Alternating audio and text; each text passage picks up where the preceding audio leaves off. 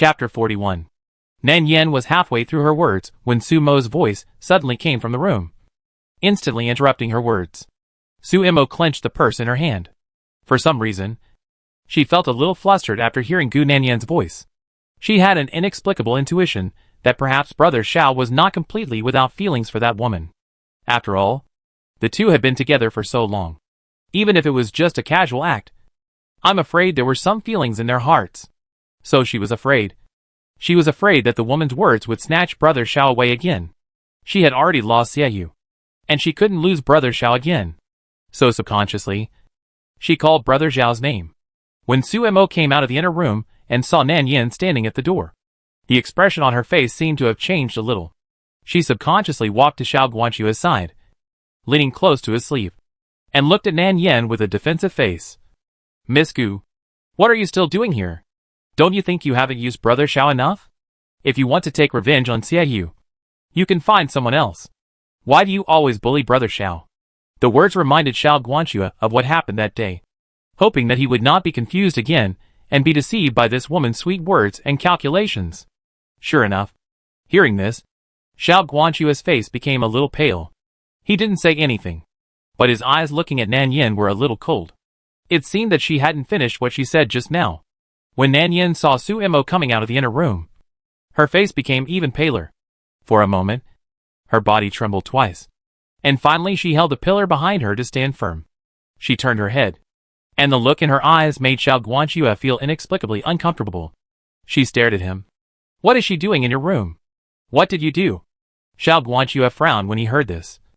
Especially Nan Yan's eyes were full of suspicion and distrust, as if he and Su Mo had really done something shameful. For a moment, he felt suffocated and angry. Is he such a person in her eyes? She looked down on him too much. "What do you think we are doing? Even if we really did something, what does it have to do with you? Are you only allowed to have an unclear relationship with your brother Au? But I am not allowed to flirt with other women." Xiao Guanxue took a deep breath, and his voice became more and more indifferent. "Gu Nanyan, don't say that we have no relationship. Even if we really have one, it's just mutual use. What position do you have to say this now? You are too involved." He didn't want to get involved in the matter between her and Xiaoyu anymore. It was enough to be deceived once, and he didn't want to lose a second time. At this moment, Xiao Guanxue was really angry, so his words were merciless. Nan Yen was so angry that her face turned pale. She clenched her fingers tightly, and her finger bones turned white. She was about to speak.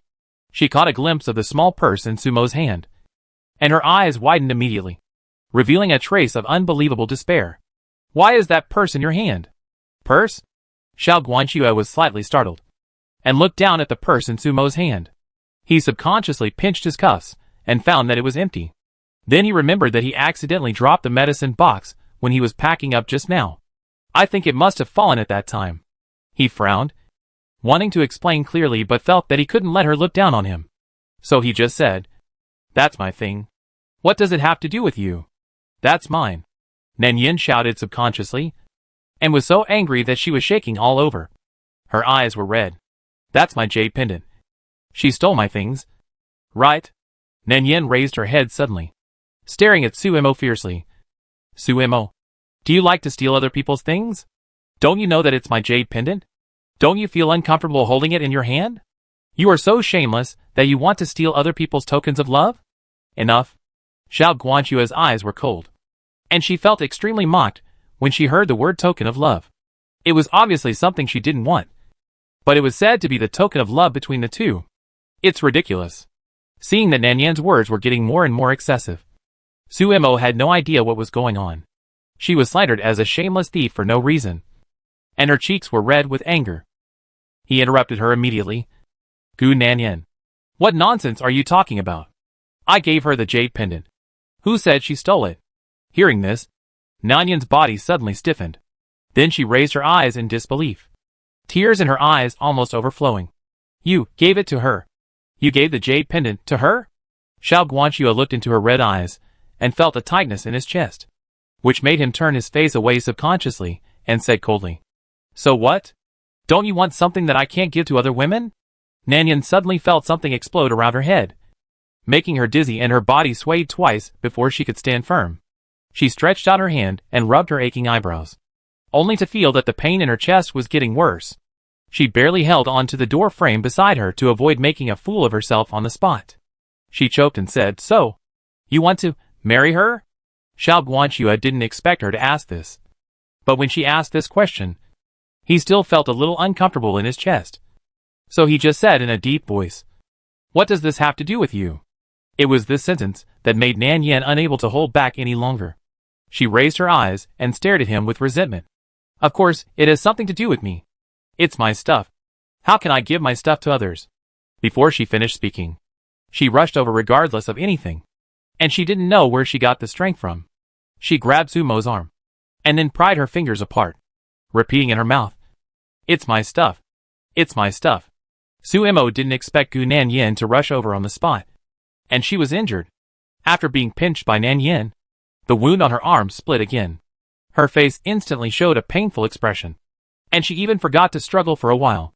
Xiao Guanxue, who was standing beside him, felt that the woman was going too far.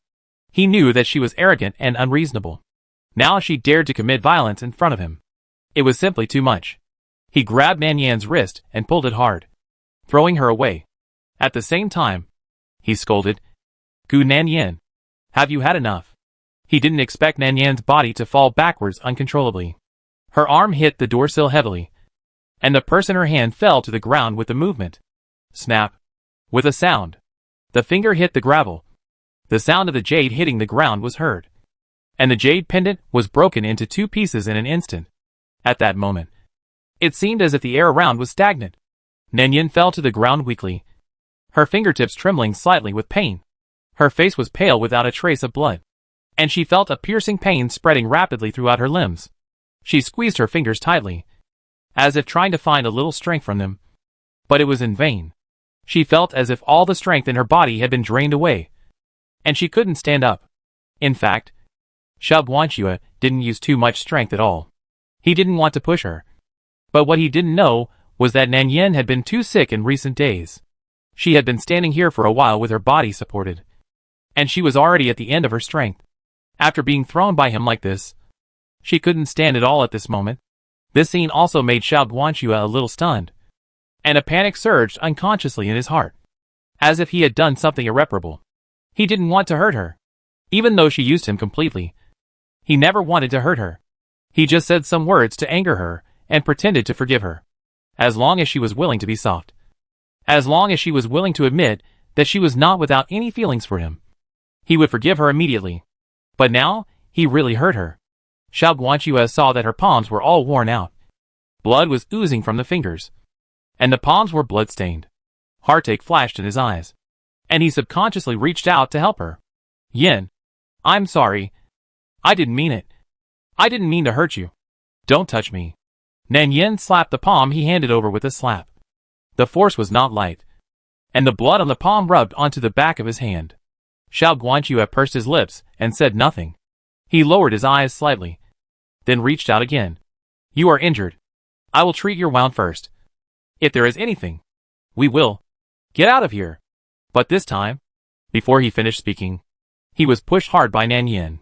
She almost used all her strength to push Xiao Guanxue, causing him to stagger. His back suddenly hit the sharp corner of the table, causing him to groan in pain, and his face turned pale. "Brother Xiao, are you okay?" Sumo, who was beside him, saw this and hurried forward to help him up. "Come, I will help you up first." She turned around and stared at Nanyan with dissatisfaction. "Gu Nanyan, don't go too far. Brother Xiao obviously didn't mean it. If you hadn't been unreasonable and slandered me first, he wouldn't have pushed you by mistake." The words showed that Xiao Guanxue pushed her by mistake for himself. She had a lot of complaints about Nanyan, and she had disliked her from the beginning. Now, thinking about this woman being so unreasonable, why did Brother Xiao tolerate her so much? Xiao Guanxue was stunned. He didn't care about Sumo, and his eyes followed Nanyan all the time. He saw Nanyan reach out and pick up the broken jade pendant, and the blood between her fingers dyed the jade pendant red. Maybe it was too painful to fall, and she couldn't stand up several times. Xiao Guanxue instinctively wanted to reach out, but was nailed to the spot by her cold and piercing eyes, as if looking at a stranger. And a feeling of suffocation suddenly surged in his heart. And Nan Yen raised her eyes and looked at him. She suddenly laughed softly. Her smile was as bright as a crabapple. But her eyes suddenly became resentful and twisted. And she said to him word by word, Xiao Guanxue, you're right. I'm so selfish. So I'd rather destroy something I don't want than let anyone else get their hands on it. When she said this, her tone was unusually calm. So calm that she was resolute and indifferent. As if she didn't care about anything. Xiao Guanxue had never seen Yan Yan like this before. At that moment, he felt as if his heart was being tightly grasped by an invisible hand. If he moved a little, he would feel a tearing pain. He opened his mouth and wanted to explain something. But when the words came to his lips, he found that his throat seemed to be blocked by something. And he couldn't say a word. Nan Yen turned and left. Xiao Guanxue kept watching her disappear from behind. Then looked down at his palm. There was a trace of blood on the back of his hand. His fingers curled up unconsciously. Why did he push her? On the other side, Xiaoyu felt extremely tortured at the moment. He thought to himself, sending his sweetheart to another man. This taste is really uncomfortable. As if a huge rock is pressing heavily on his heart.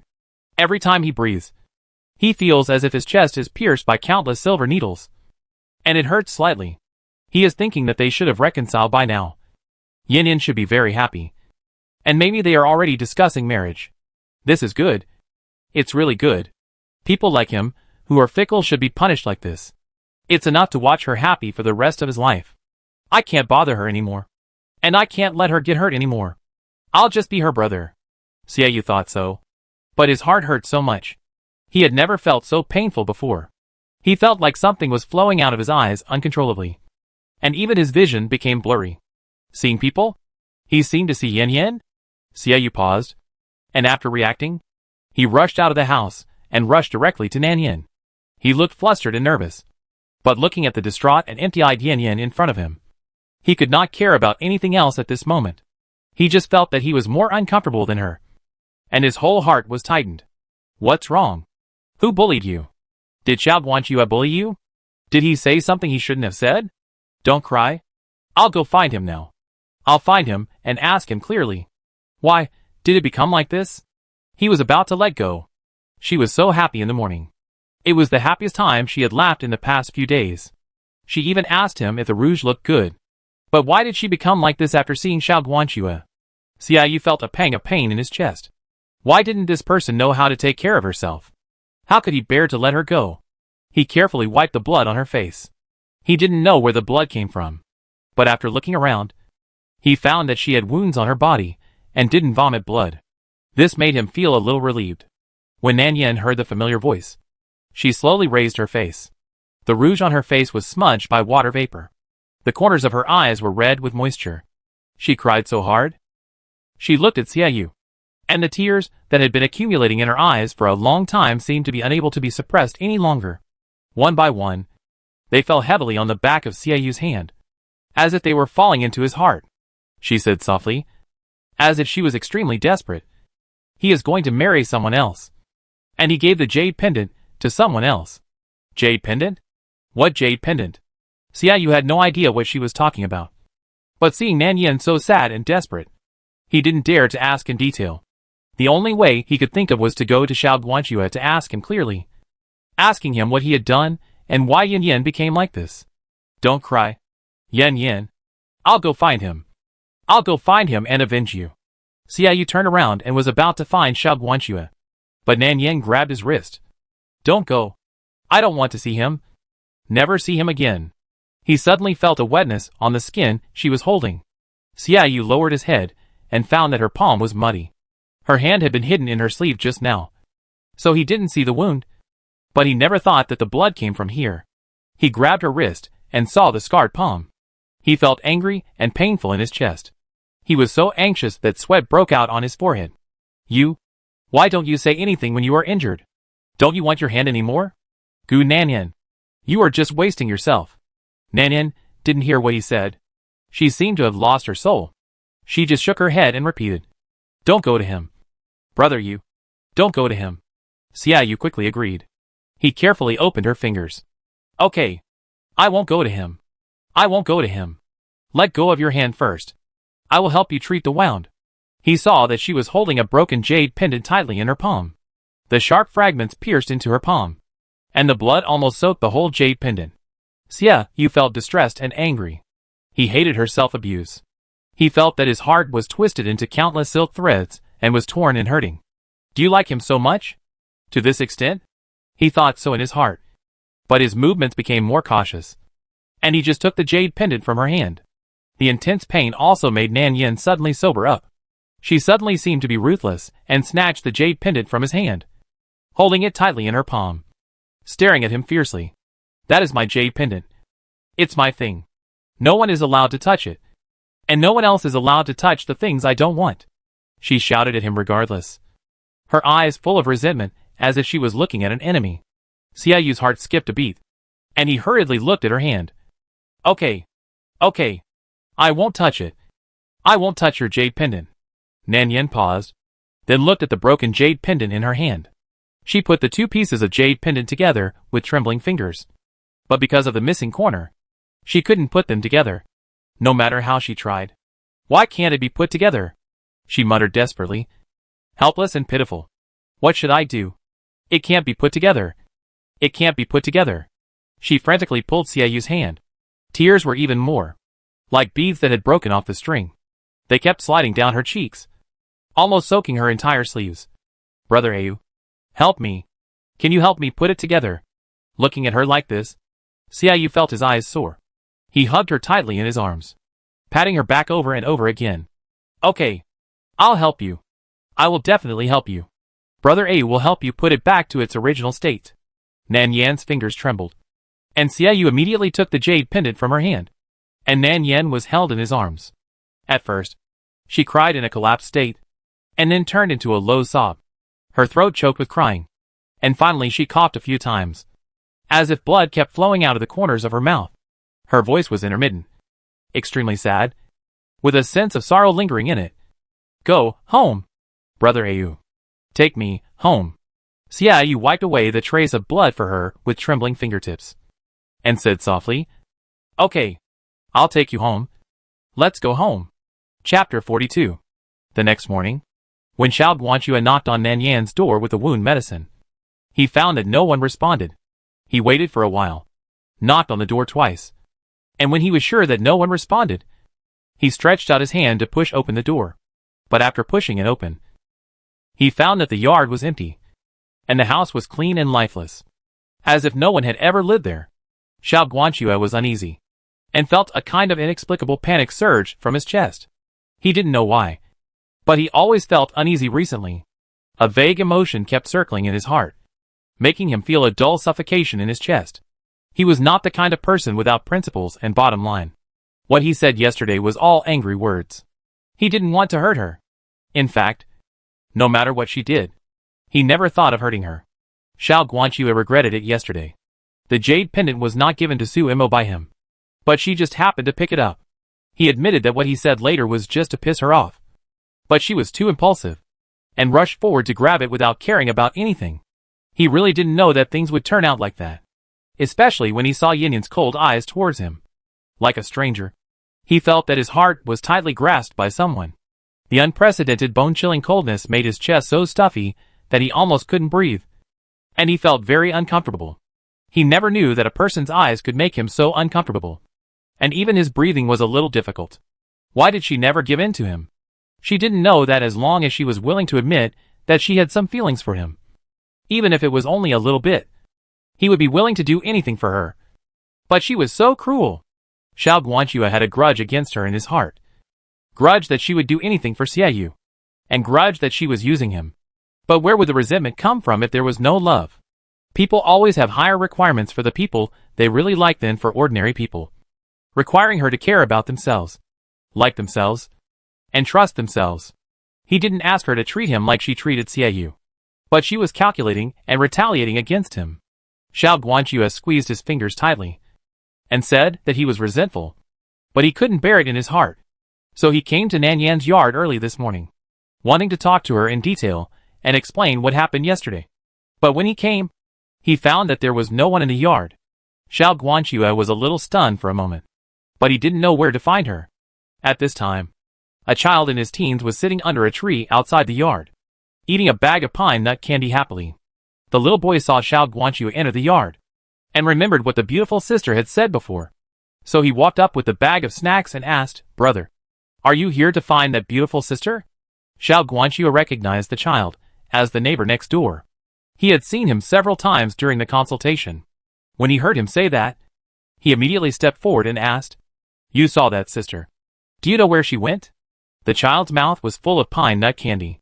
He blinked and glanced at him, then honestly replied, "Well, that sister left.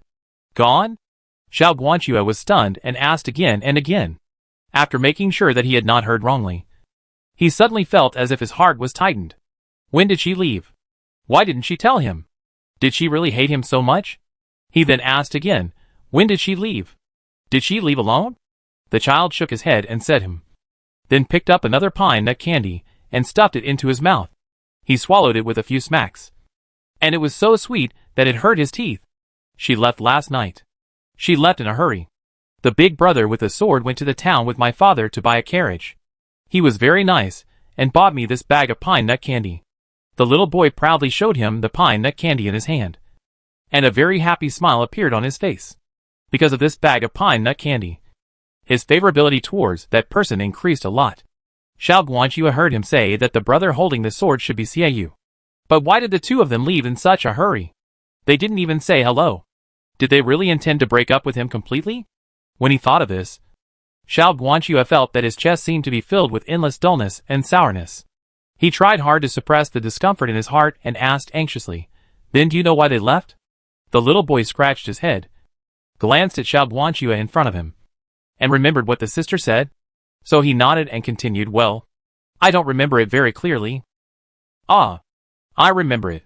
The little boy thought about it, and suddenly his eyes lit up, and he smiled happily as if he remembered something. "It seems it's related to some kind of marriage contract. My mother said that my sister is going home with my brother to get married. My brother said that he made a mistake in the past, but my sister has forgiven him. So the two of them are going home to prepare for the engagement." The 10-year-old child already understood the meaning of marriage. He showed a happy smile on his face and picked up a pine nut candy and put it in his mouth. "Brother Divine Doctor, don't you know? I have seen brothers and sisters in the village get married. Getting married is like my father and mother. The two of them have many brothers and sisters together. In the future, the brother and sister will also have many sisters together." The child said some other things in a mess, but Xiao Guanqiu felt that he couldn't hear a word. After hearing the news that Nan Yin was going back to get married with Xiaoyu, he felt his body suddenly stiffened. The medicine bottle in his hand was accidentally crushed into pieces, and the sharp fragments instantly pierced into the palm of his hand, and a piercing pain quickly spread. Getting married?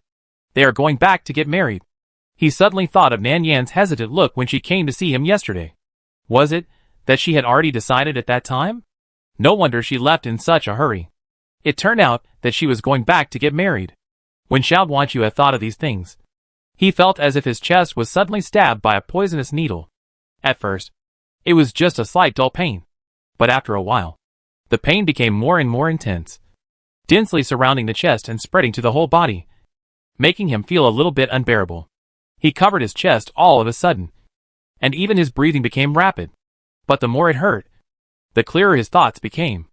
It was really ridiculous to say that he became the helper for the two people to reconcile.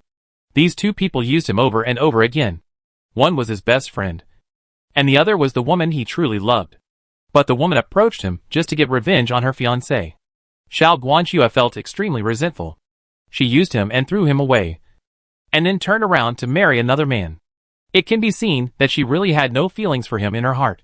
For a moment, he really wanted to kill Xiaoyu, then snatch her back, lock her up in Yaowang Valley, let her regret, let her despair, and let her suffer for the rest of her life.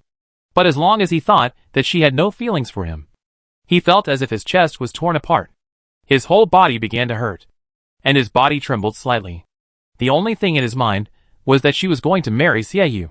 He vaguely thought of the scene of the two on the cliff. She jumped down with him without hesitation. What was she thinking at that time? Was it all a calculation? But if it wasn't a calculation, what was it? She could even calculate her own life in order to get revenge on Xiaoyu. Do you like Xiaoyu so much? You like him so much that you can do anything for him. Why can't it be him?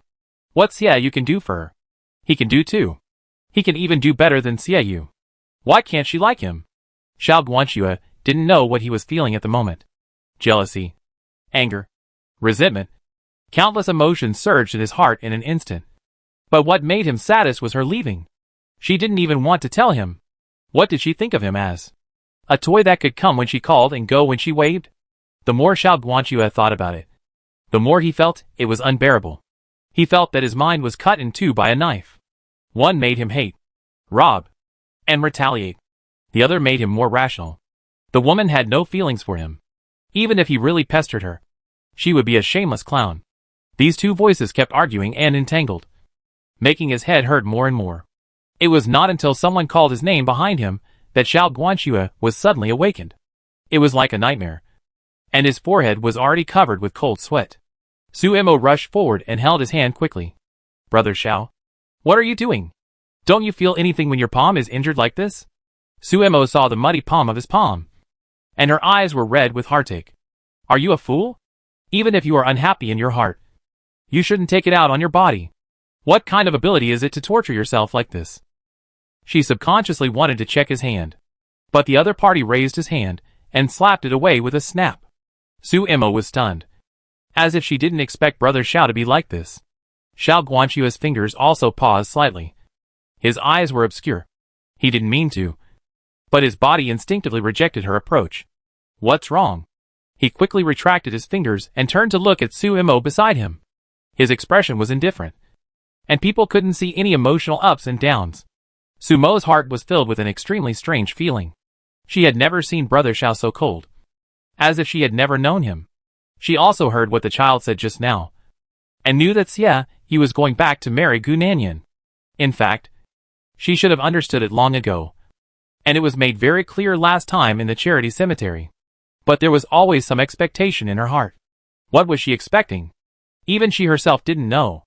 It was not until she heard that Gu and Xia were going back to prepare for marriage that Su Imo finally understood that there was no possibility between her and Xiaoyu.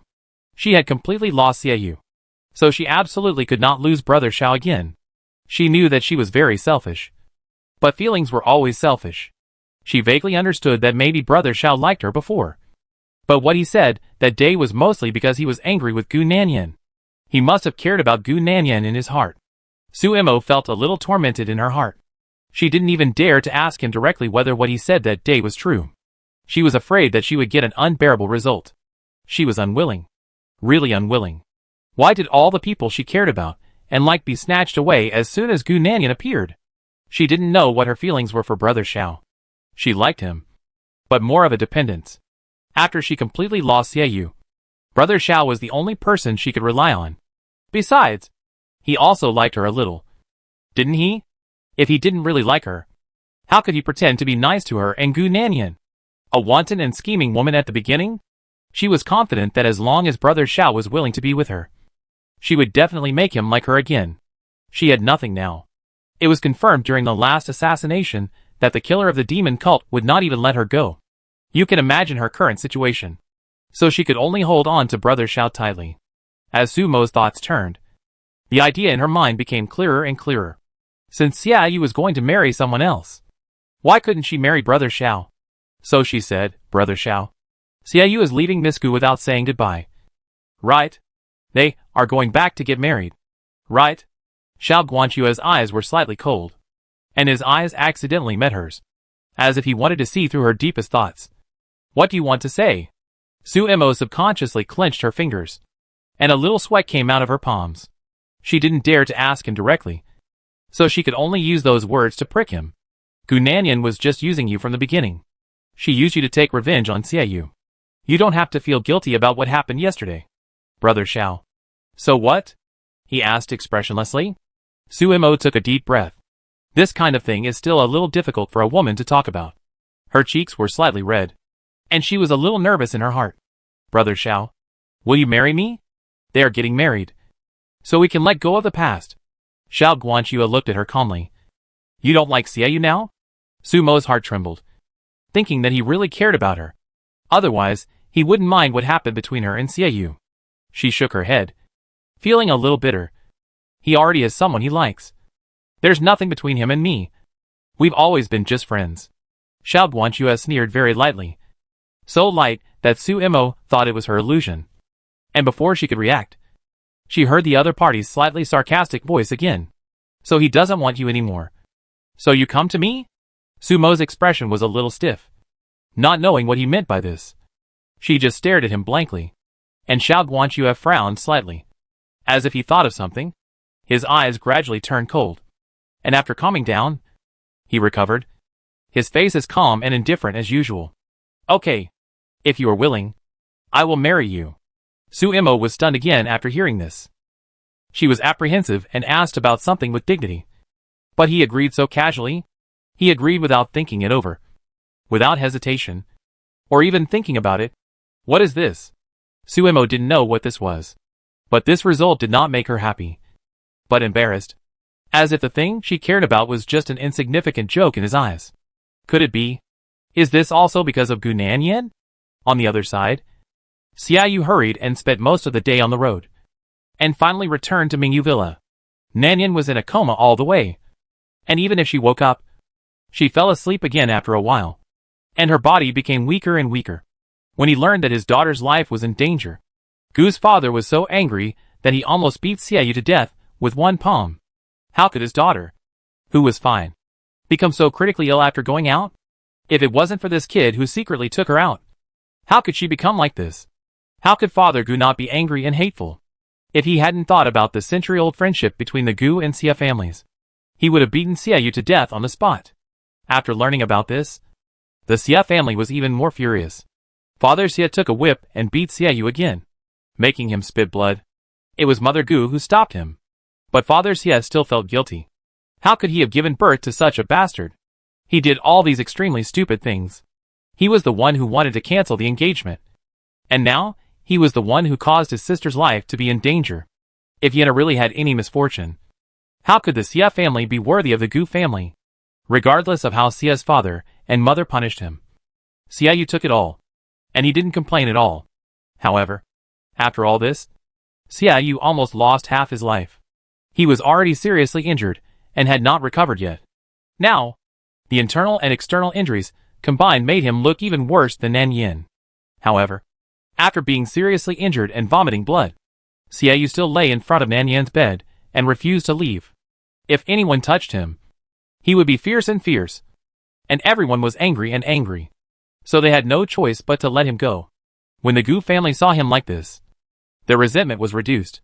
After all, no matter how angry and hateful they were, they could not really beat someone to death. Otherwise their daughter would be sad. However, no matter how they asked, Xiaoyu never said why Nanyan was sick, but only said that it was all his fault. And it was because of him that she became like this. This was indeed true. So everyone in the Gu family disliked him very much. But Xiaoyu didn't care. During this period of time, he just stayed by Nanyan's side, carefully taking care of her, and praying that she would wake up soon. And Nanyan finally woke up after being in a coma for 3 days. But although she woke up, her will became more depressed. Xiaoyu looked at her haggard face, and worried every day whether she would never wake up again after falling asleep next time. He still didn't know what happened that day, why Yin collapsed to that extent. But how could he trust her to someone else? So he never mentioned the cancellation of the engagement. He was looking forward to it. Maybe when Yin figured it out and let it go one day, she would be willing to give him another chance? However, he didn't get this chance, but got another piece of news. Xiao Guanxue, the genius doctor of Yaowang Valley, was going to get married. The woman he married was of special status and seemed to have some connection with the demon sect. Xiaoyu knew that the person he was going to marry was Su Imo. So he concealed this news because he really couldn't imagine how Yin would react after learning about this news. She had been coughing non-stop and taking medicine all the time, and her health had been poor. Xiaoyu tried his best to make her happy. He collected small toys from the folks and some messy stories and anecdotes, and read them to her every day in the yard to make her happy and make her laugh, hoping that she could forget those unpleasant things and stop making herself so sad. However, her happiest day was when he handed her the repaired jade pendant. It was the first time in half a month that he saw her smile sincerely. "Thank you, Brother Au." Nanyan smiled at him. Xiaoyu felt sad. He knew that this would be the result, but he couldn't help but feel a dull pain in his heart. Is it true that no one else can do it except Xiao Guanxue? After that, Nan Yin seemed to be in a good mood and began to embroider a small purse. Xia Yu thought it was for him at first. He looked at the pair of flying geese on the purse. He couldn't help but tease her. Yin Yan's embroidery skills are getting more and more exquisite.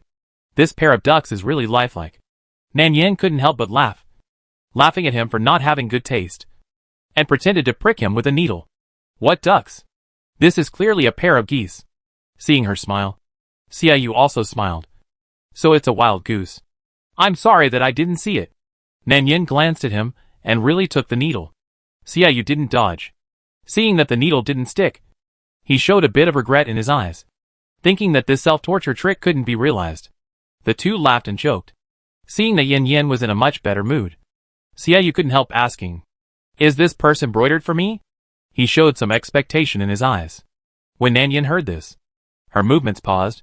The fingers holding the needle and thread stopped. Her eyelashes drooped slightly. And finally she only said, "I'm just embroidering for fun." Xia Yu understood what she meant. But what he hated most at the moment was her appearance. He subconsciously touched her head with his palm and pretended to be relaxed. "Look at your useless look. Can I, your brother, snatch a purse from you? If you don't want to give it to me, then don't give it to me. Why do you look so pitiful? I'm not angry with you." Nan Yin was stunned for a moment, then smiled. However, this harmonious time was soon broken by the news that Xiao Guanxue was going to get married. When she heard that, the needle in Nan Yan's hand pierced her fingertips almost instantly, and the bright red blood soon oozed out. "You mean, the genius doctor of medicine King Valley, Xiao Guanxue, he is going to get married?" The little maid was just saying it for fun, but she didn't expect her young lady to care so much. So she told all the news she had heard recently. "Yes, young lady. It has been spread in the martial arts world that the genius doctor of medicine King Valley is going to marry a woman named Su Mo. I heard that many martial artists went to congratulate him. Is he really going to marry?" Xia Yu heard the noise and came in. When he pushed the door, he saw Nan Yan's pale face without a trace of blood. She looked at him in despair. "You knew it a long time ago, didn't you? People can't cry when they are extremely sad and desperate." Xia Yu saw her look that she couldn't even cry, and he felt a pain in his heart. He pressed her into his arms and whispered to comfort her. "Yan Yan, don't be like this. Cry, and forget about him after crying. Okay, don't torture yourself like this." Nan Yan shook her head. Her voice was unusually hoarse. "I can't forget. Can you take me to Yaowang Valley? I still have something to say to him." Xia Yu was scared. He thought of Yin Yan's collapse when she came back from looking for him before. She couldn't stand it anymore. No, he couldn't take her there. She would die. Xia Yu turned his head away in embarrassment and rejected her request. "No, I can't take you there." Nan Yin reached out and held his hand. Her voice light and gradually relaxed. "Brother Ayu, take me with you. If I don't go, I'm afraid I will never forget him in my life. I just took his things and wanted to return them to him. Don't worry. I won't do that again this time." She suddenly whispered, "Brother Ayu, I promise you, after this time, I will forget him. Let's start over. Okay?" There was silence in the air for a long time. After a long time, she heard a hoarse voice. "Okay. I promise you." Chapter 43. Although Xia Yu agreed to take her to Medicine King Valley, he also had his own thoughts. He kept delaying, and the journey that was supposed to take 1 day was dragged into 3 days. If it dragged on like this, Xiao Guanxue's marriage would probably be over, and Nan Yin would naturally not let him drag it on like this. It was already evening when the two arrived at the town near Medicine King Valley. Xia Yu had another reason to delay for another day, and the two of them naturally stayed in the inn. On the morning of the second day, Xia Yu got up to boil medicine. He thought that this town was so prosperous and lively. He could take Yin Yan around to relax first, and then go out for dinner together at noon.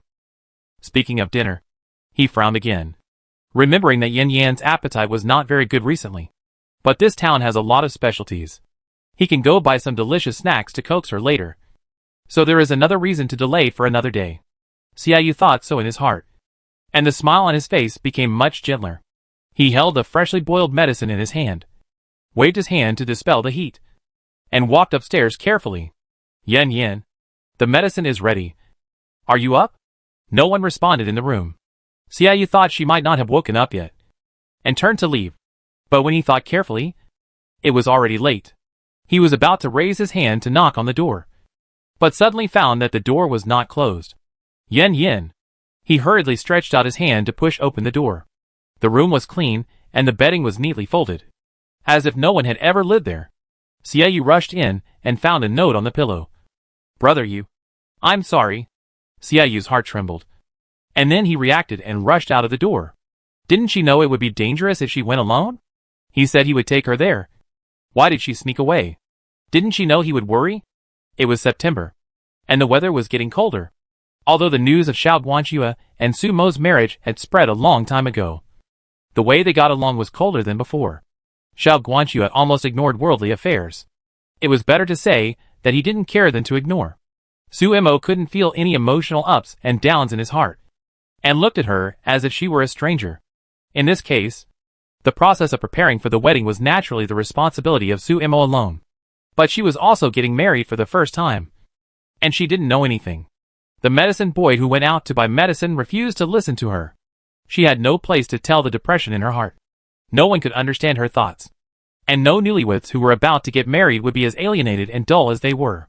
Since Xiao Guanxue agreed to marry her, he became more and more indifferent. He stayed in the medicine garden every day to study pharmacology, and didn't say a word to anyone for 3 or 5 days. For the first time, Su Mo wondered if she was too impulsive. Was this the result she wanted? What was the meaning of such a marriage? Xiao Guanxue didn't know what the meaning of such a marriage was. Maybe it was mostly out of spite. He looked at the direction of the valley mouth with an indifferent expression every day. He didn't know what he was expecting. But every time he thought of her, his heart would ache slightly. If she came, as long as she came, he would forgive her. However, as the wedding date approached, time was getting closer and closer. But Xiao Guanxue never waited for her to come. He thought desperately in his heart. Maybe she really didn't care about him at all. The more he let himself let go, the more he couldn't let go. The more he let himself not care, the more he cared. He couldn't think about this matter. Couldn't think too much. The more he thought about it, the more his head hurt. Just when Xiao Guanxue thought she wouldn't come, she came the day before the wedding. On this day, the sun was shining, and the medicine boy said that a young woman named Gu was looking for him at the entrance of the valley. Xiao Guanxue's heart skipped a beat, and he almost didn't have time to think about it. And he rushed out subconsciously. When he saw the familiar back, he could hardly hold back all the emotions in his heart. Those suppressed, resentful, and deliberately ignored emotions in the past could not be controlled at the moment he saw her, and they all surged into his heart, like an overwhelming force. So heavy that he almost couldn't breathe. For a moment, he didn't know what attitude he should use to face her. Finally, he took a deep breath and slowly walked towards her. Nan Yin turned around when she heard the noise behind her. The light was shining on her hair and shoulders, and she seemed to be covered with a halo by the sunlight. She stood there quietly, her long black hair hanging down to her waist, and a few strands of hair fell on both sides of her cheeks. Against the background of her black hair, her face looked even paler. Xiao Guanxue saw something was wrong at a glance, and felt a little uneasy in his heart. She seemed to be sick. What's wrong with you? Why is your face so pale? He subconsciously reached out to feel her pulse, wanting to see what was wrong with her. But as soon as he reached out, Nan Yin quickly dodged. Xiao Guanxue's fingers were stiff in the air, and he didn't know whether to retract them or not. He seemed a little embarrassed, and finally slowly put them down. He thought of what happened that day. Yin Yin had such a reaction after he accidentally pushed her down. Was she still blaming him? Thinking of the look she showed him that day, Xiao Guanxue felt a little suffocated in his chest for a moment. He was a little scared, afraid to see her strange and distant eyes. But Nan Yin didn't seem to know that he was thinking about these things. She shook her head at Xiao Guanxue, and smiled as if relieved. Don't worry. I'm fine. It's just that I was greedy for coolness at night a few days ago, and forgot to close the window when I went to sleep. So I accidentally caught a cold. The doctor has prescribed medicine. It's nothing serious. Xiao Guanxue still frowned, a little strange about her attitude now. He thought she shouldn't be so indifferent to him, but his eyes fell on her bloodless lips. For some reason, there was always a sense of tension in his chest, which made him feel a little flustered for no reason. Xiao Guanxue hummed lightly as a response. Nan Yin smiled. And there was a hint of tenderness in this smile. But it did not enter the depths of her eyes. She coughed lightly and continued. I heard that you are going to marry Miss Su. Congratulations. You finally got what you wanted. Brother Xiao. When Xiao Guanxue heard her say congratulations, he subconsciously clenched his fingers and felt a momentary pain in his heart. He asked in a bitter tone. You said, congratulations to me? He didn't know whether she was sincerely congratulating him or mocking him. But neither of these results was what he wanted. He didn't know why Yan Yan's attitude became like this. Why didn't she care at all? Was it because he was completely useless? Nan Yan nodded and smiled at him. Yes. Congratulations. She was smiling at him. But her eyes seemed to contain some kind of unspeakable depression and melancholy, which made her look even more lonely. Xiao Guanxue felt that her words were like a sharp sword piercing his heart, twisting it over and over inside, causing him unbearable pain. He was a little nervous, but unwilling to give up. He closed his eyes and couldn't help asking her after a long time. Yan Yan, have you ever had any? Before he finished speaking, Nan Yan suddenly interrupted him. Brother Xiao. Xiao Guanxue was slightly startled and looked at her quietly. Nan Yan chuckled at him, then took out the repaired jade pendant from her bosom and handed it over. Actually, there is something I have wanted to say for a long time, but I have never had the chance to say it to you.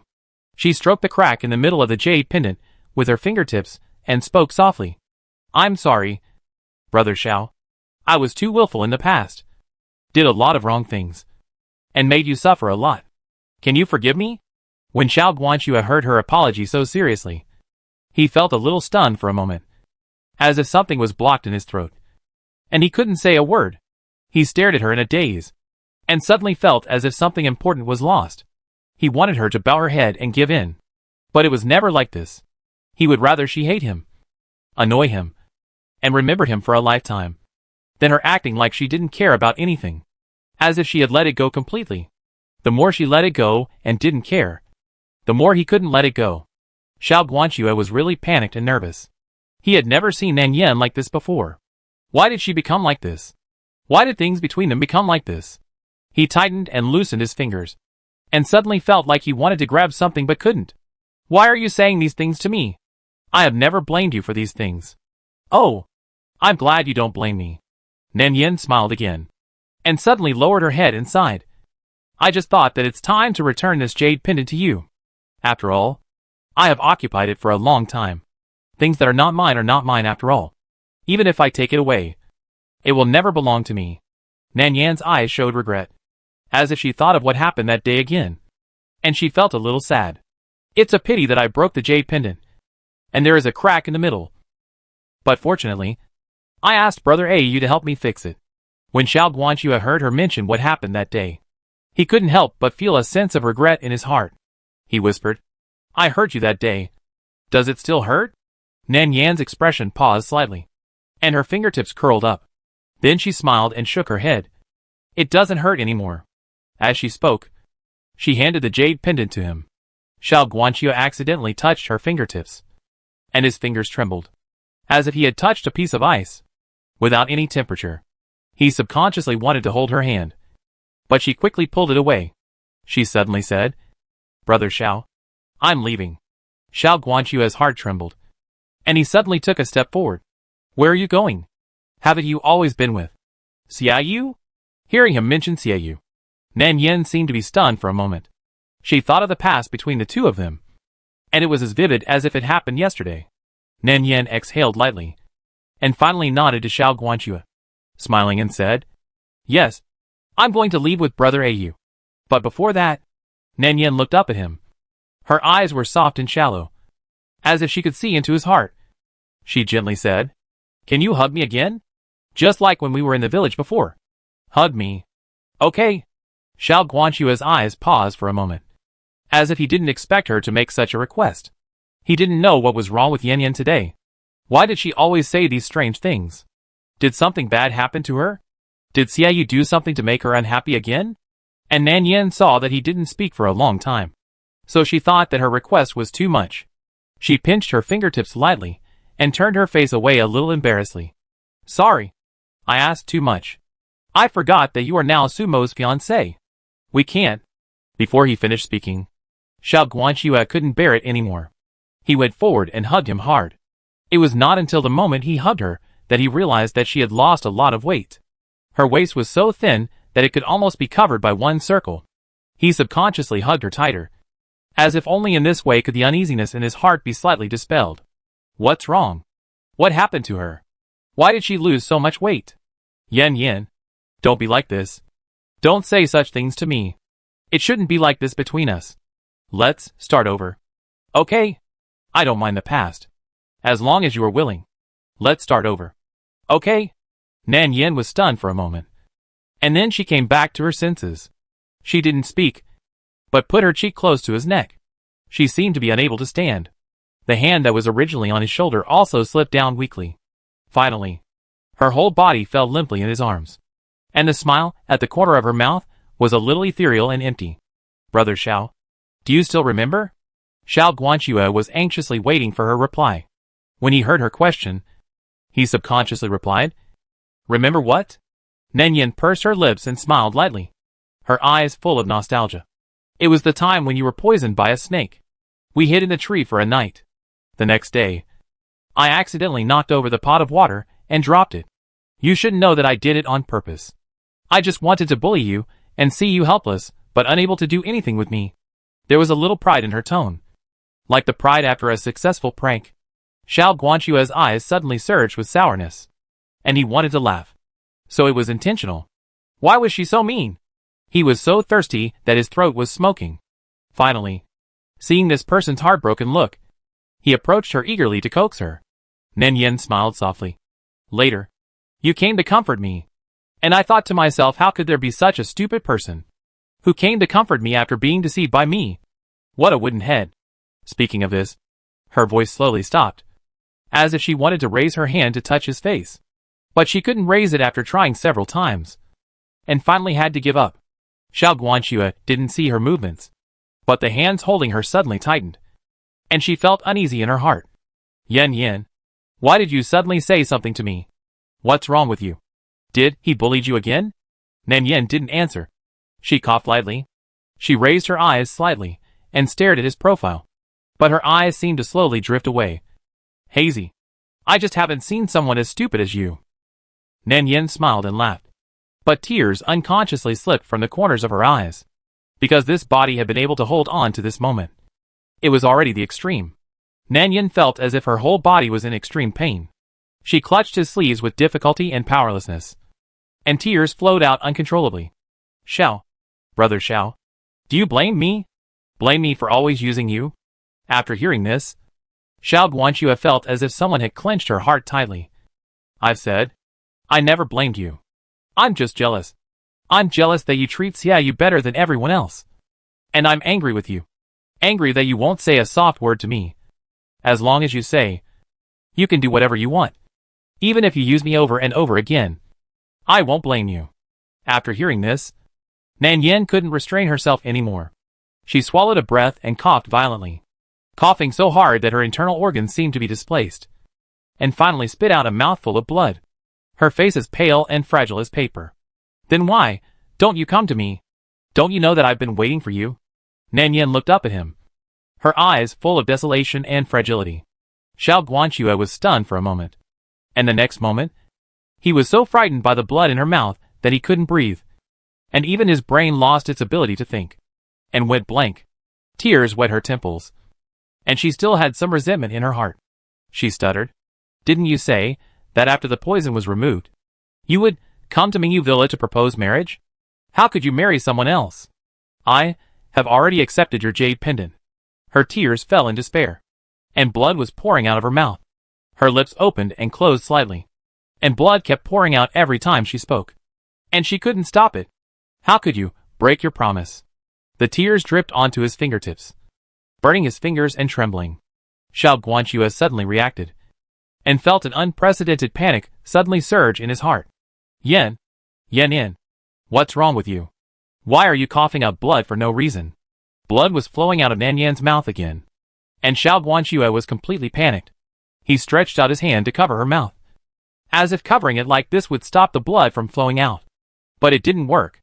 The more he wiped the blood, The more it flowed, as if it would never stop, dripping all over his hands. He had never been so desperate and scared. Yen Yen. Xiao Guanxue held her in his arms in panic. And in panic and fear, he suddenly remembered that he was a doctor. He hurriedly grabbed the hand hanging by his side and murmured to her, "Don't be afraid. Don't be afraid. I can save you. I am the most powerful doctor in the world. I can definitely save you. I can." As he spoke, he reached out to feel Yen Yen's pulse. This check made Xiao Guanxue's pupils suddenly constrict, and the whole person was immediately hit hard, as if something had hit his head hard, as if he heard the sound of the sky collapsing and the earth splitting. At that moment, Xiao Guanxue's whole body suddenly became terribly cold, and he felt that his whole body began to tremble. He took a step back, and his knees bent uncontrollably, and he knelt down hard on the ground. Impossible. This is impossible. Exhausted. Exhausted. Xiao Guanxue hugged Yen Yen tightly in his arms, his eyes full of disbelief. How? How could this happen? Why did it happen? She was fine some time ago. How could she be exhausted? He hurriedly took out a silver needle from his sleeve to protect her heart, but his fingers were shaking so much that he stabbed his hand several times. Why? Why didn't you tell me? Why didn't you tell me earlier? Xiao Guanxue repeated it over and over again. But the silver needle in his hand was shaking and couldn't be inserted. He didn't know which acupuncture point to insert, and he didn't know where to start. He had never been so scared before. So scared that his heart almost stopped. He was extremely scared. So scared that his whole body was trembling. He felt as if the sky was about to fall and the earth was about to split. He didn't care about anger, resentment, and jealousy. He didn't ask for anything. As long as she was fine, it would be fine. Even if she hated him and lied to him. Don't do this. Yen Yen grabbed his fingers, as if she had used up all her strength, and said in a choked voice, "Why don't you want to listen to my explanation? I used you at first, but later I really liked you. Why don't you believe me? Do you know? I was in pain that day." Xiao Guanxue knew that day she was talking about, and her panic grew, and tears fell from her eyes uncontrollably. "I believe it. I believe it. Yen Yen, I believe you. Where do you hurt? Tell me. Where does it hurt?" Yen Yen seemed to want to laugh, but her tears were uncontrollable. Her fingers trembled, and she took out a purse from her arms with difficulty. "You? Look. My purse is embroidered. But you haven't come. I can't wait for you." Xiao Guanxue felt as if there was a big hole in his heart. Even breathing hurt, and his fingers trembled in pain. He tightly grasped the purse, tears falling on her face. "I'm sorry. I'm sorry. I was wrong. I really know I was wrong. I shouldn't have been angry with you. I just wanted you to care about me more. I wanted you to." She coughed lightly and buried her head in his chest. Blood and tears soaked his clothes on his chest, and her voice seemed a little bitter. "I know I have a bad temper, full of calculations, and I am also a disloyal woman who has been divorced. But can you please not dislike me? On the cliff, what I said was sincere." Xiao Guanxue had never regretted so much. He just felt that the words he had said were like a sharp dagger, slicing his heart again and again, making him feel so painful. He shook his head desperately. "I don't dislike you. I don't dislike you. What I said that day was just angry words. I have never disliked you." "That's good. It's good if you don't dislike me." Yen Yen slowly lowered her head.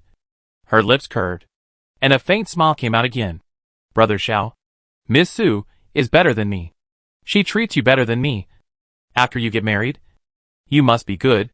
But Xiao Guanxue suddenly grabbed her hand and put it on his face. His eyes were misty. "No. I don't want it. I don't want anyone except you. I still have a lot to say to you. Yen Yen, don't do this to me." She tried to open her eyes to look at him. Her tears seemed to have run out, and the look in her eyes was also extremely reluctant. "Also, can you? Don't forget me. At least, don't forget me so quickly. I'm scared. Afraid of being alone. My brother Au seems to be here to take me home." She tilted her head and looked into the distance. There seemed to be some light in her eyes. And then she stretched out her hand to the dark shadow in the distance. "He's here to pick me up." Her eyes finally closed, with a hint of smile on her lips. and the hand she had stretched out completely fell to the ground due to exhaustion. At that moment, Xiaoyu, who was running towards her, had his eyes blackened, and he twitched while holding his chest. And then he spat out a mouthful of blood. System, the mission is completed. Does the host want to leave this world now? Leave now. In the void, Nanying glanced at the small world calmly, and her calm and rational voice soon sounded. Chapter 44, Jianghu, Extra Die. Trash. Xiao Guanxue watched the finger that was extending into the distance suddenly fall from midair. At that moment, he was suddenly stunned, as if he heard the sound of everything in the world collapsing. And it seemed that he could hear nothing. He looked at her falling finger and couldn't believe it. Yan was dead. Just like that. Because he killed her because of his anger. He didn't even know that she was so sick. Nor did he know what kind of mood she came to see him with.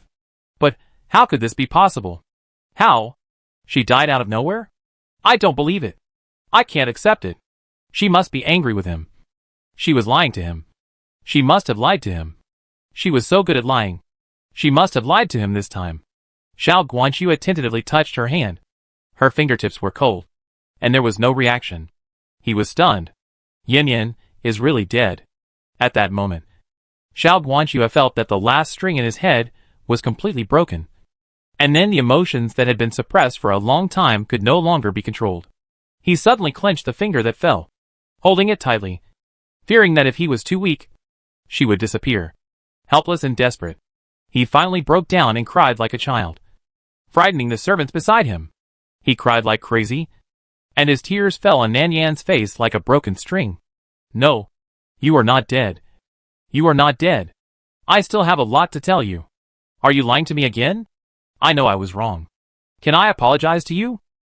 He was desperate, and his tone was almost begging. I haven't said sorry to you yet.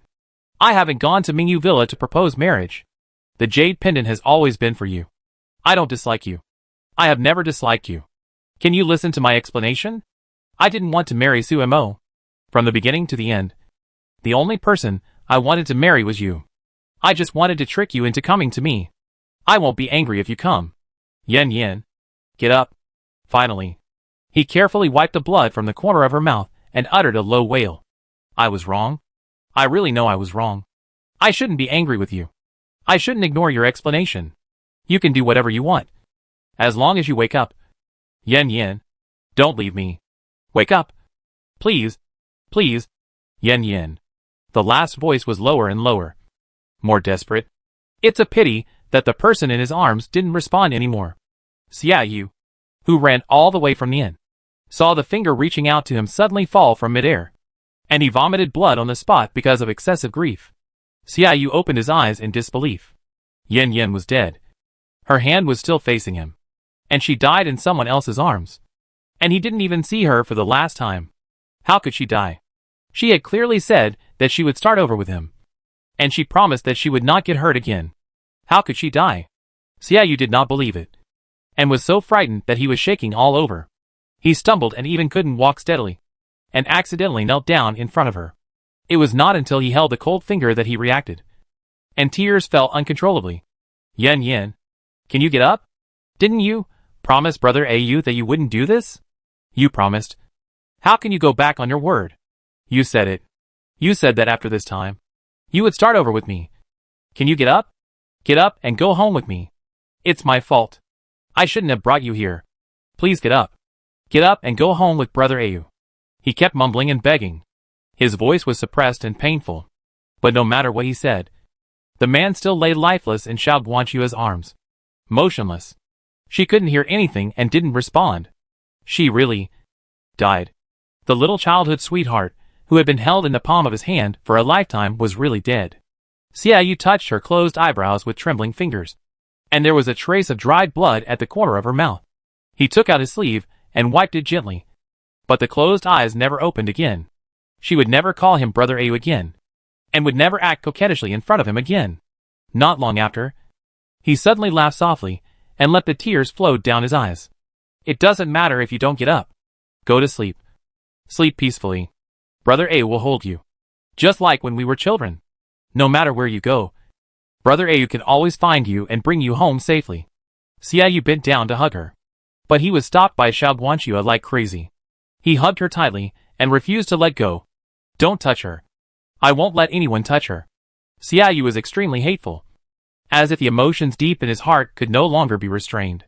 He raised his hand and pierced his shoulder with a sword. How dare you say such a thing? If she hadn't come to find you, she wouldn't have died. Xiao Guanxue had groaned subconsciously. And blood slid down the wound and the sword. His hands trembled for a moment.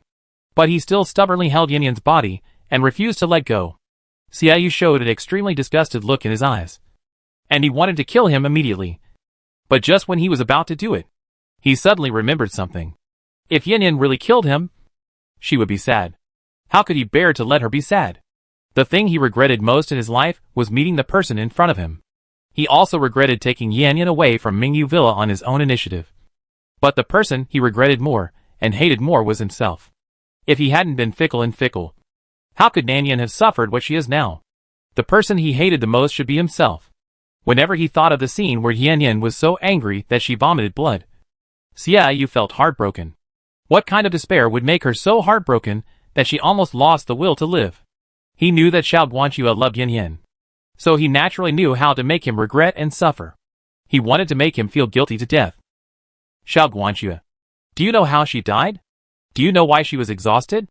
You definitely don't know how desperate she was when she heard that you were going to marry Su Mo. She was so angry with you that she coughed up blood. But she still thought about you and looked forward to your proposal every day. She waited for you for so long. But you were angry with her just because of the angry words you heard that day. Why didn't you believe her? If it weren't for you, she would still be alive and well now. You deserve to die. You killed her. Xiaoyu's suppressed emotions were almost out of control. He turned the sword hard. And the sound of bone breaking suddenly rang out. Blood instantly soaked the entire sleeve. The severe pain made Xiao Guanxue's face pale in an instant. His hands trembled.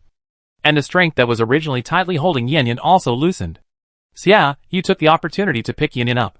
But the pain in his body was not even 1/10,000th of the pain in his heart. Xiao Guanxue coughed. His sobs stuck in his throat. And he spat out a mouthful of blood. Yan Yan, give her back to me. The medicine boy who came over immediately stepped forward to support the person. But he was pushed away regardless. He staggered and struggled to grab the hem of Yan Yan's skirt. But only grabbed a purse that fell from her hand. The purse was stained with blood. And a pair of wild geese and a Xiao word were embroidered on the corner. Xiao Guanxue suddenly stopped moving. He looked at the Xiao word and squeezed it tightly. With blood all over his fingers. At that moment, it seemed that the sadness in his heart could no longer be suppressed. Don't take her away. Give her back to me. Give her back to me. He repeated it over and over again. His voice becoming more and more hoarse. Xiaoyu turned around expressionlessly. Completely unable to hear the voice behind him. He held Yan Yan and walked in the direction they came from. His steps were staggering. But the person in his arms was steady. As if he was holding the most precious treasure in his life. His eyes fell on Yan Yan's face in his arms with affection and tenderness. Looking at her sleeping appearance, his memory unconsciously returned to the past. At that time, he was just the right age. Under the lush and leafy albizia tree, the boy was as light as a swallow. And his long sword shuttled like a dragon. He practiced sword on this side. And she played the piano on the other side. The sound of the piano accompanied the whistle of the sword. The piano communicated with the sword. And the sword admired the strings of the piano. They were childhood sweethearts. The boy's mind was like the bluestone and flowing water between the bright moon and pine trees. Hazy and ambiguous but unaware. Sometimes he deliberately teased her to attract her attention. So he used his sword to pick the albizia flowers on the tree. The sparse flowers and leaves fell down and accidentally fell into Qingmei's hair. It was so beautiful, he thought. She smiled at him tenderly. But his ears and cheeks were red. He turned his head away in shame and anger. But he was looking forward to her coming to see him. It turned out that so much time had passed. He closed his eyes. But he couldn't go back. Xiaoyu's eyes were misty. And his long eyelashes were stained with some fine water vapor. He said softly, "Brother will take you home. No one will dare to bully you again when you go home. After returning home, we will be like when we were young. You play the piano, and I practice sword. We will grow up together. Grow old slowly. And never separate again. During the holidays, brother will accompany you to watch the most beautiful fireworks in Luan City. take you to set off the biggest river lanterns. Let's fly kites together. And eat candied haws together. If it's next year, when the plums on the tree are ripe, brother will brew a jar of green plum wine. If there is an afterlife, you must wait for brother. Brother will find you in advance. This time, I will never let you suffer any grievances again. Xiao Guanxua's marriage was never completed. After that day, the famous Xiao divine doctor disappeared. 7 days later, a fire broke out in Yaowang Valley for unknown reasons. The fire burned for a day and a night, and the houses and buildings in the valley were burned to ashes. Fortunately, the medicine boys and servants in the valley had been dismissed long ago, so there were no casualties after the fire. Suimo also disappeared in the fire. Later, there were rumors that the sacred objects of the demon sect were stolen, and the demon sect sent a large number of followers to hunt down the traitor. And that traitor was Suimo. But this time, no one could protect her. On the other side, Mingyu Villa seemed to have a rather regrettable thing. The owner's only daughter died. It was heard that she was a real beauty, but she died at a young age, which was inevitably a pity. But it was just a pity. In this world of martial arts, people will die one day. At most, people will sigh that beauty is short-lived. Today is the 7th day after Nan Yan's death. The morning hall is full of white banners. Xia Yu is originally guarding it, but he has been sleepless and unwilling to leave Nan Yan for a while. In the end, he couldn't hold on because of being too tired. The maid who used to serve was replaced by the maid who was guarding the morning hall. The little maid was crying and burning paper money, muttering miss in her mouth. And then she heard something behind her. She turned her head and suddenly saw a white shadow appear in the yard behind her. The little maid shouted ghost in fear. And then her neck hurt and she fainted against the pillar. And this ghost is not someone else. Xiao Guanxua's fingers trembled as he took out the purse from his bosom. He heard that the soul would return home in the first 7 days after death, see relatives for the last time, and then reincarnate. He didn't know if this was true, but it didn't matter. Whether it was true or false, he didn't care, because he was going to fulfill his promise. His Yan Yan had waited too long, and she would be unhappy if she waited too long. Xiao Guanxua pursed his lips and smiled softly, as if he thought of the funny things in the past. The eldest lady was hard-mouthed and soft-hearted, but she might be tossed when she was really angry. I'm afraid she would tease him again. It was his fault. Blame him for coming too late. He gently pushed open the coffin. The woman lying inside looked the same as always, with her eyes slightly closed, her fingers clasped in front of her, and her face was peaceful, as if she was asleep, just like before.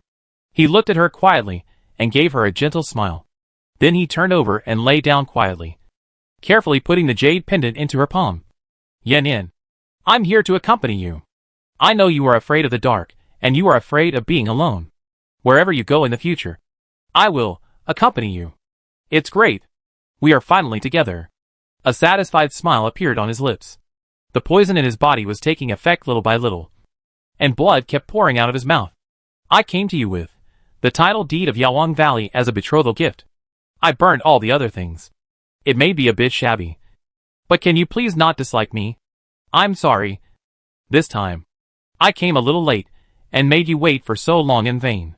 He coughed a few times, rubbed her hand, and murmured in a low voice, in the next life, I must find you before anyone else, and then be your brother Xiao for life.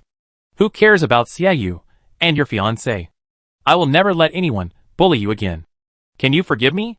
It doesn't matter if you don't forgive. Anyway, I will follow you wherever you go. If you dislike me, I won't let go and cling to you. It's just that I may walk a little slower. So when crossing the Naiha Bridge, can you wait for me for a while? Yan Yan, I'm here to accompany you. On the day after the funeral, it seemed to be drizzling. Smoke was curling in the distance on the top of the mountain, and the white fog covered the wild forest. There were cuckoos crying in the forest, and the sound was sad and piercing, as if someone was crying heartbreakingly. After that, Xia Yu disappeared completely. The heroic young man who once wanted to venture into the world of martial arts lost his former ambition, and the Xia family also lost all news of him. A few years later, a woodcutter who went into the mountains to cut wood accidentally entered a thatched house to avoid the rain. There was a tombstone in front of the thatched house. After the woodcutter bowed, he hurried into the thatched house to avoid the rain. However, after entering, he found that there was an unknown corpse lying in the house. The corpse had been dead for a long time, and the clothes and appearance were no longer recognizable. Only a long sword with a faded edge stood beside it. Although the long sword was rusty, the blade was still sharp after being unsheathed. The woodcutter sighed in his heart, thinking that this unknown corpse was probably a wandering knight who lived in seclusion here. Looking at the long sword next to him, it was obviously not a common thing. It was estimated that he was also a famous figure when he was alive. It was a pity that he died here. Chapter 45. The second generation of the rich scumbag. This world mission has been successfully completed. Nan Yen, who returned to the system space, immediately relaxed a lot. Well, it's good. She successfully completed another mission, and her points increased again. As expected, points make people happy. It's a pity that she is bound to the strategy-based system of abusing scumbags and assigned to the crematorium department. There is not even a serious colleague who can talk. She relies on the system to solve all problems. Look at the sweet text department, the pet text department, and the popular department next door. The scale is different from the popular studio. There are so many employees that they are about to fight. Alas, there is no way. Who made her brain twitch and be fooled by this wild system? System, host. Please be careful with your words. No verbal attacks on the system are allowed. Nan Yen rolled her eyes and said, Okay. You're the most timely one to come out at this time. Help me to settle the accounts and see what permissions I can open. Okay. Please wait. The host currently only has enough points to open the first level of permissions. You can freely choose the category of small worlds to enter. Do you want to open it? Nan Yen, hurry up. Open it. She's tired of playing in the ancient world. So let her open her eyes quickly. System, okay.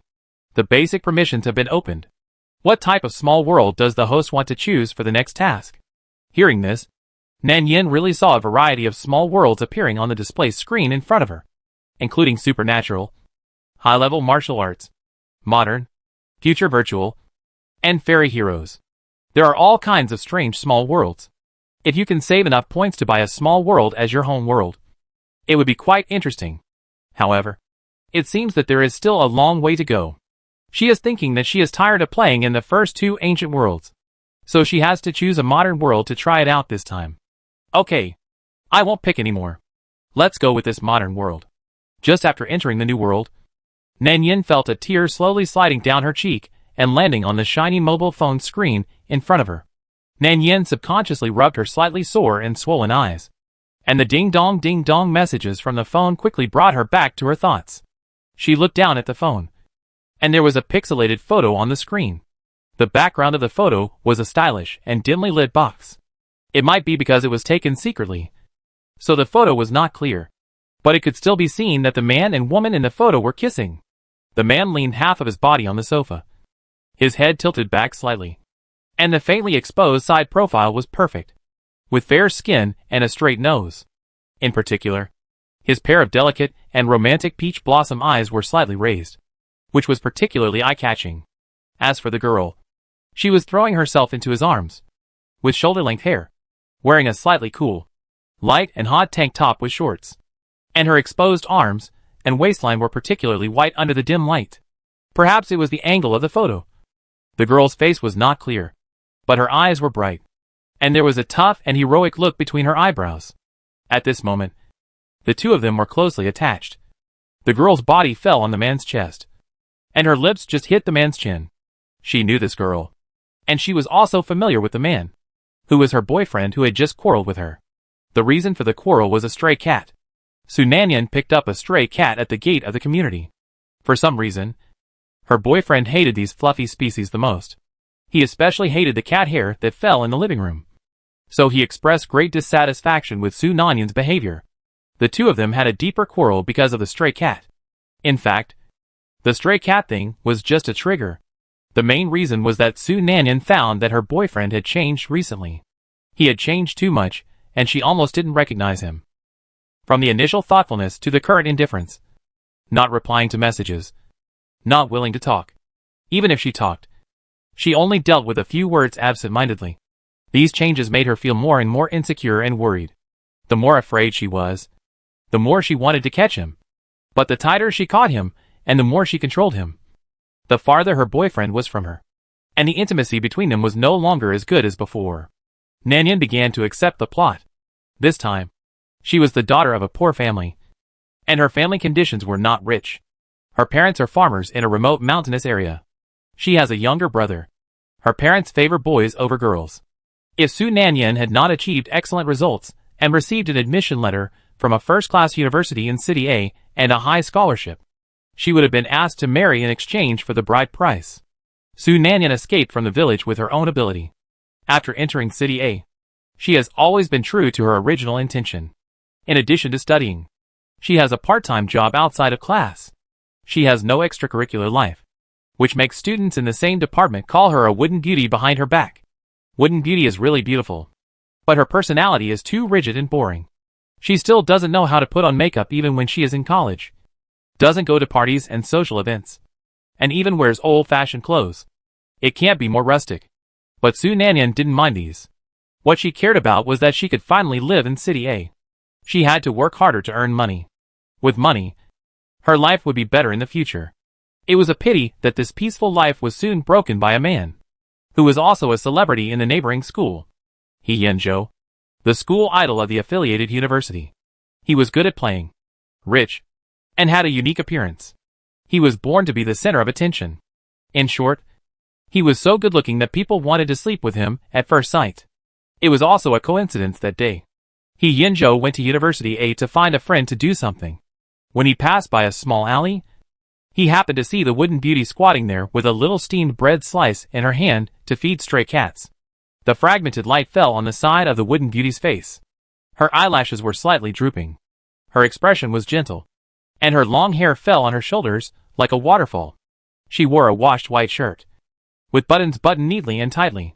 She was gentle, quiet, and beautiful, like a person who walked out of an oil painting, as if isolated from the hustle and bustle of the world. That scene immediately struck the heart of the rich second-generation He Yenjo. And from then on, He Yenjo was moved. He began to pursue her madly. From school to outside, wherever Su Nanyan was, there would be He Yenjo. And the nature of a dog licker was fully displayed. He did not hesitate to express his feelings. High profile and passionate. Blatant, but not losing his sense of proportion. This rich second generation was not as overbearing and unreasonable as other people in the circle, who directly threw money at people. He also liked to play, and was proficient in eating, drinking and having fun. But he was quite graceful when pursuing girls, and never forced people. When he liked Su Nanyan, he was really sincere. Knowing that she didn't like his type of young man, he silently made many changes. No clubbing, no smoking, no drinking. Took off his earrings, dyed his hair back to its original color, put on a clean white shirt, and slowly approached the direction of Su Nanyan's mind little by little. Everyone thought that He Yenjo had really fallen this time, and had never seen him so crazy before. He was obsessed with that girl from a university, just like he had lost his mind. His stupid look made all his friends laugh to death. But He Yenjo didn't care. He pursued her tirelessly for 3 months. And Su Nanyan also changed from resisting and rejecting at the beginning to softening her attitude later. Finally, she was completely moved in the process of saving a beauty. Su Nanyan's heart was moved, and the two naturally became lovers. They spent the sweetest 3 months together. During these 3 months, He Yenjo treated her very well, almost responding to her every request, spending money on her, taking her to meet various friends, and respecting her very much. He never forced her to do anything. This also made Su Nanyan fall deeper and deeper. She was gentle in nature, gentle and weak on the surface, but tough in her heart. Once she identified a person, it would be for a lifetime. I thought the two would continue like this, but it was a pity that after 3 months, He Yenjo had no love, was tired of it, and was impatient. Now he increasingly dislikes his disguise in front of Su Nanyan. He is always in a state of being controlled in front of her. He is a dissolute person by nature. He loves to play and make trouble, and his mind is unstable. He loves the extravagant life of feasting and drinking. Maybe he just likes the feeling of chasing, or some kind of desire to conquer. Now he feels bored after conquering, so he relapses into his old ways, and starts to hang out in bars, drink, eat, drink and have fun with a group of friends, and becomes more and more indifferent to his former girlfriend. It was also at this time that the heroine destined by the hero appeared. A girl who was rescued by He Yanzhou in the bar. This girl is the heroine Li Jiao. Li Jiao is a hot-tempered girl, with a sassy temperament, bold, courageous in pursuit, and passionate. She fell in love with He Yanzhou at first sight, so she confessed her love to this man in front of all her friends. It's a pity that she doesn't look delicate enough, and is not the type of He Yanzhou, who is obsessed with looks, so He Yanzhou decisively rejected her.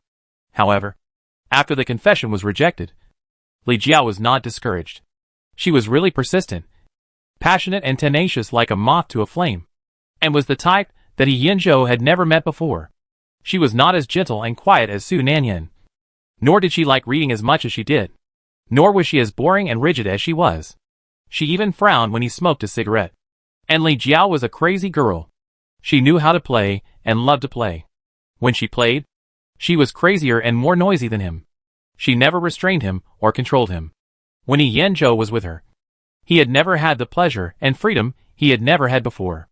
The two seemed to have a kind of soul fit. Although he did not accept her confession, Li Jiao was still different from others in his mind. And Li Jiao was even more so. She lived a free and easy life with a strong personality. She never cared about other people's gossip or other people's eyes. She just wanted to pursue He Yanzhou, liked him, and admired him. What's wrong with pursuing happiness? In her opinion, as long as he was not married, anyone was qualified to pursue him. As for Su Nanyan, she was probably a tool to catalyze the relationship between the two. After learning about Li Jiao's excessive behavior, even the gentlest person could not sit still. She went to confront He Yanzhou. It's a pity that her boyfriend still had that attitude of "it doesn't matter. We are nothing. You are making trouble for no reason" attitude. The two quarreled again on the spot. And after the quarrel, He Yanzhou naturally proposed to break up. Su Nanyan refused. She was really scared, hugged his waist, and didn't let him leave. She took the initiative to hug him, kissed him, and cried in his arms, telling the past of the two, crying heartbroken.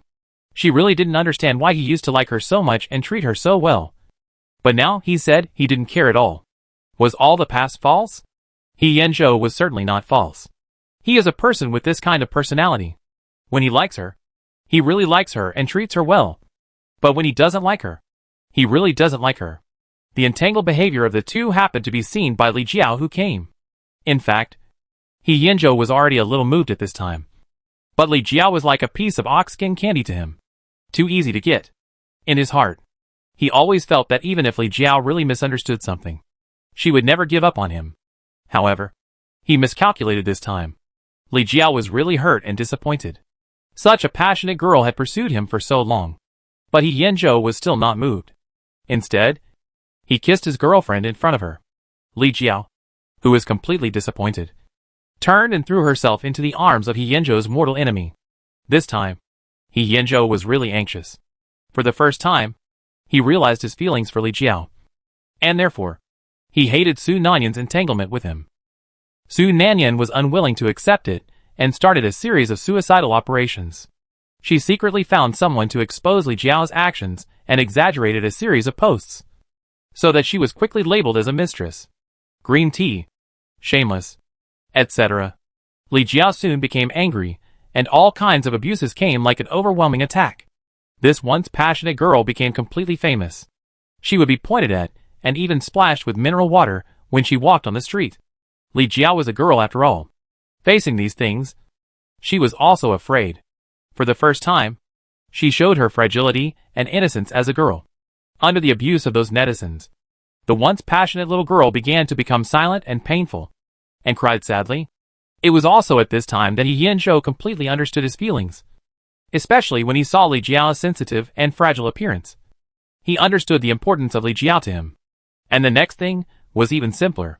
The heroine's flower protectors began a series of counterattacks, and soon found the mastermind behind the scenes. They would naturally deal with Li Jiao in the same way as Su Nanyan did to her, especially the relationship between Su Nanyan and He Yanzhou, which was directly described as a chaotic social life of keeping a mistress, a gold digger, and a gold digger.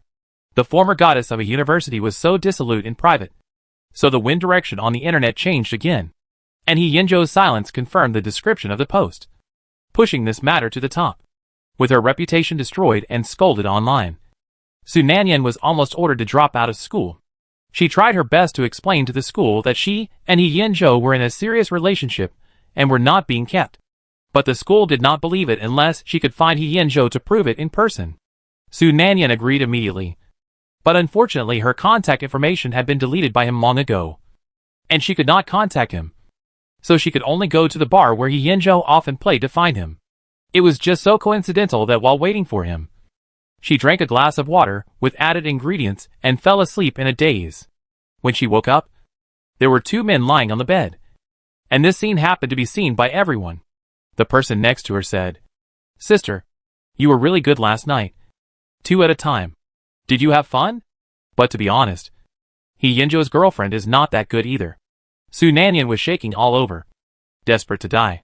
But what made her even more desperate was yet to come. Her ex-boyfriend only glanced at her coldly, and then subconsciously covered the eyes of Li Jiao next to him, and then whispered in her ear, "Don't look at it. It's too dirty." Su Nanyan stared at him blankly. Her face turned pale instantly. The word dirty was the last straw that completely crushed Su Nanyan. She cried so hard that she couldn't help herself. After that, she was expelled from school and scolded. She went completely crazy and fell into madness. In the end, she was in a mess and was hit by a car on the road and died. At the moment of the car accident, she felt relieved. She had suffered so much. But the most impressive memory in her mind before she died was He Yinzhou's face when he coaxed her gently. At that time, he was like a stupid husky with reduced intelligence. Brainless but still loves to make trouble. Likes to cling to people. Obviously loves her so much. Why is it gone? She really loves him. No one has ever been so good to her. He respects her. Loves her. Not as cynical as others say. He will play tricks. Will do stupid things. But he will also say that she is too dirty. Love and hate are intertwined. Until death. It is hard to let go. After Su Nanyan was offline, He Yinzhou began his journey to chase his wife to the crematorium.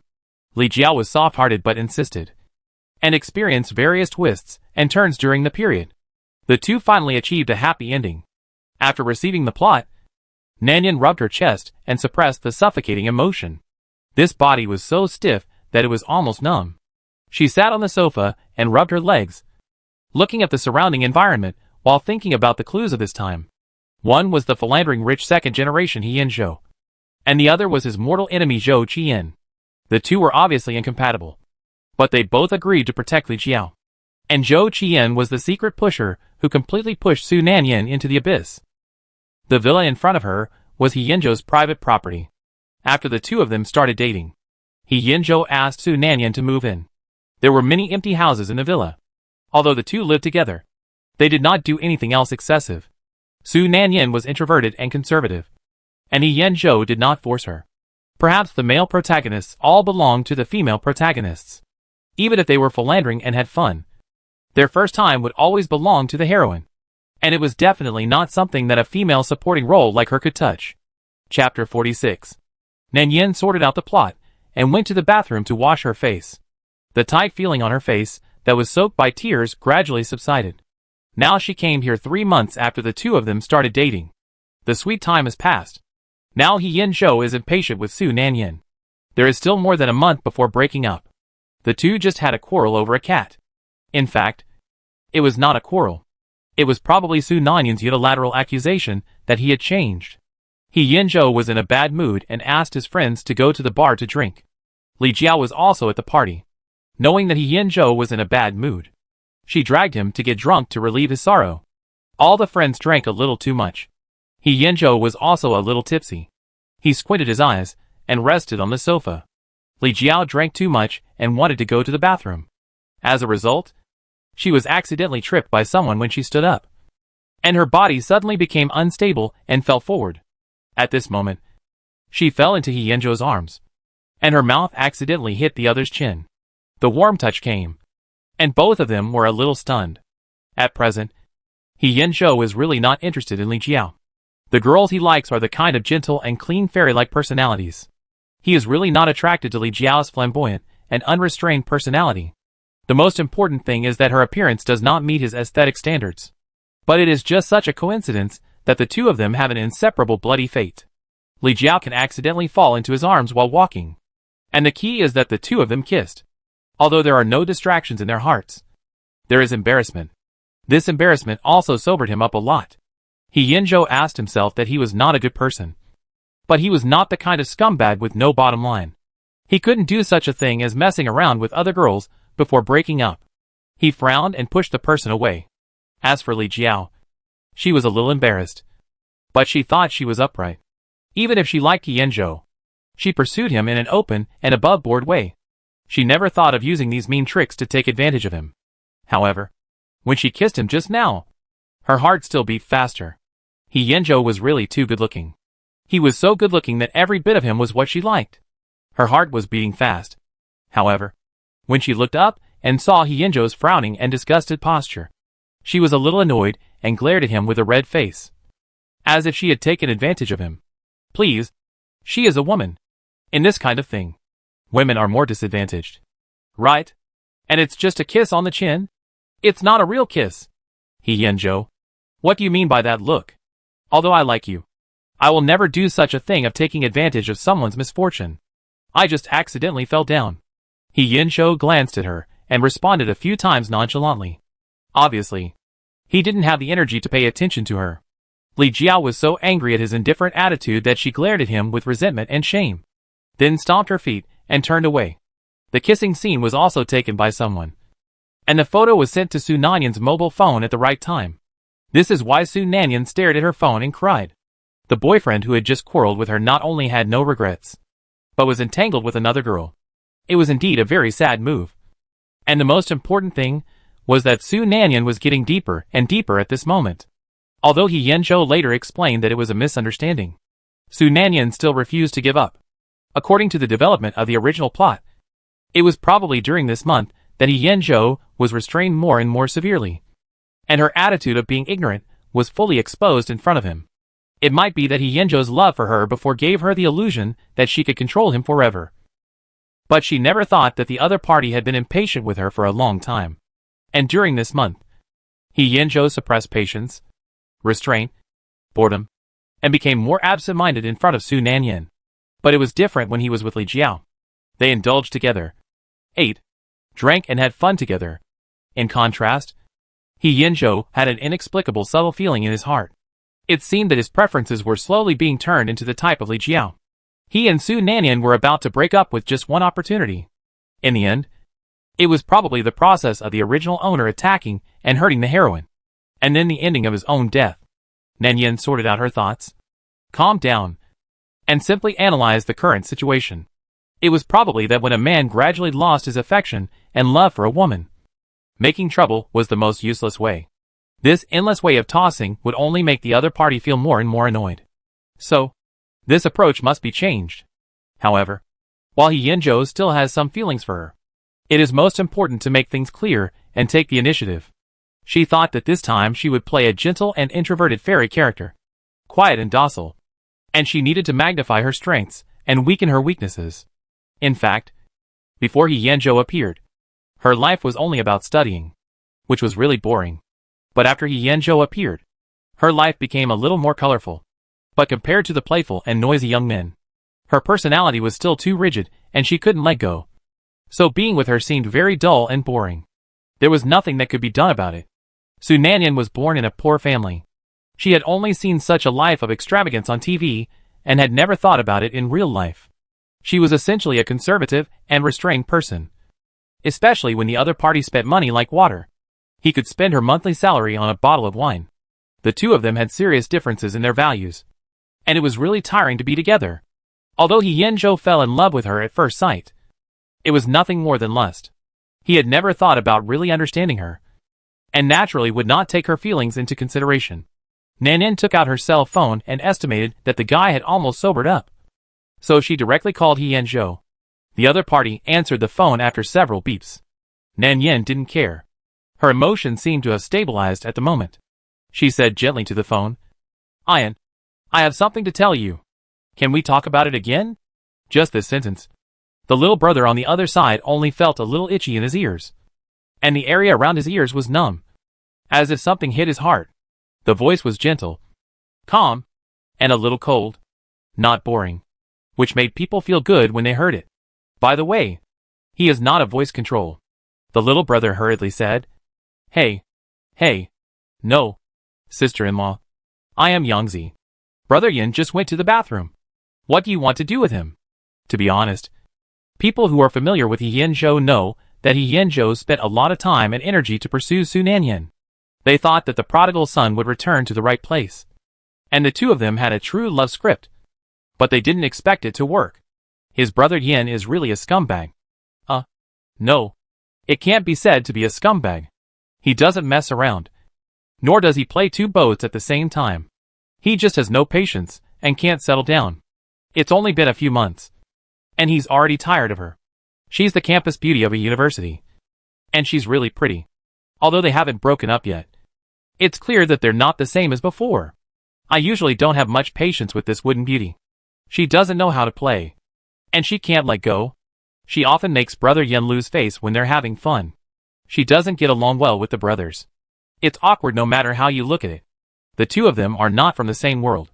But I don't know what's going on today. I want to listen to that voice and ask a few more words. Damn. He's not a voice control. He's also a face dog. Sister-in-law. Wait a minute. Brother Yin should be back soon. If you have anything to say, you can tell me first. And I'll tell brother Yin for you later. I'm talking very hard. Suddenly, a wet hand pulled the phone out from his ear. The younger brother was immediately unhappy. And he shouted, "You are so bold. Aren't you? You dare to snatch my phone. Hey, brother. It's you.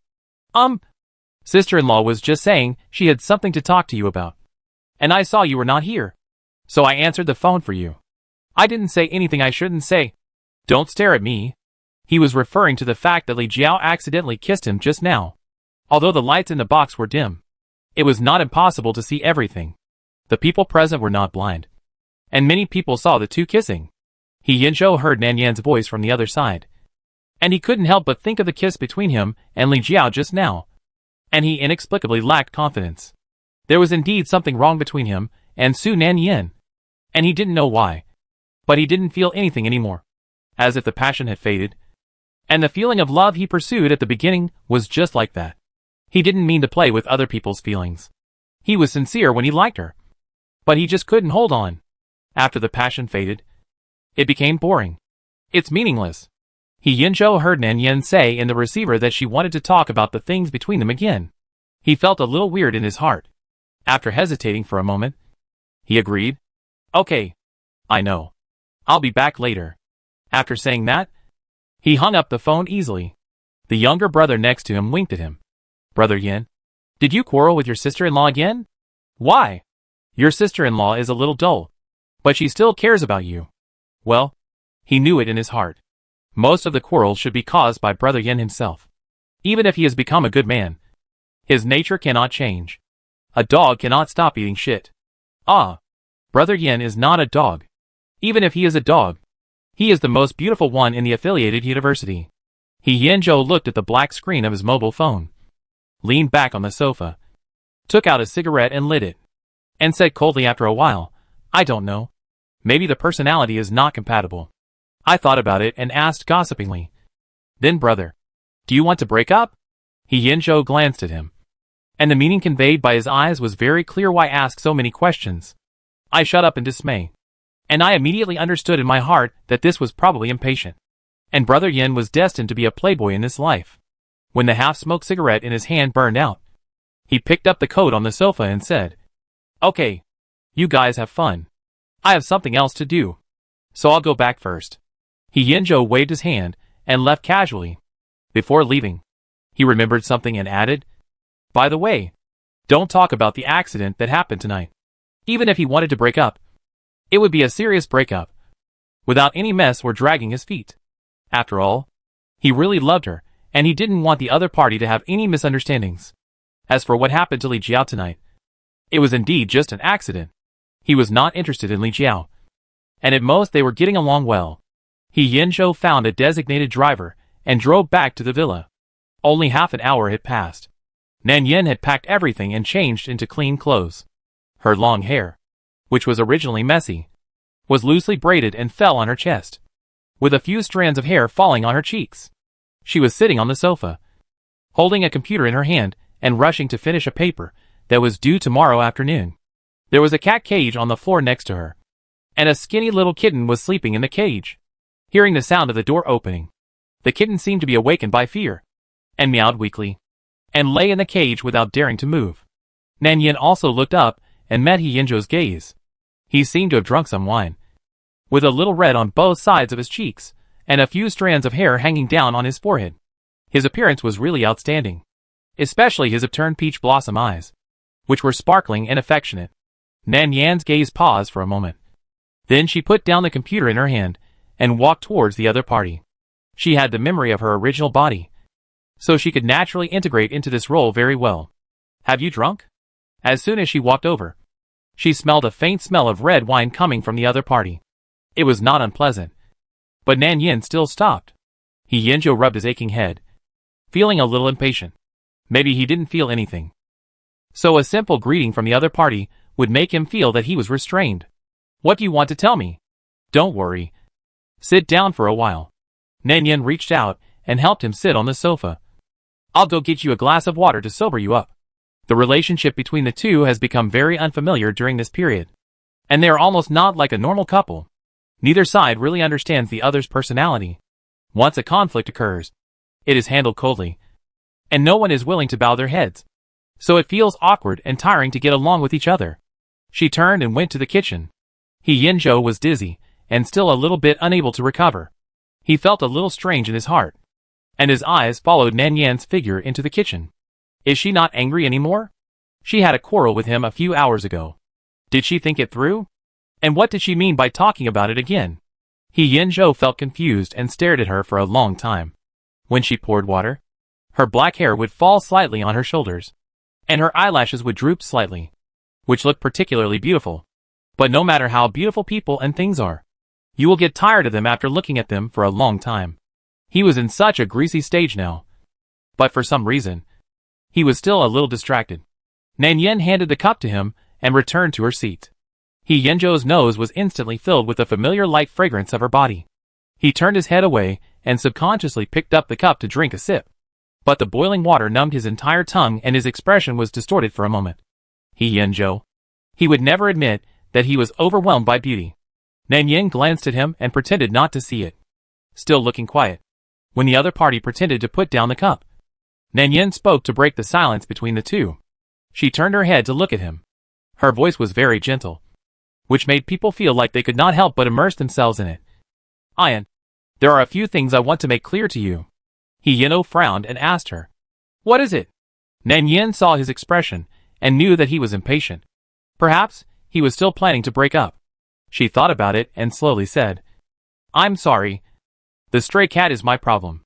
I didn't inform you in advance, and I didn't know you didn't like to keep pets. But I have contacted a friend. She is willing to adopt this kitten. I will send it away tomorrow. He Yinzhou didn't seem to expect her to apologize. He thought she was still angry. After a moment of hesitation, he also remembered his attitude at that time. How to say it?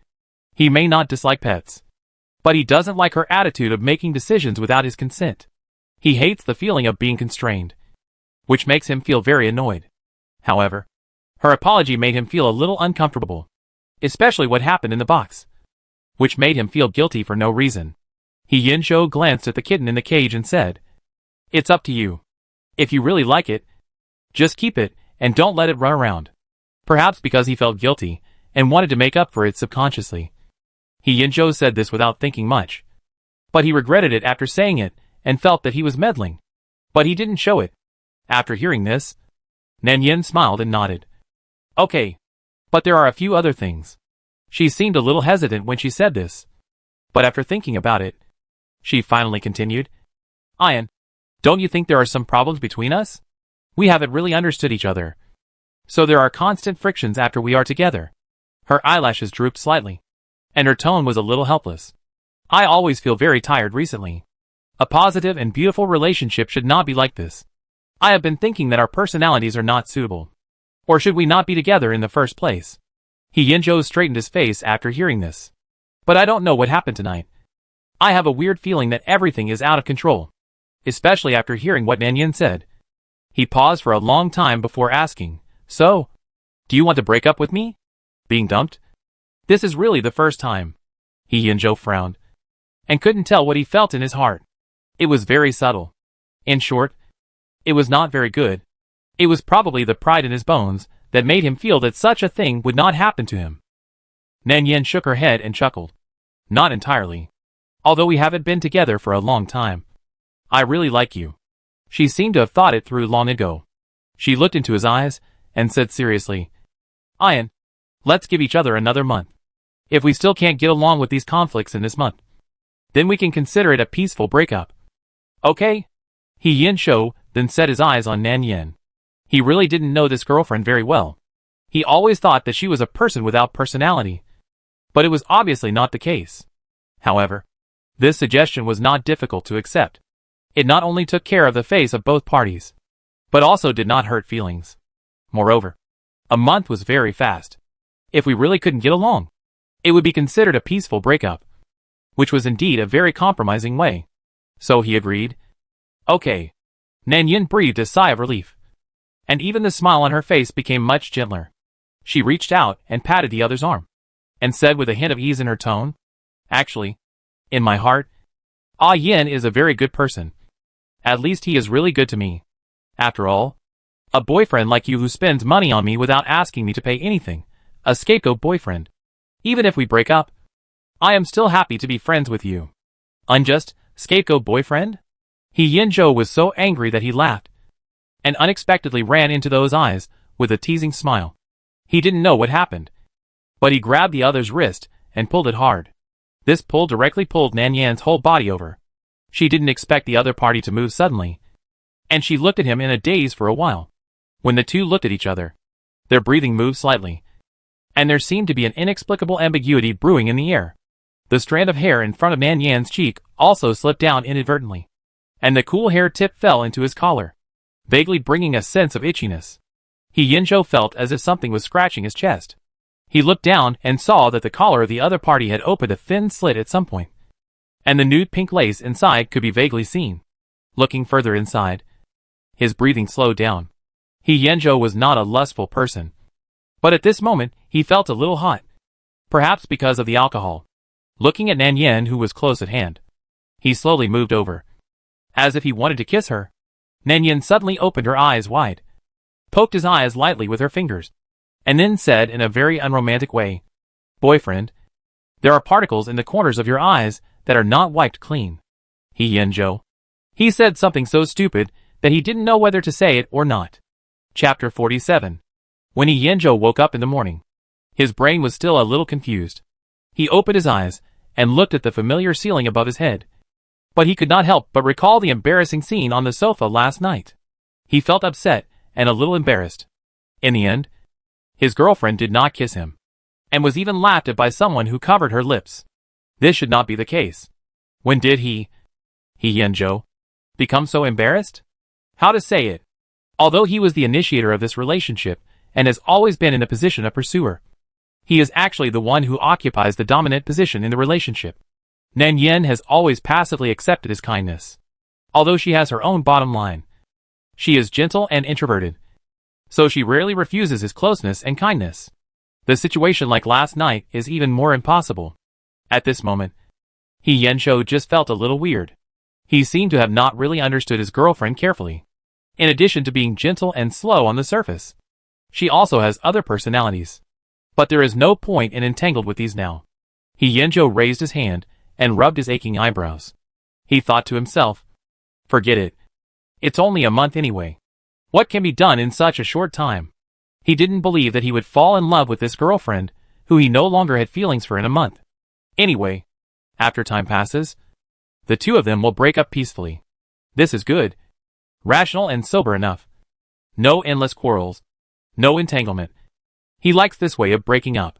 Thinking of this, He Yinzhou simply lifted the quilt and got out of bed. He went to the bathroom to wash up as usual, and washed again and again. After confirming that there was nothing messy on that handsome face, he was slightly relieved. He still cares about his image, especially being embarrassed in front of his girlfriend, which is even more intolerable. He Yinzhou casually put on a black light luxury casual suit and went downstairs in slippers. Maybe he woke up too early and was a little hungry. In fact, according to the eldest young master's usual schedule, he usually sleeps until noon before going to class. But today is an accident. And this is also a point that his girlfriend can't accept. In the first month of dating, he insisted on getting up early and having breakfast together for fun. But after a long time, his true nature was exposed. Nanyan also talked to him at the beginning. But seeing that he still did his own thing, she let him go. It was not a big problem after all. He Yinzhou walked down the stairs and smelled a fragrance coming from the living room downstairs.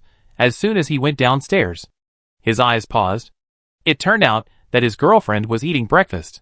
His eyes fell on Nanyan, and he always felt that she seemed a little different today. He Yinzhou looked at her carefully and seemed to have figured out something. She seemed to have dressed up carefully, put on some light makeup, and braided her hair. Her facial features were more delicate and beautiful, and even her lips were radiant with a layer of rosy luster, which made her look particularly beautiful. Nanyan was also a little surprised when she saw him. She blinked and asked in confusion, "Why did you get up so early today? Do you have something to go out?" Her voice was thin and soft, like a spring breeze, which made people's ears tingle, and their hearts seemed to be scratched by something.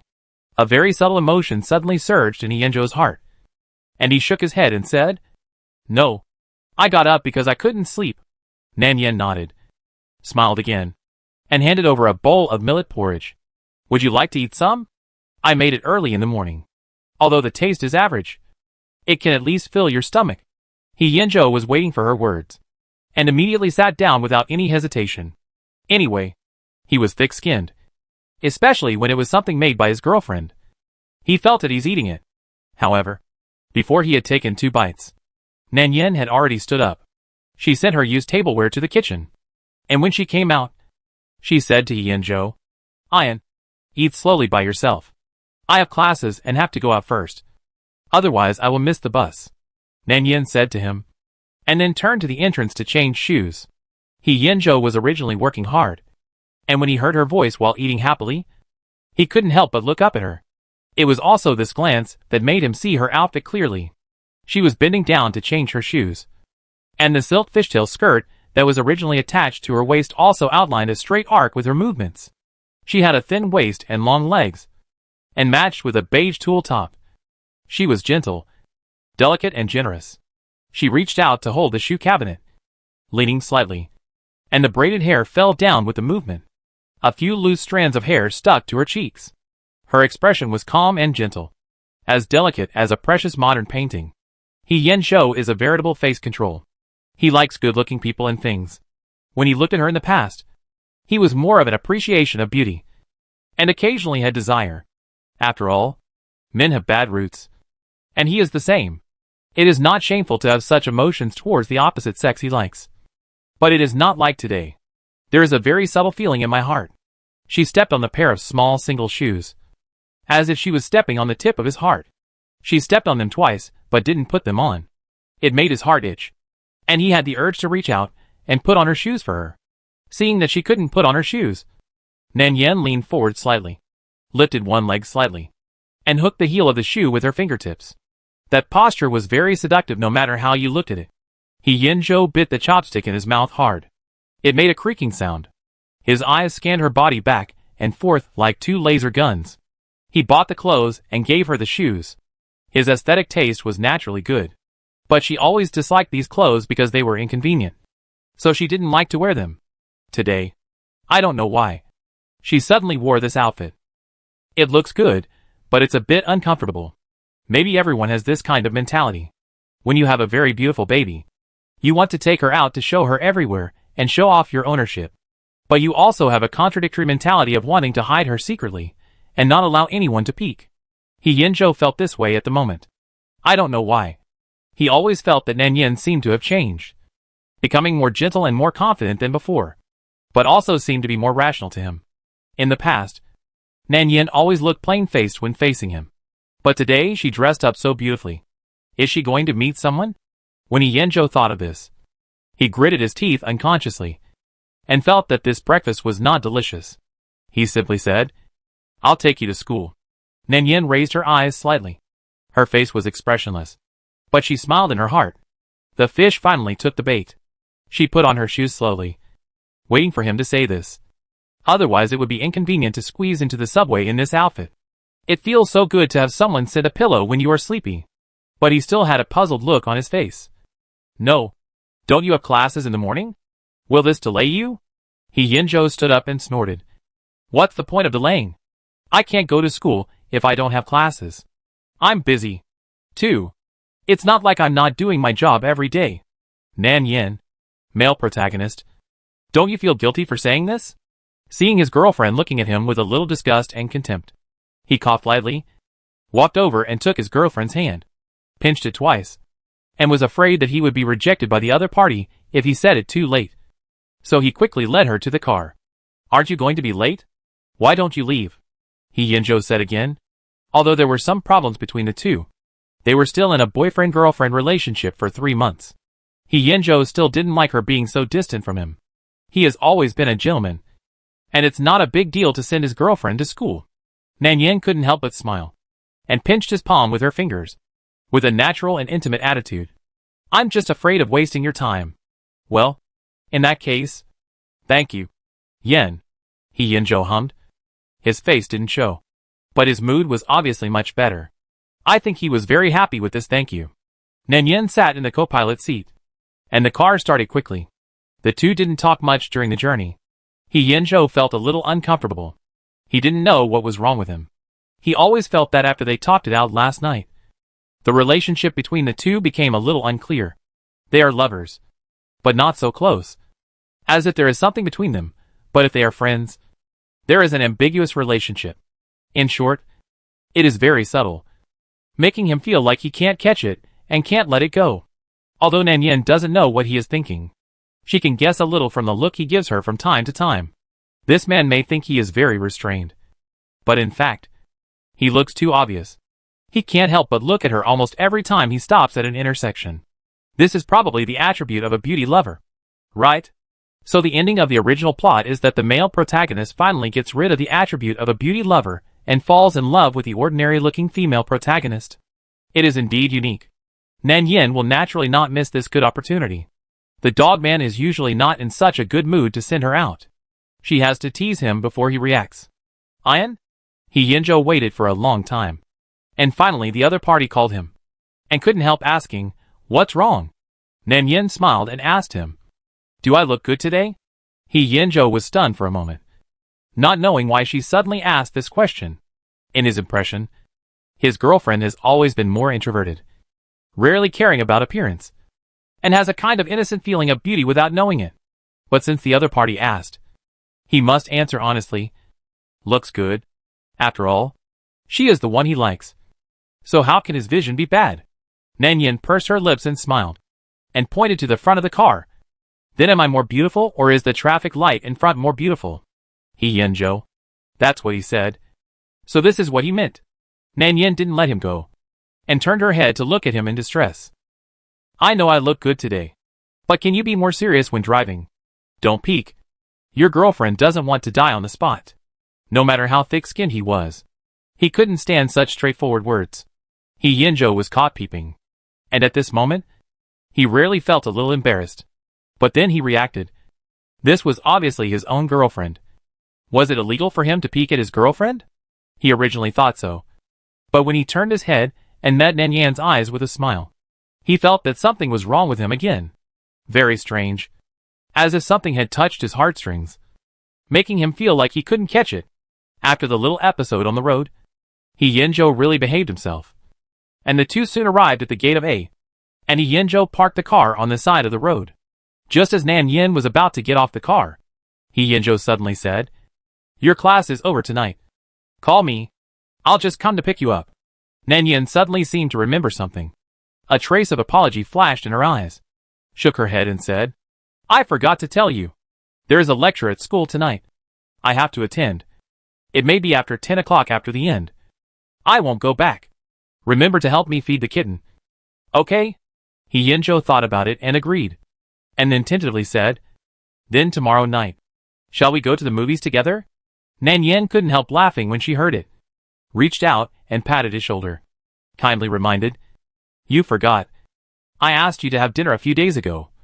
Didn't you tell me that you had an appointment with a few friends on the weekend? It's not good to stand him up like this. Yinzhou suddenly remembered that it seemed to be such a thing. And his heart was suddenly a little depressed. For the first time, he felt that this group of friends had to make an appointment at any other time. And they had to make an appointment on the weekend. Are they brainless? This made him have no time to go to the movies with his girlfriend. He thought about it and said, then let's make an appointment. But before he finished speaking this time, Nan Yin interrupted him with a helpless tone. Ian, can we talk about these things later? I really have to go to class. And the time is almost up. Yinzhou was stunned for a moment. After Nan Yin finished speaking, she came closer again, and her warm breath slowly and lingeringly sprayed on Yinzhou's face. The two were very close to each other. The space in the car was not large. When she pressed forward like this, the space suddenly seemed narrower, and the light fragrance on her body instantly penetrated Yinzhou's nose. She stared at him for a while. Yinzhou was stunned, not knowing what she wanted to do. But his mind unconsciously emerged what happened that night. He was a little worried for a while, so he subconsciously reached out to rub his eyes. Could it be? No way. As a result, the other party grabbed his wrist. Before Yinzhou could react, Nan Yin couldn't help but smile. Her smile bloomed like a flower. The scattered sunlight fell on her cheeks, and her lips were charming. Be good, Yin. I'm really busy recently. There are still many things to deal with at school. I will definitely make it up to you next time I have a chance. Okay? After Nan Yin said that, she leaned over and kissed the corner of his mouth. She bit it with her teeth slightly. Not hard. Like the force of some small animal grinding its teeth. And she quickly retreated after biting. Yinzhou couldn't help but open his eyes wide. He seemed a little stunned. He didn't expect her to kiss him suddenly. His throat rolled around. And at that moment, he didn't know what was wrong with him. He just felt that his brain was a little confused. And he held his breath completely. Even his heart accelerated a lot uncontrollably. By the time he realized what was happening, the other person had already gotten out of the car. And not even a shadow of him could be seen. Yinzhou, who was left alone in the car, felt his ears burning. His eyelashes trembled slightly, and he seemed a little annoyed, and his fingers gripping the steering wheel tightened. What a joke. What do you mean by being obedient? Did this person treat him like a puppy? Don't think he doesn't know. She used this tone when she coaxed the cats and dogs at home. And sometimes it was even gentler than this. Bah. He's not a dog. And that perfunctory kiss. What kind of kiss is it when she didn't even stick out her tongue? She has the ability to bite people and take responsibility to the end. And she said she would make up for it next time. But when would she wait for the next time? What's the point of making him neither up nor down? Yinzhou's cheeks were slightly red, and he didn't know what was wrong with him. It was just a kiss. Why did he react so strongly? Is this wrong? The more he thought about it, the more uncontrollable his heartbeat became. Yinzhou endured it for a long time, but still couldn't help licking his lips. It was sweet and a little fruity. It turned out that she was wearing peach-flavored lipstick today. It was like someone threw a small stone into the originally calm hard lake, stirring up circles of ripples. When he was itching unbearably, this person suddenly came over and scratched him gently, like scratching an itch through a shoe, and ran away, leaving him alone in the same place. Not only did he not feel satisfied, but he felt that his heart was itching even more. I want to catch him and kiss him enough. Chapter 48. On the other side, Nan Yin flirted with the man and ran away.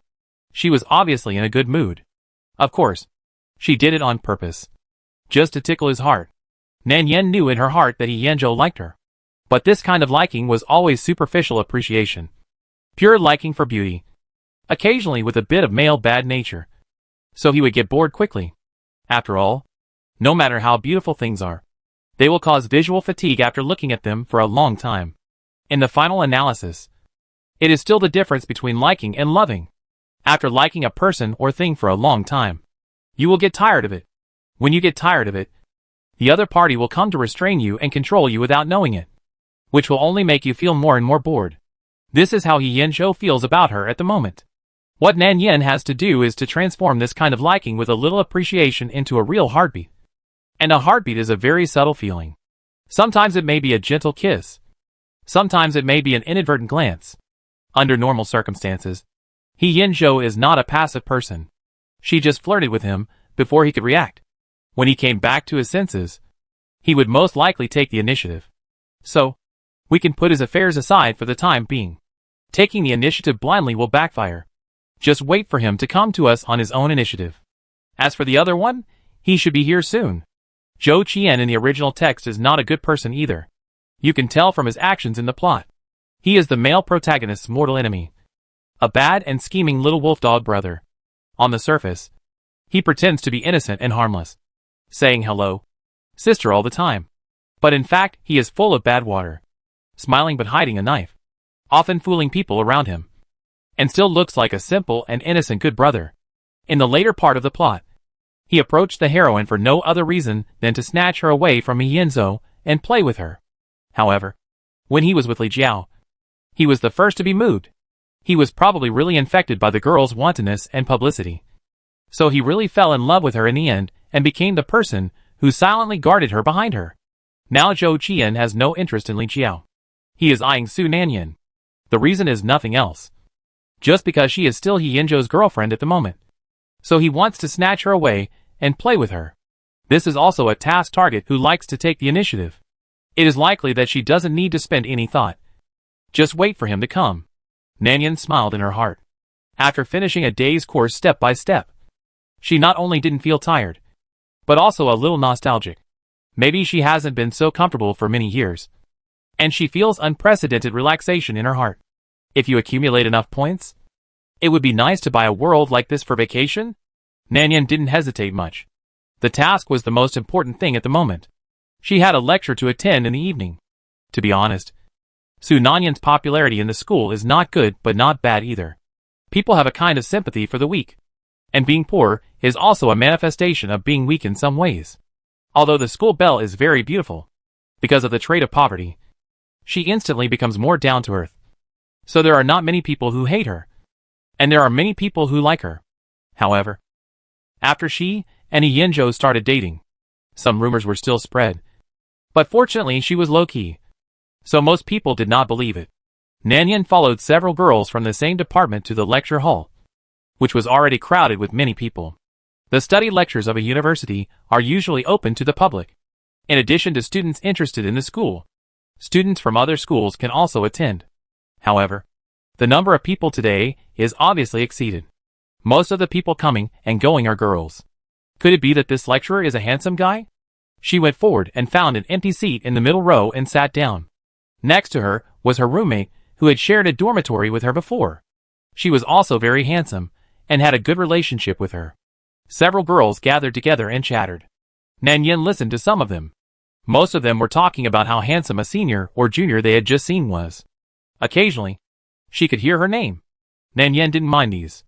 She noticed that there were still many boys who peeked at her. Perhaps because of face. When she looked over, they quickly turned their heads away with red ears, and were embarrassed to look again. She looked at her phone again. It was still early, so she asked the girl next to her to help check the location, and then got up and went to the nearby bathroom. The bathroom was a little far from the lecture hall, and it was necessary to go around the entire corridor. At this time, it was already night, and the corridor was empty, with almost no one. Nanyan came out after taking care of her physiological problems and found that her hair, which she had braided in the morning, had become a little loose. She let go of the rubber band while walking and prepared to tie it again, so she didn't pay much attention to the road ahead. It was during this time, when she lowered her head, that she accidentally bumped into someone. Perhaps the impact was too great. Nanyan lost her footing and fell backwards. Fortunately, the other person pulled her forward with his backhand. This pull also caused Nanyan's chin to hit the other person's collarbone directly, with a warm touch, and a faint mint fragrance rushed towards her. The rubber band on her hand bounced to the ground with a snap, and the other person was hit by her and groaned softly. "Senior sister, don't you usually look at the road when you walk? You hit me. It hurts." The boy's voice came from above her head, refreshing and clean, with a little bit of youthful immaturity. Just listening to the voice, I thought it was a gentle and introverted junior. But the palm tightly holding Nanyan's wrist inadvertently showed a sense of oppression brought by the owner. Nanyan raised her head. Her rubber band just bounced off, and she didn't know where it fell. When she raised her head, The originally braided hair instantly spread out, falling on her chest in strands, and some of it was entangled on the arm he was holding. Nan Yin raised her eyes slightly, and happened to meet the boy's dark eyes. His eyebrows and eyes were really beautiful, with a kind of red lips and white teeth. His eyebrows were thick and straight. The tail of his eyes was slightly upturned, and his eyes were round and black. He had a sharp and outstanding appearance, but when he smiled, he had a submissive and clean temperament, which made it difficult for people to dislike him. He stood in front of Nan Yin, with a tall and slender figure. Although he looked like a younger brother, he was much taller than her, which gave people a sense of oppression for no reason. Nan Yin thought to herself. As expected, this little wolf cub, who couldn't stand loneliness, took the initiative to run to her. She didn't show any emotion on her face, then exhaled lightly, nodded and apologized directly to him. Sorry. I didn't look at the road carefully and accidentally bumped into you. She only glanced at him briefly and didn't care. Her tone was as calm as always, and it sounded like she didn't take this little episode to heart. After Nan Yin finished speaking, she immediately broke free from the other person's hand and tried to get around his body and leave. But this person seemed to be deliberately going against her. If she went to the left, he would block her on the left. And if she went to the right, he would block her on the right. Nan Yin frowned unconsciously. The boy opposite raised his eyebrows instead, and did not mean to move away, but he still had that innocent smile on his face. Senior sister, you want to get rid of me with just a sorry. This won't work. When he said this, he seemed to bend down deliberately, and was very close to Nan Yin. The warm breath from his mouth brushed her cheek inadvertently, and there was a faint ambiguity between their breaths. It seems that this kid wants to come and touch her? Do you think she is stupid? She is not going to fall for his trick. Nan Yin frowned uncomfortably and took a step back almost the moment he approached her, as if it was only then that she realized that the other party was not willing to let her go so easily. She looked around and found that there was no one around. So she looked up at him seriously, and her eyes, which were usually gentle and calm, seemed to contain some trouble. Sorry, I didn't pay attention. Did I hurt you? Nan Yin asked calmly after taking a breath. The boy nodded decisively, with a bit of innocence in his eyes. Yes. Yes. Sister, you hurt me so much. As compensation, shouldn't you give me? Well, how much?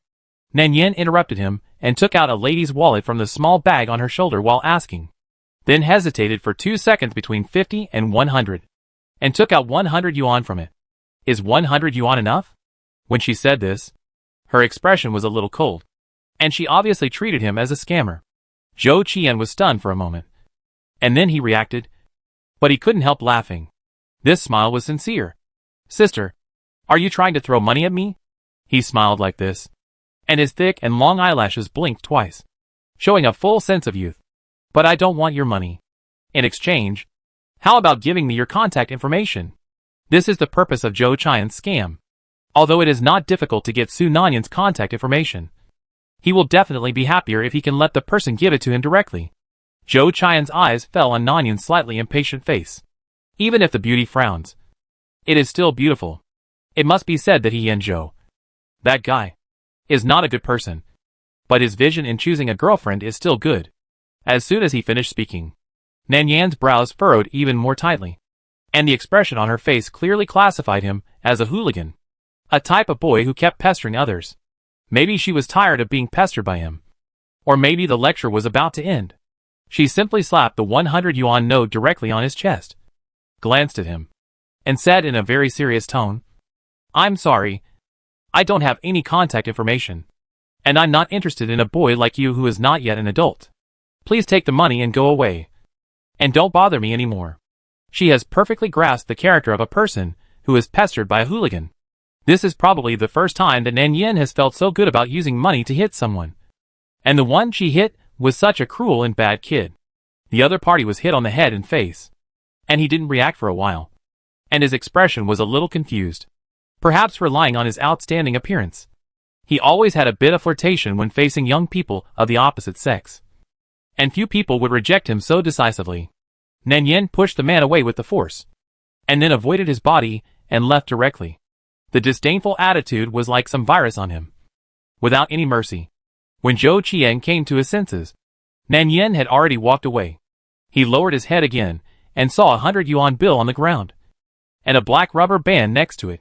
He bent down and picked up the money and the rubber band together, and then reached out to pat the dust on them.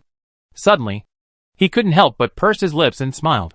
His smile was clean and bright, like a harmless and simple boy. Then he whispered and repeated what Nan Yin had just said. Underage boy? He Yinzhou's girlfriend is really. Zhou Qian was not angry, but his eyes showed an unprecedented weird excitement. He hooked his fingers around the rubber band and wrapped it back and forth. It's so interesting. He couldn't help but smile, and his smile became brighter. Then he stuffed the 100 yuan bill into his pocket and walked in the direction where Nan Yin disappeared. When Nan Yin returned to the lecture hall, the lecture had already begun. It was dark all around, and she found her seat in the direction she came from.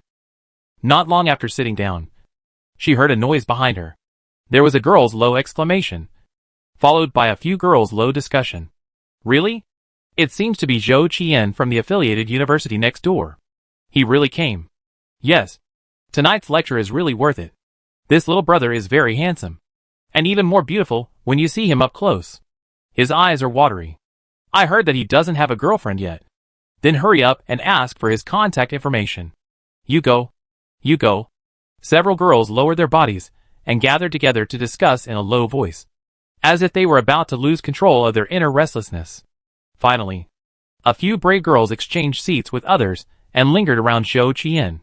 Classmate, can you give me your contact information?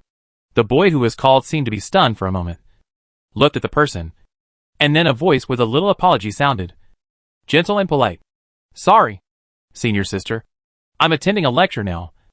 Can we talk after the lecture? This is probably a rejection. The girl who asked for the contact information bit her lip and couldn't help blushing, but calmed down in the other party's gentle smile. Okay. Okay. It doesn't matter if I refuse. Who calls the milk dog brother so handsome? It lasted for about 2 or 3 waves, and the movement behind her gradually stopped. Nan Yin now understood why so many people came to the lecture hall today. It turned out to be because of this guy. After this wave of small movements ended, the back finally quieted down. But it wasn't long after the silence. Nan Yin seemed to feel something flicked her shoulder. She thought it was someone behind her who accidentally rubbed it, so she ignored it directly. But a moment later, her shoulder was gently poked by something again. She then turned her head and looked behind her. When she raised her eyes, she happened to meet Zhou Qian's extremely kind eyes. The guy immediately showed her a pure smile, opened his mouth slightly, and said silently, Senior, I'm sorry. I was just joking with you. After saying that, he shook his phone slightly again, signaling her to look at the phone as well. Nan Yin then felt the vibration of the phone. Buzz. 2 times. A string of messages came from an unfamiliar number. Senior, I'm really not young anymore. I've already reached adulthood. Perhaps men are always sensitive and intolerant to words like small, especially in front of girls. So the first message Zhou Qian sent was to explain this matter. Nan Yin was too lazy to pay attention to him, probably because she didn't reply for a long time. Zhou Qian thought for a while, and sent another message. Senior, don't be angry. Okay. I didn't mean to cheat you. I just wanted to make friends with you. And I didn't want your money. It seems that after realizing that the cheating was unsuccessful, this guy immediately changed his approach and apologized to her honestly. He is a man of talent if he can bend and stretch. Nan Yin didn't really want to leave him alone. After all, she still had a mission to complete, especially seeing that he was pretending to be sincere. She swiped her finger towards the screen and mercifully replied with a message. Where did you get the contact information from?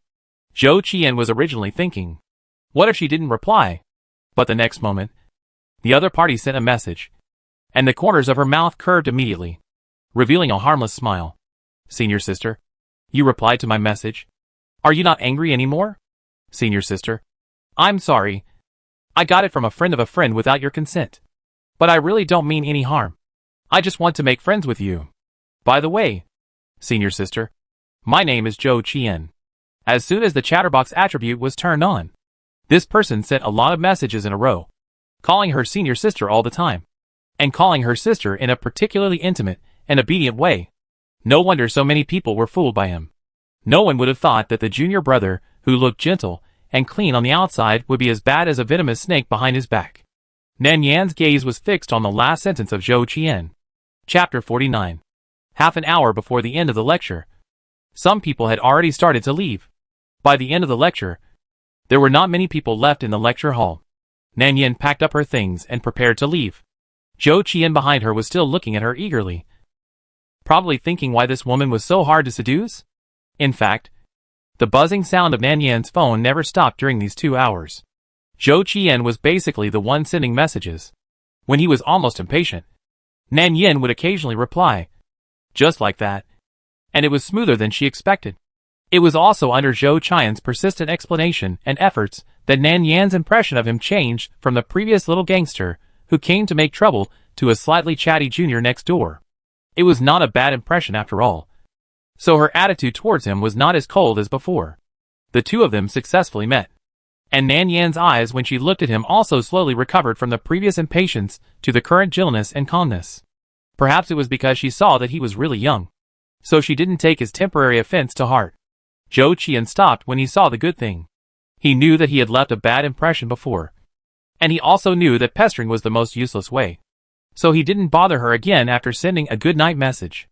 However, when he passed by Nan Yan, he couldn't help but look at her with embarrassment and pity, showing a wrong-milked dog brother very delicately, and then turned around and left with his friends. He knew how to advance and retreat, and he was able to bend and stretch. The scale was just right. If it were a normal girl, I'm afraid she would have been banged by this handsome and proactive brother, jumping around. After that, Nan Yan stayed in school. She stayed in the dormitory for 2 days. The second day was Saturday.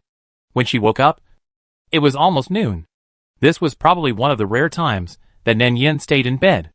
In her previous life, she usually worked part-time besides studying. However, after dating He Yanzhou, she rarely went to her part-time job. She originally wanted to save time to spend more time with her boyfriend. But she didn't expect that her boyfriend never lacked company. She touched the phone on the bedside and took a look. Sure enough, it was already 11:30. There were still a few unread messages from He Yanzhou in the phone, which roughly explained that he had an appointment with a friend today, and that her kitten had been fed. Compared with the past, he has made a lot of progress. At least, he will take the initiative to explain where he is going. But Nan Yan still didn't reply and decisively closed the dialogue box. Since he was busy dating, she wouldn't bother him, so as not to be disliked. Nan Yan got up and went downstairs after washing up. As soon as she walked out of the dormitory building, she heard a familiar and pleasant voice behind her. "Senior, I finally waited for you." Nan Yan turned around and saw Zhou Qian behind her, with a little surprise in her eyes. "Why is it you? What are you looking for me for? This brat is here again." Zhou Qian pursed his lips and smiled, seeming a little happy. This time his smile was particularly gentle. "Senior, you still remember me?" He ran towards Nan Yan quickly, with a little embarrassment on his face. "I'm really sorry for that night. I didn't mean it. I just wanted to get to know you. But I didn't expect to make you unhappy." Zhou Qian lowered his head again after he finished speaking.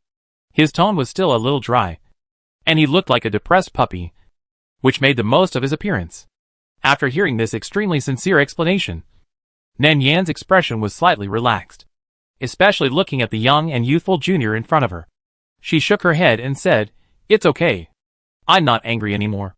But don't use that trick to chase girls in the future. You will be misunderstood as a gangster. Understand?" Zhou Qian finally felt relieved after hearing this.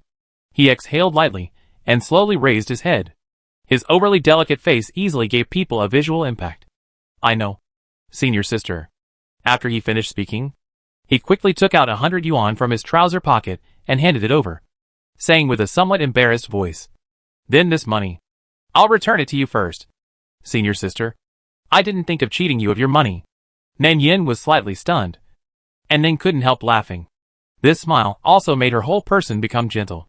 She shook her head and said, "No, I did bump into you by accident that day. If I give it to you, it's yours." Perhaps she thought of her attitude that day, so her tone became much gentler. "Okay, do you have anything else to do? If not, I'll leave first." Zhou Qian pursed his lips in silence. When he heard her say no, there seemed to be a flash of depression in his eyes. But he quickly adjusted his facial expression. He grinned at Nan Yan, and his smile was indescribably obedient. Then can I treat you to a meal? Senior sister. Just think of it as my apology to you. Give me a chance. Okay? Nan Yin seemed to hesitate for a moment. Zhou Qian took advantage of her hesitation and grabbed her wrist. The distance between the two of them was instantly shortened. Hey, senior sister. Don't hesitate. Let's go. I know there is a restaurant nearby.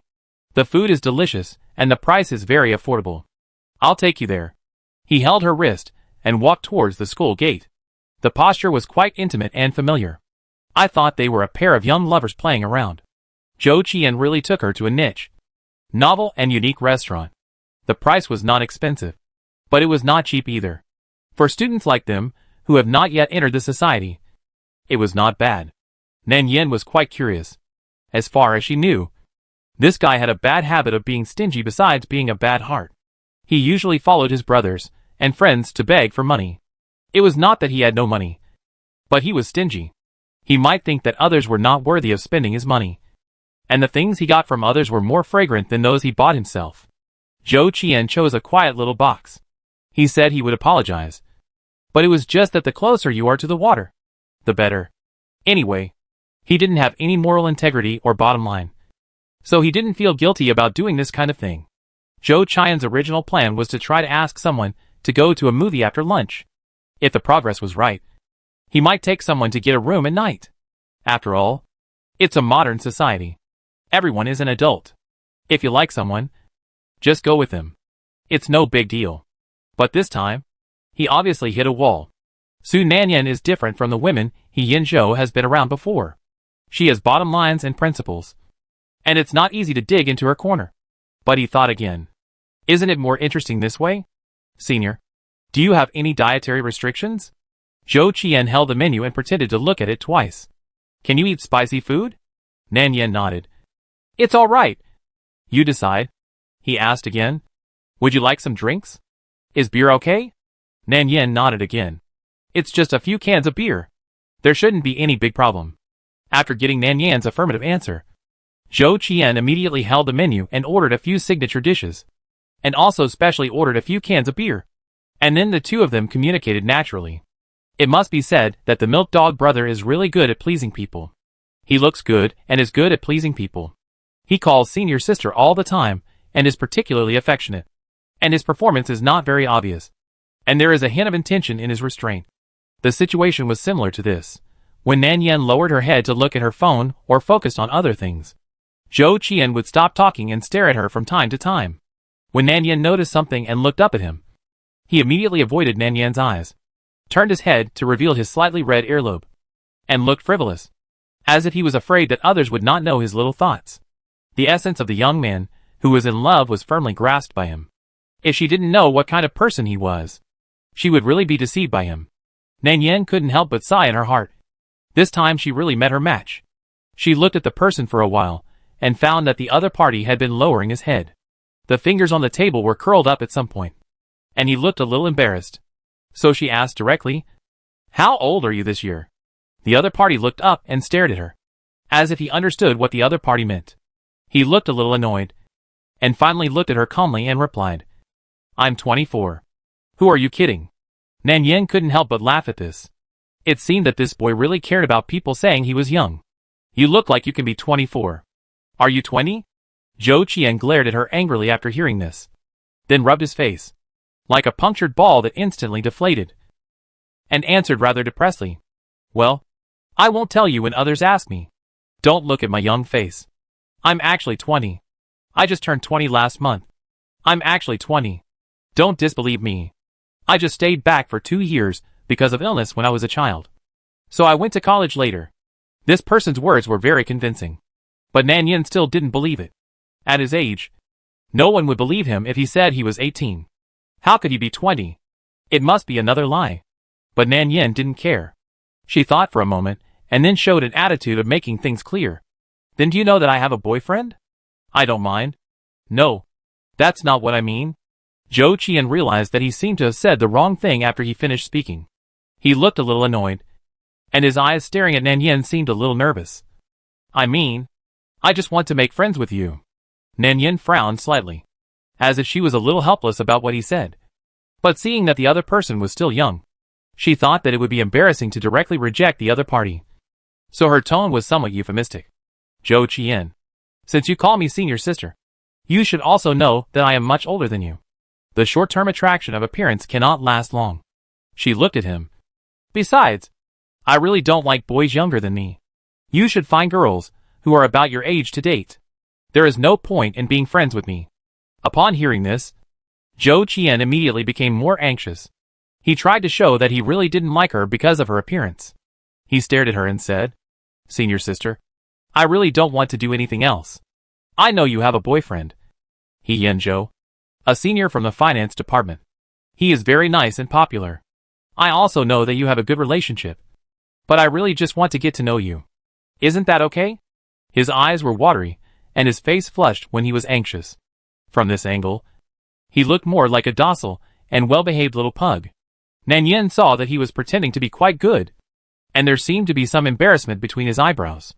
Seeing that his eyes were slightly red, she could only soften her tone and comfort him. I am usually very busy. Apart from studying, I am working. It is meaningless for you to be friends with me. I really don't mind, senior sister. Zhou Qian decisively interrupted her. If you think I am too young, just treat me as a younger brother. He hesitated for a moment, and looked at her face again. His attitude seemed extremely submissive, but his tone was sullen. I really just want to make friends with you. As long as you can reply to my messages occasionally. If you are afraid that senior will misunderstand. He frowned at the person, and struggled for a moment, as if he had made a great decision. And then he lowered his head and said, Then I will try to contact you less in the future, can I? Actually, I really didn't mean to do anything. Are you still blaming me for deliberately tampering with you that day? Can I apologize to you, senior sister? He played the sympathy card, always pretending that he was not on a whim, and he didn't want to do anything, but just wanted to make friends with her, which seemed particularly fresh and refined. As expected, no matter whether it was a man or a woman, they could not resist the indiscriminate attack of the green tea. Nan Yan looked at his face, which was sincere and sincere. She was almost convinced by the words of this green tea boy. He helped her find so many reasons and excuses. He was definitely a fighter among green teas. It would be a waste not to accept the milk dog brother who came to the door. Nan Yin sighed lightly, seeming a little helpless, especially seeing his depressed and sad look, as if he really bullied someone. After thinking about it, he said, Then I may not keep in touch with you. This means agreement. After all, being a friend, there are many kinds of friends. It all depends on how this kid plays a role. When Zhou Qian heard this, his eyes suddenly lit up, and his face showed a happy and restrained look. Thank you, senior sister. I won't bother you casually in the future. Nan Yin nodded and said, Okay, let's eat first. After that, the two began to eat. Perhaps today's events brought him a big blow. Zhou Qian drank a few cans of cold beer alone, and it was these cans of beer that ruined the matter. Zhou Qian was drunk, and his cheeks were red after drinking. He held her wrist and refused to let go, and kept muttering senior sister. Sister. His voice was hoarse and immature. His eyes were misty and watery, and his expression was very aggrieved. Nan Yin couldn't help but want to laugh. Don't think she doesn't know that this kid can drink a lot. He played darts, smoked, bet and drank with a group of friends in private. And he had so much fun. Now he played this trick on her. It was really unfair to him. He pretended so well. Nan Yin patted the back of his hand without hesitation. He was held tightly by the other party. The heat in his palm was also transmitted along the skin. She simply said, Let go. Zhou Qian. You are drunk. Zhou Qian pretended not to hear, and held Nan Yan's hand, and refused to let go. Maybe he was out of breath, because he drank too much. His eyes were half open and half closed, because he was uncomfortable. He kept rubbing his head on her shoulder. Senior, please don't look down on me. I'm not drunk. I just feel a little dizzy. Please don't leave. Okay? I really like you. I like you so much. I know you have someone you like. But I just can't help it. I just want to talk to you. Nan Yin heard him speak the truth after drinking, and his words were incoherent. She stretched out her hand to pry his fingers apart, but failed to pry them apart. She moved closer and patted his face. Zhou Qian. Did you do that on purpose? Zhou Qian opened his eyes slightly after hearing this, and his eyes stared at her motionlessly. Finally, he seemed to react and answered her. I'm not drunk. Usually, people who say they are not drunk are actually drunk. Nan Yin couldn't help laughing when she saw him like this. This guy is smart. He didn't make a big fuss when he was drunk. He just grabbed her and didn't do anything excessive.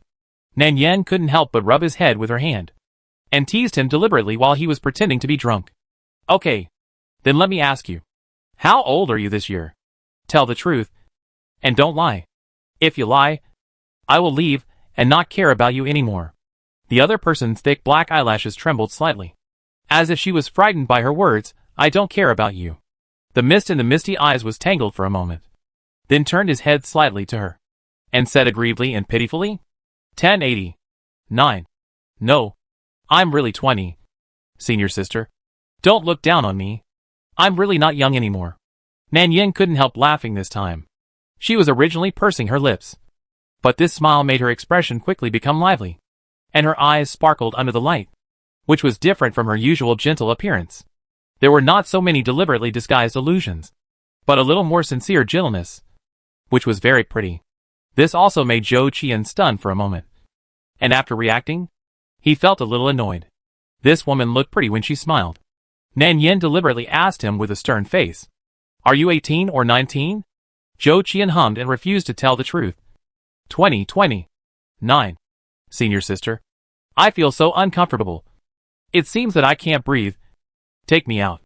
The more this man talked, the more aggrieved he became. While saying that he couldn't breathe, he still pulled her. Such a tall boy had to bury his head in her neck and rub it randomly. How could he not suffocate in this way? Nan Yin could almost feel the soft hair spitting back and forth in her neck, under the entanglement of the other party's throwing and stalking. She had to take him out first. This man was really thick-skinned, and he was even more shameless after being drunk. He held her arm and pulled her in the street. Once he found that she had the sign of pushing him away, he immediately hugged her tighter, and the way he looked at her was like looking at a top-notch scumbag and heartless man. Very aggrieved. Senior, please don't abandon me. There was no choice. Nan Yin had to help the person to sit down in a small park near the intersection. I didn't abandon you. You sit down first. Where's your phone? Give it to me. I'll call your roommate to pick you up. Zhou Qian hesitated and refused to move. He had already prevented this, so the phone accidentally fell in the box just now. When Nan Yin saw that he was stunned and didn't say a word, she thought he didn't hear clearly. She reached out to touch his pocket directly, and found nothing after touching this side. So she subconsciously touched the other side.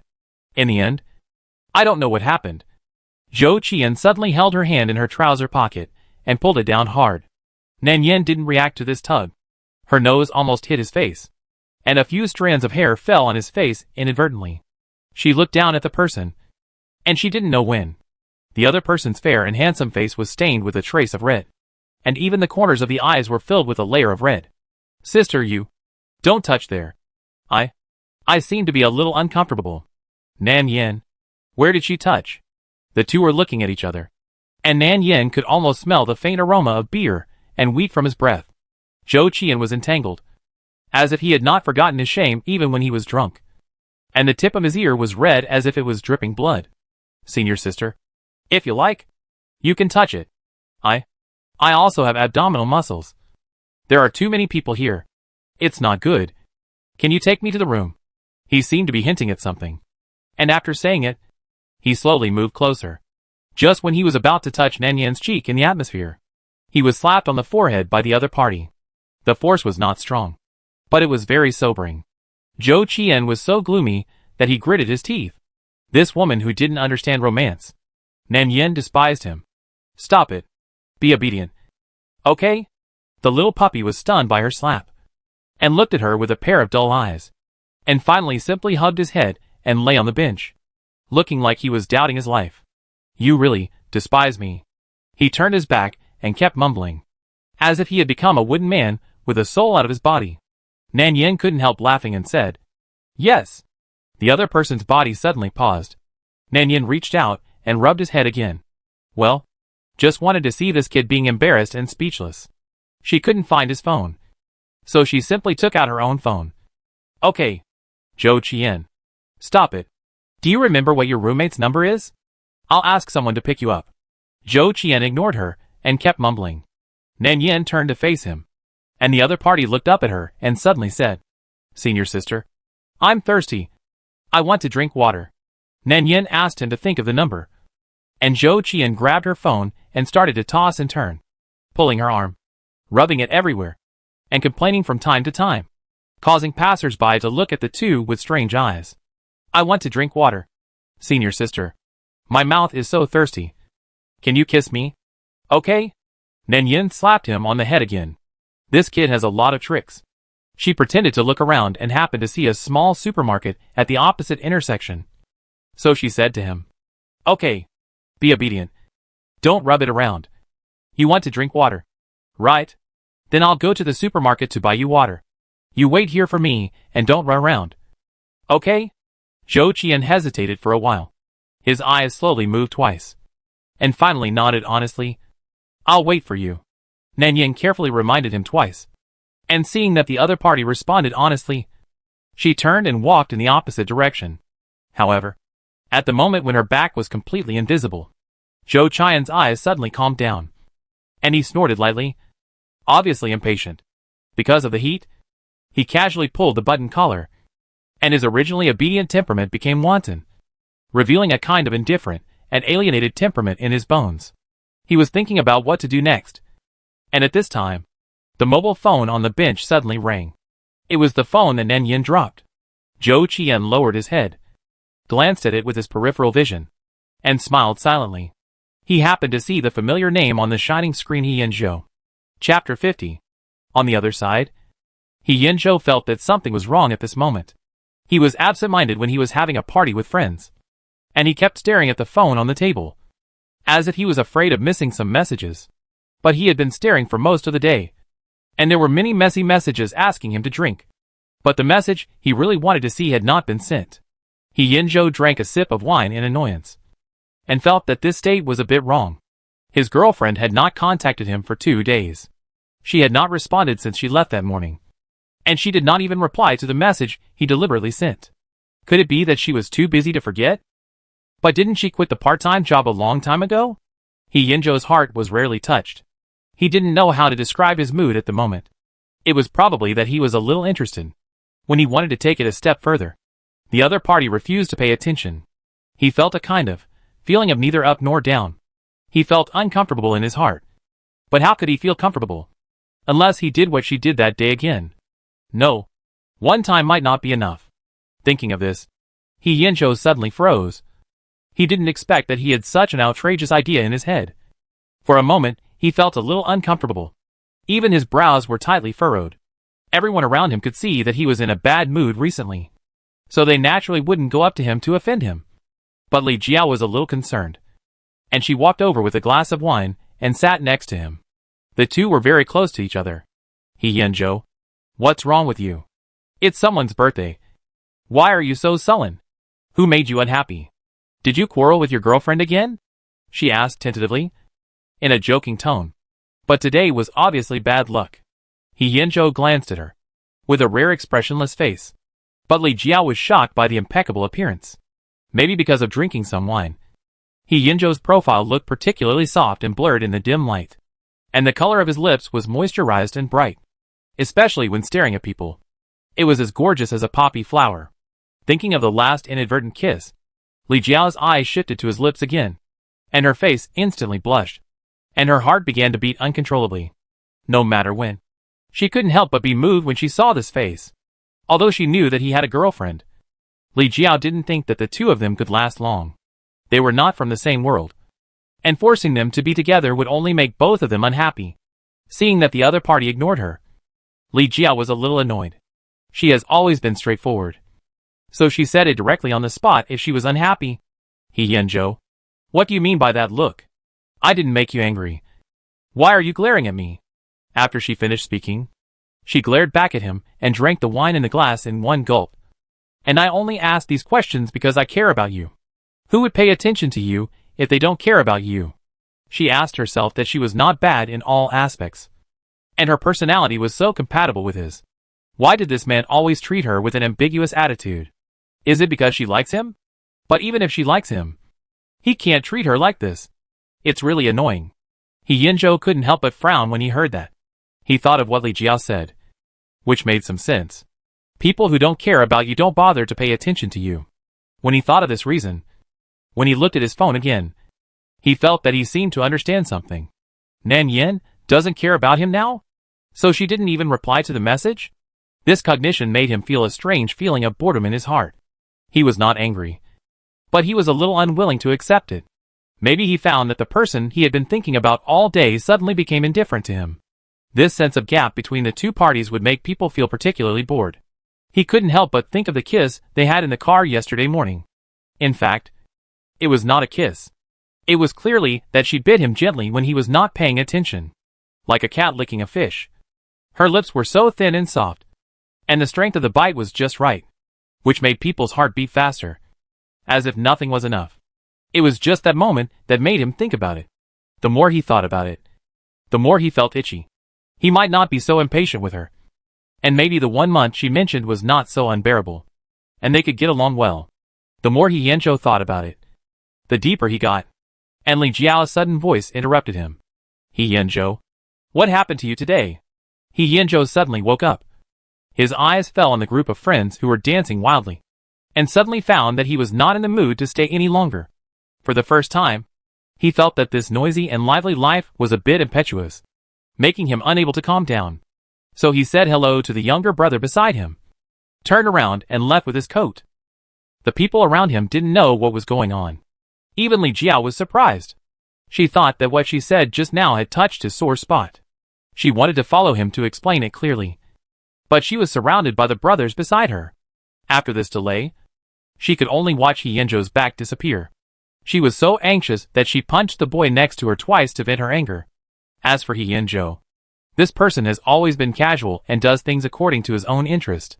However, everyone was still a little surprised when he left suddenly. Yinzhou didn't care what the group of people behind him thought. He went back to the small villa directly. When he got home, it was still early, but the shoe cabinet in the house was exactly the same as when he left in the morning. Nothing had changed. It seemed that Nan Yin had never come back. He pushed the door open and went in. The kitten curled up in the cage beside the sofa suddenly meowed. Yinzhou looked down and saw that the kitten turned its back and lay down docilely. Hide when you see him? This conscienceless kid. I had just fed it in the morning, but it turned its face and refused to recognize me in the blink of an eye. It was just like its owner. Yinzhou opened the cage and took the kitten out. The skinny cat's face was facing him. Yinzhou rubbed its head with disdain, and ended up touching a handful of soft fur. It was quite nice to touch, so he rubbed it again. Ugly thing. Why hasn't your owner come back yet? The kitten meowed. Yinzhou frowned and looked at it with disdain. What do you mean by meowing? He sat on the sofa and pondered for a moment, then muttered to himself in a serious manner. Are you trying to say that she is too busy and has no time to come back? Cat, meow.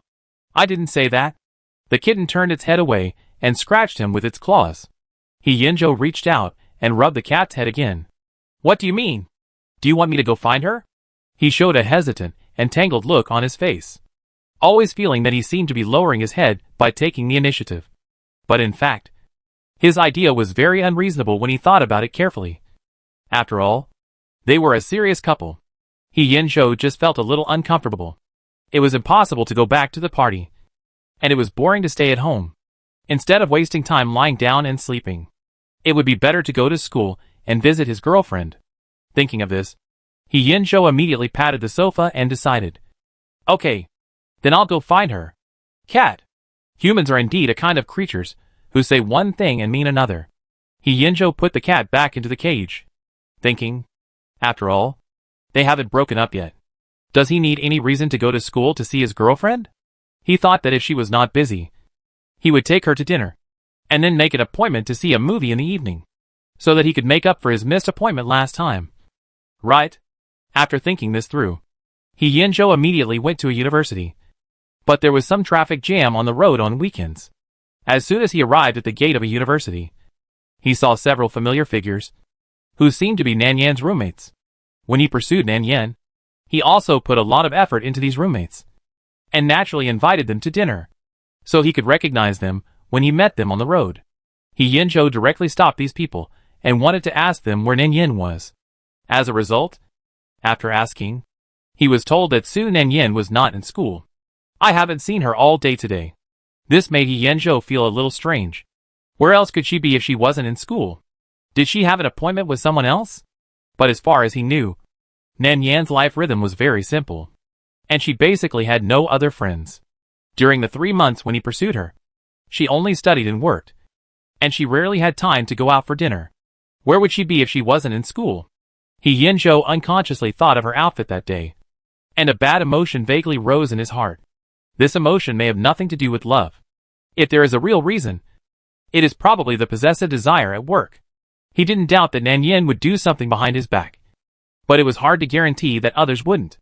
Could it be that she really had an appointment with someone else? Maybe he was too anxious, and he actually forgot that he had a mobile phone as a contact tool. He went back to the car and took out his mobile phone. He found Nanyan's contact information, worried that the other party was busy, and it was not good to disturb her. So he sent a few messages to her first. But after waiting for a while, the other party still didn't reply as usual. He Yinzhou couldn't help it now. Perhaps he hadn't encountered such an unpleasant thing for such a long time. He simply called Nanyan's phone. After several beeps, the other side finally answered the phone reluctantly. Hello. Who are you looking for? A man's slightly hoarse voice came from the receiver. His breathing was up and down, and I didn't know what he was doing. His familiar attitude vaguely revealed a certain ambiguous atmosphere.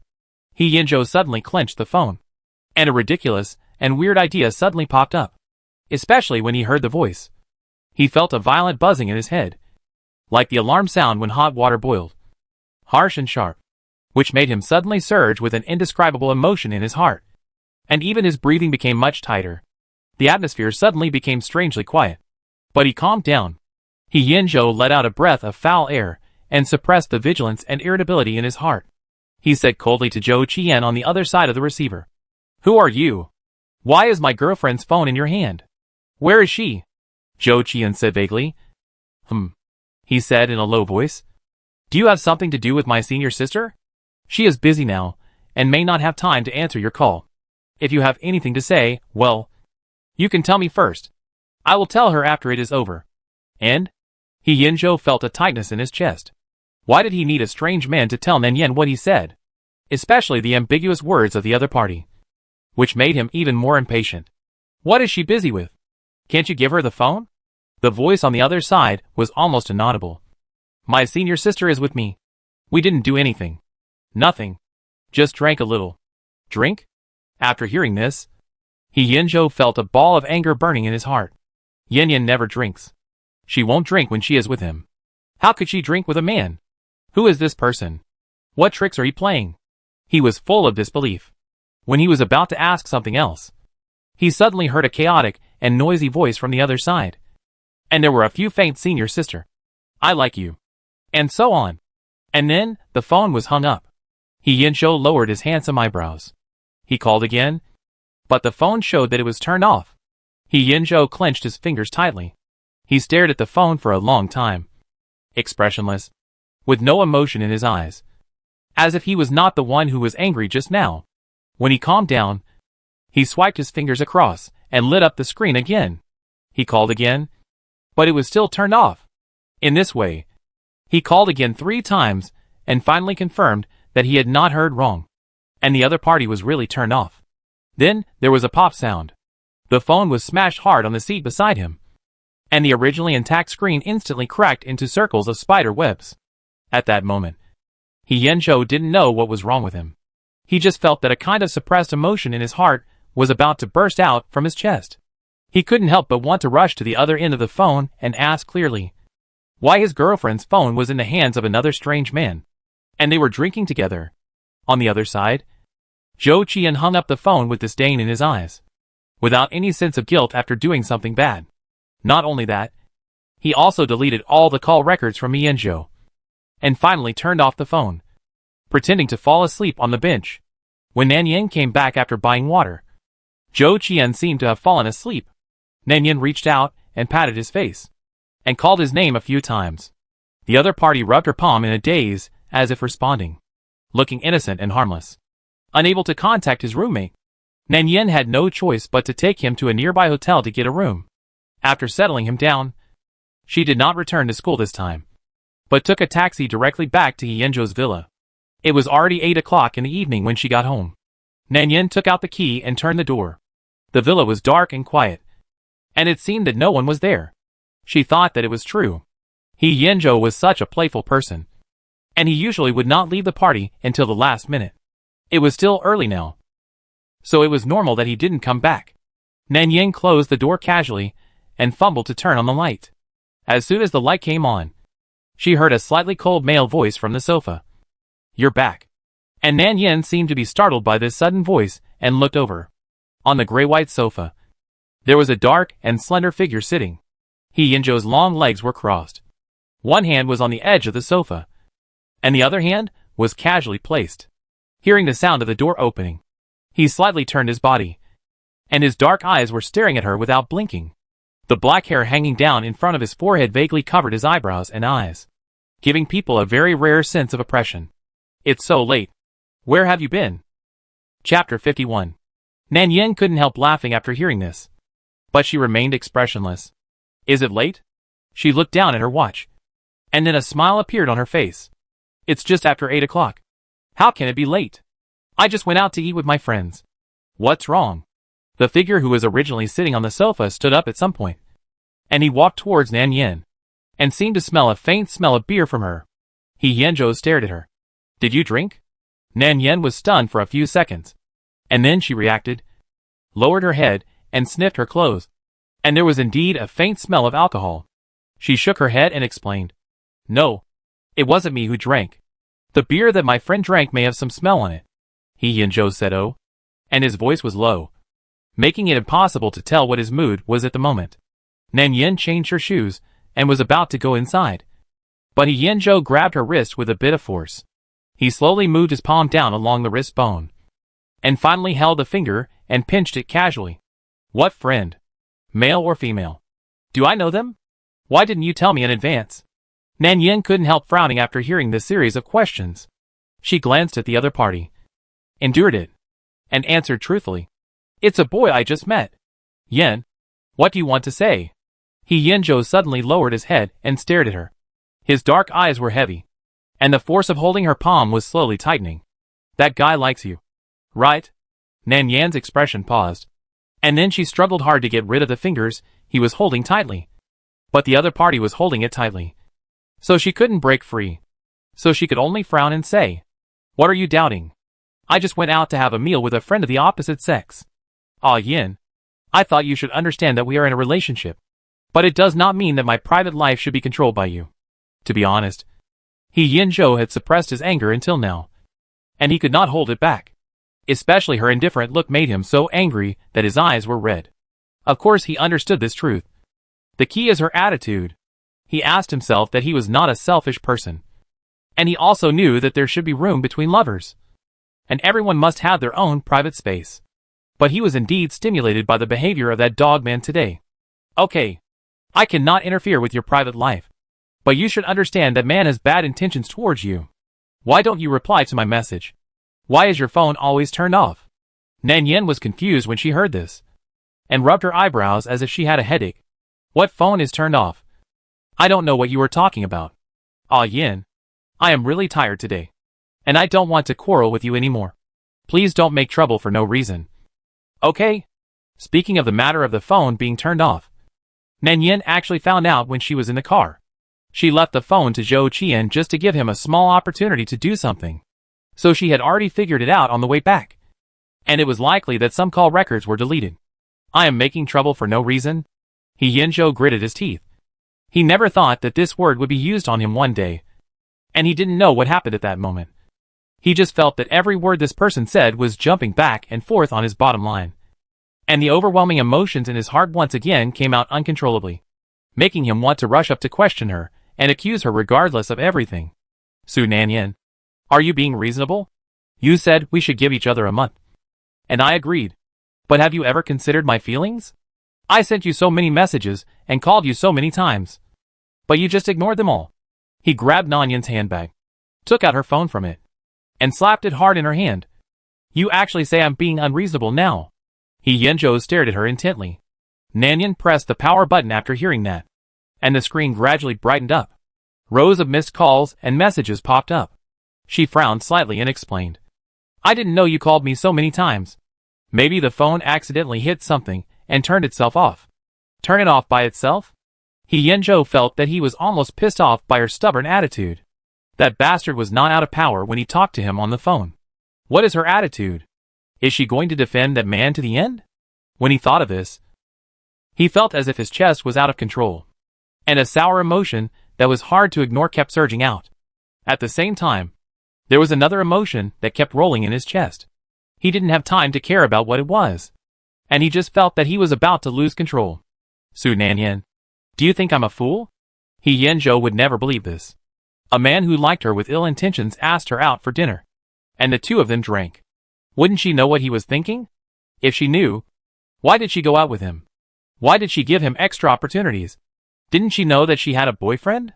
He just wanted her to promise that she would never associate with that wild man again. Wasn't she very good at coaxing people? She kissed him in the car that day. Didn't she say that she would give both sides a chance? Didn't she say that she liked him? Why did she suddenly change? Becoming so indifferent and impatient? Does she really like him? He Yanzhou's chest was heaving violently, and the corners of his eyes were red with anger. He let out a long breath, barely suppressing his inner anxiety and anger. Tell me the truth. I'll give you another chance. Nan Yan also looked up at him at this time.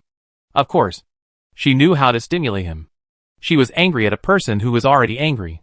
She was just using his previous attitude to deal with him. Didn't expect that he couldn't accept it? She faintly revealed a look of impatience with his pestering. Suddenly, she looked up and stared at him. He Yanzhou, what do you want me to say? You said I betrayed you? Or did I do something shameful with him? Perhaps she was angry at his distrustful attitude.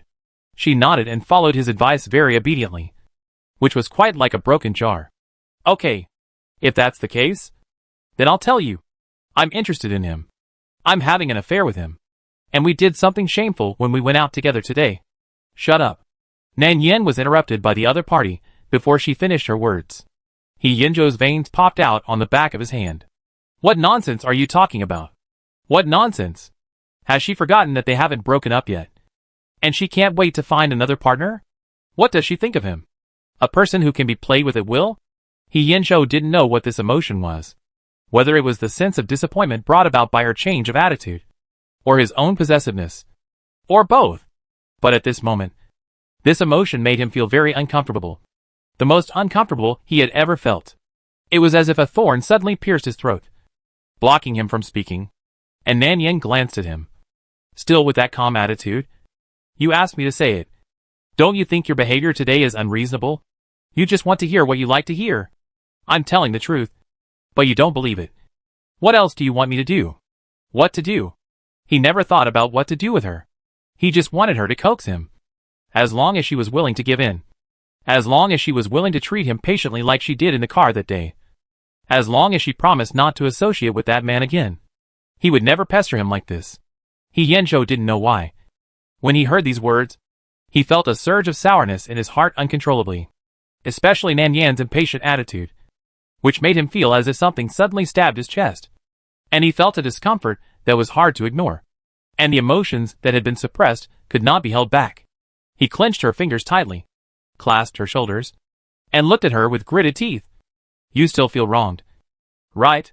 I asked you to tell the truth, not to say these messy things. You went out to eat, drink and have fun with that kind of wild man with bad intentions all day long. As your official boyfriend, I care about you and worry about you. But you despise me for being troublesome. Su Nanyan. What's the reason? Have you ever considered my feelings? He Yanzhou felt like he had gotten into a dead end and couldn't compromise no matter what. She didn't even know that he had been waiting for her for a day. He went to school to find her, but there was no one there.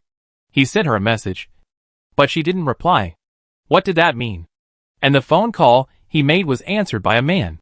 Didn't she really understand the ambiguous words the man said? Nan Yan certainly understood, but she just refused to go along with him. She didn't say anything and remained silent. No matter how angry He Yanzhou was, she still looked calm. But sometimes it was this attitude that was the most irritating.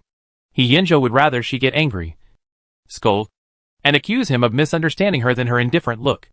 It was like rubbing all people's bottom lines on the ground, making it more and more embarrassing. It seemed that she didn't care at all, and didn't take him seriously at all. Seeing her silence, He Yinzhou finally couldn't help it. He let go of her hand, then turned around suddenly, clenched his fist, and smashed it hard on the table beside him. With a loud bang, the table trembled and shook twice, and the vase on it fell down and broke into pieces in an instant. The air suddenly became quiet. Nan Yin also raised her head at this time, her eyes fixed on him, and seemed to feel a little puzzled. Ian, don't you think you are too much now? When we were together in the past, you went out to eat, drink and have fun with the girls who loved you. If I kept pestering you, it would be me who was nosy. I was suspicious of you, and I didn't trust you enough. Why can't you accept it now that the situation is reversed? You don't want me to restrict you or control you. You said that lovers should have their own private lives. I can do that, but my requirements are naturally the same. Nan Yin snorted lightly. But what do you mean now? Suspicion, jealousy, anger, and losing temper with me at every turn. Why? Can only you do this kind of thing? When it comes to me, you can't accept it? Nan Yin finished speaking and looked at the figure in front of her calmly. He Yinzhou's chest suddenly stagnated. But how can it be the same? He knew that he would not be too involved with those women. He just liked to have fun. But he would never do such an extraordinary thing. But being questioned by her. He Yinzhou was speechless for a moment. I was? What was that? Nan Yin shook her head, then smiled. Are you saying that those were just small fights between friends? Okay. If you can ignore those. When she said the last sentence, the smile on her face gradually faded. And then she took out the photo of the two kissing from her mobile phone and handed it to him. What about Li Jiao? Ah Yin. Did she accidentally touch you when she kissed you? He Yinzhou looked down at his mobile phone, and his body froze when he saw the photo. He thought of many situations, but he didn't think that Nan Yin would know about this matter under such circumstances, and his expression froze for a while. The anger that was originally full of anger was instantly poured from head to toe with a basin of ice water, and the whole person seemed to fall into an ice hole and suddenly woke up. Then came an inexplicable feeling of guilt and nervousness in his heart, an indescribable panic. He didn't even know why he was so uneasy. He subconsciously took a step forward, wanting to explain, but seeing the other party's nonchalant expression, he felt that all the words were blocked in his throat, and he couldn't say a word. Nan Yin pursed her lips and looked at him. What do you want to say? Her attitude was too calm, not angry at all. He Yinzhou clenched his hands, and suddenly there was an indescribable dull emotion in his heart. This emotion came suddenly, making him feel a little at a loss, as if something stung his heart, densely packed, and faintly stinging. Now he was a little confused, since Yin Yin knew about that thing a long time ago. Why didn't she come to ask him? As long as she asked, he would explain it clearly. It was just an accident. He Yinzhou took a deep breath, and after a while, he calmed down his emotions. Why don't you ask me the reason?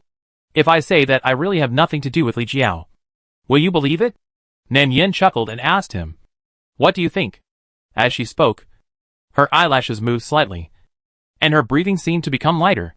She said softly, You two being so close can be considered an accident. But I just had a meal with others, and you got angry like this? Yin, don't you think you are really too much? He Yinzhou paused, and then thought of something. He lowered his head and stared at her face. His eyes looked dim and uncertain under the light. What do you mean by a month? Are you sincere, or just for revenge? So, what happened in the car that day? Are all fake? Chapter 52. Nan Yin didn't say anything. She kept her head down, and He Yinzhou looked at her like this. And suddenly, he seemed to understand something. At the same time, a very depressed emotion suddenly surged in his chest, and there was a trace of embarrassing anger. This anger was not because she wanted to retaliate against him, but because of some reason that he himself was not quite clear about. He didn't care what it was. He just felt like someone punched him hard in the chest, making him even breathe unsmoothly. He Yinzhou stared at her for a long time, then snorted coldly, turned around and walked towards the door. Nan Yin saw that he was going out at this time, thinking about their relationship. She asked softly, It's so late. Where are you going? The other party paused on the door handle, turned around suddenly, expressionless, making it impossible to see any emotion in his eyes. I'm going out for a drink with someone. Do you care? Nan Yin naturally saw that this person was sulking. He wanted a way out, but she just didn't want to follow his wishes. She nodded, then said indifferently, and asked nonchalantly, with Li Jiao? He Yinzhou was so angry after hearing this. Why didn't he know she had such a way to anger people before? Especially when he saw her calm and gentle appearance. He suddenly wanted to poke her, and wanted to see her break that calmness. So he said coldly, So what? Nan Yin then looked up at him. She was not angry, but instead gave him a few kind words of advice. It's nothing. I just want to say that you should pay attention to your safety, so as not to be accidentally bumped by others. And it will be troublesome if you can't explain it clearly. How could Yinzhou not hear that she was mocking him? But he really didn't mean it that day, and he quickly pushed her away. Was it necessary for her to be so sarcastic? The more he thought about it, the angrier he felt. He was so angry that he clenched his fingers and almost broke the door handle in his hand. I've said it was an accident. I have nothing to do with her. Do you like to link me with her so much? His attitude has been so low, but she still refuses to say a soft word. Who does she think she is? Does she really think he can't do anything except her? Nan Yin pursed her lips and smiled. Why do you think so? Since there is no relationship between you. Of course I believe you. I just care about you, and want you to be careful. Why are you so angry? He Yinzhou was choked by her words, and his face showed a bit of anger. He was also angry at her nonchalant and unreserved attitude, and immediately slammed the door and left. He is not a fool.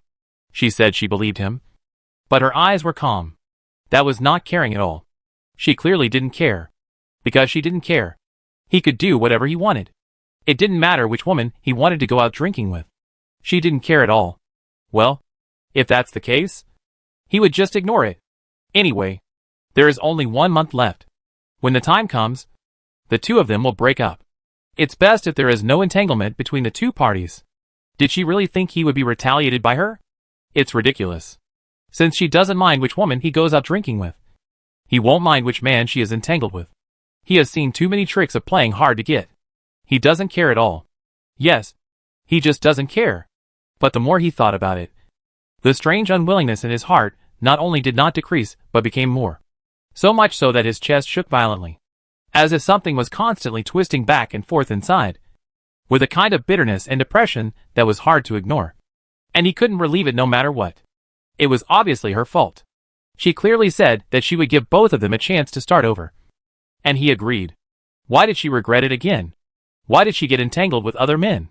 She also quarreled with him for that kind of man. He Yinzhou asked himself that he was not the kind of person who easily lost control of his emotions. But in recent times, he was always trembling with anger at what Nan Yin said, and felt that all the resentment in his heart was about to overflow. He waited for her for a whole day today. He was worried about her. It would be fine if she didn't appreciate it. But she said he was unreasonable. This feeling of suffocation was something he had never experienced in his 20-plus years of life. He liked her before, but that kind of liking had a limit. Or in other words, he liked her within his control. But now it was obviously different. The emotions rolling in his chest made him want to beat up that damn man. And then let her open her eyes and see clearly what was there in that disgusting man that was worth her protection. He Yinzhou drove directly to the previous bureau. The party hadn't ended yet. The group of people basically booked the whole place and the whole night. They would not leave until they had fun. He Yinzhou went and came back, adding a lot of joy and happiness to this already very lively private room. Originally, the pretty school girls who were invited came just for this handsome campus hunk from the affiliated university. However, they came with great enthusiasm. But they didn't see the campus hunk. They couldn't help feeling a little regretful. And even the party wasn't enjoyable enough. After all, everyone likes good-looking people, even if they don't do anything. Just standing there can make people happy. After He Yinzhou came, the atmosphere became more lively, and the nightlife of these young men was quite colorful. Drinking, hunting for beauties, playing games, and being absurd and unrestrained. He Yinzhou was one of them. But he was obviously in a bad mood today, especially when he saw those evil friends dancing wildly. He felt annoyed. After entering the private room, he found a quiet place and sat on the sofa beside him. not knowing what he was thinking. At this time, a claw patted his shoulder, and Yen-jo turned his head and stared at him. Yangzi shivered at the freezing gaze, and his groggy head became much clearer. He asked in confusion, "Brother Yen, why are you here? Didn't you say you were going to pick up your sister-in-law?" Yen-jo was annoyed, frowned and pushed him away. "Why? Can I come?" Yangzi only found out after sending him a message. At that time, he was very surprised. When did his brother Yen become so considerate? He actually gave up the party and went to school to pick up his girlfriend for dinner. Isn't this strange? So he couldn't help but be curious and naturally came to gossip a little. That's not the case. But it's so late. You left your sister-in-law alone at home and ran out to drink by yourself. Isn't she angry? It would have been better if he didn't say it. After saying this, the expression on Yen-jo's face suddenly became uglier, as if he was exuding a gloomy atmosphere all over his body. Angry? Why is she angry? She just wants me to eat, drink and have fun with other women. How can she be angry? He didn't know if there was something wrong with him. He used to be annoyed when she restricted and controlled him. But now that she is sensible and knows to keep a distance, he has become uncomfortable. Yen-jo's eyes were heavy, and even his tone of voice contained a hint of resentment, obviously venting his anger on him. Why are you talking so much nonsense today? I do whatever I want. Do you think she can control me? That's true. But there was something wrong with Brother Yen today, especially when he mentioned his sister-in-law. The resentment in his eyes was quite similar to when he was having a quarrel with his girlfriend. So he asked tentatively, "Could it be that your sister-in-law didn't stop you?" Yen-jo couldn't help it this time, especially seeing his gloating and mean look. He kicked him directly. "Get away." Yangzi was kicked hard this time, and rolled off the sofa and fell on his buttocks. He said ouch with a look of grievance in his eyes, thinking that it was not him who made him angry. So what was the big boss's ability to vent his anger on him? But he really guessed it right. Brother Yen was angry out of shame. But he thought about it again and felt something was wrong. Didn't Brother Yen say that he wanted to break up a few days ago? Why did he change his mind today? And was he angry about his sister-in-law? Could it be that he was in love and couldn't bear to let go? When he thought of this, his gossiping soul was rekindled. After all, sister-in-law was the first girl that Brother Yen pursued seriously. He had been pursuing her for more than 3 months. Even if the two had different personalities, they had some feelings for each other. He poured a glass of wine and handed it over, smacked his lips a few times, and immediately patted Yen-jo's shoulder with the attitude of an experienced person and said, "Boss, you can't do this. Women are hypocritical. The more they say they don't care, the more they care in their hearts. By the way, did you really quarrel with your sister-in-law?" Yen-jo was originally annoyed, but he frowned unconsciously when he heard his words. He didn't know why, but even if he didn't believe it on the surface, he was a little relieved in his heart. What do you mean by that? How should I put it? In fact, Yangzi always felt that his brother Yen's previous relationships with other girls were invalid. It was like middle school students playing house. They would collapse after a few days. Once they really fell in love, it would be easy to cause some conflicts that were difficult to resolve. And his brother Yen has been very handsome since he was in school. His appearance is too easy to attract peach blossoms. He has been praised for a long time. So his personality is naturally high and mighty. Even if it is really his own problem sometimes, he may find it difficult to realize it. Brother, did your sister-in-law say that she will no longer care about you, no matter how you eat, drink, play, or stay out all night? Also, you can play with whoever you want in the future. In short, you are free and can do whatever you want in the future. She will never bother you again. Right? Yen-jo frowned when he heard it, and recalled the scene when the two quarreled. It seemed to be similar to what he said. Didn't the woman not care about him? She was indifferent even when he said he was going to find Li Jiao. When he thought of this, he couldn't help but kick the man's calf again, and said in a low voice, "If that's the case, what should I do to make her less cold?" Cold? I don't quite understand this adjective. But as soon as I heard the other party's question, I knew that he had grasped the essence. Brother, you really don't understand. You need to use routines to coax a girl. If you want your sister-in-law to care about you, you need to find someone to stimulate her, so that she can be angry and care about you. Yen-jo lowered his eyes, and instinctively felt that this was a bad idea. But thinking about it carefully, it made sense. Didn't Su Nanyan do that herself? She found a wild man to stimulate him. And it really made him angry. Since she could do that, why couldn't he do that? Thinking of this, Hyunjo's eyes gradually turned cold. And he drank the beer in the glass. Before he made a decision, someone came over with a glass of wine to count the time. A rich aroma mixed with a hint of alcohol drifted into his nose. Hyunjo turned his head and looked at her indifferently. Li Jiao patted Hyunjo's shoulder. She had drunk a lot of wine after the party for an afternoon. Her cheeks were slightly red at this time, and her eyes looked at him bolder. Li Jiao sat down next to him. The distance was close, and she became uncomfortable again. She could only use words to hide her emotions in her heart. Hyunjo, what's wrong with you recently? Why are you always so absent-minded? Okay, I admit that I was wrong this morning, but I also said a few words because I care about you. Why are you still so stern? After she finished speaking, the other party had no reaction. Hyunjo tilted his head and stared at her for a while, until Li Jiao's cheeks became redder and redder, and she even glared at him with some shame and anger. Hyunjo, what's wrong with you tonight? I don't have a flower on my face. Why are you staring at me? She was still very embarrassed in her heart. You care about me a lot? Hyunjo frowned slightly, but his expression was still calm. He leaned back. His body sank into the soft sofa, and his two slender fingers pinched the wine glass and shook it carelessly. Li Jiao was a little stunned after hearing this. She didn't know what Hyunjo meant, but she felt a little happy in her heart, as if her pursuit had finally been responded to. She was a little embarrassed and annoyed. She instinctively glared at him and couldn't help biting her lip, with a hint of girlish shyness in her eyes. Did you do this on purpose tonight? Didn't you know about this kind of thing a long time ago? Didn't she confess a long time ago, but was rejected mercilessly? Thinking of the embarrassing scene that day, Li Jiao was a little annoyed. This man was really too much. He didn't give her any face. When they are really together in the future, she must teach him a lesson and let him be so arrogant. Hyunjo snorted lightly. He didn't know why he was confessed on the spot, but he didn't waver in his heart. Instead, he asked coldly, So, you don't mind knowing that I have a girlfriend? Aren't you afraid of being accused of being a mistress? When she heard this, Li Jiao's expression was a little stiff. In fact, she had thought about this question a long time ago.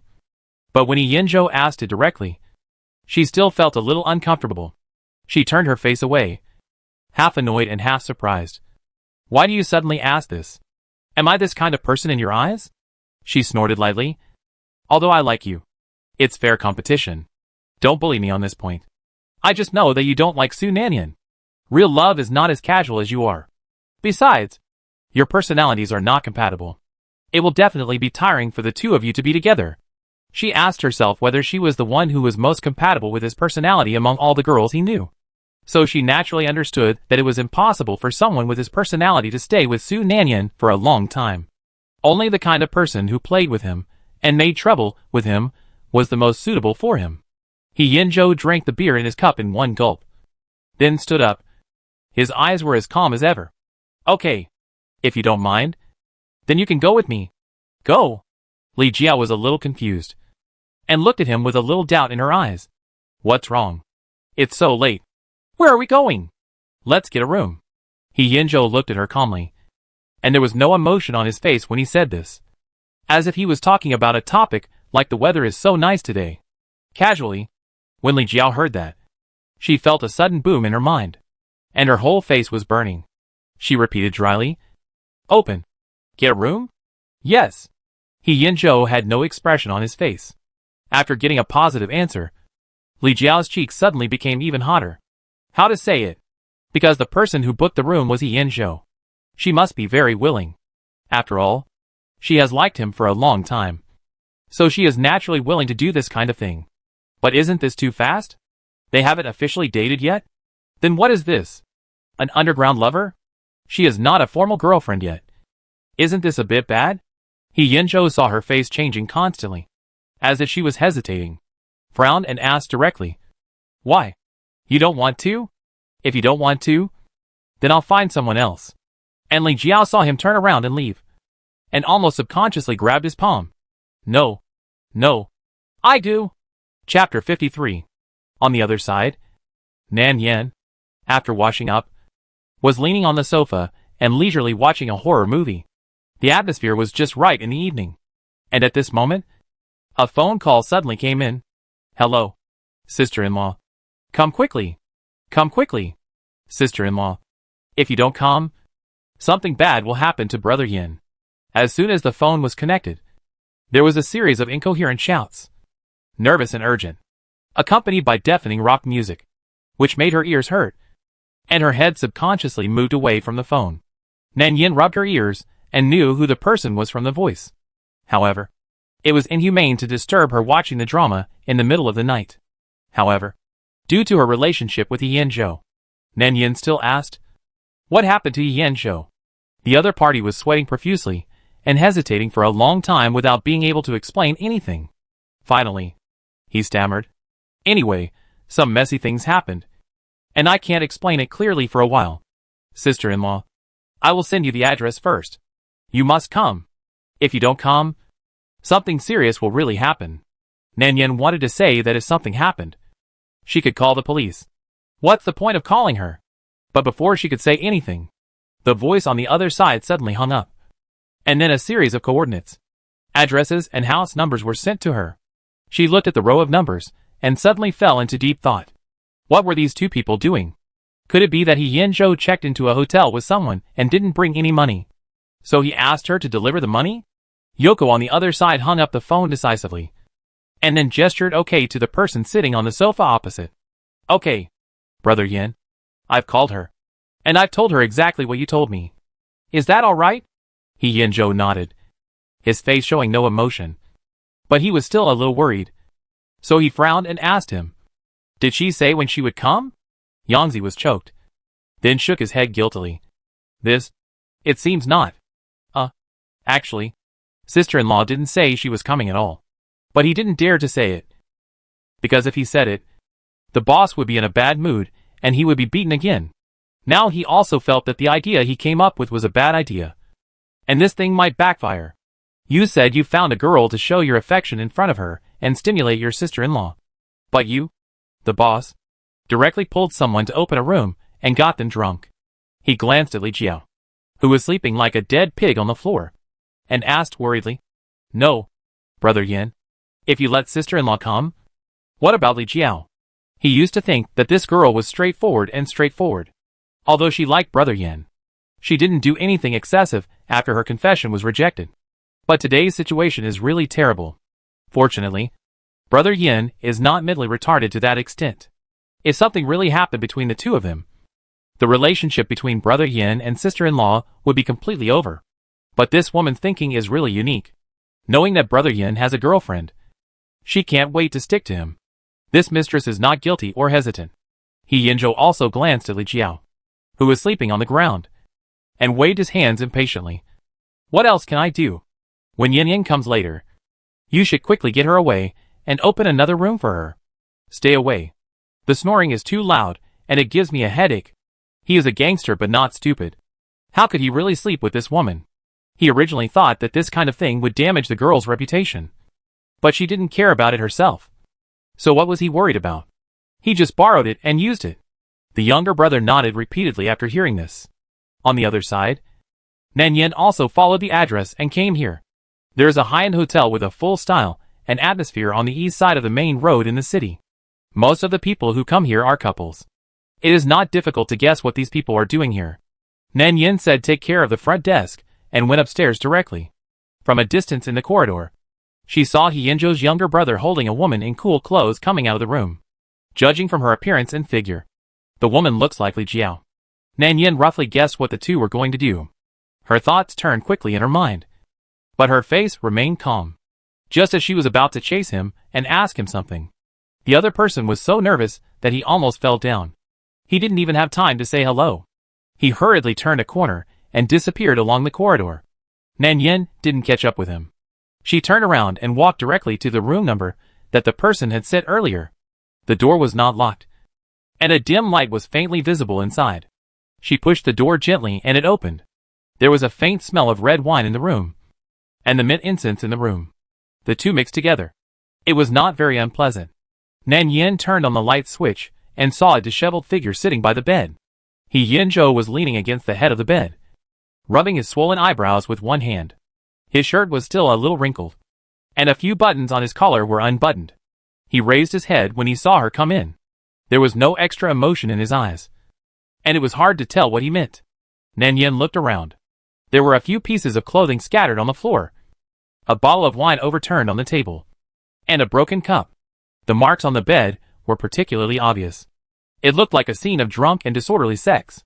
Her eyelashes trembled slightly, and she walked forward slowly for a few steps, and finally stopped in front of him, looking down at him quietly. The woman who just left. Was it Li Jiao? Seeing Nan Yan's expression, He Yinzhou paused, and he put his hand down. The light shone on his forehead, revealing a faint gloomy atmosphere. He quickly suppressed the slight discomfort in his heart and asked in return, "Do you care?"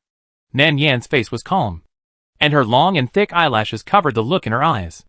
She lowered her head and was silent for a long time. Finally, an expression of "I don't want to continue to entangle" appeared on her face, and she turned around and wanted to leave here. But before she took a step, the man opposite grabbed her wrist, holding it tightly, looking straight at her. "Yan Yin, you care a lot, don't you? This feeling is not pleasant, right? Then you should understand that I felt the same way when I received the call from that strange man that day." Nan Yin looked down at him quietly, still not answering his question, just repeating the question.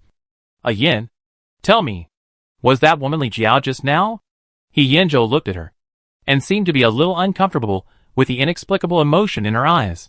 He suddenly turned his face away and said stubbornly, "So what if it is?" When she heard this, Nan Yin suddenly lowered her head and chuckled. But when she looked up, a thin layer of mist quickly filled her clear eyes. She whispered, "Not so good." There was a hint of bitterness in her voice. As soon as she finished speaking, the tears accumulated in her eyes could no longer be held back, and fell uncontrollably from her eyes, directly hitting the back of the hand that was tightly holding her, and melted into a piece. He Yinzhou's fingers were burned by this tear, and he subconsciously curled up. He was stunned, and it took a long time for him to react. It was also at this moment that he suddenly had an indescribable feeling in his heart, that he must have done something very excessive. He Yinzhou opened his lips, as if he wanted to explain something. But this time Nan Yin did not give him a chance. She lowered her head and looked into his eyes seriously, without anger, but stared at him for a long time, and finally said to him in a gentle and calm tone, "Ian, let's break up." He Yinzhou's expression froze for a moment. After a long while, He Yinzhou's somewhat dry voice sounded, "Yan Yin, what do you mean?" Nan Yin looked at him quietly, tears still welling up in her eyes, but her attitude was firm. "Ian, there's nothing else to say. I just feel a little tired." With every word she said, He Yinzhou's heart became heavier and heavier, and he felt more uneasy than ever before. He subconsciously explained, "It's not what you think." Nan Yin shook her head and looked at He Yinzhou. "No matter what the reason is, I don't want to maintain this relationship anymore. Ian, we are really not suitable." He Yinzhou's body became more and more stiff, especially when he saw Nan Yin so calm and resolute. For some reason, he suddenly felt an unprecedented panic in his heart. "I just felt as if something important was about to be lost, and my heart was suddenly heavily pinched by an invisible hand, strangling so tightly that even my breathing was a little stagnant." He subconsciously grabbed her wrist, tightening his grip, fearing that if he relaxed a little, the person in front of him would disappear, and stared at her closely. "Yan Yin, it's not what you think. You misunderstood. Li Jiao and we didn't do that kind of thing." He Yinzhou stopped pretending. He showed his cards. He knew that Yan Yin really misunderstood, and maybe she was completely disappointed in him. He was actually a little afraid to see Yan Yan's overly calm eyes, as if she really didn't care about anything, and even the last layer of their relationship was about to be torn apart. At this moment, He Yinzhou had completely forgotten his original intention. He didn't care about the previous test, and there was only one thought in his mind. That is, he just wanted to explain the whole thing clearly. "Please believe me. I just want you to pay more attention to me. I don't know what happened to me recently. Maybe he was a little nervous, and he was a little incoherent when he was anxious. I used to feel annoyed when you controlled me. But when you really didn't care about me, I felt very uncomfortable. I've never felt uncomfortable before." He held her palm against his chest, and his heart beat very quickly under his palm. "I don't know if this is love. I just can't control myself. I want you to look at me, kiss me, coax me, and care about me, just like before. But the angrier I get, the further you stay away from me. I can't bear it. That's why I wanted to test you. Yan Yan. Believe me, nothing really happened between me and Li Xiao. Yan Zhou is not a fool, even if he is a slow-witted person. At this moment, he should understand that his feelings for Nan Yan are definitely not ordinary love. He cares about her and likes her, so he expects her to respond to him with the same feelings. That's why he used this kind of thing to test her when his demands were not met. But he misjudged her bottom line and ended up making things worse. Thinking of this, Yan Zhou really regretted it and felt that he didn't want to break up with her no matter what. After hearing these words, Nan Yan stood up and saw the nervous expression on the other person's face, and seemed to pause. After a while, just when Yan Zhou thought she was going to agree, Yan Yan's other palm suddenly gently covered the back of his hand. Then, in his increasingly uneasy eyes, he pried open his tightly clenched fingers bit by bit. She said softly, "Ian, don't be like this." Nan Yan slowly removed her fingers. "I just feel that we are too tired to be together." She looked up at Yan Zhou's eyes. Her voice was calm with a sense of relief. "It's not just because of what happened between you and Li Xiao, but also because of the problems that existed between us. From the beginning to now, we have been unwilling to trust each other, unwilling to compromise, suspicious of each other, and even a small test is difficult to pass. It is too tiring to maintain such a relationship." Nan Yan shook her head slowly and took a step back. "Ian, I'm tired. I really like you, but we are not suitable for each other. So, let's break up. Perhaps we shouldn't have been together in the first place." After hearing this, Yan Zhou felt his whole body getting colder and colder, until finally, he felt like he had fallen into an airtight ice cave, and his heart was completely chilled, especially when he saw Yan Yan's hand being pulled away mercilessly. The panic in his heart was getting bigger and bigger. That's not the case. That's not what he wanted. He just wanted to test it out, and didn't think about breaking up. Yan Zhou was so nervous that he grabbed Nan Yan's fingers back and hugged her in his arms. He was really panicking this time. "Yan Yan, don't do this. I know I was wrong this time. I shouldn't have used this kind of thing to test you. Please forgive me. There's really nothing between me and Li Xiao." Yan Zhou only vaguely understood at this moment that there are some bottom lines between lovers that cannot be touched. But he knew it too late. So late that he has made a mistake now. "I don't distrust you. I'm just a little sulky. I want you to be soft to me. I want you to be the same as before. As long as you coax me a little. I don't suspect you. I know you have nothing to do with that man. Yan Yan, let's not break up. Okay?" After he said that, he suddenly leaned over, and his tall and slender figure almost hugged Nan Yan into his arms, hugging her tightly, as if he was afraid that this person would run away when he wasn't paying attention. Yan Zhou lowered his head and wanted to kiss her, but Nan Yan subconsciously turned her head to avoid him. "Don't do this." Nan Yan rejected him. Yan Zhou's face turned pale. He was unwilling to give up, and suddenly buried his head deep in her neck, and his lips fell on her skin. Yan Zhou kissed the skin along her neck slowly, and the delicate and soft touch made his breathing gradually quicken. Just as he was gradually immersed in this kiss, he was pressed against his chest by a pair of warm and cool hands, and then pushed away, followed by an inaudible voice in his ears. "Ian, don't do this. It's too dirty." "Dirty?" Yan Zhou's body suddenly stiffened. Suddenly, it was hard to believe what he had just heard. Too dirty. Yan Yan said he was too dirty. He subconsciously let go of the person in his arms, seeing the resistance in her eyes. Suddenly, he felt as if his chest was hit hard by someone. It was a pain he had never felt before, as if countless steel needles were piercing him, making him bleed, and even his breathing became difficult. Yan Zhou clenched his fingers and slowly looked down at her. His eyes gradually turned red. His voice was hoarse and dry. "Li Xiao and I, we really didn't do anything." He still thought she just didn't want to believe him. Nan Yan shook her head. She turned slightly. Her thick and long eyelashes cast a light shadow under the light, and there was an indescribable rejection and disgust in her eyes. Even if there was no Li Xiao, there would be other women. "Ah Yan, I don't want to be with you like this anymore. It's dirty." Her voice was neither high nor low, too gentle, and she would feel indescribable comfort in his ears when she was coaxing people. But at this moment, Yen-jo felt that every word she said was like a stab in his heart. She said he was dirty. It was too dirty to be scolded by the person you like.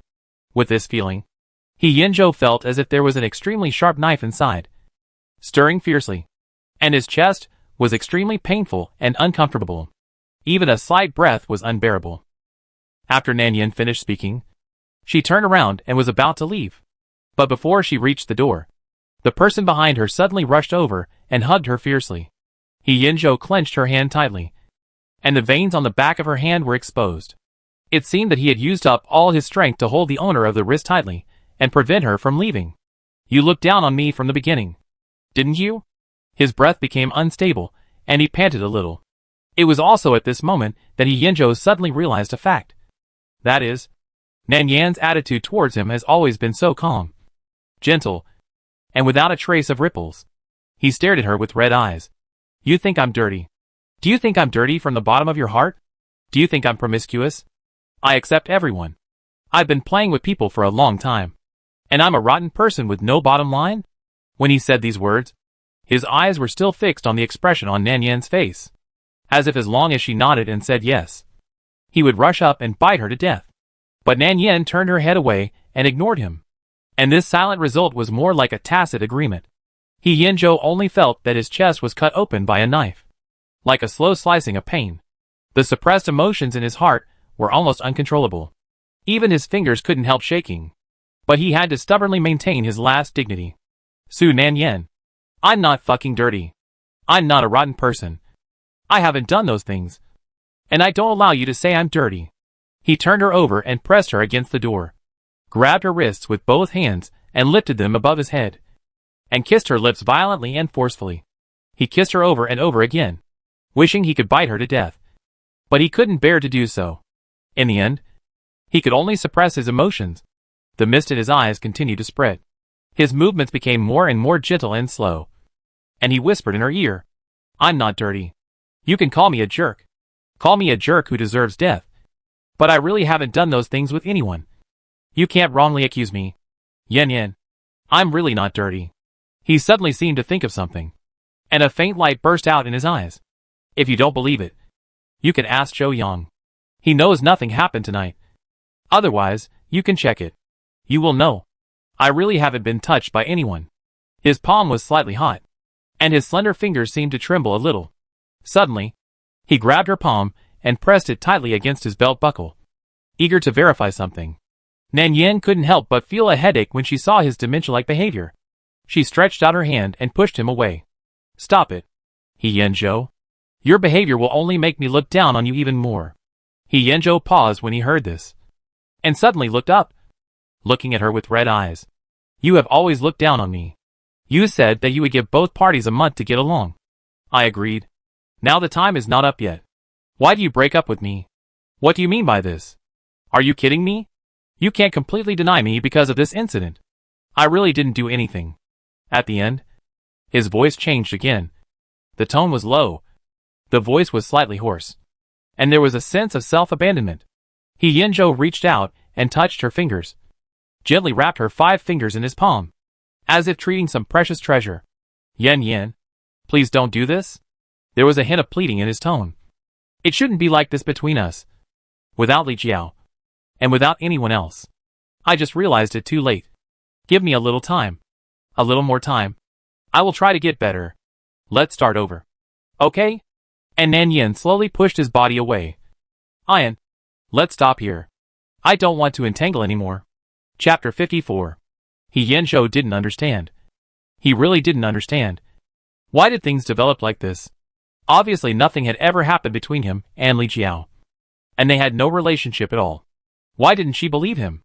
Didn't she say she would always like him? If she liked him, why did she give up so easily? Why didn't she believe his explanation? It was clearly what she said. She said she wanted to give both parties a chance to start over. He just used some tricks to make her care more and like him more. Why didn't she keep her promise? Why was she so angry? Could it be that because of the mistake he made, even his love would become cheap? But he really knew he was wrong and would change in the future. Why didn't he even give him a chance to regret? He Yinzhou clenched his fingers, especially when he thought of what she said. His eyes were slightly resentful. Liar. She was a liar. She just disliked him. And she disliked him from beginning to end. When he thought of what happened just now, He Yinzhou felt as if he had lost all his strength. And his body slid down the wall slowly, as if out of control. He tried to calm down his emotions, but it didn't work at all. Even the suffocating pain in his chest became much more serious. Especially recalling the last scene of the confrontation between the two. Nan Yin opened his palm without hesitation, turned around and left without a trace of nostalgia. Without even looking back at him, He Yinzhou stared at the corridor where she left. He didn't know how long he stared, but he felt that the resentment in his heart was about to overflow. The kind of suffocating discomfort. He really didn't want to break up. When he was completely moved, she suddenly pulled away, leaving him no room. Not even giving him a chance to react. Leaving him no time to regret. He Yinzhou had never felt such a desperate emotion before. He couldn't even tell whether his feelings for Nan Yin were mostly love, or because he was disliked by the other party and felt unwilling, or both. But at this moment, he didn't know which one prevailed. He just felt that this feeling of losing control made his heart more and more uncomfortable, as if even his breathing became slower. He sat on the ground for a long time. So long that he finally came to his senses when he heard footsteps in the distance. At this time, his limbs had gradually stiffened.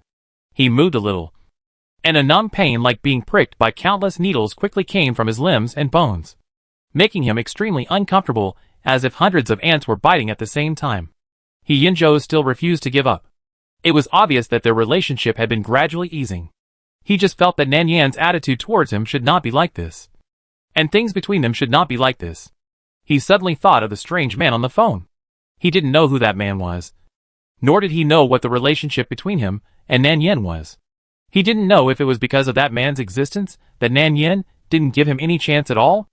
Only at this moment did he realize that his actions were too impulsive. He shouldn't have done this. It was originally just a small matter.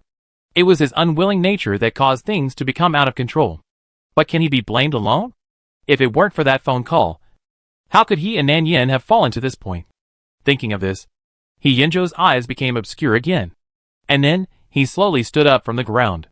He would not let go like this. Nan Yin, on the other hand, never returned to He Yinzhou's villa after that day. As for He Yinzhou, the male protagonist seemed a little abnormally calm. He basically didn't harass her in the past few days. She didn't even see a shadow of him. The news of their breakup gradually spread. Originally, only a few people who knew each other knew about it. Later, a few girls couldn't help but ask He Yinzhou about the truth out of curiosity. But they were ridiculed by him. This is really inconsistent with He Yinzhou's usual personality. Although he is not a friendly and polite gentleman, he is always somewhat tolerant of girls. This time, those girls just asked a few more questions.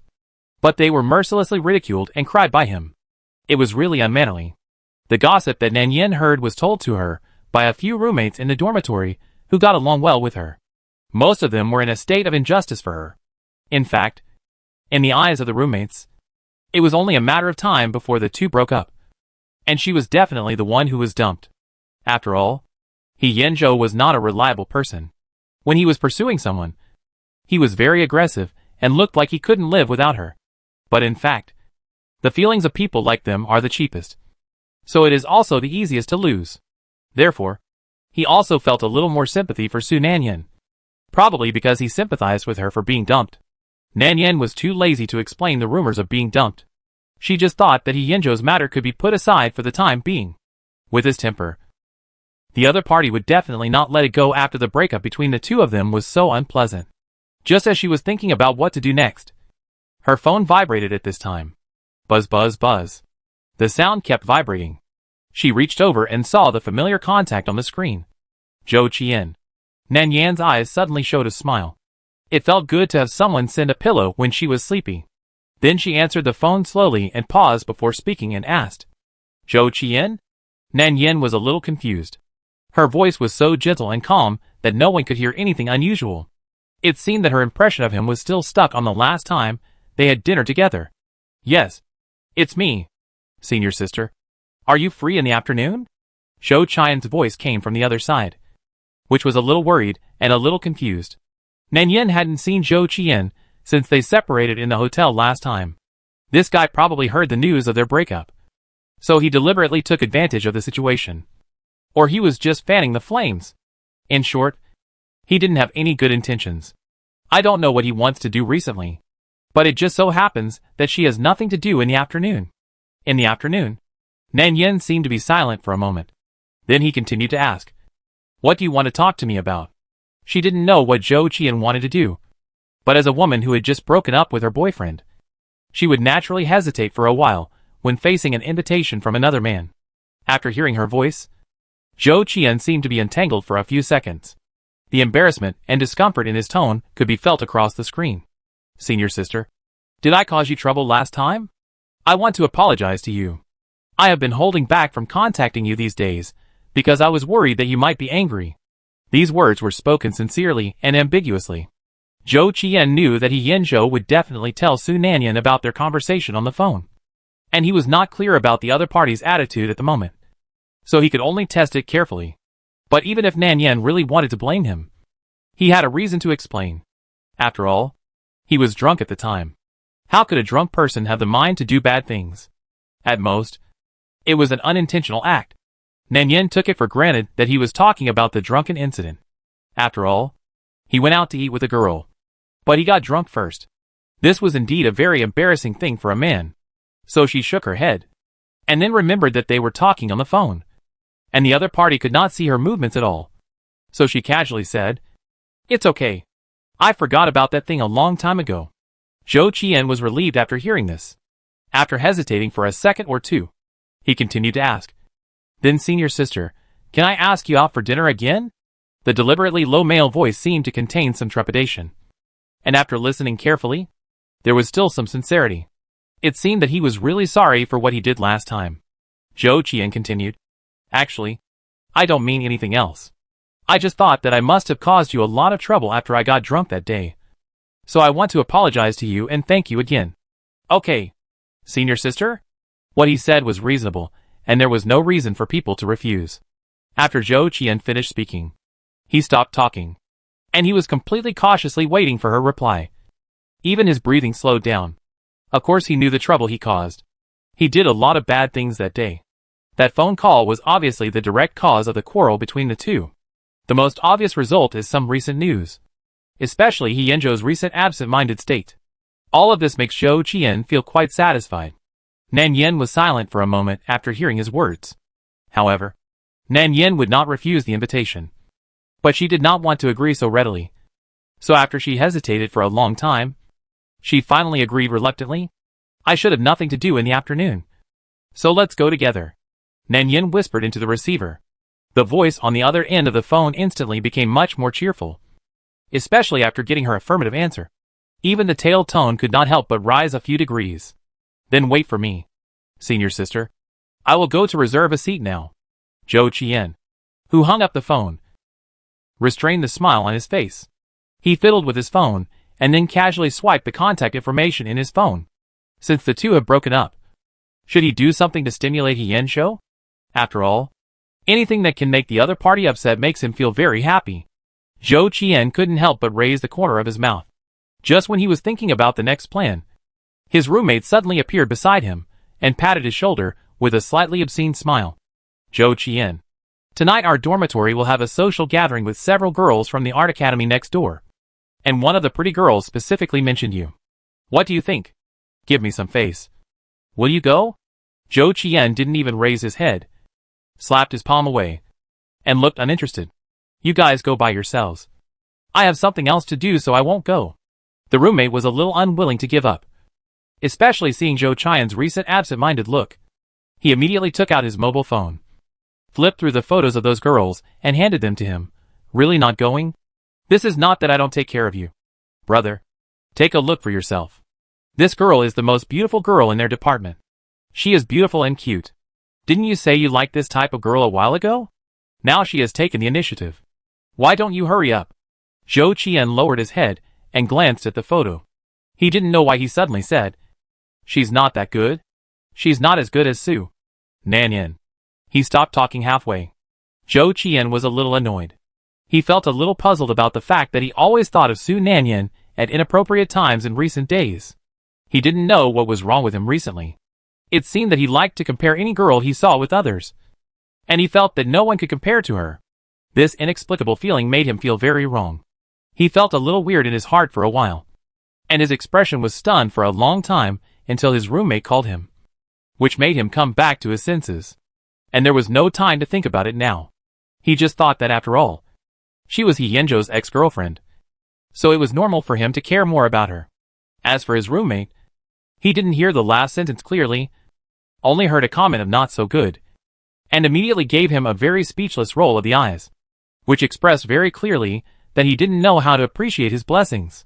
Of course, he knew that Zhou Qian had no shortage of girlfriends. People who were familiar with Zhou Qian knew that this guy had high standards. This guy usually liked to pretend, especially in front of girls, pretending to be a good gentleman, looking at everyone with a gentle smile, and looking like a person who was easy to get along with.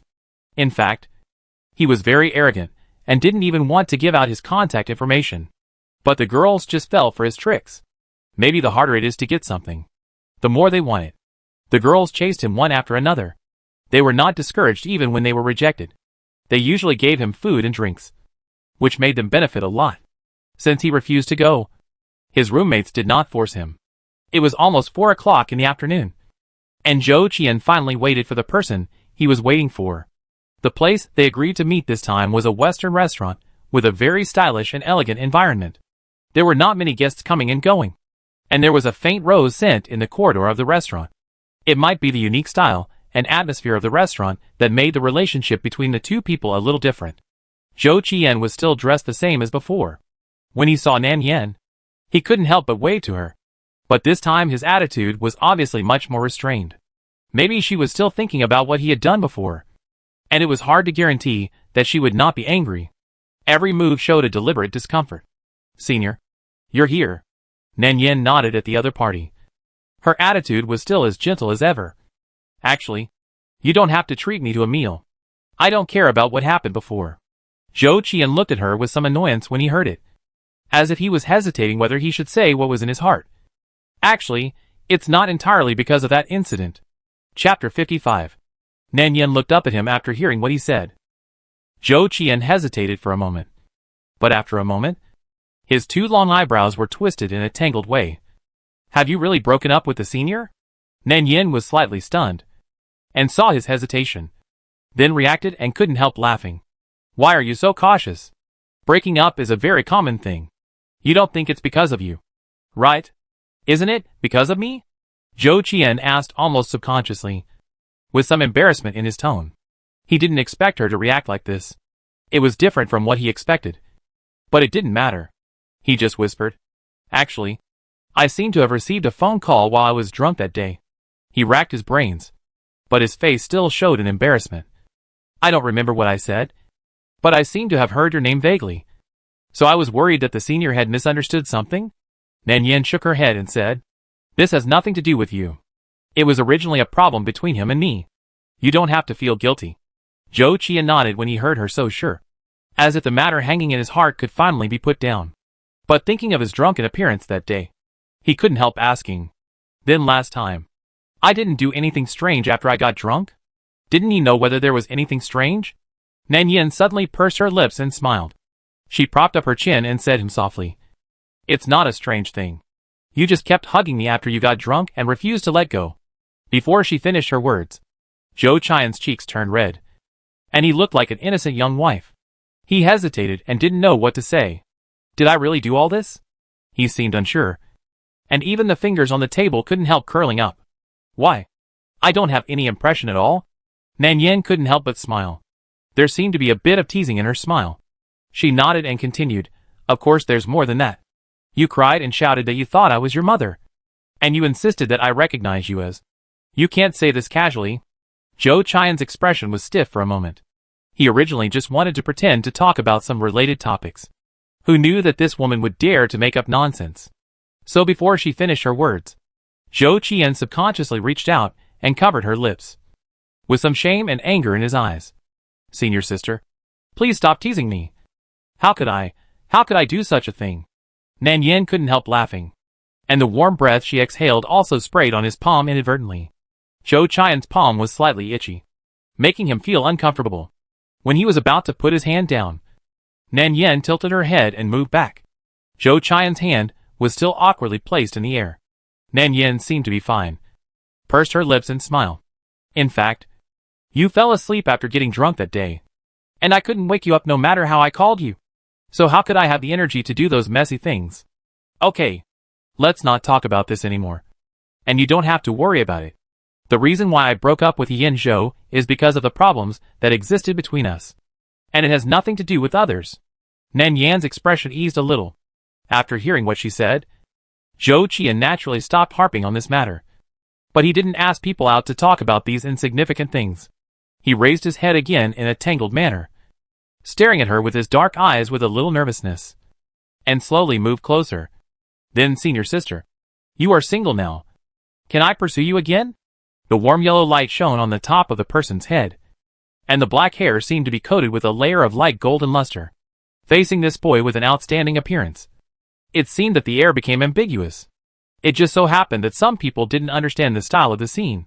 Nan Yan was stunned at first when she heard the words, and then reacted randomly, as if she had heard something funny, and pushed the furry head away from her side and patted his cheek.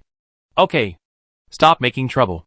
Kid, I've already said I don't like boys younger than me. This was originally a joke. Zhou Qian couldn't help but grind his back teeth, especially the expression on his face, which could be called very depressed. Anyone who was repeatedly rejected by the girls he wanted to pursue for being too young would not think it was a good thing. Previously, he could still ignore his face when pretending to be drunk. But her repeated rejection seemed like he had to be so shameless that he had to have her. If it wasn't for revenge on Yin Zhou, he wouldn't bother to pay attention to this woman. Perhaps because he was rejected too many times. Zhou Qian refused to speak for the first time, and even the meal was not very satisfactory. From time to time, he looked at her with a very resentful look, as if she had done something bad that angered the heavens and the people. Nan Yan didn't care, and had a happy dinner. After that, the two of them took a car back to school.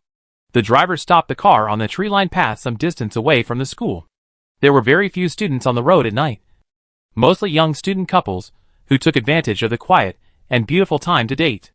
Zhou Qian and Nan Yan walked along this gravel path to school. The two walked and stopped, talking and laughing along the way. Zhou Qian also told some interesting stories from time to please her. Nan Yan was naturally happy and relaxed. So the relationship between the two became familiar and relaxed as they continued to get along. Just as the two of them crossed the cobblestone path, Zhou Qian beside them suddenly made a low hum sound, and his footsteps stopped immediately. And then he kept rubbing his eyes. Nan Yan was a little surprised. What's wrong with you? Zhou Qian's upper body was hidden in the shadows. He rubbed his eyes with one hand, and people couldn't see his face at the moment. They could only see his slightly frowning expression between his eyebrows, which was obviously a little uncomfortable. It seems like something flew into my eyes. It's a bit uncomfortable. Zhou Qian rubbed his eyes harder. It didn't look fake. There were only these tiny flies on both sides of the tree-lined avenue at night. Senior sister, can you help me take a look? Nan Yan didn't refuse. She reached out and patted his shoulder. Then bend down first. You're standing too high. I can't touch your face. Zhou Qian bent down obediently after hearing that. Nan Yan looked around but didn't see anything. Maybe it was because the light here was too dim. She couldn't see clearly. She only vaguely saw his eyelashes trembling slightly, and the skin around the corners of his eyes was a little red from being rubbed. It seems a little too dark here. I can't see clearly. Come here with me. After saying this, Nan Yan pulled his hand away and led him directly to a street lamp. The dim light stood on the two of them, which was quite a matching picture beauty. Zhou Qian didn't feel particularly uncomfortable. He just wanted to take the opportunity to get closer to the two of them. As for the purpose, he never did something useless. Nan Yan's fingers touched his face. Zhou Qian closed his eyes, and his touch gradually became more sensitive. He seemed to feel the other person's slowly approaching breath, which inadvertently sprayed on his face. The slightly cool fingertips slid around his eye circles, and then a little bit of gentle breath slowly blew over. At this moment, he was really a little uncomfortable, but not in his eyes, but in his chest. It wasn't uncomfortable, but there was a faint itch, as if the breath blew into his heart. slowly spreading in his chest. So when Nan Yen asked him, "Are you done?" Zhou Qian almost subconsciously said, "No. I'm still uncomfortable." Nan Yen then moved closer and blew again. Zhou Qian's eyelashes trembled slightly. When she approached again, it seemed that a strand of hair accidentally fell into his collar. The itchy feeling made his heart tremble slightly. He didn't know what it felt like. But Zhou Qian finally couldn't help but open his other eye. It was at this moment that he suddenly realized that the two of them were very close. So close that their breath blended with each other. He only needed to stretch out his hand slightly to hug her whole body in his arms. Nan Yen didn't seem to notice his thoughts, but took out a tissue from her bag and gently wiped around his eyes. Zhou Qian's attention was all on Nan Yan's face at the moment.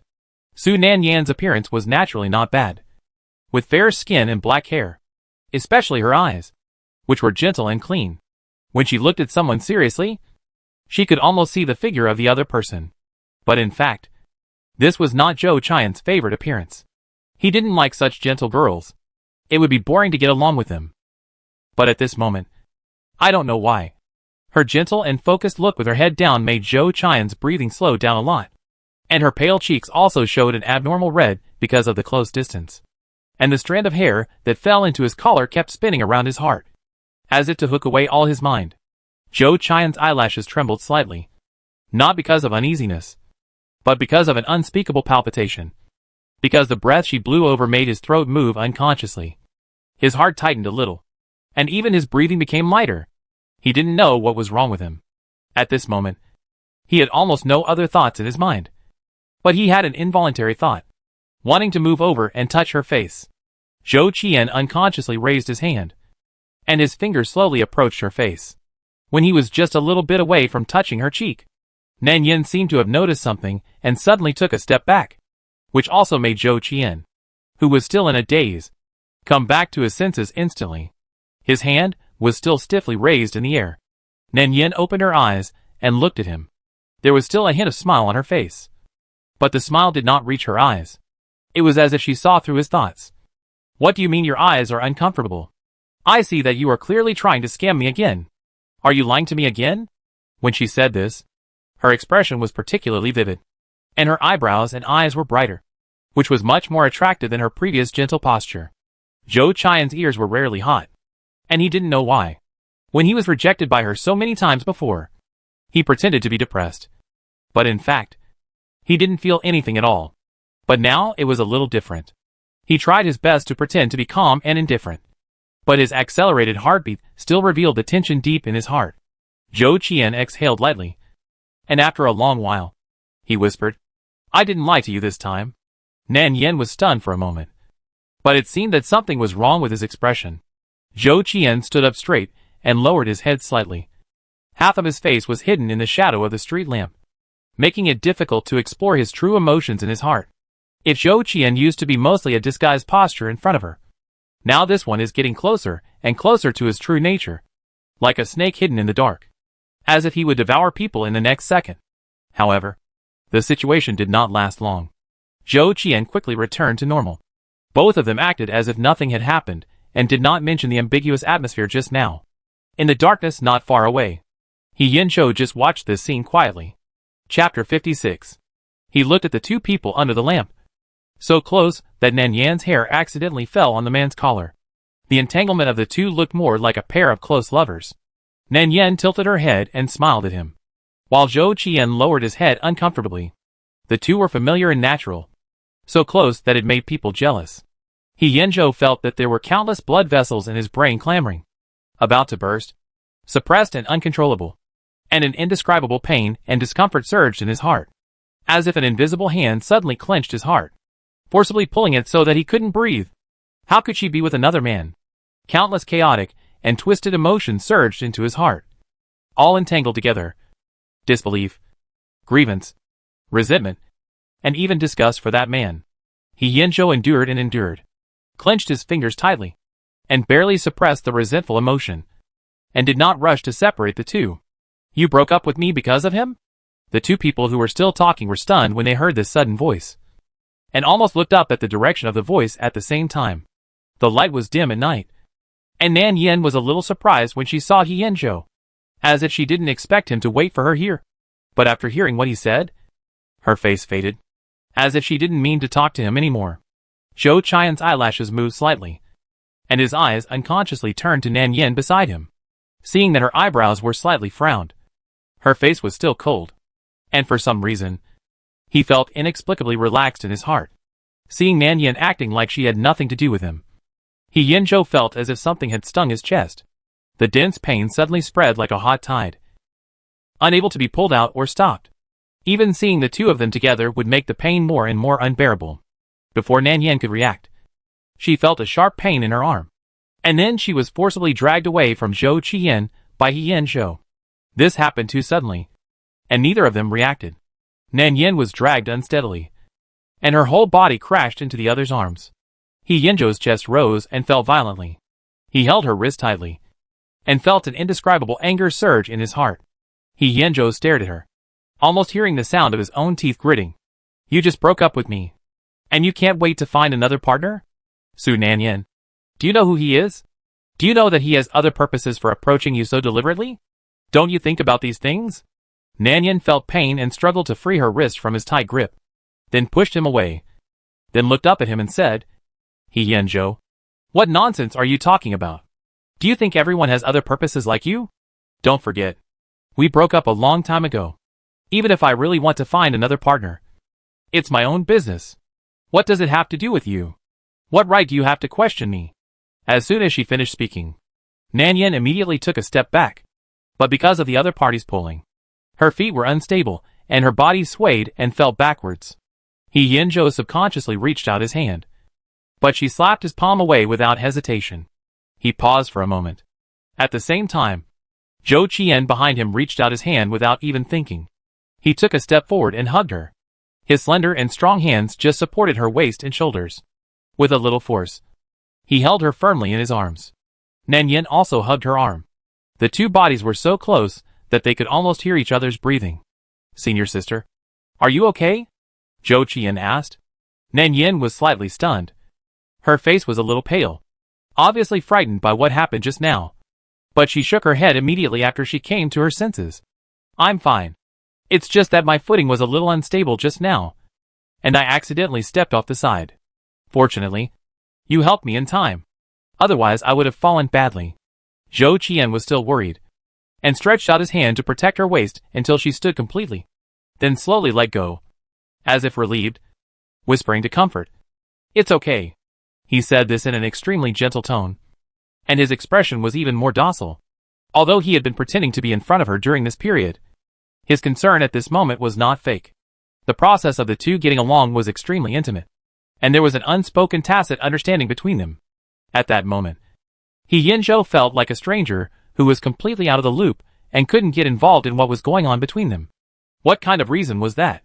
He was her boyfriend not long ago. But now, when he thought of this, He Yinzhou's face turned pale at a speed visible to the naked eye, and even the dull pain in his chest became more and more unbearable. That's not the case. No, he hasn't agreed to break up, and their relationship hasn't ended yet. How can she be with another man? He Yinzhou felt that he could no longer hold back, especially when he saw the two of them entangled together. At that moment, it seemed as if a surge of blood rushed into his brain uncontrollably. His head was buzzing with stimulation, and the last string of reason was completely broken, making him lose control. And this sudden chaotic emotion in his heart made him unable to hold back and rush up to pull Nan Yin away. He grabbed Nan Yin's wrist tightly, and there seemed to be a desperate impulse in his heart, desperate to snatch her back and force her away from another man. Unfortunately, this time it did not succeed, because Zhou Qian strangled his wrist hard. He turned sideways and almost blocked Nan Yin behind him, and even had a gentle smile on his face. Senior, let's talk about it tomorrow. It's so late now. Where do you want to take senior sister? He Yinzhou stared at him. Let go. This is between me and her. You'd better get out of here. Zhou Qian was not annoyed. He wanted to say something more to stab him, but when he saw the red mark around Nan Yin's wrist, his eyes finally became more serious. He said, I can let go, but you have to let go too. You hurt her. What He Yinzhou couldn't stand the most was his self-willed attitude. He slapped his palm roughly. Zhou Qian, are you sick? You want to snatch everything from me. And now you want to snatch my girlfriend? Zhou Qian's face changed slightly. Your girlfriend? He turned to look at Nan Yin beside him, and saw that her expression did not change. So he was slightly relieved. Are you talking about senior sister? He suddenly chuckled, as if to challenge. Senior? Did you remember it wrong? How can a couple who broke up be called boyfriend and girlfriend? It should be ex-girlfriend. Since senior sister is single now, anyone can pursue her. How can this be considered as robbing? As soon as he finished speaking, a fist hit him hard in the face. Zhou Qian was caught off guard by this. His whole body was unstable, and he staggered backwards. His back fell hard on the cobblestone road full of stones. He only heard a muffled groan. Obviously, he was hit hard. The next second, He Yinzhou punched Zhou Qian in the face again. No one expected He Yinzhou to come again for the second time. This man seemed to be extremely angry, and wanted to vent all the anger in his heart. I warned you a long time ago. Zhou Qian. Is it fun to play these games? I know that the person on the phone that day was you. And you have challenged my bottom line again and again. Do you really think I dare not touch you? This time, he directly pressed Zhou Qian to the ground, grabbed his collar with one hand, and punched him hard in the chest. Unexpectedly, Zhou Qian did not fight back. He deliberately lowered his voice so that only the two people who were close could hear it. You can try it. Is it useful to blame others for someone you can't protect yourself? At this time, Nan Yin also reacted, seeing that Zhou Qian was beaten with a swollen nose and a swollen face, and bleeding from the corners of his mouth. Nan Yin hurriedly stepped forward to stop him. He Yinzhou, what are you crazy about? He Yinzhou was stopped by Nan Yin. He was afraid that she would be hurt, and did not dare to continue to use force. He just turned around and stared at Nan Yin with a dark and unbelievable look. You just protect him like this? Nan Yin almost used up all her strength and pushed Zhou Qian away. I protect him? Her eyes were wet and red, and there was a thin layer of mist under her eyes. She didn't know whether she was scared or angry. She was trembling slightly. He Yinzhou, how long are you going to be crazy? I broke up with you. What's your ability to involve other people like this? Who I like and who I protect has nothing to do with you. Do you really like me? What do you like about me? Do you know my hobbies?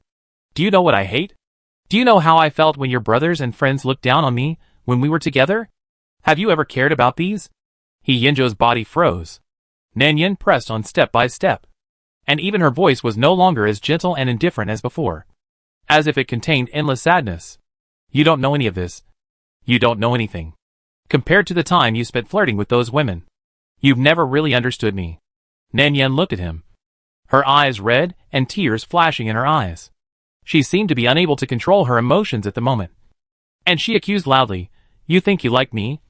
But in fact, this is just your possessiveness. You just don't want to dump you when you are not tired of me. You can't lose face, and can't get over it.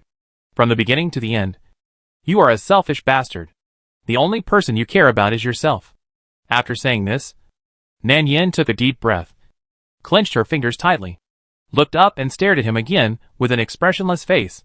From now on, I just hope you can stay away from me, and don't disturb my life again. He Yinzhou's face lost all color.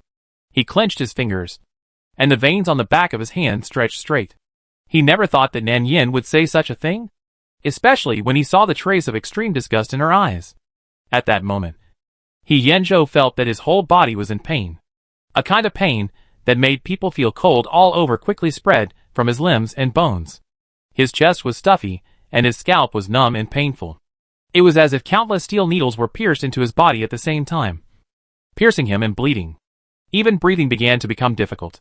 He had difficulty controlling his emotions at this time, and didn't know how to relieve it. His chest seemed to be blocked by something, and the whole person was so stuffy that he was almost out of breath. And he was very uncomfortable and painful. He really never thought that he was an out-and-out bad person in her eyes. He admitted that he was a little selfish, had many bad habits, was not careful and considerate to her, and didn't understand her enough. But this was also the first time he was moved. He knew that sometimes he said he liked her too many times, so even he couldn't tell when he was really moved. But this time it wasn't fake. He really liked her. How could she deny his love just because he had done something wrong? Why didn't she believe it? Do you just hate him? He Yinzhou's body was even trembling. He was extremely sad. So sad that he couldn't even describe it in words. His chest was heaving violently. His eyes were gradually red. And after a while, he asked in embarrassment, "So, in your eyes, I am this kind of person?" The voice was hoarse and dry. "What else?" Chapter 57. What else? This light-hearted question completely wiped out the past between the two. She said it so casually, without even the slightest hesitation. Yin-jo looked at Nan Yin in front of him, and he suddenly felt a chill all over his body, as if all the strength in his body had been taken away, and his fingers were stiff with cold.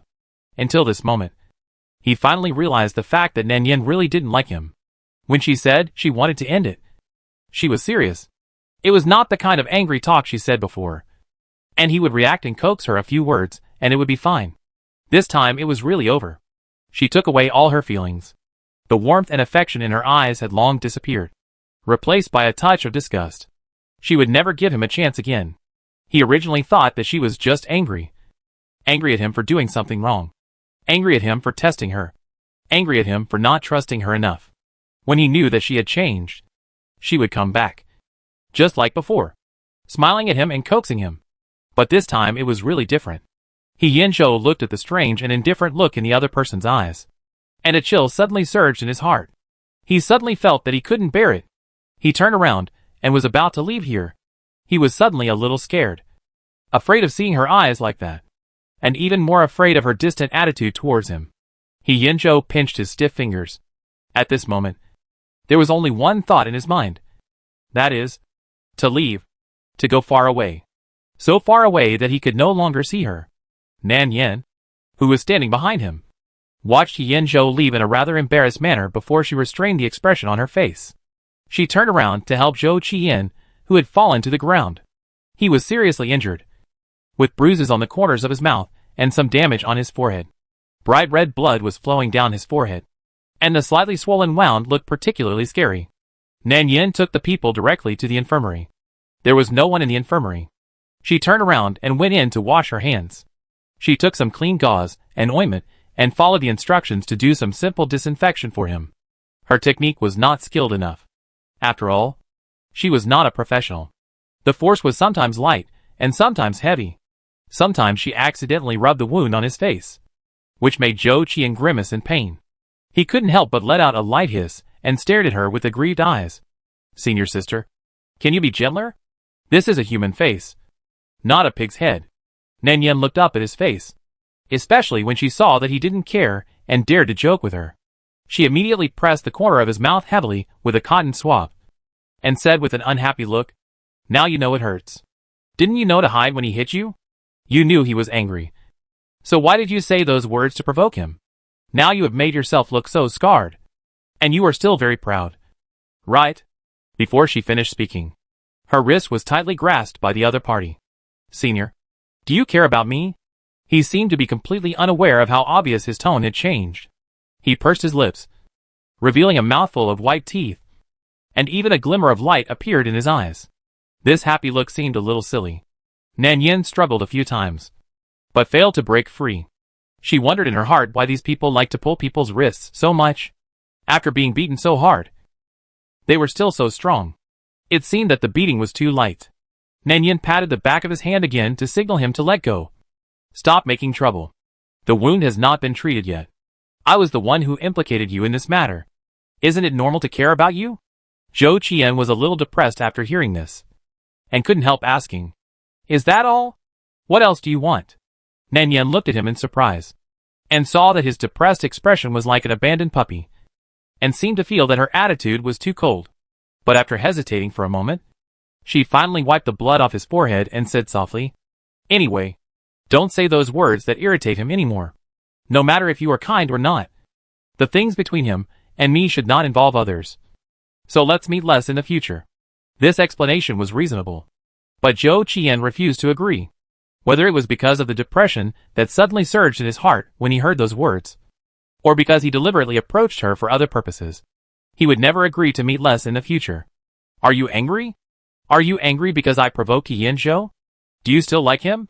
Then can't I apologize to him? Please don't draw a line between you and me. Okay?" When he was anxious, he was a little incoherent, especially when he heard the second half of her sentence. He grabbed her wrist, as if he would not let go unless she agreed. And Nan Yin was a little surprised by what he said. She seemed to not know how to organize her words. After a moment of silence, she said seriously, "It's not what you said. Don't think about it. I just don't want this to happen again in the future. And I don't want you to be hurt again. Keeping at distances. I did it on purpose." Zhou Qian suddenly said this, interrupting Nan Yan's unfinished words. He was a little anxious when he said this.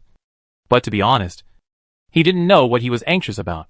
He didn't know what Nan Yan thought of Yan Zhou. Even if they really broke up, feelings were unpredictable. It was not impossible for them to rekindle their relationship someday. He stared at her closely, as if he was afraid of missing any expression on her face. "I didn't fight back on purpose. I deliberately provoked him to get hurt. Can't you see it?" Zhou Qian didn't believe that Nan Yan couldn't see it. He showed it so obviously. But she just avoided it on purpose. What? The two were actually very close to each other. Nan Yan was still holding the cotton swab in her hand. As long as Zhou Qian lowered his head, he could smell the faint smell of disinfectant and the fragrance of shampoo on her hair. He had already made up his mind to break this window paper. "Senior sister, don't you know? I like you. I'm jealous." Zhou Qian lowered his head, as if he wanted to say everything in his heart. "I didn't fight back. I just deliberately let myself get hurt to get your sympathy. Senior sister, I'm not as good as you think. I know you will be angry with him after seeing me hurt. Your love for him will gradually decrease, and your attention to me will naturally increase gradually." At the end of the words, his tone also changed. His voice was a little low. Quite a bit of self-abandonment. As if he wanted to expose all the little tricks he had used before. He tightened Nan Yan's wrist, but not very tightly, and finally said softly, "If you blame me, I can apologize to you. Senior, I've said it before. I like you, and you don't have no feelings for me. Right?" Looking at his face, he no longer had the anxious look he had before, and his temperament had changed. Nan Yin probably saw that this was probably how he showed his true face to others. His dark eyes looked at people with a misty look, probably stimulated by what she said. So he simply expressed his feelings and waited for the final result. Nan Yin was so surprised by his first formal confession that she couldn't recover and stared at him straight in a daze. He had said a lot of things like "I like you" before, but they were all jokes or drunken jokes. So they were not true. As long as she didn't mention it or just laughed it off, their relationship would naturally not go any further. But this time was different. His expression was too serious. So serious that people couldn't fool him with the previous methods. Nan Yin immediately turned her face away awkwardly, as if she couldn't face the emotion naturally revealed in his eyes, and said a little uncomfortably, "You should know that I just broke up with my boyfriend. I won't start a new relationship in the near future. And I'm very busy recently. Apart from academic matters, I don't want to think about anything else for the time being." Zhou Qian stared at Nan Yin closely. Of course, he knew that this was a disguised rejection. And he also knew that it was not easy for her to accept another man just after breaking up. But he had another thought in his heart. "I know what you mean. I cannot bother you. And I can also wait for you. As long as you want to start over. Can you consider me first?" He said this seriously and carefully, looking at her face intently. Sometimes, when acting is too involved, even he can't tell the truth from the false. When Nan Yin heard this, her eyelashes trembled slightly. She thought about it, but still shook her head and refused. "Zhou Qian, do you remember what I said to you when we first met? I said that I don't like boys younger than me. You are very good, but I really..." Before she finished speaking, the rest of her words were blocked by another person's lips. Zhou Qian suddenly came over and kissed her lips. But because of the big movement, he accidentally involved the wound on his mouth. And he couldn't help but let out a slight hiss in pain. I don't know what this person is thinking. This is a sneak kiss. The corner of his mouth hurt so much that he immediately frowned and stepped back a little distance. As he stepped back, he saw Nan Yan's stunned look. He was also stunned for several seconds, thinking about how to explain it. But when he saw that she hadn't recovered yet, he couldn't help but stick to her and licked her like a puppy. As soon as he stuck to her, Nan Yan was sure that this man had no experience. But men are always self-taught in this regard. The tip of his tongue gently slid into the gap between her lips, and a faint mint aroma mixed with a little disinfectant smell spread around them.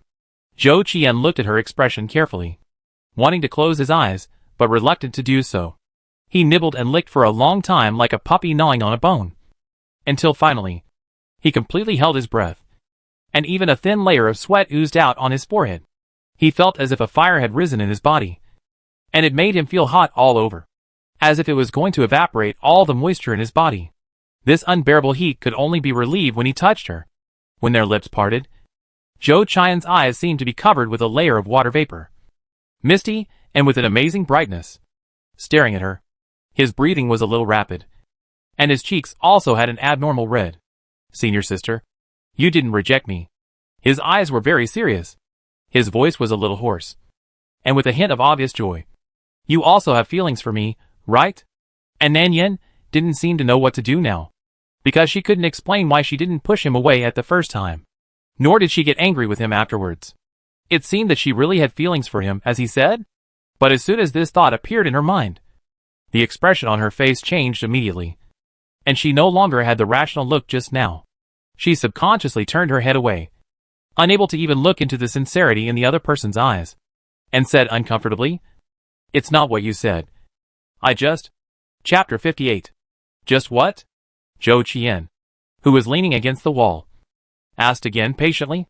His voice was light, like a kind of docile and well-behaved dog that showed its fierce side for the first time. The aggressive tone vaguely revealed a sense of certainty of victory, but it was also full of caution, eager to know her deepest thoughts. And Nan Yen unconsciously clenched the medicine bottle in her hand. She exhaled lightly, trying to maintain her calmness on her face, as if she didn't want to break the current relationship between the two, nor did she want to be affected by what he said.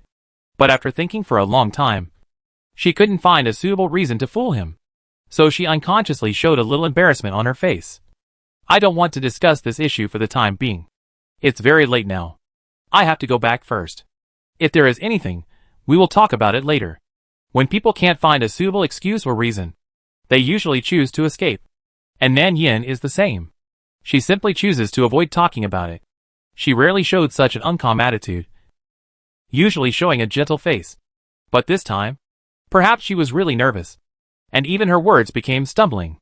Sure enough, as soon as she finished speaking, she turned around and wanted to leave. But before she took half a step, her wrist was tightly grasped by someone. The warm palm was tightly pressed against the soft skin on the inside of her wrist, and she felt numb and could vaguely feel a layer of calluses on the palm of the other person. Rubbing her wrist, the skin was a little itchy, and Zhou Qian rubbed her wrist. Nan Yan's face suddenly became a little embarrassed, frowned and said, "Let go. Stop making trouble. I'm not making a fuss." Zhou Qian didn't move, his eyes still glued to her face. The atmosphere was deadlocked for a moment. Zhou Qian looked at her constantly changing expressions. Her fair face turned from red to white, and then became a little red with anger because of his unwillingness to let go. Zhou Qian suddenly couldn't help but chuckle, and there was a hint of teasing in that smile. He loosened his palm, raised his round eyes slightly, and said casually, "It's just that you suddenly forgot, right?" His tone was very ordinary. Nan Yan's mind moved, and she didn't hear the trap in his words. When she was about to nod, the other party suddenly moved closer, and the enlarged handsome face almost came close to her face, and she could vaguely smell the smell of disinfectant on his wound. Sensing her embarrassment, Zhou Qian's smile seemed to be more genuine, as if it was intentional, revealing a little cunning. "But senior sister, I just kissed you twice," like a bad-hearted child who had successfully played a prank. He held up two slender and distinct fingers and proudly showed them in front of her. "You didn't push me away twice. Once you can say that you accidentally forgot. But what about the second time? Could it be that you were dazzled by my superb kissing skills, and then indulged in it? So you forgot to push me away?" Zhou Qian smiled at her proudly. "Yes. He should have known it long ago. He didn't push me away twice. What else is there to not understand about such an obvious truth?" Nan Yen couldn't help but glare at him. What a shameless guy. The moment she looked up, she didn't miss the playful look that flashed in his eyes. So she felt annoyed and struggled to break free from his palm and step back a few steps. "Zhou Qian, what do you want to do today?" "I obviously don't want to do anything." Zhou Qian shrugged at her, and his tone suddenly became more serious than ever before. He reached out and slowly held her face, turned her around, and looked seriously into those round and dark eyes. "Just senior sister, can you stop hiding from me?" Nan Yin stared at him blankly, and it took a while for her to recover. You know, I'm not as impulsive as the senior. I'm old.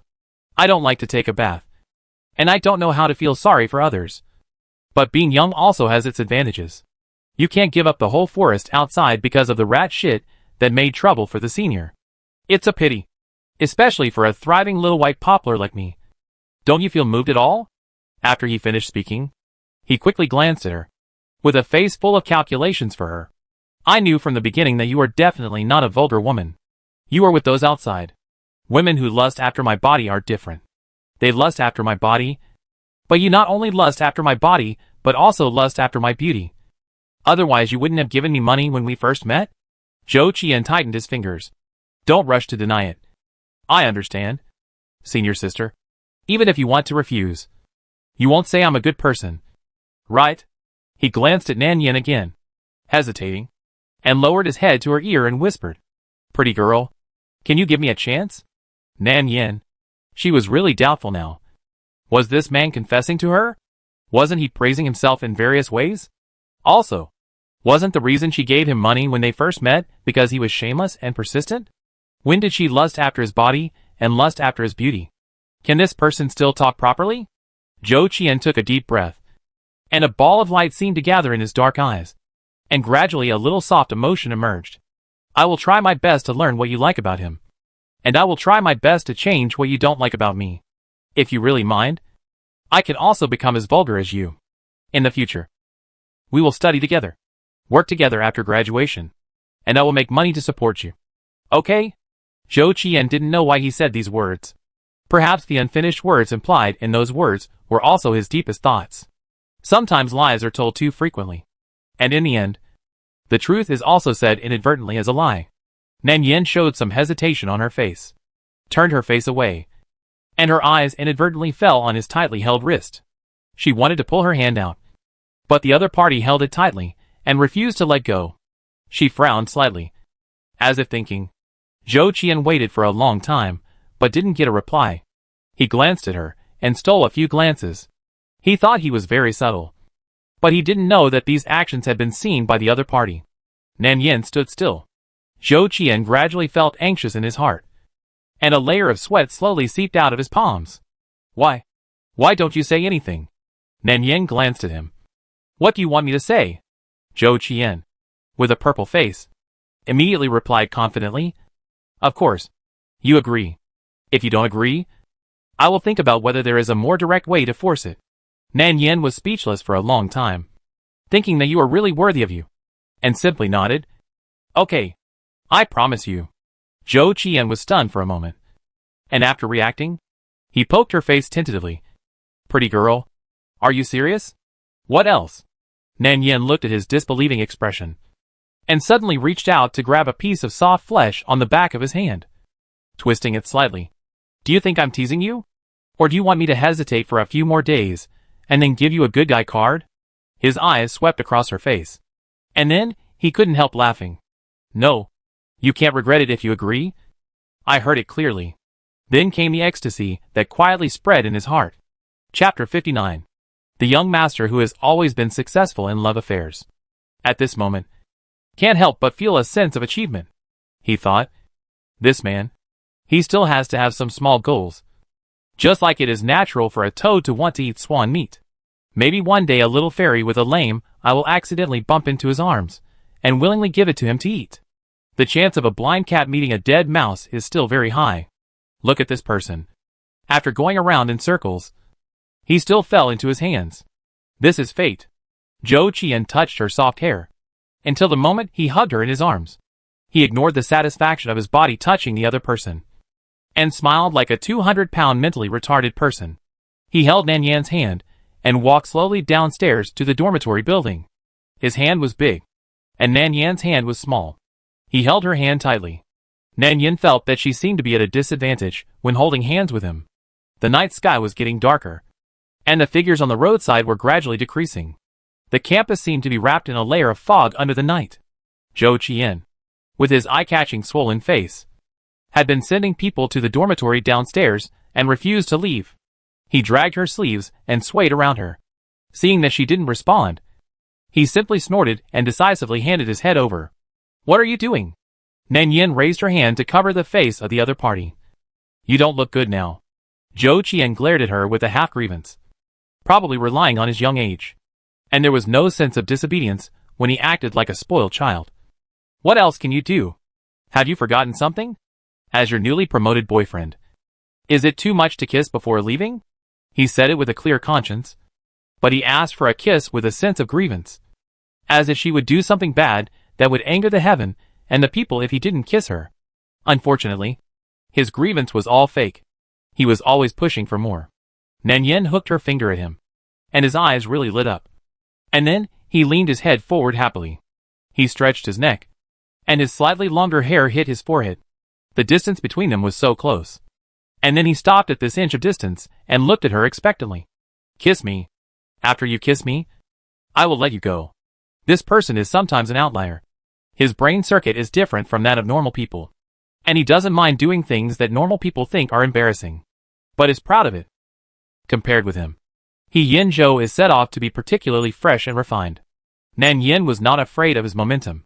She looked at his bright eyes. It seemed that as long as she could shut his mouth, he would keep his word.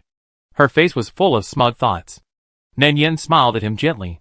The cold light made her face more impactful. This smile immediately fascinated the other party. Zhou Qian was stunned for a moment. And then he smiled.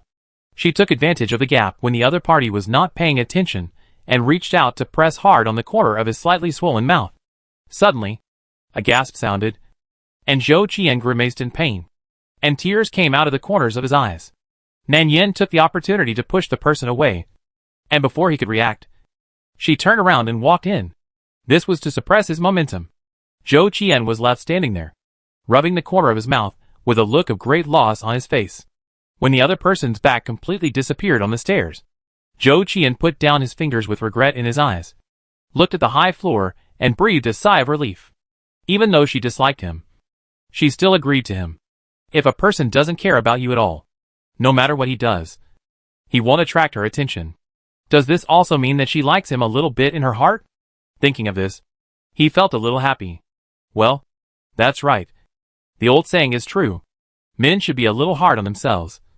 This wave of status is finally stable. Zhou Qian's good mood lasted until he went to the dormitory, and the corners of his mouth couldn't stop rising. Unfortunately, his handsome face was damaged tonight, which attracted the attention of several bad friends in the same dormitory. The roommate in the lower bunk was combing her hair in the bathroom, looking particularly happy, and sprayed some perfume on her collar, looking meticulous. Hearing the noise outside the door, Shin stretched his head to look outside. When he saw him, his eyes narrowed, and he smiled so hard that his teeth were not visible. Hey, what a coincidence. Zhou Qian. There is a social gathering tonight. Are you going? Zhou Qian glanced at him and sneered. There are always more men than women at the social gathering. If I go, will there be a place for you? He has always had good interpersonal relationships in school, and he is also familiar with his roommates in the same dormitory. Usually, there are fun gatherings and activities together. The man who just spoke was the boss of the dormitory. He was the tallest, with a straight figure. He was not ugly, but he had an ordinary face. But he was also very picky, so he still had no girlfriend. The eldest brother snorted after hearing what the man said, then proudly took out his phone, flipped through a few photos, and handed them over.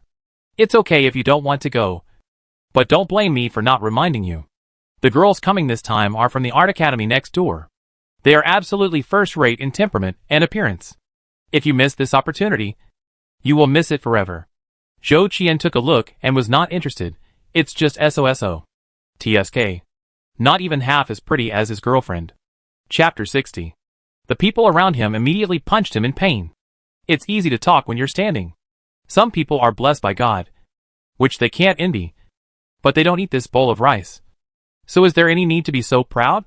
This bastard would rather have nothing than something bad, relying on his handsome face that angers the heavens and people. He has been stirring up a storm in the school since the beginning of the school year. Although he is not polite outside, there are still as many girls chasing him as before, and they can line up from inside the school to outside the school. However, this guy has a lot of small problems.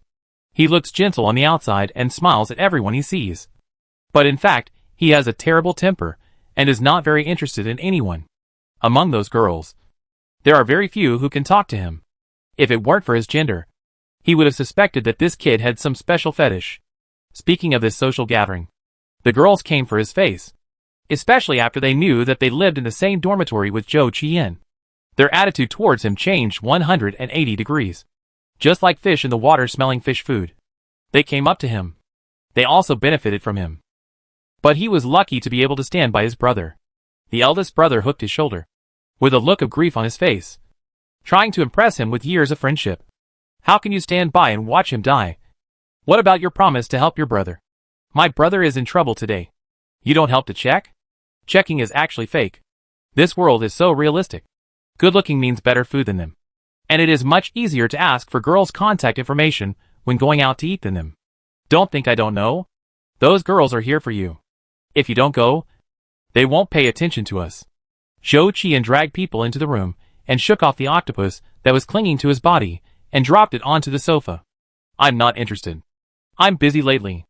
After that, he took out his phone and started to send messages to Nan Yan. His eyes were smiling and the smugness on his face was obvious. Girlfriend, will you go out with me tomorrow? Eat and drink with me and have sex with me. It's free forever. The roommate next to him accidentally saw some of it. The drowning tone made him widen his eyes in shock. What a joke. When did you have a girlfriend? It's okay to have one. But you're licking it so confidently? Zhou Qian glanced at him, rubbed his sore and swollen handsome face, and felt the stinging wound.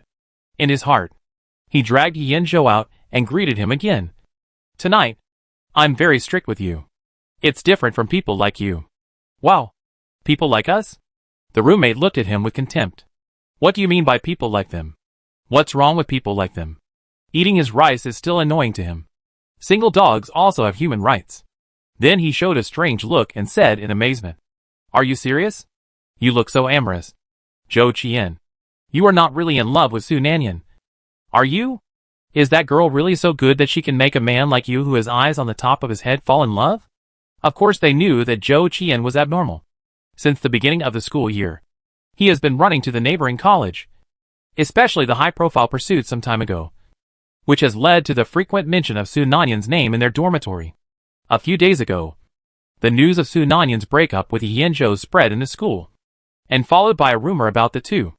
Zhou Qian has good interpersonal relationships in school, so they rarely ask about such private matters. However, everyone lives in the same dormitory, and they see each other every day. They have heard a little about this matter, but he himself did not come out to clarify. So naturally no one would take it seriously. Facing these black materials, Zhou Qian did not feel guilty at all. Instead, he sneered at the news that he was involved in the affair and was a mistress. What a joke. What era is this? Can the officials only set fires and not allow the people to light lamps? Besides, it is obviously Yan Zhou's own private life that is not decent. He has a unique vision. Can't he take advantage of the opportunity? What is interfering? It's so ugly. After all, there is no brotherhood between him and Yan Zhou. The two are mortal enemies since childhood. Even if it is not, he is not afraid at all. However, thinking of certain things, Zhou Qian still felt a little unnatural in his heart. This emotion might be a guilty conscience. Perhaps because this pursuit had other purposes. Or perhaps because the means used secretly were not very glorious. As a result, he always felt a little insecure when facing Nan Yan. So in order to maintain his face, and for the subtle emotions in his heart, Zhou Qian replied indifferently, It's not as important as you think. Just playing. After saying this, the phone screen went black. Zhou Qian paused for a moment, slowly put away the phone, and lay down on the sofa. His head sunk into the soft cushion, staring at the dark screen in a trance. For some reason, he suddenly felt a little regretful in his heart. On the other side, Nan Yan had just returned to the dormitory when the phone on the table suddenly vibrated. She touched it casually and saw the contact on the screen. Yan Zhou? Nan Yan frowned. Her breakup with Yan Zhou was basically over. Why did this guy call again? After pressing the answer button, a slightly hoarse voice came from the receiver. Hello. Nan Yan responded lightly and quickly switched the status. Her voice was light, and there was no abnormality. The other side fell into silence. It seemed that he didn't expect her to answer so quickly. For a moment, he didn't know what to say. Nan Yen waited for a moment, and was a little unsure of the other party's thoughts. So she took the initiative to say, "What do you want to say? If there is nothing else, I will hang up first." "Wait. Don't hang up first. Okay?" He Yinzhou's voice was a little anxious.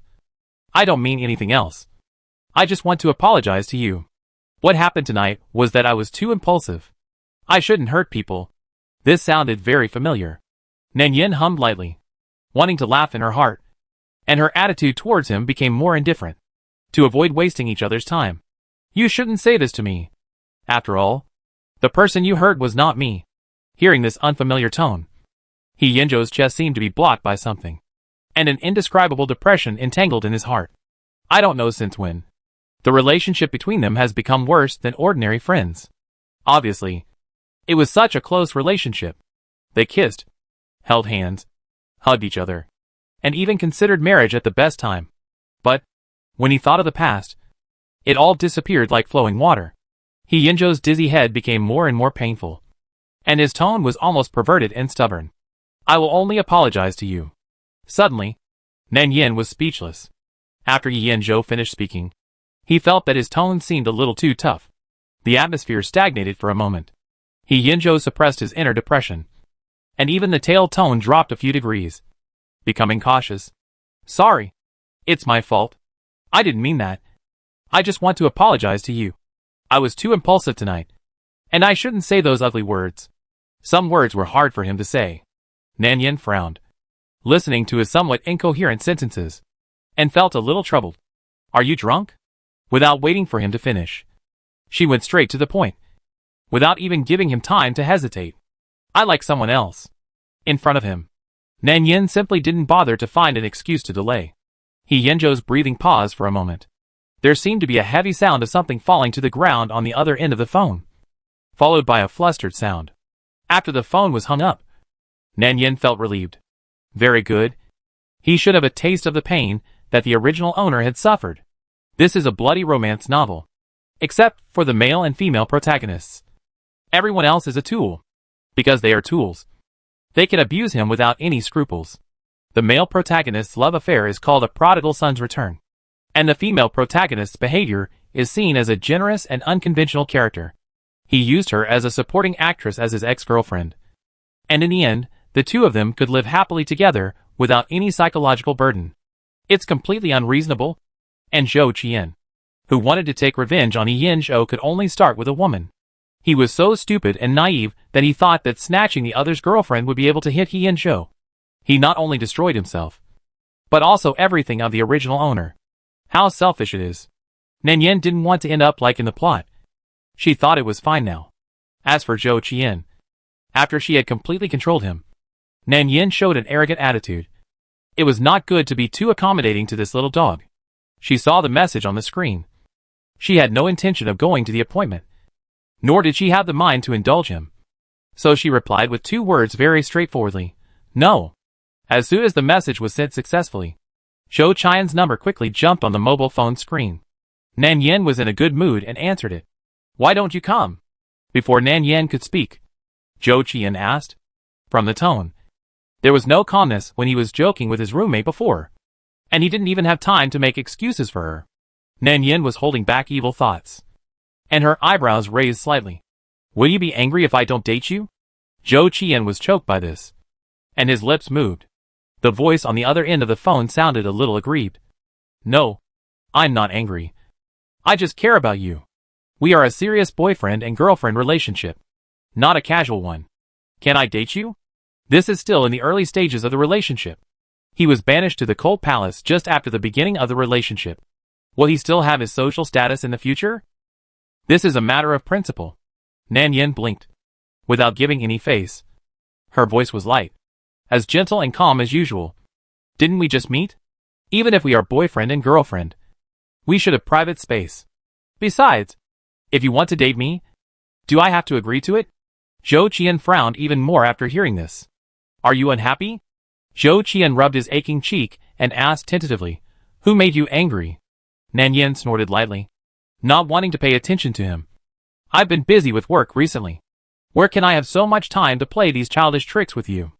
After that, she hung up the phone very simply. On the other side, Zhou Qian looked at the phone with a frustrated look on his face, feeling very depressed. What is a childish trick? Does he really look so unreliable? Even a date can be rejected? The roommate sitting next to him watched the whole process and couldn't help laughing. Okay, brother. Your girlfriend doesn't pay attention to you. Just go to the social gathering with me. Stay up all night tonight. I promise you won't regret it. The roommate patted his shoulder. Zhou Qian glanced at him. His eyes fell on the roommate's gloating smile, and then looked away with disgust. Although it is not clear how Zhou Qian feels at the moment. It must be unpleasant to be rejected. Zhou Qian, who was in a bad mood, finally accepted his roommate's invitation. In addition to the other party's persistent nagging, there was also a sense of anger with Nan Yin. On the other side, Nan Yin was completely unaware of his tangled emotions at the moment. She slept comfortably all night without dreams. When she woke up, it was already past 9 in the morning. The mobile phone on the table kept buzzing, urging her to answer it quickly. Nan Yin reached for the phone in a daze and half closed her eyes to look at the screen. It was obviously an unfamiliar number. After pressing the answer button, a strange voice came from the receiver. Hello. Do you know He Yanzhou? Of course she knew him. But who is this person? Nan Yin was a little confused, and the remaining hazy sleepiness gradually dissipated. Yes, I know He Yanzhou. What do you want to talk to me about? Sorry to bother you. Your friend is drunk, and the situation is not very good at the moment. You are the only number he can dial in his phone. Can you please come over? Drunk? So he was indeed drinking when he called her last night. Right. And it has continued until today. What is he doing? Drowning his sorrows in wine? The staff looked at He Yanzhou on the sofa, and at his suggestion, he could only respond bitterly, yes. Are you free now? Nan Yin frowned, and just as she was about to refuse, she heard the voice of the waiter on the other side urging her. So she could only agree first. Okay. Can you tell me the address? The staff quickly reported the address, and Nan Yin searched on the map. It was a well-known quiet bar, divided into 2 floors. The first floor was for friends to drink and chat, and the second floor was more private, with a special box. The environment inside the house is simple, with a classic Japanese log style, and the air is filled with soft and pleasant music and a faint smell of tobacco, which can easily create an ambiguous atmosphere. So most of the people who come here are young men and women on dates. After consulting the front desk, Nan Yin went directly to the second floor. The lights in the corridor were dim, and most quiet bars were reserved for the whole night. So there were few people during the day. Before she even reached the box, someone suddenly covered her mouth from behind, and the cold fingers pressed against her skin, making her shiver. Who?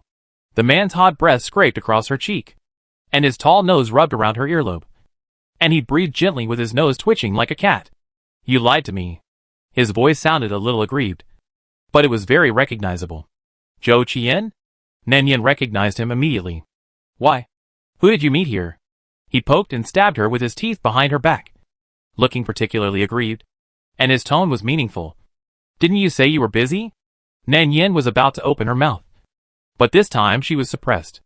Zhou Qian leaned over, holding her waist with a thin hand and pressing it against her chest, and opened his mouth to bite her mouth. His teeth were quite sharp, and it hurt. He was mean and obviously angry. This man relied on his younger age and thicker skin than her, and sometimes he loved to act like a spoiled child.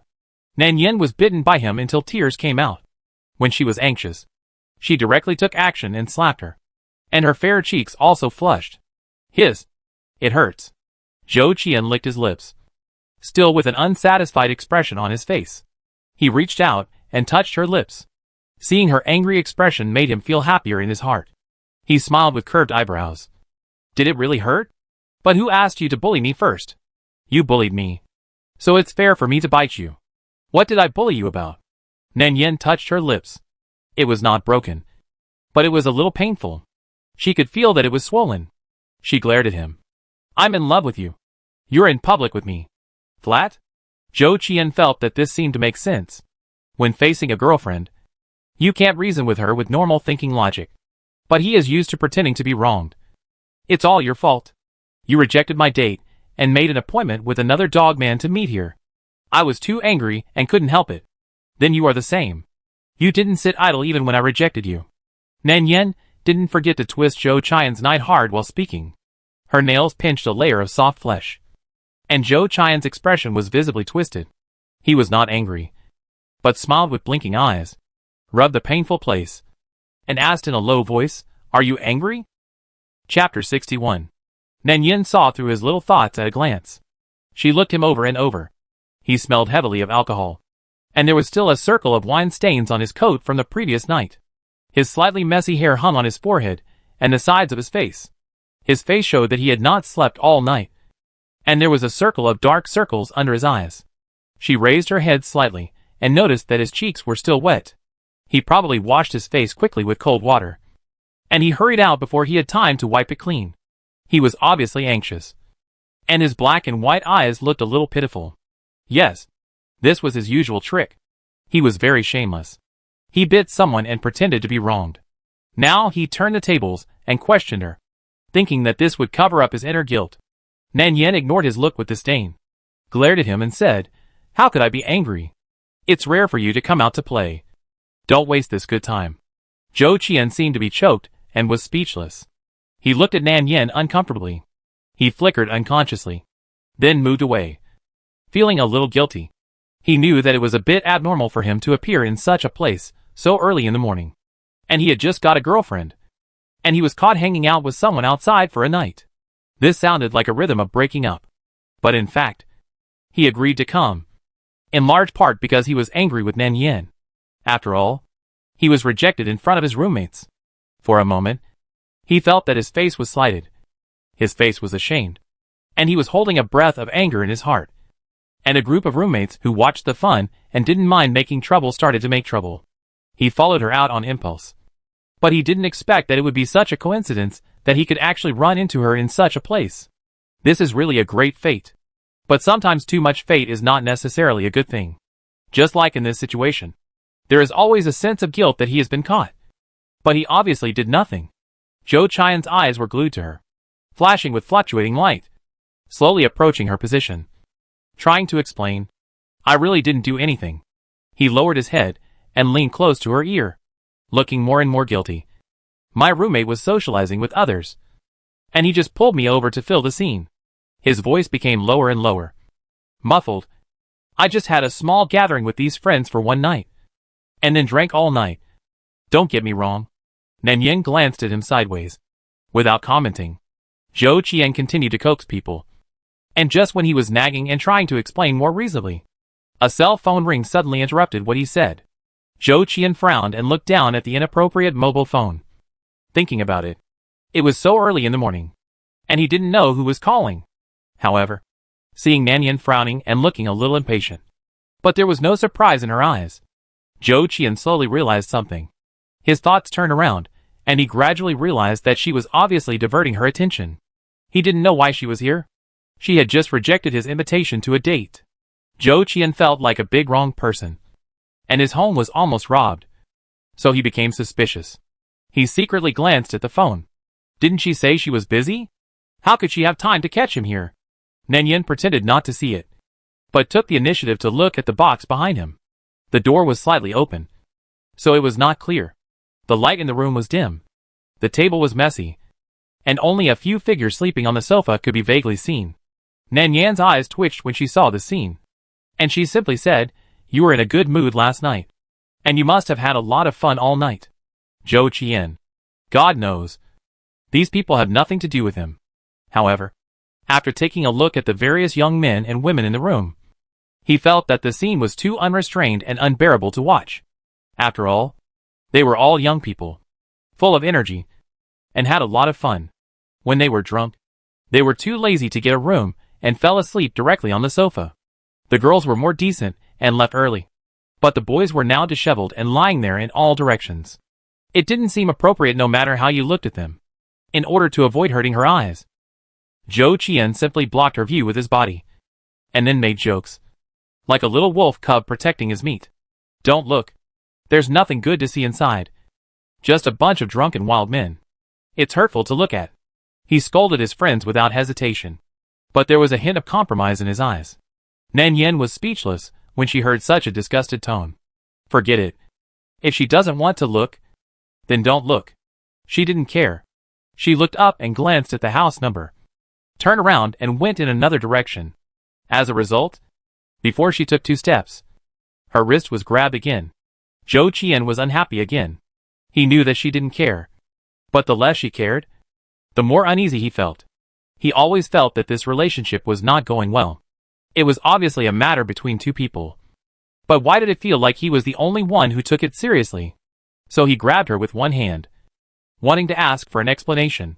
He didn't hold her hard, but he held her firmly, and asked in a muffled voice, "You haven't told me yet. What are you doing here?"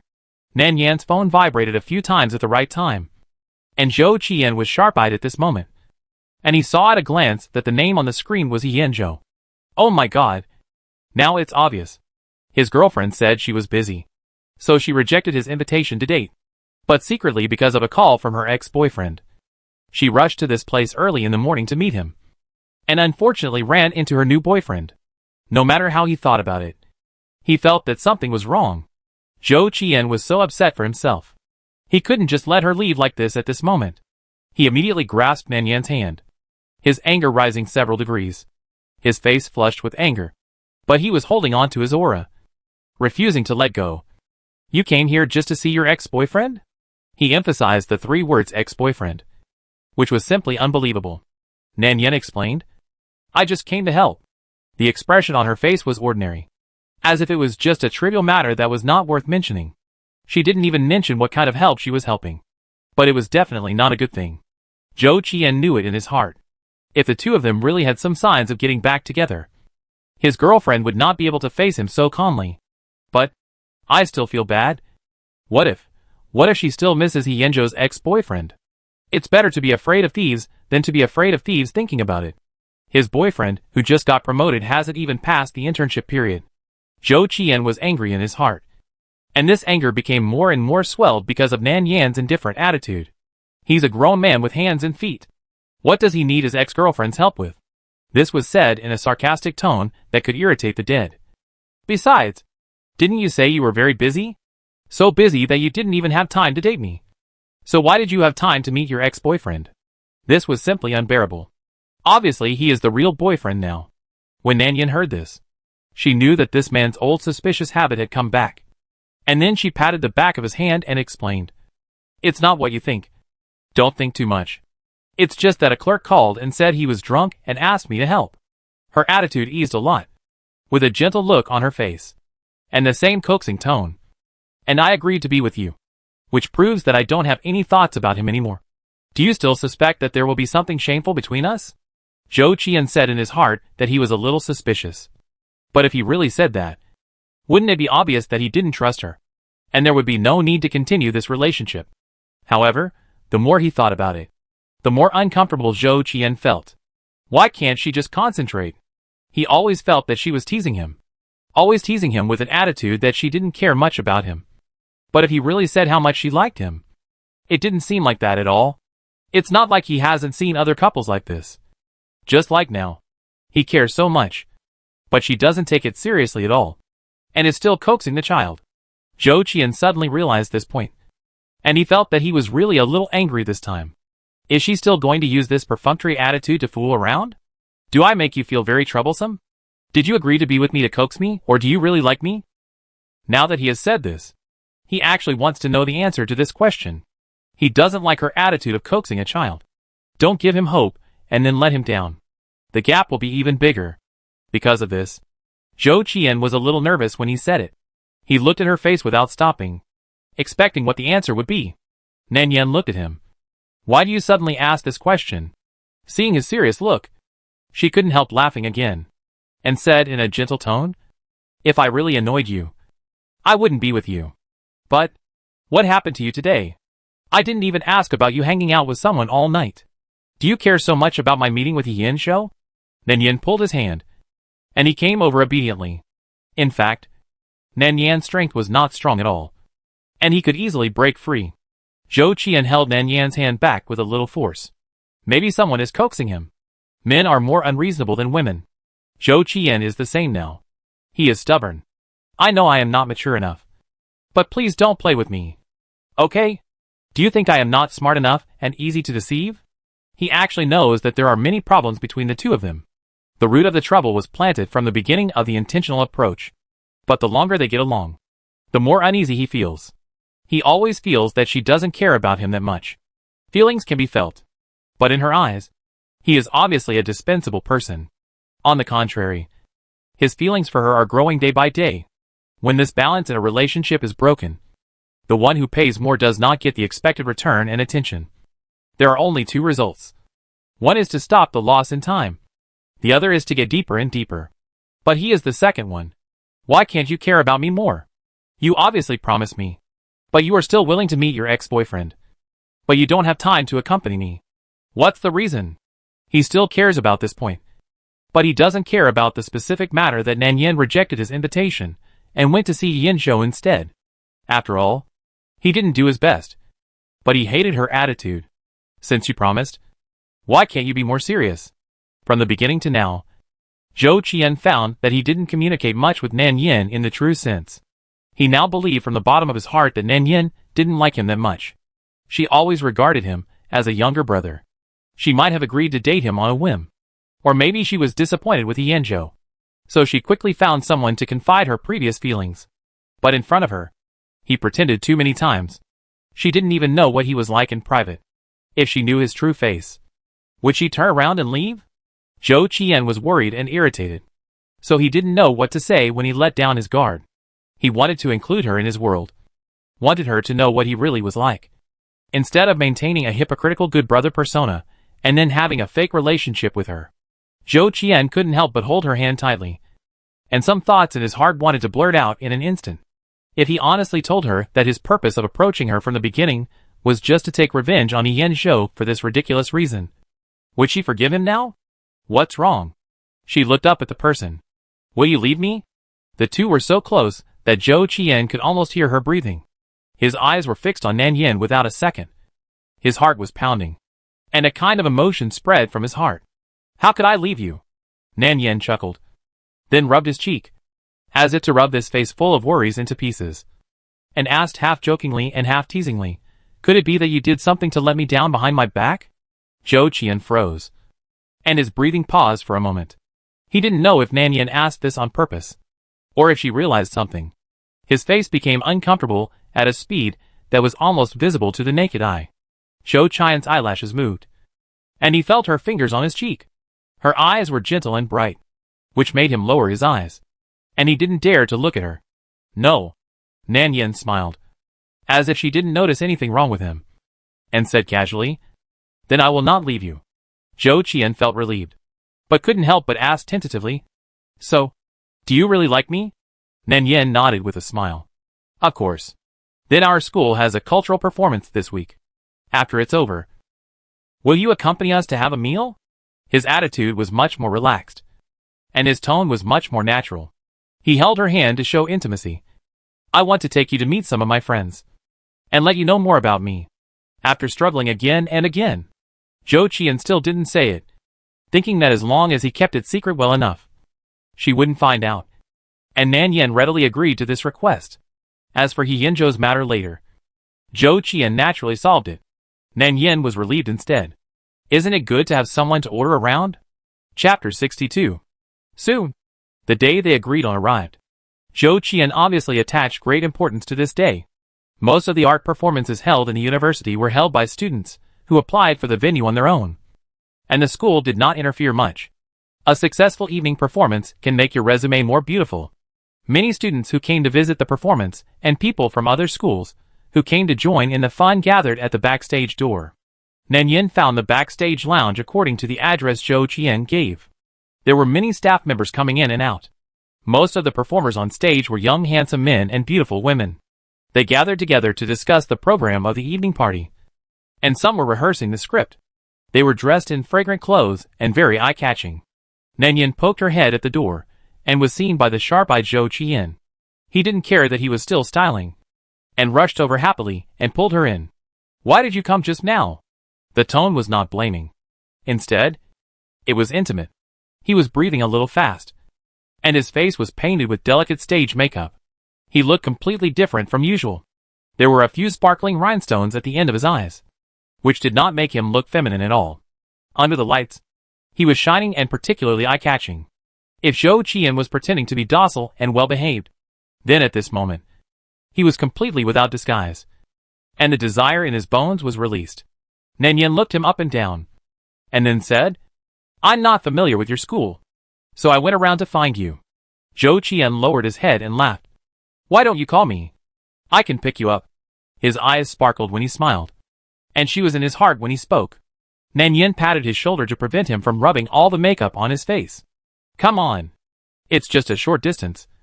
I can find it myself. Why do I need you to take it? Okay. Be honest. Don't rub it. Your makeup will be rubbed off." Zhou Qian didn't seem to care about such a small matter, but he still stood up straight and stayed close to her. "I can't help but be happy that you are here. How can I control such things? Girlfriend, can't you be nicer to me tonight? Don't always dislike me so much?" Nanyan smiled. "How can I be bad to you? Didn't I agree to your request? Is this considered disliking you?" Zhou Qian grinned, showing all his white teeth. "I don't care. You don't let me hold you. You dislike me." He followed Nanyan's arm to pull her into his arms, then smiled with curved eyebrows and the fresh aroma of mint candy floating in his mouth, which made it difficult for people to have any resistance. This happy look seemed a bit silly. Those who didn't know would think that he had won some lottery jackpot. But it was just his girlfriend who came to see his performance. Perhaps some kind of possessiveness in his bones started to play tricks again. After he hugged her, he began to remind her, "I have picked your seat for you. The number in the middle of the third row. Just sit opposite that seat." Nanyan responded. Zhou Qian felt happy no matter how he looked at her. He kissed her on the forehead and reminded her not to peek at other wild men. Later, thinking that this might be a bit difficult, he gave in and said that if she wanted to look, she could only look at him. After repeating the same thing several times, if the situation did not allow it, this person would probably want to tie her to his belt. Nanyan was simply annoyed. Seeing that the time was almost up, she waved goodbye and turned to the direction of the auditorium. It is undeniable that the students' performances were indeed outstanding, especially Zhou Qian on the stage, who seemed to have changed into a different person, and could be called a top-notch performer. He was too handsome, and every inch of his facial features seemed to be the result of careful polishing. He had the cleanliness of a teenager, and the rationality and maturity of an adult. His slender and upright figure gave people a sense of oppression, especially the way he looked at people. When he was not smiling, he was particularly cold, with cold eyebrows and a high-nose bridge, and a look that kept people away from him. Nanyan also roughly understood what his personality was like in private. That is, he was possessive and revengeful, and the indifference in his bones seemed more real. Most of the young girls on the field came for his reputation, so it is conceivable how popular he was in the school. In the second half, the performance finally ended. Nanyan only saw that as he left the stage. Nearly half of the girls couldn't hold back any longer, and hurriedly went backstage one by one, under the pretext of going to the bathroom, probably wanting to have a romantic encounter. Nanyan went out the back door, and Zhou Qian also appeared at this time. He hadn't removed his stage makeup yet, and didn't go to the lounge, but waited for her here. His slender figure was half hidden in the darkness, and if you didn't look carefully, you wouldn't notice it at all. Nanyan saw him panting and couldn't help but laugh. "Why are you squatting here? Didn't you see that they all went backstage to find you?" Zhou Qian took her hand and walked to another lounge. He was not angry when he heard this, but was a little happy. In his eyes, this was a manifestation of jealousy. What does jealousy mean? It means that she cares about him. He smiled, and all the oppressive feelings he had before disappeared instantly, leaving only a stupid and stupid arguzi. "What does other people's business have to do with me? Have you forgotten what you promised me tonight?" He was talking about introducing her to his friends, and she naturally remembered this. Nanyan was dragged to another lounge by him. Zhou Qian walked all the way to the bathroom and said to her as he walked, "Wait for me for a while. I'll change my clothes first." Nanyan sat on the sofa and waited for him as he said. After a few minutes, he came out again and had already dressed up. He was wearing casual clothes without too much decoration. At first glance, he looked different from the stage. He was fresh and clean, which reminded people of their first love in high school at a glance. The restaurant is located on the top floor of a downtown building, not far from the school. It is a celebration banquet after the party. There are pre-booked private rooms upstairs. As soon as the two entered, several familiar young men and women greeted them. There were quite a few of them, and their attitudes were very familiar. Originally thought it was just an ordinary gathering with friends. But Zhou Qian seemed to be very serious in preparation. He invited many familiar friends and booked the venue. Anyone with a discerning eye could see that he really put in a lot of effort this time. Zhou Qian, why did you come just now? We have been waiting for you for a long time. The one who spoke was a girl who was surrounded by a group of boys and was courting her. She had slightly curly hair and the most outstanding appearance. She was also someone she had known at the previous social gathering. Zhou Qian greeted several people. The girl looked at Nan Yan for a while. And suddenly her eyes were meaningful. I thought it would be someone else. This is the girlfriend you mentioned. Zhou Qian. You are really amazing. You keep your word. And you caught up with her so easily. There was nothing wrong with this statement. But the contempt in her tone made people feel uncomfortable. Nan Yan raised her eyebrows slightly, and naturally saw the hidden hostility between the girl's eyebrows and eyes, as well as her little thoughts about Zhou Qian. But she did not point it out. Instead, Zhou Qian glanced at the girl coldly, without any gentlemanly manners, and said, if you don't know how to talk, you can shut up. You have the worst voice in the whole box. Everyone. She is a girl after all. It's not good to embarrass her like this. The curly-haired girl's expression also became stiff in an instant. Her cheeks flushed slightly, and she glared at him with a look of half shame and half resentment. In the end, it was the roommate who came out to smooth things over. Okay. We are all friends. Why do we have to talk about this? Let's talk about something else. What do you want to drink? How about beer? Although they all knew that this transition was a little awkward, the people around were all tactful, so they all agreed at the same time. The girl was surrounded by several boys and sat in the middle. The expression on her face was still not very good. Fortunately, the atmosphere gradually became lively, so no one continued to hold the previous incident. Nan Yan watched this good show very calmly. Everyone started chatting. Originally, when Nan Yan and Zhou Qian first arrived, their eyes were slightly teasing. But when they saw the tight protection of this person, the original contempt gradually disappeared. It's easy to get bored if you stay in the box for a long time, especially after 3 rounds of drinks. A group of men and women start singing, chatting, and playing games, and the room is noisier than outside. Fortunately, the restaurant has good sound insulation. Nan Yan couldn't help but pinch his fingers. Zhou Qian naturally lowered his head. The two of them were very close to each other. In the eyes of others, they looked like a close couple. I'm going to the bathroom. Zhou Qian let go of her hand. He originally wanted to go with her, but he was the protagonist of this game today. It would be bad to leave all his friends behind. He thought about it and let it go. She stood up after she said that. The hem of her skirt raised a beautiful arc at her white ankles. She opened the door and went out gracefully. The girl opposite glanced at her several times. Seeing her leave, she naturally couldn't sit still. I don't know when she walked to Zhou Qian and sat down. Qian, I saw your performance tonight. You sang very well. Don't hit a smiling person. The girl's voice was soft, and her lips were stained with some wet red wine, which looked particularly sweet under the light. Some people around were making a fuss, and some people were blinking and joking, as if they were looking forward to the next development. After all, Zhou Mianmian was also the real school beauty of their class. She was coquettish and wild, but also gentle and sweet, especially when she looked at you with that kind of gentle eyes and talked to you. It was difficult for anyone to refuse her approach. In the previous social gathering, many boys had taken the opportunity to confess to the girl, but they were all rejected without exception. The reason was simple. She already had a lover, and she liked the host in front of her. But even so, Zhou Mianmian was still the most popular one among the girls. Zhou Qian took a sip of wine and said him in response. The girl was not discouraged by his cold attitude, but showed great interest in his response. And the smile on her face did not change at all. Did your girlfriend leave just like that? The implication was that she didn't even say hello. And she didn't take this group of friends seriously. I heard before I came here that your girlfriend is Senior He's ex-girlfriend. By the way, didn't Senior He bother you? Her voice was not loud and light, just enough for everyone in the box to hear clearly. There was a sense of innocence in her tone.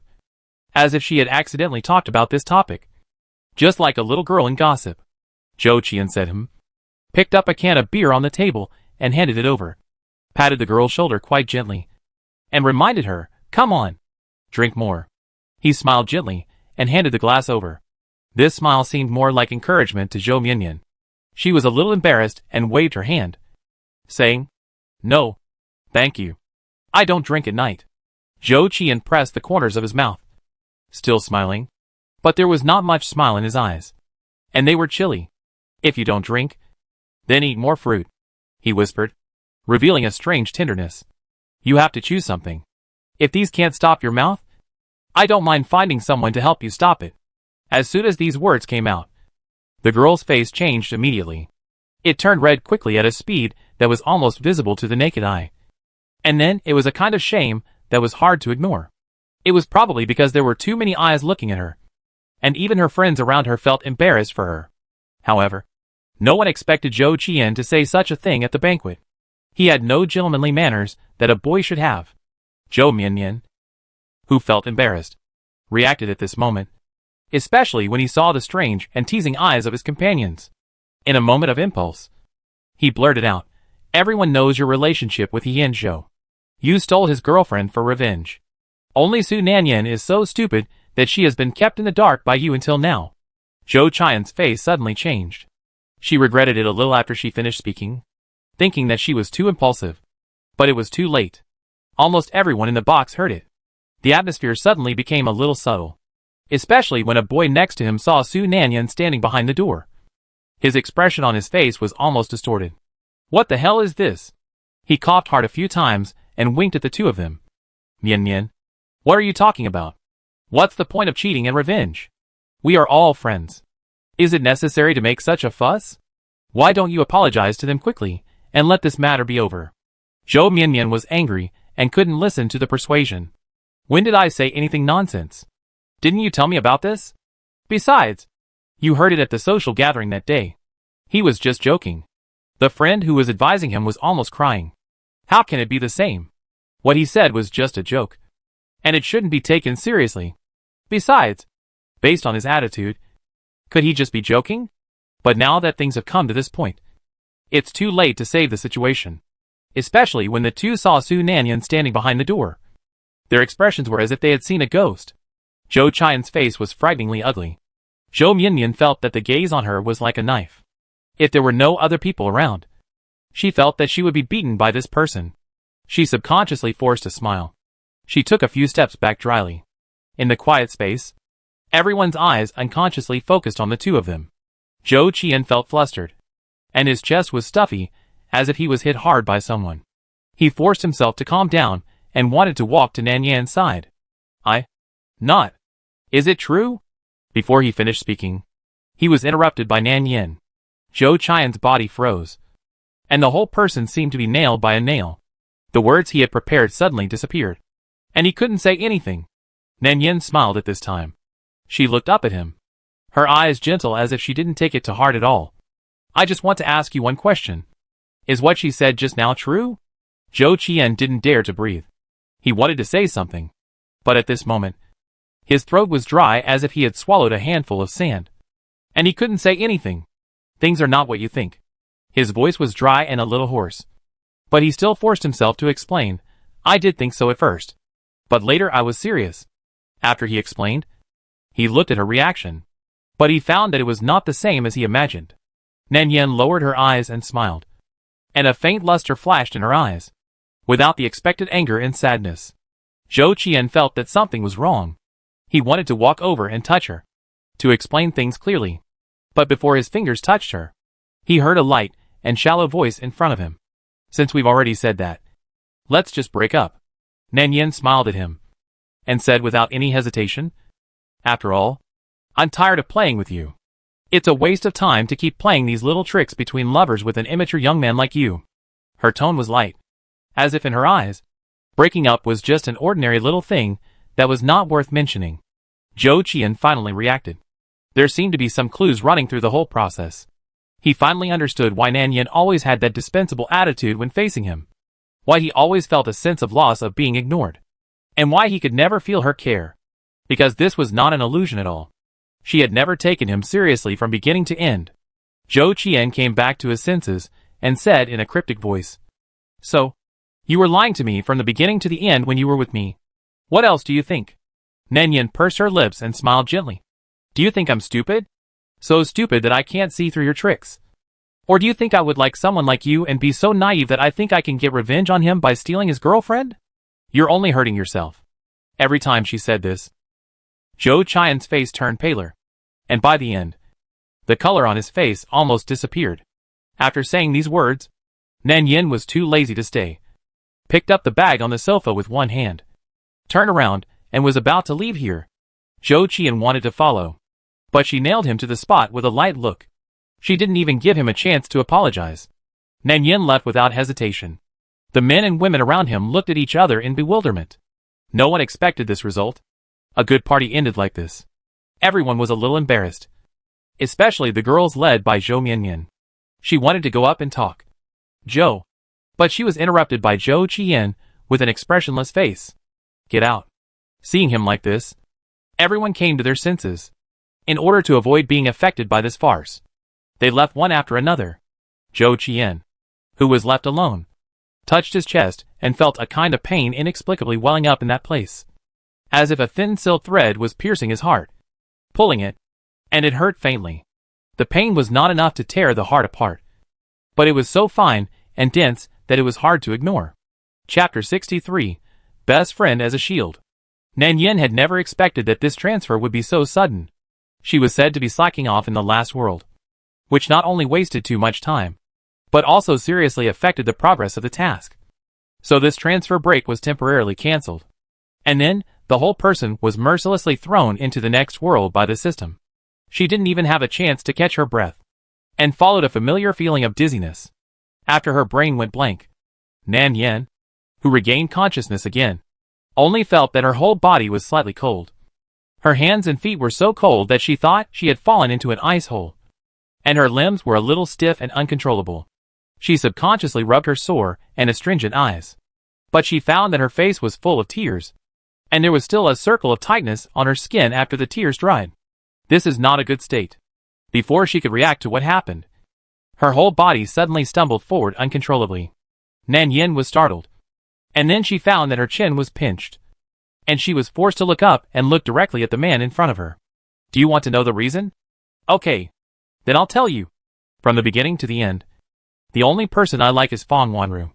She has never let you down, nor has she seduced me. It's me. The person I like from the beginning is her.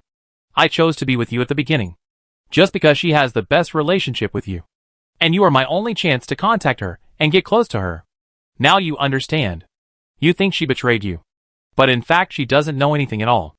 Otherwise, why do you think I would choose to be with you?" Hearing this, Nanyan could hardly believe her ears.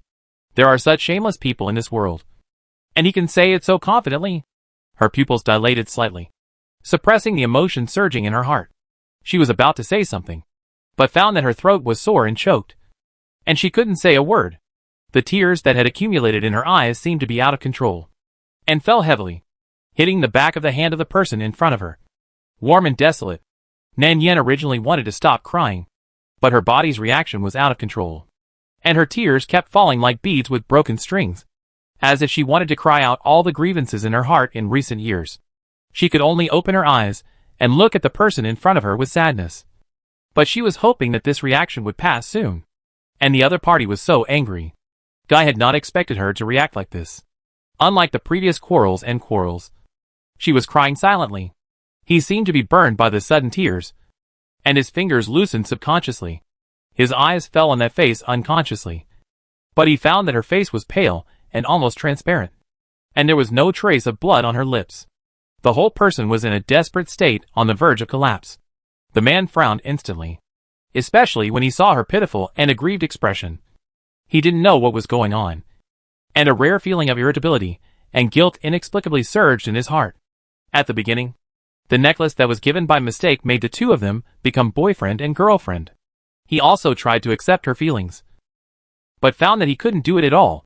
If you don't like it, you don't like it, no matter how hard you try. You can't force it. Fong Wanru's eyes were enough to make him try his best, and he could no longer resist. He had never liked a woman so much. So he let himself make mistakes again and again. After all, she was Fong Wanru's best friend, and the best way for him to get close to her. After saying these words, he was too lazy to continue pretending.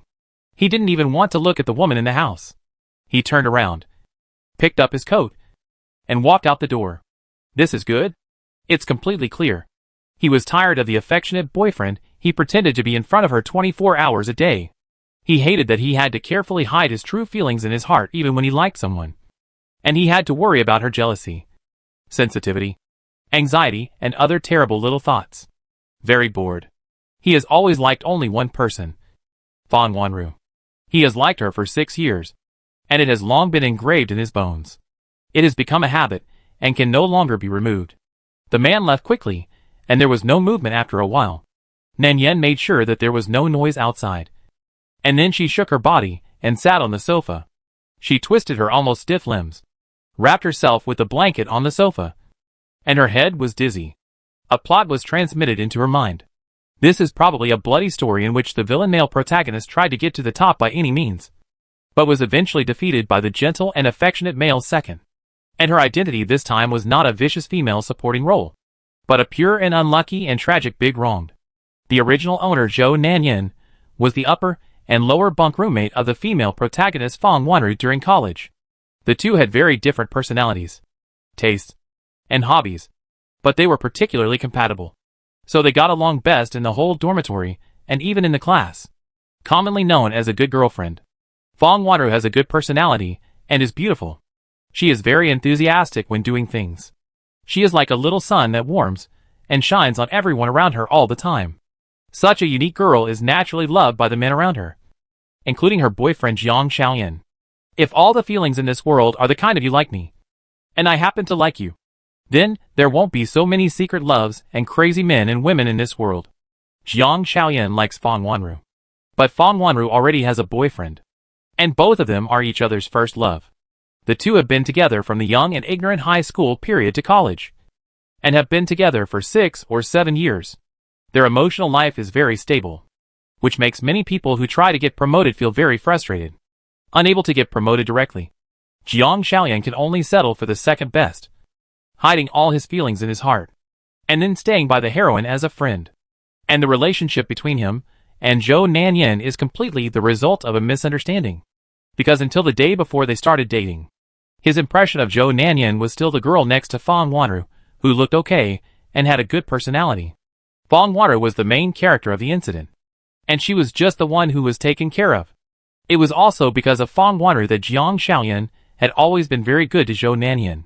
So good that everyone around him thought he liked Zhou Nanyan, and almost tacitly accepted that the two were a couple. And Jiang Xiaoyan just smiled at everyone's jokes and did not deny it. Until one Christmas in the second semester of the junior year, the original owner finally plucked up the courage to confess, and Jiang Xiaoyan agreed without much hesitation. After that, the two became a real boyfriend and girlfriend, which once aroused the envy and jealousy of everyone around them. Even her friends said that she was a blind cat that bumped into a dead mouse. She was a winner in life to have such a boyfriend who respected and loved her. After all, Jiang Xiaoyan is really outstanding, with good abilities and outstanding looks. His family background is much better than hers. In addition, he is a loving and loyal good man. For a time, almost everyone thought that she must have saved the earth in her previous life. Even Zhou Nanyan herself thought so, especially in the early days of their relationship. During that time, she really felt that she was the luckiest person in the world. The person she liked also liked her. What could be happier than this? But who could have thought? This happiness was fake. After a year of dating, she found something wrong. She didn't understand why her boyfriend, who seemed to love her deeply, couldn't even remember her birthday. Why she liked lilies, but he always liked to give her roses? Why he couldn't remember when his menstrual period was, but he could accurately pick out his best friend's favorite lipstick color and favorite milk tea flavor. Zhou Nanyan had no experience in love, but she was not stupid. At first, she thought she was too sensitive, but when so many coincidences came together, she soon realized that her boyfriend's real favorite person had always been her best friend, not her. And the reason why he agreed to be with her was entirely because she was Fong Wanru's best friend. Because of this reason, he could stay by his best friend's side without any scruples. And he could treat her well in the name of friendship, without worrying about Fong Wanru's retreat and suspicion. Let alone worrying that the two of them could not even be friends. Look, how affectionate and considerate. Even the excuses were thought of for the other party. Because she is my girlfriend's best friend. It is normal to be nice to her. After all, pleasing my best friend is the most important thing for a competent boyfriend. So when choosing lipstick, I always accidentally buy a color that my girlfriend doesn't like. And this color happens to be the one she has been talking about recently. She also doesn't like this rose. In this case, I will give it to you. It is precisely because of this that the inevitable quarrel between the two of them occurred. Because Zhou Nanyan couldn't stand it anymore. She really liked Jiang Xiaoyan. And she liked him so much that even if he didn't have her in his heart, she was willing to wait until the day when he was completely moved. But she is not the heroine. She doesn't have as good luck as Fong Wanru. And what happened afterwards was even more unexpected. Fong Wanru's boyfriend Fu Qingzhou was facing bankruptcy. And the Fong family was greatly implicated. The company had big problems. Under the pressure of the Fong family, Fong Wanru was forced to break up with Fu Qingzhou. And in order to solve the financial crisis of the Fong family, Fong Wanru could only marry someone. It was also at this time that Jiang Xiaoyan stood up. In order to gain Fong Wanru's trust, he agreed with Fong Wanru that they could have a fake marriage. And as long as the Fong family's financial crisis was resolved, they could cancel the engagement immediately. After all, they were good friends. And his girlfriend was also her best friend. The engagement was just a temporary solution. And he was just trying to help her get through the difficult times. After this coaxing and deceiving persuasion, Fong Wanru naturally agreed. And Jiang Xiaoyan got engaged to his sweetheart as he wished. As for Zhou Nanyan, the unfortunate ex-girlfriend, Jiang Xiaoyan couldn't wait to get rid of her as early as the day Fong Wanru broke up with Fu Qingzhou. On the day of the engagement, Fu Qingzhou found Zhou Nanyan. He wanted to take the original owner to Jiang Xiaoyan to make things clear. After all, in the eyes of outsiders, she was Jiang Xiaoyan's real girlfriend and the person he really liked. But he learned the truth about the engagement from her. Fu Qingzhou immediately accused Zhou Nanyan of not being worthy of being Fong Wanru's friend. She didn't even tell her such an important thing. The two quarreled in the car and accidentally had a car accident. After that, the engagement was naturally cancelled. After all, Fong Wanru rushed out of the wedding scene the moment she learned about the car accident, leaving her fiancé alone to face the doubts and jokes of the guests.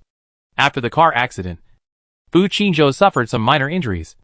But Zhou Nanyan, who was with him, was not so lucky. Her right leg was broken. The front windshield was shattered. And the broken glass accidentally scratched the cornea. And finally one eye was blinded. Under extreme pain, Zhou Nanyan wanted to die more than once to solve the problem. But at her darkest and most desperate moment, the male and female protagonists were happy to regain trust in each other. That's right. The two of them reconciled. So from beginning to end, she was the only one who was sacrificed. Chapter 64. As expected, the love between the male and female protagonists is unreasonable. This is Nan Yan's first reaction after reading the general plot. She was a little confused.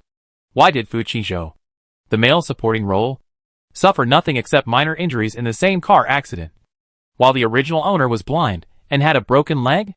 Especially after reading the life of the original owner. This ending made her feel a little choked. If the original owner did a lot of evil and was not a good person, so the car accident was her retribution, it could be barely justified. But the original owner never did a bad thing from beginning to end. She was a very simple and pure person. Even after knowing that her boyfriend liked her best friend instead of herself, she did not do anything excessive. At the last moment, she did her best to help the two of them, and told Fu Qingzhou the truth. She was just a shield from beginning to end. Jiang Xiaoyan never liked her. She didn't hurt anyone. But this car accident completely ruined her life. That was the most desperate moment in her life. But none of her friends really felt sorry for her. Instead, they were grateful that a car accident made both parties realize the importance of each other. How ridiculous. They were even grateful for the car accident because it gave them a chance to reconcile. It was flattering to say that she was an innocent. She was definitely a tool to highlight how affectionate, charming and loyal the villain was. And she was the kind that was thrown away after use. Really. So unreasonable.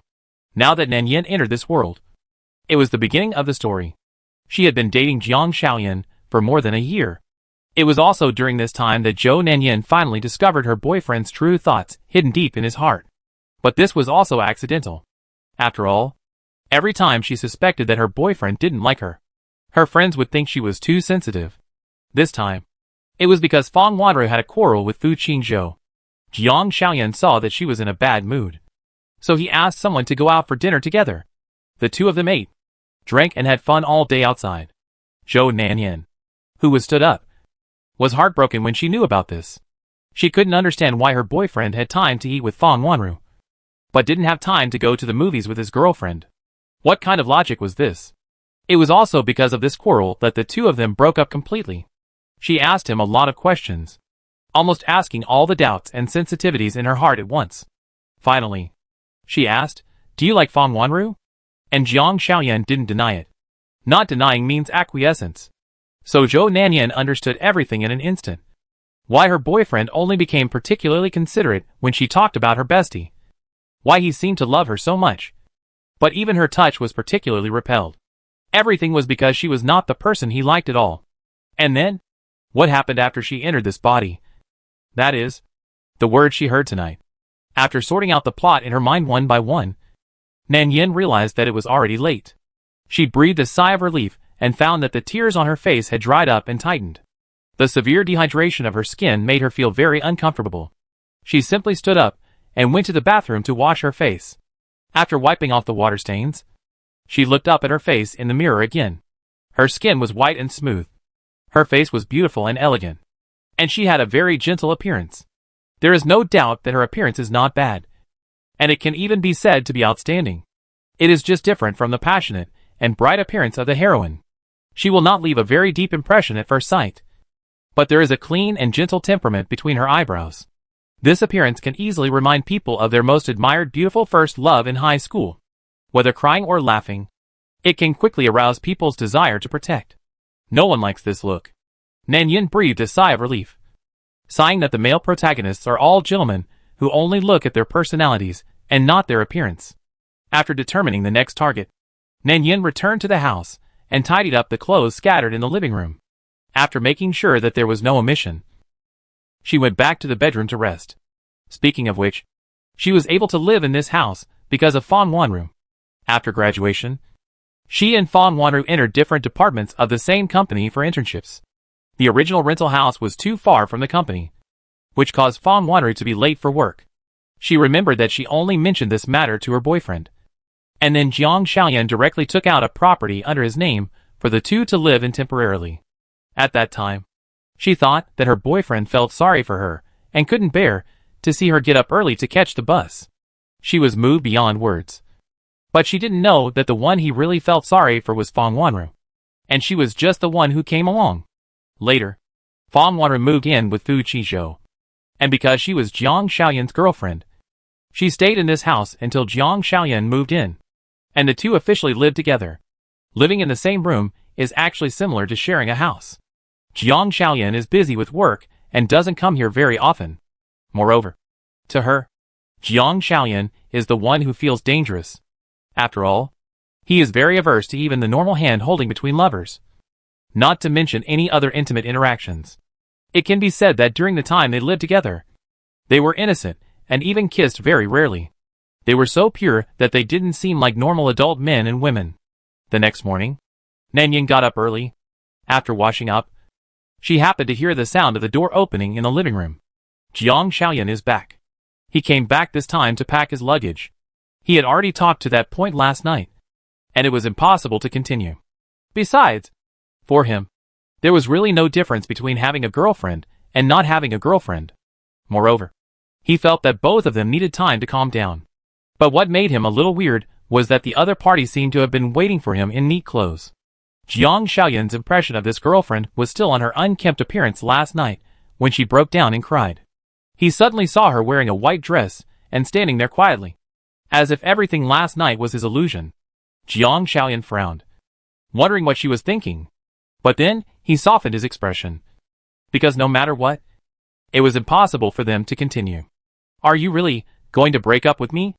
Jiang Shaoyan heard Nan Yin ask softly, as if the voice had been suppressed in her throat for a long time, and it sounded a little hoarse. He paused slightly, and his eyes fell on her face. He saw that her nose was slightly red, and her face was also a look of trying hard to suppress sadness. Jiang Shaoyan frowned, and although he felt a little uncomfortable in his heart, his eyes did not move at all. I made it very clear last night. He only glanced at her, then moved his eyes away, and continued to walk towards the master bedroom. What if I say, I don't mind? Nan Yin saw his unhesitating action, and the moisture in her eyes almost instantly filled her entire eye sockets. She was obviously very sad, but she insisted on not letting him see it. She just wiped her cheek casually, and then when the other party paused, she grabbed his fingers hard, as if she had used up all her strength, and said, I don't mind your feelings for her. I know this sounds silly, but I just can't control it. I just like you. Like you like Wanru. Shaoyan. Let's not break up. Okay? She mentioned Fan Wanru, which made Jiang Shaoyan feel the same for a moment. Especially seeing her like this. It was difficult for people to say something hurtful to her. He suddenly felt very shameless. Obviously, the beginning of all this was provoked by him. Wasn't it? Thinking of this, Jiang Shaoyan couldn't help but frown. Looking at Nan Yin like this, he felt soft-hearted and a little upset at the same time. Do you know what you were saying? He wanted to say something else, but when he looked up, he saw her eyelashes trembled slightly, and tears fell instantly. The words he wanted to say were suddenly stuck in his throat. I know I am deceiving myself, but I just can't control it. Nan Yin shook her head gently, as if she didn't want to believe it, but she had to compromise. In the end, she lowered her head, and tears fell slowly with her movements. I don't believe it. We have been together for so long. Don't you like me at all? After saying that, she raised her face again and looked at him with tearful eyes, as if waiting for an answer, stubbornly trying to find any trace on his face that could prove that he had been moved. Jiang Shaoyan suddenly didn't know what to say. If you want to say that there is no emotion at all, that is impossible. Normal people will feel reluctant when the pet leaves even if they have a pet. Not to mention that this is a person, and the two have been dating for more than a year. He likes Zhou Nanyan a little, but liking does not mean being moved. Men have bad roots, and he is no exception. Even if he has a real object of admiration, he will also appreciate other beautiful women. But this kind of appreciation is different from true love. He may be soft-hearted for other girls, but he will always rack his brains to make her happy. There is only one person, and Fang Wanru is the one who really cares about him. After thinking about this, Jiang Shaoyan was a little irritated for some reason. On one side was the person he really liked, and he was unwilling to give up just like that. On the other side was a little bit of guilt towards Nan Yin. The two emotions were pulling back and forth in his chest, and in the end, the feelings in his heart prevailed. Didn't I say it? The person I like from beginning to end is Fang Wanru, and I have never liked you. But she doesn't like you. Nan Yin looked at the man in front of her without any hesitation, as if she had expected the answer long ago, but tears still fell uncontrollably. She raised her hand and wiped her cheek hard, and continued, Can't you see? The person Fang Wanru likes is Fu Qingzhou. They have been in love for 7 years, and are about to get married. Do you want to stay like this? Always stay by her side? Of course. He knew that it was impossible for him to be with Fang Wanru, but he felt very unwilling to give up the person he liked, and accept Zhou Nanyan's feelings. Nan Yin suddenly raised her head after she finished speaking. Although she had tears in her eyes, she smiled at him. That smile seemed to have exhausted all her strength. Struggling and cautiously, Let's start over. Okay? There was a subtle plea in her choked voice. I don't mind that you have her in your heart, as long as you are willing to accept me. I can wait until the day you completely like me. Just give each other a chance. Okay? Jiang Shaoyan could even feel that her fingers holding him were trembling slightly. It was like a drowning person desperately grasping the last straw, and he refused to let go no matter what. For a moment, he only felt that his throat was a little dry, and he couldn't say anything. He really didn't expect Nan Yin to do this for him, especially after hearing what she said. Even he began to feel a little bit reluctant. This made it impossible for him to say no. After a while, he finally heard his own voice, and said with a little hesitation, Okay. Chapter 65. Nan Yin, who heard this, was a little bit unconvinced at first. Her expression was unbelievable. Her eyes slightly widened, and she looked at him blankly. She thought it was her illusion. But when she realized that she had not heard it wrong, she almost rushed over and threw herself into Jiang Shaoyan's arms uncontrollably. She hugged him very hard, tighter and tighter, as if the person in front of her would disappear as long as she let go. The emotions that had been suppressed in her heart finally found an outlet, and tears fell uncontrollably. But it was obvious that this time was different from the previous time. This time she was crying with joy. "You said this yourself? You can't lie to me." Nan Yan's choked voice carried a bit of cautious hope, as if she was testing. But because of some things that both of them knew, she didn't dare to say too much, and could only look at him with tears in her eyes. In fact, Jiang Shaoyan regretted it after he finished speaking. He just felt a little guilty about her, so he subconsciously agreed to it. But guilt is not love after all. He soon realized that if he didn't like her, he shouldn't give her hope. But the words had been said, and it was too late to withdraw them, especially when he saw Nan Yan's heart and eyes full of him. The words he wanted to explain were stuck in his throat and couldn't be said. After a long silence, he spoke softly. "Okay, let's start over." After getting such a positive answer, Nan Yan finally couldn't help laughing. Her smile was gentle. Even her eyebrows were tender, and her joy was undoubtedly revealed. Perhaps because she was crying too much and was too depressed. Jiang Shaoyan did not push her arms away immediately. If he did so now, it would be a bit of a cover-up. But he did not reach out to hug her back. Jiang Shaoyan was still not used to her touch, and even had some repulsion. Although his face showed some reluctance, his body was still very obvious, and his whole body was as stiff as a piece of wood. And Nan Yan also knew what it meant to stop when enough was enough. She was not in a hurry. Just when the other party was about to lose patience and push her away, Nan Yan took the lead in letting go of her hand, then raised her head and looked at him carefully. "Are you still going to leave?" Jiang Shaoyan looked at her, hesitated for a moment, and thought about it and still felt, "Forget it. I won't leave for the time being." So he put down the luggage he was packing. Nan Yan couldn't help but smile this time.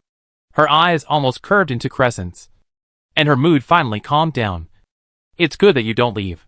By the way, we've been talking for so long. Are you hungry? Do you want me to cook something for you?" Jiang Shaoyan breathed a sigh of relief. "Let's go out to eat." Nan Yan nodded, and naturally agreed. Jiang Shaoyan went to the bathroom to wash his face and changed his clothes. When he came out, he saw that Nan Yan had packed up and was sitting quietly on the sofa waiting for him. Jiang Shaoyan stared at her cheeks and found that she seemed to have put on some light makeup. Her lips were rosy and slightly pursed, which contrasted with her fair skin, highlighting her gentle temperament to the extreme, especially when she smiled at him with her eyes curved. She looked a little brighter than usual, and looked particularly charming.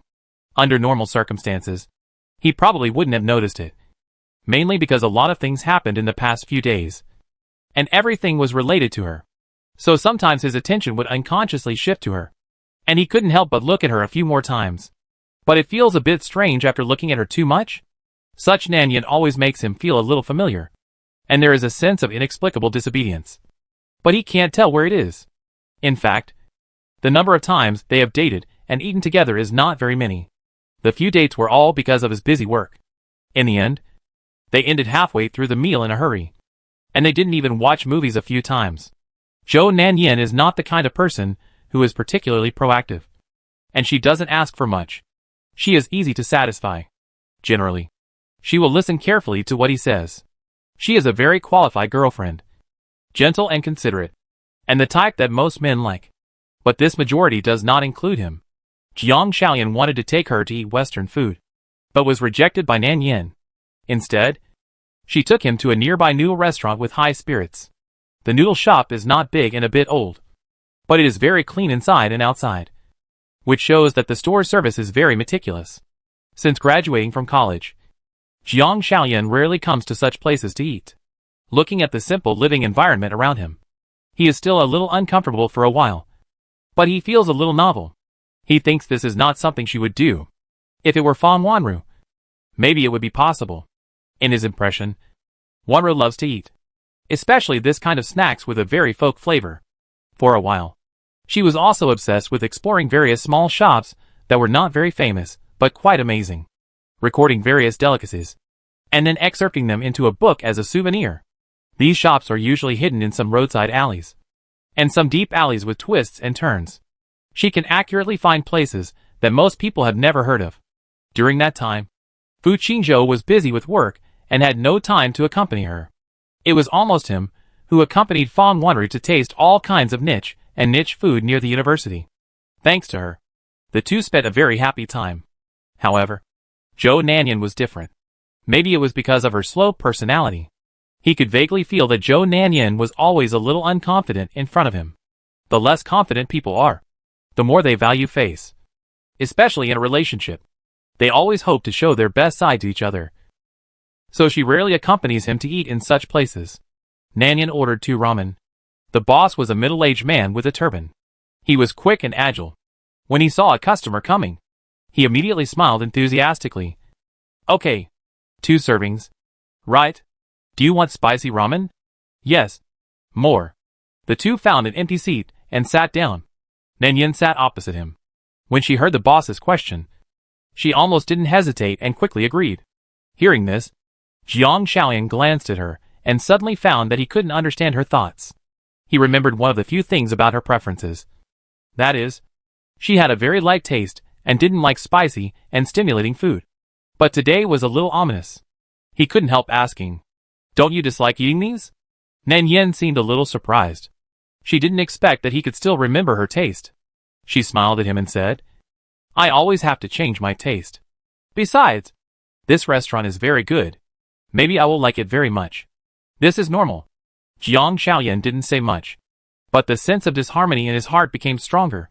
He didn't know why, but he always felt that Nanyan in front of him would remind him of Wanru. Was it his illusion? There were not many customers in the noodle shop. In a few minutes, 2 bowls of steaming ramen were served on the table. The bright red chili oil made people's noses itch uncontrollably. Jiang Shaoyan was not very picky about food, but his eyes still lit up obviously when the noodles were served. This was very much to his taste. It should be said that as early as when he and Su Wanru visited various small shops together, his preferences had been changed to hers. Coming to such a place always reminds him of the time he spent with Fang Wanru in the past. Thinking of this, Jiang Shaoyan seemed to have something flashed in his mind. His eyes fell on Nanyan's dress today. He paused for a moment, and then thought of her abnormality today, and he seemed to understand something in an instant. Is she deliberately imitating Wanru? But she didn't imitate it. Forced to suppress the strangeness in his heart, Jiang Shaoyan stopped looking at her and started eating noodles instead. He ate very politely, lowering his head slightly, his lips slightly reddened by the noodle soup, and the bowl of noodles was almost empty without even moving his chopsticks. Nanyan saw this and also lowered her head to take a bite. Her face changed slightly, but she still swallowed it with a smile. Maybe her acting skills were not good enough. Jiang Shaoyan could clearly see that something was wrong with her expression. What's wrong? Is it not to your taste? Jiang Shaoyan asked casually. You don't seem to have moved your chopsticks at all? Hearing this, Nanyan's expression froze. And then she quickly shook her head. She didn't want him to see her reluctance. So she decisively picked up a chopstick of noodles and stuffed it into her mouth. However, she moved too quickly and was choked by the chili. In just a moment, her whole face was as red as if she had rouge on it. And even tears were about to come out from the spiciness.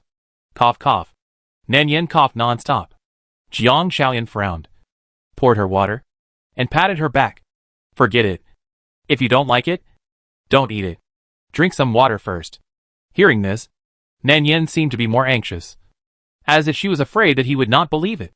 She grabbed the bowl without hesitation, and then bit the noodles without any image, and said vaguely, "No, I don't dislike it. But it's the first time I eat something so spicy. I'm not used to it. You believe me." Cough, cough, cough. Before she finished speaking, she started coughing violently again, coughing so hard that her whole face turned red. Jiang Shaoyan almost subconsciously pressed her wrist and said in a reproachful tone, "Okay, stop eating. Do you want to choke yourself to death?" Nanyan heard the seriousness in his tone and slowly stopped moving. However, she lowered her head in annoyance when she thought that she could even have some problems eating. And Jiang Shaoyan didn't know what was wrong after seeing her uncomfortable look, knowing that it was not her problem. The confusion in her heart reached its peak instantly. You don't have to force yourself to imitate others. There is only one Su Wanru I like. No matter how much you imitate her, you are not her. Besides, you are you, not someone else. So don't do these insignificant little things. It doesn't make any sense to me. When Nanyan heard Jiang Shaoyan say this, her face turned pale instantly, and the fingers holding the chopstick shrank. I just... She hesitated for a long time, but couldn't say anything. In the end, she could only remain silent. Nanyan pursed her lips, feeling that her actions were particularly ridiculous in the eyes of the other party. After Jiang Shaoyan said these words, he felt that his tone was too harsh. He had clearly promised to start over with her. So why did he say these embarrassing words? The atmosphere between the two became dull again. After that, neither of them spoke, until they left the noodle shop. Nanyan looked down and depressed, and she was not in a good mood when she came. Jiang Shaoyan looked at her unconsciously again. Seeing her walk, she would deliberately lean against his shoulder. Not too close, but not too far away. He didn't know how she did it. The back of her hand would touch his from time to time, as if she wanted to hold hands, but didn't dare to be too proactive, fearing that he would dislike her. Seeing this, he suddenly wanted to laugh. And somehow, his heart softened. Then he reached out and held her wrist. And Nanyan was so shocked that she didn't react at all. And then she started to move her hands and feet. Fortunately, she reacted quickly and didn't make any jokes. If the hand-holding just now was just a momentary impulse, then Jiang Shaoyan really wanted to laugh now. Why didn't he realize that this girlfriend had such an interesting side before? Especially when he saw that the other party was so nervous that even her earlobes were a little red. He actually had the urge to rub them. Chapter 66. Jiang Shaoyan suddenly felt very strange about the idea in his mind, and didn't know what to say for a while. The atmosphere suddenly became a little subtle. Not awkward, but a vague sense of ambiguity. As if there was a layer of hazy window paper in the middle that was not broken. And when he wanted to go further, he found that it was not appropriate. On the way afterwards, the two did not speak again. It was not until they got home that Jiang Shaoyan let go of his hand and suppressed all his emotions just now. We're here. Jiang Shaoyan glanced at her sideways. Nanyan still didn't speak, lowering her head and wondering what she was thinking. The whole person seemed to be immersed in the thoughts just now, and couldn't recover for a while. Just when Jiang Shaoyan was thinking about whether to say something to ease the atmosphere, Nanyan finally looked up. Her eyes wandered, and she bit her lips uncomfortably. She wanted to get closer to him, but she didn't dare to take the initiative. In the end, she could only look at him carefully. And when Jiang Shaoyan was not paying attention, she quickly leaned over and kissed him on the cheek. This time it was Jiang Shaoyan's turn to be stunned. Before he could speak, he heard what Nanyan said, with unignorable joy and a trace of inevitable regret in her eyes. Actually, I didn't deliberately imitate Wanru. I just thought you liked that. So I wanted to get closer to your preferences. Don't be angry. I won't do that again in the future. Her cheeks began to turn red, and she tried to pretend that nothing had happened to cover it up with her strong momentum. But her face was already red, and even the tip of her ear was stained with a hint of red. Jiang Shaoyan only felt very curious. Nanyan's closeness made him frown subconsciously. But after seeing her reaction, he felt a very strange feeling in his heart. But it was not very annoying. He even wanted to laugh. She was the one who took the initiative. He hadn't said anything yet, but she was so nervous that she couldn't speak. Now she didn't even dare to look at him. Is he so difficult to approach in her eyes? Or is he usually too cold, so that when his girlfriend wants to get close to him, she has to look at his face? Jiang Shaoyan was speechless for a while, but then he thought about it. It should be that he never gave her a chance. So, should he try to let go of Wanru and accept others? Thinking of this, Jiang Shaoyan suddenly breathed a sigh of relief, as if he had finally figured something out. And his heart was relieved a lot. I'm not angry. You don't have to be so nervous. Since I said I want to start over, you can try to believe me. Hearing this, Nanyan couldn't help but smile. And she was really happy. Her smile was gentle and clean, just like the new warm sun in spring, which made people's hearts soft. In the following time, the relationship between the two gradually stabilized, without Fan Wanru's disturbance. The two of them had a very stable life, just like ordinary lovers, and their feelings were rapidly heating up. And Nanyan was like a frog in warm water. letting Jiang Xiaoyan slowly adapt to life with her. Feelings are mutual. If he doesn't want to take the initiative, then she could only take the initiative. At first, it was because of guilt that he was embarrassed to refuse. Later, I don't know when it started to change. The number of dates between the two became more and more frequent. And the original shared rental life that did not interfere with each other seemed to have a hint of love. Nan Yin would share interesting things in the company with him, such as the new second-generation rich man in the company who didn't look very smart and exuded a clear breath that had not been polluted by knowledge. There were also many old employees who formed a group behind the boss's back and gave him all kinds of weird nicknames in the group, which made the boss so angry that they made them work overtime for another week. Jiang Xiaoyan couldn't help laughing when he heard this. And then he reasonably suspected that the group of employees under him did the same thing, secretly forming a group to give him a nickname. There are many other interesting things like this, which also made the lives of the two interesting. Jiang Xiaoyan went from being indifferent at the beginning to being addicted to it later. He would occasionally complain to her about some work matters, especially every time his girlfriend gave a refreshing idea. Inexplicably, he would have the urge to kidnap her to be his secretary. It's really relaxing to be with Nan Yin. You don't have to deliberately hide your temper, nor do you have to be too concerned about the other person's feelings. Say whatever you want to say, and do whatever you want to do. Her favorite thing to do is to sit next to him, hold her chin, and listen to him talk about the various things he encountered in life and work. It seems that no matter what he does in front of her, she is always supportive and tolerant. But on the contrary, he is not like this in front of Wanru. In front of Wanru, he always plays the role of a generous and decent good friend, and will take the initiative to accommodate the other party, and even carefully hide his thoughts, so that she cannot discover his true thoughts. But in the final analysis, he is also an ordinary person. People will get tired and want to give up. People will subconsciously seek a more comfortable environment. During this time, Jiang Xiaoyan didn't even remember how he felt when he was with Wanru. For a moment, he even wondered if he would fall in love with Nan Yin if there was no Wanru. It's a pity that there is no if. And men are all cheap. He doesn't care about the one who rushes to get ahead, but he likes the one who doesn't care about him at all. Nan Yin couldn't help laughing out loud when she thought about it. Jiang Xiaoyan behind her heard the sound a little strange, came over and rubbed her head.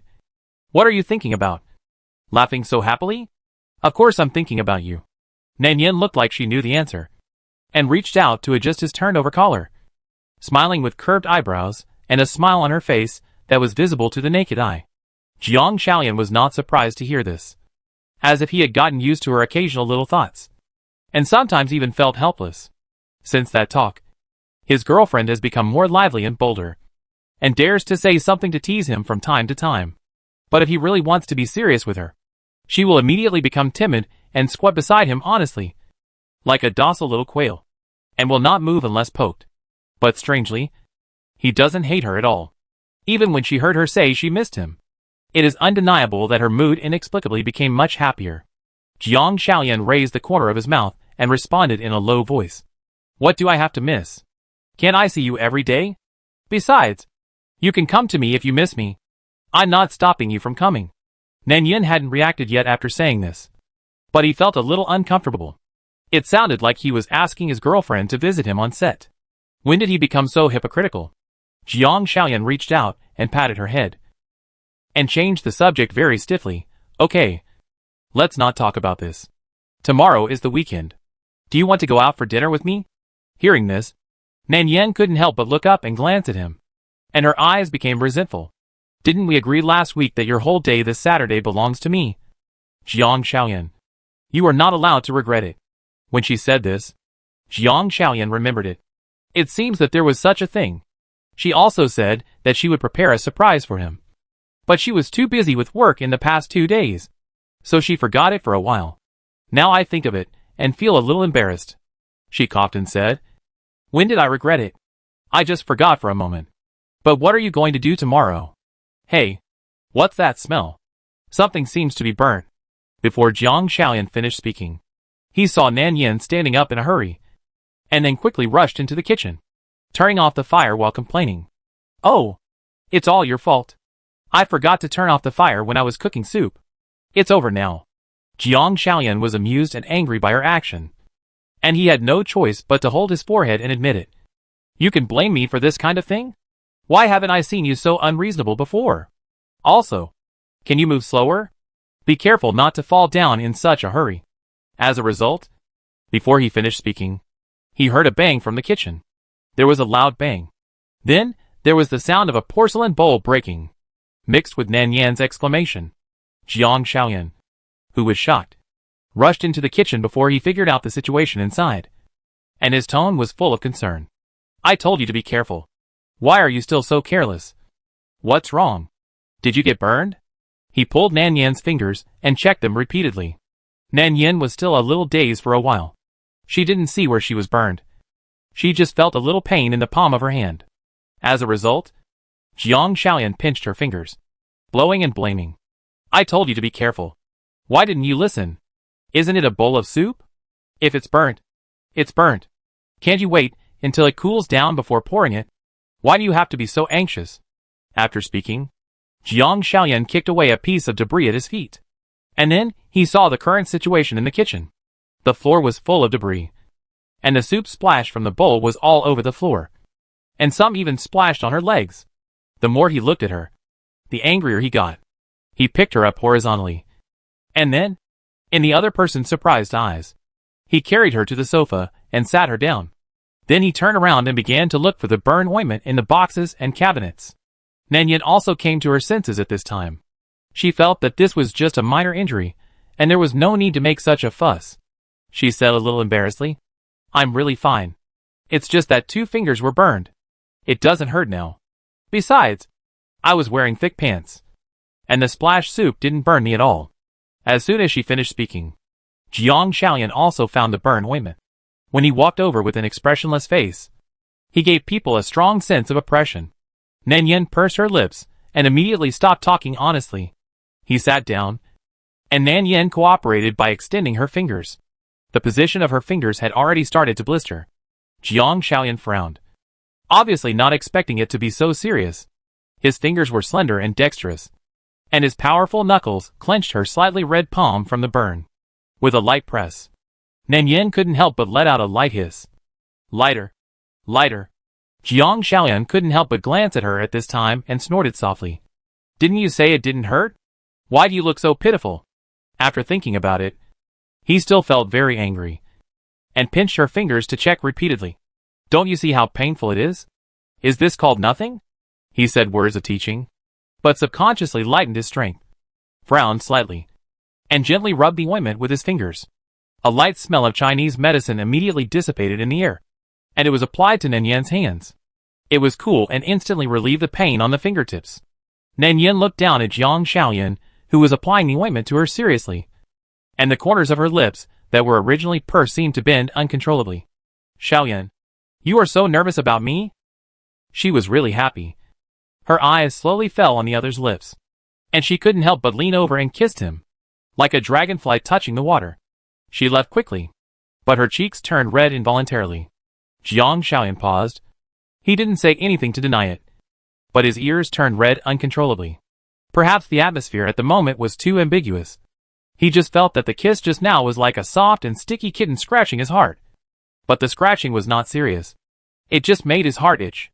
After replying, Jiang Xiaoyan turned his face away uncomfortably and coughed lightly. It's done. Be careful, and don't touch the debris in the kitchen. I'll clean it up later. Nan Yan was still immersed in the ambiguous atmosphere.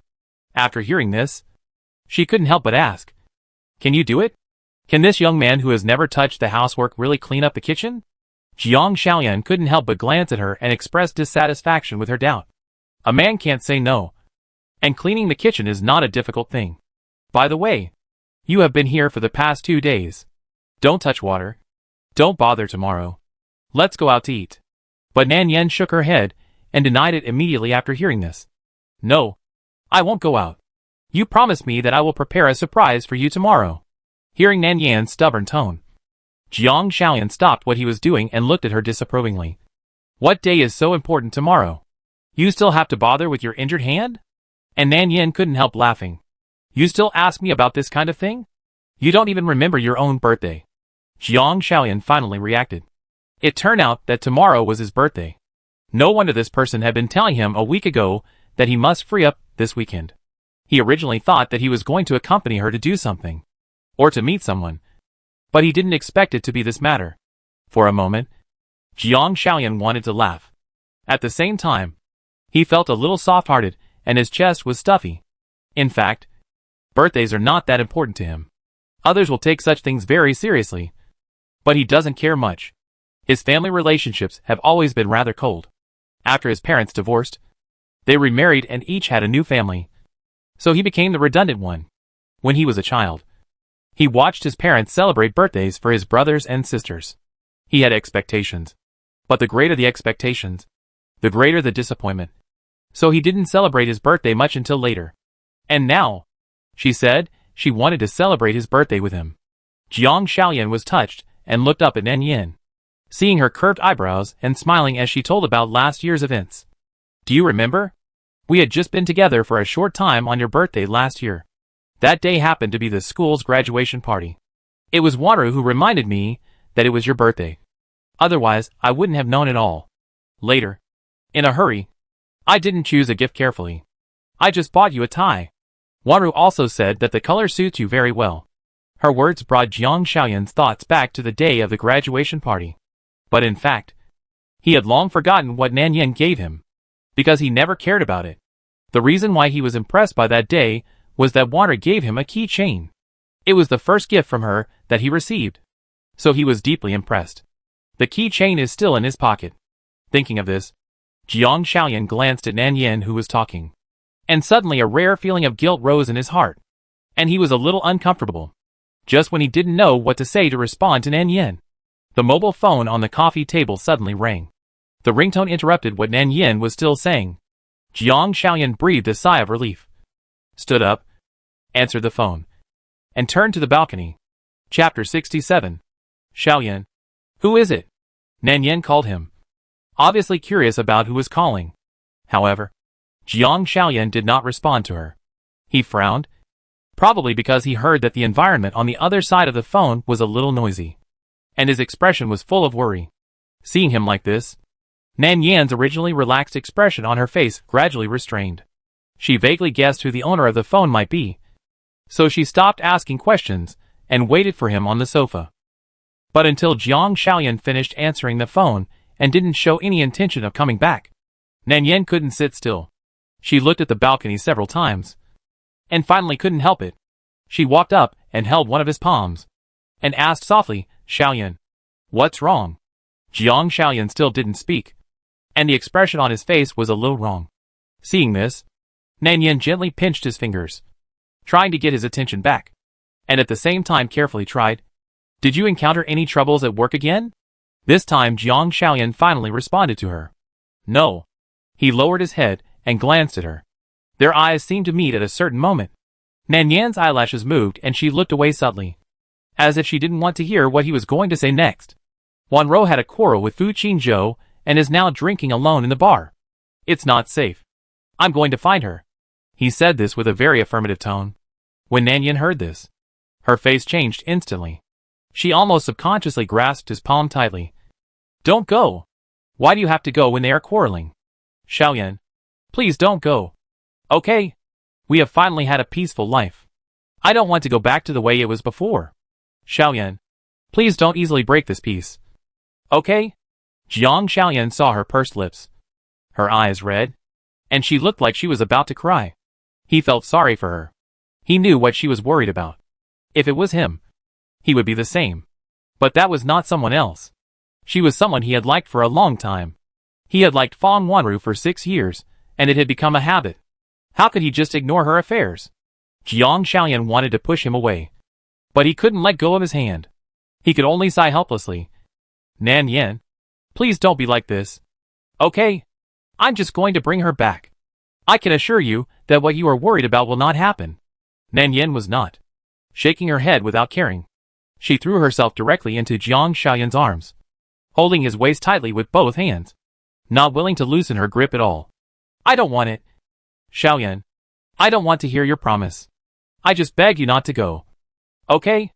We have finally come to this point today. I have finally made you a little moved. I don't want to, and I dare not gamble on this possibility. Nan Yin grabbed his clothes hard, and even her voice was filled with a hint of pleading. I know I am not as good as her in your heart, but she already has Fu Qingzhou. Xiaoyan, please don't go. Okay? Just think of it as me begging you. Don't go. Okay? As she said this, she buried almost her whole body in Jiang Xiaoyan's chest. She hugged him so tightly, as if she had used up all her strength. But her body still couldn't stop shaking.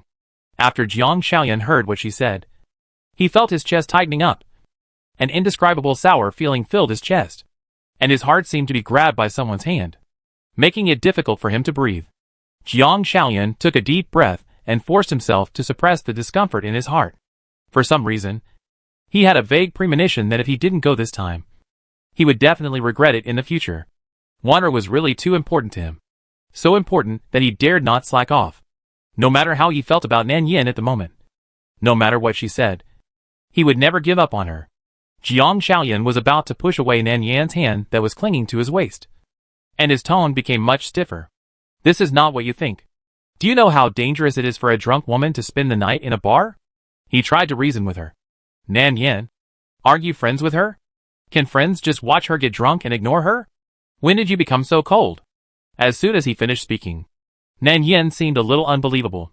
She opened her eyes wide, and tears fell instantly. The warm tears directly hit the back of Jiang Xiaoyan's hand and melted into one piece. She looked at him with a hurt expression. Yes, I am cold and stingy. Did you realize it only today? Do you know that I finally managed to get rid of her from your heart a little bit? I have tried so hard. But a phone call from her can still make you lose your mind and don't care about anything. How can I not be afraid of you? After she finished speaking, tears began to fall again. She shook her head and looked like she was about to collapse. Her eyes were full of uncontrollable sadness and sorrow. You are obviously attracted to me. I can feel it. You were still worried about me and worried about me before. Why can't you let her go completely? Xiaoyan, don't worry about her. Okay? You promised me that you would start over with me. You can't go back on your word. Before Nan Yan finished her words, Jiang Xiaoyan had already taken a step back in annoyance. He clenched his phone tightly, and his heart was tangled. On the one hand, he saw Nan Yan's hesitation, and on the other hand, he was worried about Su Wanru. He was afraid that if he hesitated any longer, Wanru would really get into trouble. In the end, his worry about Su Wanru prevailed. He even thought that he would wait for a chance to compensate Nan Yan again in the future. After all, she was so easy to satisfy. Maybe he could just apologize and buy a gift to coax her. Now, Wanru is the most important thing. Thinking of this, Jiang Xiaoyan directly pushed away Nan Yan's outstretched hand, turned around and picked up the coat on the sofa, and prepared to leave. When Nan Yan saw him like this, the tears accumulated in her eyes began to slide down her cheeks one by one. She even rushed forward without caring about anything and directly reached out her arms from behind to wrap around Jiang Xiaoyan's waist, put her face on his back, and sobbed softly. Don't leave. I won't let you go. But at this moment, Jiang Xiaoyan was thinking about Fan Wanru, and he had no time to care about Nan Yan's emotions, and even felt that she was a little unreasonable. Feeling Jiang Xiaoyan's impatient mood, Nan Yan's body trembled slightly, but she still tightly held his waist and refused to let go. In the end, Jiang Xiaoyan had no choice but to pry open her fingers one by one, and then pushed her away, shouting, "Zhou Nan Yan, stop making trouble." After throwing down this sentence, he turned around and ran out of the door without even looking at her. Nan Yan, who fell to the ground, seemed to be stunned. She opened her eyes wide and stared at his back as he left, but her tears flowed more violently, as if the thread had broken. It was not until Jiang Xiaoyan's back completely disappeared that Nan Yan quickly got up from the floor, wiped her tears, sat on the sofa and began to calm down. The next thing was that Jiang Xiaoyan learned that Fan Wanru had broken up with Fu Qingzhou. It was estimated that he would not come back for a while, so she had to prepare early. After all, the thing that Jiang Xiaoyan had been waiting for so many years finally happened, and it was difficult for him not to fight for it. In the past, when their relationship was stable, he could not intervene. But now that they broke up, this was the only chance for him, and the best chance. Nan Yan didn't believe that he would let go so easily. She just didn't know how he would deal with her. An extra person. On the other side, Jiang Xiaoyan was really not feeling well. His heart seemed to be burned by fire. He wondered if he had pushed her too hard just now. He felt regretful and guilty. He didn't know if she was hurt. There was even a moment when he wanted to leave Wanru and go back to see her. But at this moment, the phone rang again. Jiang Xiaoyan answered the phone subconsciously and heard Wanru crying softly in the receiver. For a moment, he couldn't care about anything. He just hated that he couldn't get to her quickly. And Nan Yin was forgotten by him in an instant. When Jiang Xiaoyan arrived, Wanru, who was already drunk and confused, was being chatted up by a strange man. The hand was around her waist and kept going up. How could Jiang Xiaoyan bear this? He didn't even have time to think. He rushed up and punched the bully Wanru. Then he hugged Fang Wanru in his arms and called her name carefully. Fang Wanru was a little more awake at this time. When she saw who was in front of her, her nose was sore, as if all her emotions had found an outlet, and tears began to fall uncontrollably. Xiaoyan, what should I do? She grabbed his sleeves tightly, confused like a helpless child, and almost leaned her whole body into his arms. I broke up with Qingzhou. What should I do? Jiang Xiaoyan could even hear the heavy crying tone in her voice, suppressed and sad, as if she had suffered endless grievances. But what he noticed first was not this, but the content of the sentence. She said that she broke up with Fu Qingzhou. They broke up. Is that? For a moment, Jiang Xiaoyan's chest was filled with emotions. He didn't even know how he comforted her, or how he sent her back. All he could think about was that they had broken up. So would he have a chance? As Nan Yin thought, Jiang Xiaoyan never came back in the next 2 days, and didn't even call back, as if he had completely forgotten her. And Nan Yin kept calling him, but unfortunately no one answered, and even the messages she sent were ignored, with no response. It wasn't until the afternoon of the 3rd day that Jiang Xiaoyan, who had left, finally reappeared in front of Nan Yin. And the first moment he entered the door, Nan Yin didn't even give him a chance to speak, and rushed over and threw herself into his arms. But Jiang Xiaoyan didn't hug her back, or even look at her. Nan Yin didn't cry, but her eyes turned red in an instant, as if the emotions in her heart had been suppressed to the extreme. She hugged his waist and back tightly with both hands, and her body was shaking uncontrollably. Why didn't you answer my call? Do you know that I have been waiting for you for a long time? You said you would spend your birthday with me. I made you a cake, cooked noodles, and... She was interrupted before she finished the rest of the words. The man who was originally in her arms suddenly reached out and pushed her away. I came back to you this time because I have something to say. Nan Yin subconsciously clenched her fingers, and there was a hint of sobbing in her voice. What? He looked down at her, his face calm and heavy, like the result of careful consideration. Nan Yin, let's end it. Chapter 68. What did you say? What does it mean? Nan Yin looked at the calm man in front of her and thought for a moment that she had misheard. She was a little bit unbelievable. When her tears were about to fall, she quickly raised her hand and wiped them away. However, the tears could not stop flowing. In the end, she could not even tell whether she was crying or laughing. She lowered her head and thought for a long time. She finally came up with a reasonable reason. Tell me, is Wanru in trouble? Nan Yin grabbed Jiang Xiaoyan's palm and clenched it tightly, trying to suppress her inner emotions and not collapse so quickly. She also tried to find a reason to explain why he said this. She was bullied? Are you blaming me? Blame me for being too stingy that day and not letting you go to see her earlier. If that's the case, I apologize to you. But she couldn't say the rest of the words. When she paused, her tears fell uncontrollably. Seeing her like this, Jiang Xiaoyan suddenly felt uncomfortable, as if something was squeezing his heart. Every time he breathed, it was as if countless needles were pricking him, and even his breathing became difficult. Jiang Xiaoyan let out a long breath. It's not that he didn't have feelings for Nan Yin, but this little bit of love was completely inferior to his feelings for Wanru, especially after knowing that Wanru broke up with Fu Qingzhou. He had never been so excited before. The tension and excitement in his heart seemed to reach the peak in an instant. He knew that this was an opportunity that he absolutely could not miss. As long as he succeeds, Wanru will belong to him in the future. So he can only abandon Nan Yin. It is good for both parties to end it as soon as possible while this slight feeling of affection is not so obvious and important. Jiang Xiaoyan said to himself in his heart. After all, he likes Wanru. Only Wanru. How could he be willing to let go of the person who made him fall in love with her at first sight and has liked her for so many years?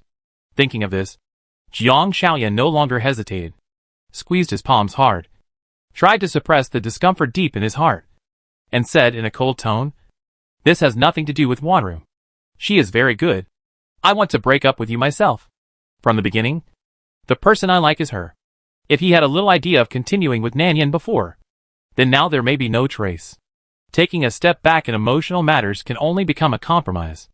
If there is no Wanru, he may be willing to compromise once. But at this time, Wanru broke up. During the time when he was busy cultivating his relationship with Nanyan, important internal documents of Fu's company were leaked, and a dozen casualties were exposed during the construction of a newly acquired piece of land in the city, which had been delayed and not resolved. There were also many problems within the group. The top management was scheming against each other, and the internal friction was serious. When an accident happened, they shirked responsibility. Later, due to the unresolved debt problem, they could only declare bankruptcy. Now all assets under Fu's name have been frozen. It can be said that Fu Qingzhou has nothing now, and the engagement ceremony between him and Fang Wanru has been postponed indefinitely. In order not to be affected, Su's father strictly forbade Su Wanru from dating Fu Qingzhou. Although the relationship was quickly cut off, the Su family's business was more or less affected. Today, Su's stock is falling. In order to alleviate the problem of the Su family's shortage of funds, Su Wanru can only be forced to marry someone. How can Jiang Shaoyan be willing to let go? And Nanyan didn't know all this. She only knew that the man in front of her went out to lie down, and when he came back, he would break up with her. She didn't even know what she did wrong? Nanyan suddenly looked up, tears in her eyes, and looked at him with a suppressed expression. But her eyes just met his, without dodging. "Can I know why?" Hearing this, Jiang Shaoyan was silent for a long time. And after a long time, he avoided her eyes and said calmly, "Wanru broke up. So that's it." Nanyan finally understood. She suddenly couldn't help but chuckle. Tears fell one by one, but there was a mocking smile on her face. Because Su Wanru broke up with Fu Qingzhou, he had the opportunity to get promoted. So it was time for her, the girlfriend who was in the way, to get out of the way. Nanyan closed her eyes tightly and wiped the tears from her face. When she opened her eyes again, the emotions in her heart seemed to have calmed down a lot. She looked at him and said, "But even so, you can't guarantee that Wanru will be with you. If she likes you, she would have liked you a long time ago. Is it necessary to wait until now? I know. So I need your help." Jiang Shaoyan's calm voice sounded in the air. He looked up at Nanyan and saw the bandage wrapped around her finger. He didn't know what he thought of. He frowned subconsciously, but soon looked away and continued. "Fu Qingzhou has nothing now. Just like a dog that has lost its home. But I won't do anything to beat a dog when it's down." His voice became colder and more rational. "I just need you to approach him in the name of Wanru, and then keep an eye on him. You can do something when necessary. In short, don't let him approach Wanru again. And don't let him have a chance to get back together with Wanru." When he said this, Jiang Shaoyan paused, turned his head, and looked directly into her eyes. "If possible, I hope he can like someone else. And who this someone else is, he doesn't want to care. In short, don't let Fu Qingzhou approach Wanru again. He doesn't want this hard-won opportunity to be rekindled in the end because of the lingering ties between the two. He doesn't want to fail again." After listening to what he said, Nanyan couldn't believe her ears. She opened her eyes wide, as if she didn't recognize the person in front of her. She looked from beginning to end, and finally her eyes were full of disappointment and disbelief. She really didn't expect that he could be so unscrupulous for Fang Wanru. Let her approach Fu Qingzhou in the name of Wanru. What on earth was he thinking? Nanyan took a step back uncontrollably, as if she was seeing him for the first time, and shook her head in extreme disappointment. "Do you know what you are talking about?" There was a hint of sobbing and sadness in her voice. "I know exactly what I am talking about. And I am very rational. I want you to get close to Fu Qingzhou. No matter what you do, just don't let him get in touch with Wanru again." Jiang Shaoyan's tone was unprecedentedly calm. He had been thinking about this since he learned that Wanru had broken up. This was the best way he could think of. Nanyan was hurt by his attitude, and suddenly raised her head and stared at him coldly, as if she was unwilling to be a stepping stone between him and Fang Wanru, and said in a mocking tone, What do you think of me? A doll that you can manipulate at will? Besides, why should I help you? Jiang Xiaoyan didn't care about her resistance at all, and was even very calm. He took out the attitude he would treat his opponent in the business world. I remember your brother had a car accident 3 years ago. After the perpetrator fled, no one paid for the medical expenses, so the treatment was not thorough. Until now, your brother's legs still can't walk normally. If you are willing, I will pay for your brother to invite the most authoritative doctor to retreat his leg injury. In this case, are you unwilling? The last few words were said lightly, but Nanyan felt that she was so heavy that her body was a little unstable. She staggered back a step and raised her head in pain. Suddenly, she seemed to realize that she had been led by him from the beginning. He didn't care about her feelings and thoughts at all, and even took advantage of them thoroughly at this critical moment, because in this way, he not only got rid of her entanglement, but also let her restrain Fu Qizhou, killing 2 birds with 1 stone. Should we say that he is a natural businessman? Nanyan looked up at Jiang Xiaoyan. She seemed unwilling to give up. There was a hint of hope in her eyes. Finally, she couldn't help asking, "Don't you like me at all?" She still refused to believe that the feelings during that period were all fake, and that his nervousness towards her was all fake, even though he didn't reject her anymore. Jiang Xiaoyan subconsciously ignored the pain in his heart, turned around, and said in a depressed mood, "No, I have made it very clear." Hearing this, Nanyan closed her eyes, wiped the tears from her face one by one, then opened her eyes, looked at him calmly and said, "Okay, I promise you. But I have one more request." Nanyan's emotions have returned to calm at this moment. She can even ask him rationally. But the look in her eyes is like a pool of stagnant water, without any fluctuations. Jiang Xiaoyan was actually relieved when she said she agreed. But he was not as relaxed as he showed on his face. He felt a little uncomfortable in his chest, as if something was blocking him and his breathing was not smooth. But he still ignored it subconsciously and looked at her and said, "You say, I also need a sum of money to ensure that my family's subsequent life will not be troubled. In addition, I will not pester you anymore. You can rest assured about this. Just treat it as a payment between us, and I will move out as soon as possible."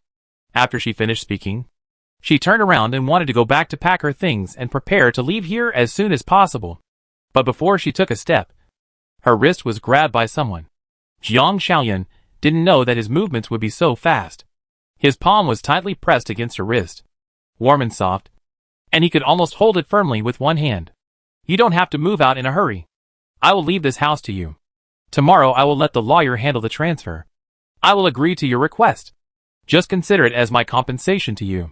When he said the last sentence, his voice paused. As soon as he finished speaking, Nanyan slightly struggled to break free from his palm, stepped back, and kept a distance from him. "Okay, thank you." Jiang Xiaoyan looked at his empty palm and withdrew his hand with some discomfort.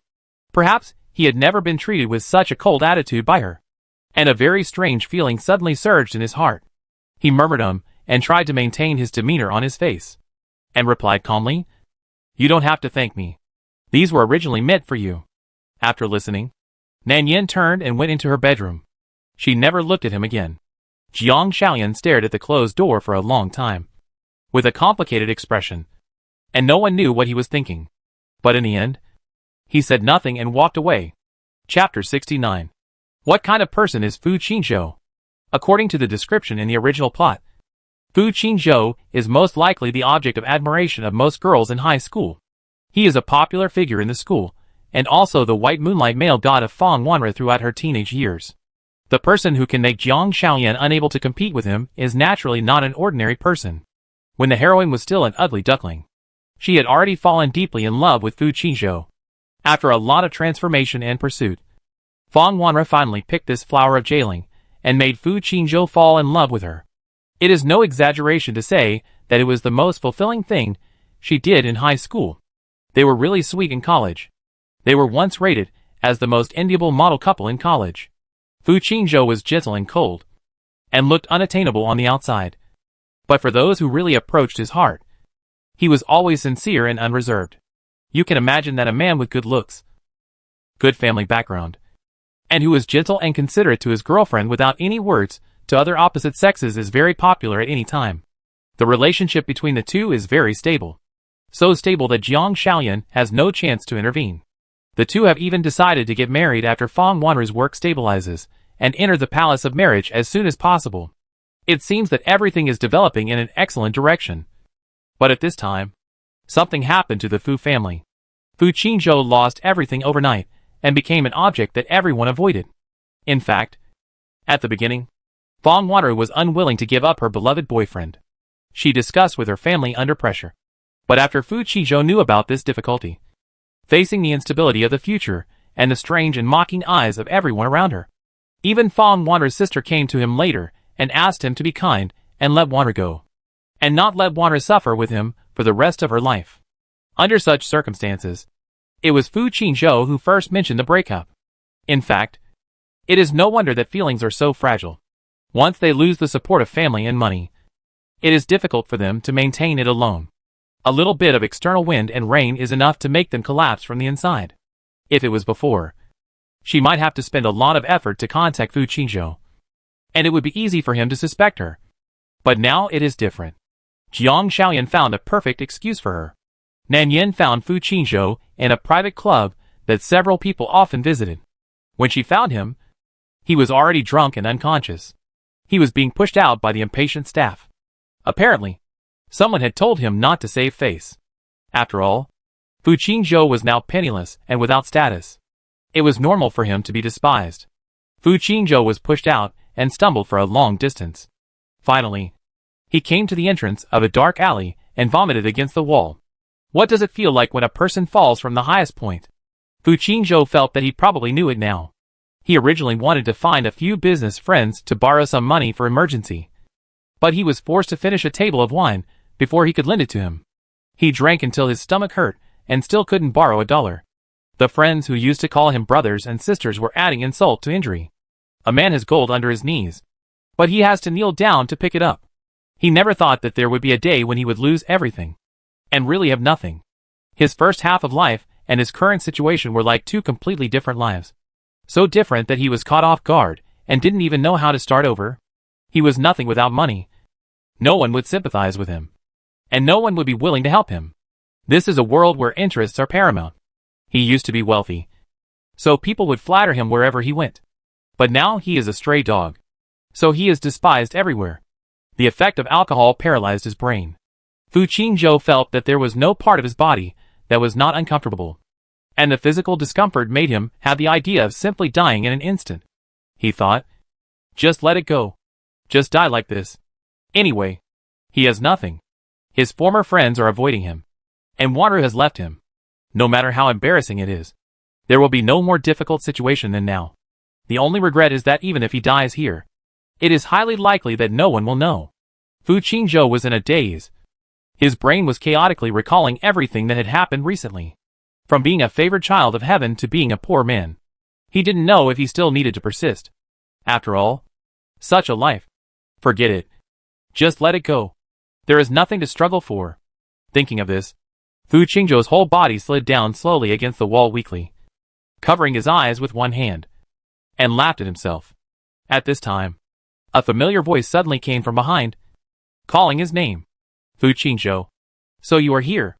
The voice sounded familiar, as if he had heard it somewhere before.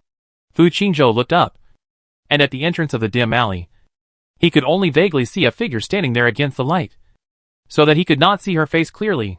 He could only smell a very light fragrance on her body, which was different from the chaotic smell of alcohol on him. Wanru. Fu Qingzhou called out subconsciously. You are drunk. The voice did not respond to him, but still walked forward a few steps, until it came to him and squatted down, and the clear eyes fell on him like moonlight. Fu Qingzhou thought he might be a little drunk. Otherwise, how could he see Wanru in such a place?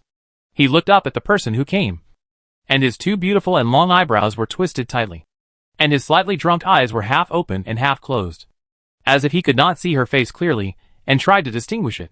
Finally, he was sure. A glimmer flashed in his hazy eyes. He suddenly rushed towards Nan Yin and hugged her tightly in his arms, saying, Is it really you? Wanru, you came to see me? I'm sorry. I didn't mean to break up, but I really have nothing. Don't leave. Okay? Wanru, I really have nothing. Don't leave me. Nan Yin was unprepared and almost fell to the ground by his sudden pounce. When she reacted, she stretched out her hand to push his chest to try to get rid of his shackles. As a result, the more she struggled, the tighter he hugged her. So tightly that Nan Yin almost couldn't breathe. Let go. Fu Qingzhou. See who I am? He hugged her too tightly, and Nan Yin had no choice but to twist his arm a few times to protest. As a result, he thought she was angry, so he subconsciously kissed her face as he used to coax her. Don't be angry. Okay? I don't really want to break up with you. Don't hide from me. Okay? He kissed her chin gently, his forehead against her cheek. At first, he just tasted it lightly, but as she kept struggling and rejecting him, the hurt in Fu Qingzhou's eyes became more and more obvious. He thought that the reason why Wanru rejected him was because she was still angry. A trace of watery light overflowed from Fu Qingzhou's eyes, as if he didn't know what to do and was at a loss. He really liked her. On the one hand, he hoped that she would stay with him, and on the other hand, he hoped that he would not be a burden to her anymore. But what to do? What to do? He wanted to coax her, but he didn't know how to coax her, especially when his brain was blank under the influence of alcohol. Fu Qingzhou even became slow in thinking. He only vaguely remembered that he seemed to have seen a clip from a TV series. Then he reached out to hold the back of Nan Yan's head, and at the same time, the tip of his tongue slowly slid into her tightly closed lips, and began to carefully invade her teeth. You, don't leave. He kissed her so hard that he seemed to be out of breath. And then he pulled back a little and licked the corners of her mouth carefully, wet and sticky, like a clingy golden retriever afraid of being abandoned, patiently comforting the angry hostess. And Nan Yin simply gave up struggling, let him kiss her until the end. And he lay on her shoulder, his eyes half open and half closed, and he didn't know what he was saying.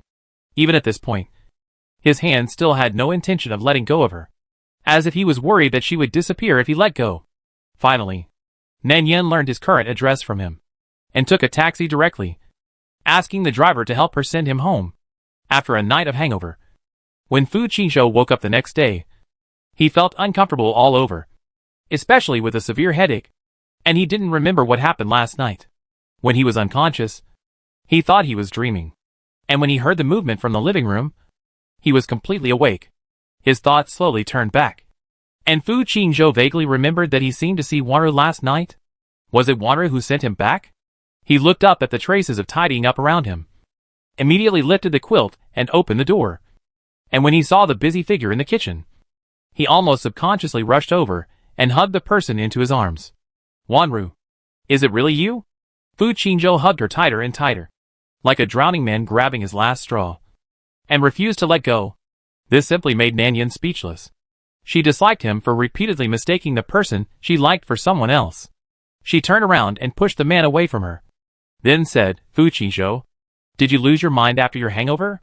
Take a good look at who I am? Fu Qingzhou finally reacted, especially after seeing who was in front of him. He almost subconsciously pushed Nan Yin away, and at the same time a trace of surprise flashed in his eyes. Why is it you? Where is Wanru? The questioning and disdain in her tone were simply too obvious. Nan Yin pursed her lips and glanced at him. Who else could it be except me? Wanru is very good, and she asked me to take care of you. Fu Qingzhou paused, and when he saw her pursing her lips, his lips moved unconsciously. Then he felt a slight sting on his lips, frowned, and vaguely seemed to have some images slowly emerging in his mind. This also made Fu Qingzhou's face change immediately. Chapter 70. What did you do to me last night? Fu Qingzhou's face looked a little ugly, and he was furious for no reason. Then, as if he had thought of something, his cheeks suddenly turned red. But it was obviously not because of shame, but because of anger. Nan Yin wanted to laugh after hearing this, and what was even more inexplicable was that she could see what he wanted to express from his eyes.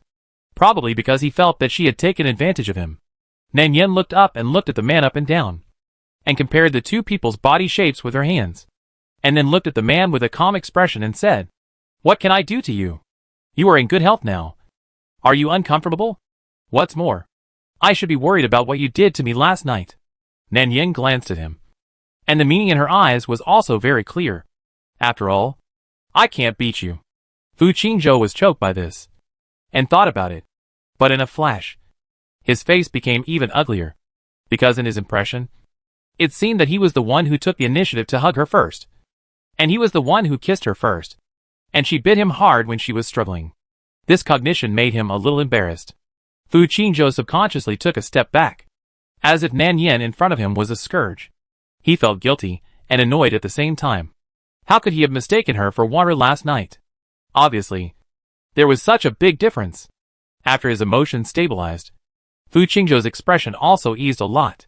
He thought of something and couldn't help but warn. No matter what we did last night. In short, don't tell this matter to anyone, let alone Wanru. He didn't want anyone to know what happened last night. This would make him feel like he had betrayed Wanru. Although they broke up, Fu Qingzhou knew that he still couldn't forget her in his heart. Originally, there was nothing wrong with what he said, but the tone sounded uncomfortable, as if he was ordering someone. Nan Yen smiled at him. Her eyebrows and eyes were gentle, and she didn't worry about his threat at all. If you ask me not to say it, I won't say it. What are you afraid of? Are you worried that Wanru will find out that you bullied her friends? But why should I help you hide it? Seeing that the man in front of her had a visibly worse expression, Nan Yen tilted her head and thought about it, then looked at him, and smiled with obvious ill intentions. I will not only tell her, but also tell her how you bullied me. Just in time to make her completely give up and never see you again. These words made Fu Qingzhou's ears red with anger. But he did it. And he couldn't deny it. I didn't mean to do it. I just recognized the wrong person. Nan Yen caught the little loophole in his words. She shook her head and said with a very regretful tone, So you can't even tell the person you like? She was worried about you and asked me to come to see you. But you actually did this to me. You are such a beast. The bright eyes glared at him with disgust. And Fu Qingzhou was so angry that he didn't know what to say. I was just drunk. I didn't mean to do it. He was really angry at this moment. He had never met such an unreasonable person like her in his life. So you can do whatever you want when you are drunk? So that's what you think. Nan Yen blinked her eyes and immediately showed an incredible expression. If that's the case, then I have to tell Wanru that you actually have such a bad habit of bullying people when you are drunk. So you better cut off contact as soon as possible, so that Wanru won't be sad in the future. As she said this, she pretended to walk out, as if she really wanted to sue him. Fu Qingzhou's face changed slightly, and he almost subconsciously grabbed her hand. The girl's soft and slender wrist bones pressed tightly against his palm, making his palm hot uncontrollably. He wanted to let go, but was worried that she would run away, especially when his face was hot from the other's erratic and strange eyes. In the end, he could only close his eyes and hold her tightly. It took him a long time to squeeze out a sentence. Wait! Don't go yet. That's not what I meant. I was wrong. I shouldn't make excuses for myself. I'm just too nervous. Don't be angry. Tell me. What do you want? Nan Yen couldn't help laughing after hearing this. She pursed her lips and looked at him with disdain. With your current poor appearance, what can I care about? This made Fu Qingzhou feel blocked in his heart again. Although it was not wrong to say so. Being pointed out so bluntly by someone still made his cheeks uncontrollably hot. Perhaps it was the self-esteem after being down and out that made him feel particularly embarrassed. So, what are you going to do? Fu Qingzhou asked with a breath held. Hearing this, Nan Yen snorted. I don't want anything. Just apologize to me honestly. So simple? Fu Qingzhou was skeptical. Well, it's that simple. Nan Yen then relaxed her brows and smiled. What's more, if you weren't so unreasonable at the beginning, why would I threaten you with such a thing? Besides, your kissing skills are really bad, and it hurts my mouth. After hearing this, Fu Qingzhou really didn't know what expression to use to face this person, and even his earlobes were stained with a hint of red. Obviously, he was the one with a sore mouth, although he didn't remember the situation very well. The pain on his lips in the morning clearly showed that he was bitten hard. But let's not talk about this. After hearing that Nan Yen nodded and let him go so easily, Fu Qingzhou felt relieved in his heart. But he also felt that he seemed to be too aggressive, because from the beginning to now, she didn't say anything to defend herself, let alone accuse her, which made him feel very strange and uncomfortable in his heart. After all, she sent me back last night and helped him tidy up the living room. If it weren't for her help, I might still be sleeping on the street. As a result, he didn't even say thank you when he woke up in the morning. And he even accused her of doing something to him? If you think about it this way, he seems to have gone too far. This made Fu Qingzhou feel a little uncomfortable for a while. Maybe guilty or embarrassed. Especially when he looked at the apron tied on Nan Yin. He immediately loosened his clenched palms, coughed a few times, and said, "Sorry. I didn't mean it. I was drunk last night and mistook you for Wanru. I don't have any other thoughts about you. Anyway, thank you for sending me back." At the end of the conversation, his tone subconsciously softened a lot. He really didn't want to get entangled with her anymore. The words were said dryly.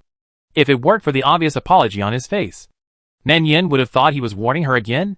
Fu Qingzhou himself felt a little embarrassed. He had been raised by others since he was a child and rarely apologized to others. He was not used to doing such humble things. Therefore, after he finished speaking, he stood there honestly waiting for her to calm down. And Nan Yin also stopped when she saw the good. After all, the task was not completed. If the relationship was really too stiff, it would be bad. She glanced at Fu Qingzhou and responded, "Okay, you don't have to worry about it. I'm not interested in you. And I won't tell this matter casually." Fu Qingzhou was relieved. But in an instant, he remembered something. He seemed to have heard her say that it was Wanru who asked her to come to see him. When he suddenly heard her name, a ripple appeared in his heart. Because he hadn't seen Wanru for a long time, he couldn't help asking, "Wanru, how is she doing recently?" Nan Yin turned around and turned off the porridge on the stove, and said casually, "She's fine. She should be engaged to another man soon." Engaged? Fu Qingzhou was stunned for a moment. He obviously didn't expect to hear this news from Nan Yin. This was undoubtedly a thunderclap for him, which made his brain blank, and he couldn't come back for a long time. How could it be? How could Wanru be engaged to another man? When he reacted, his face changed immediately. Impossible.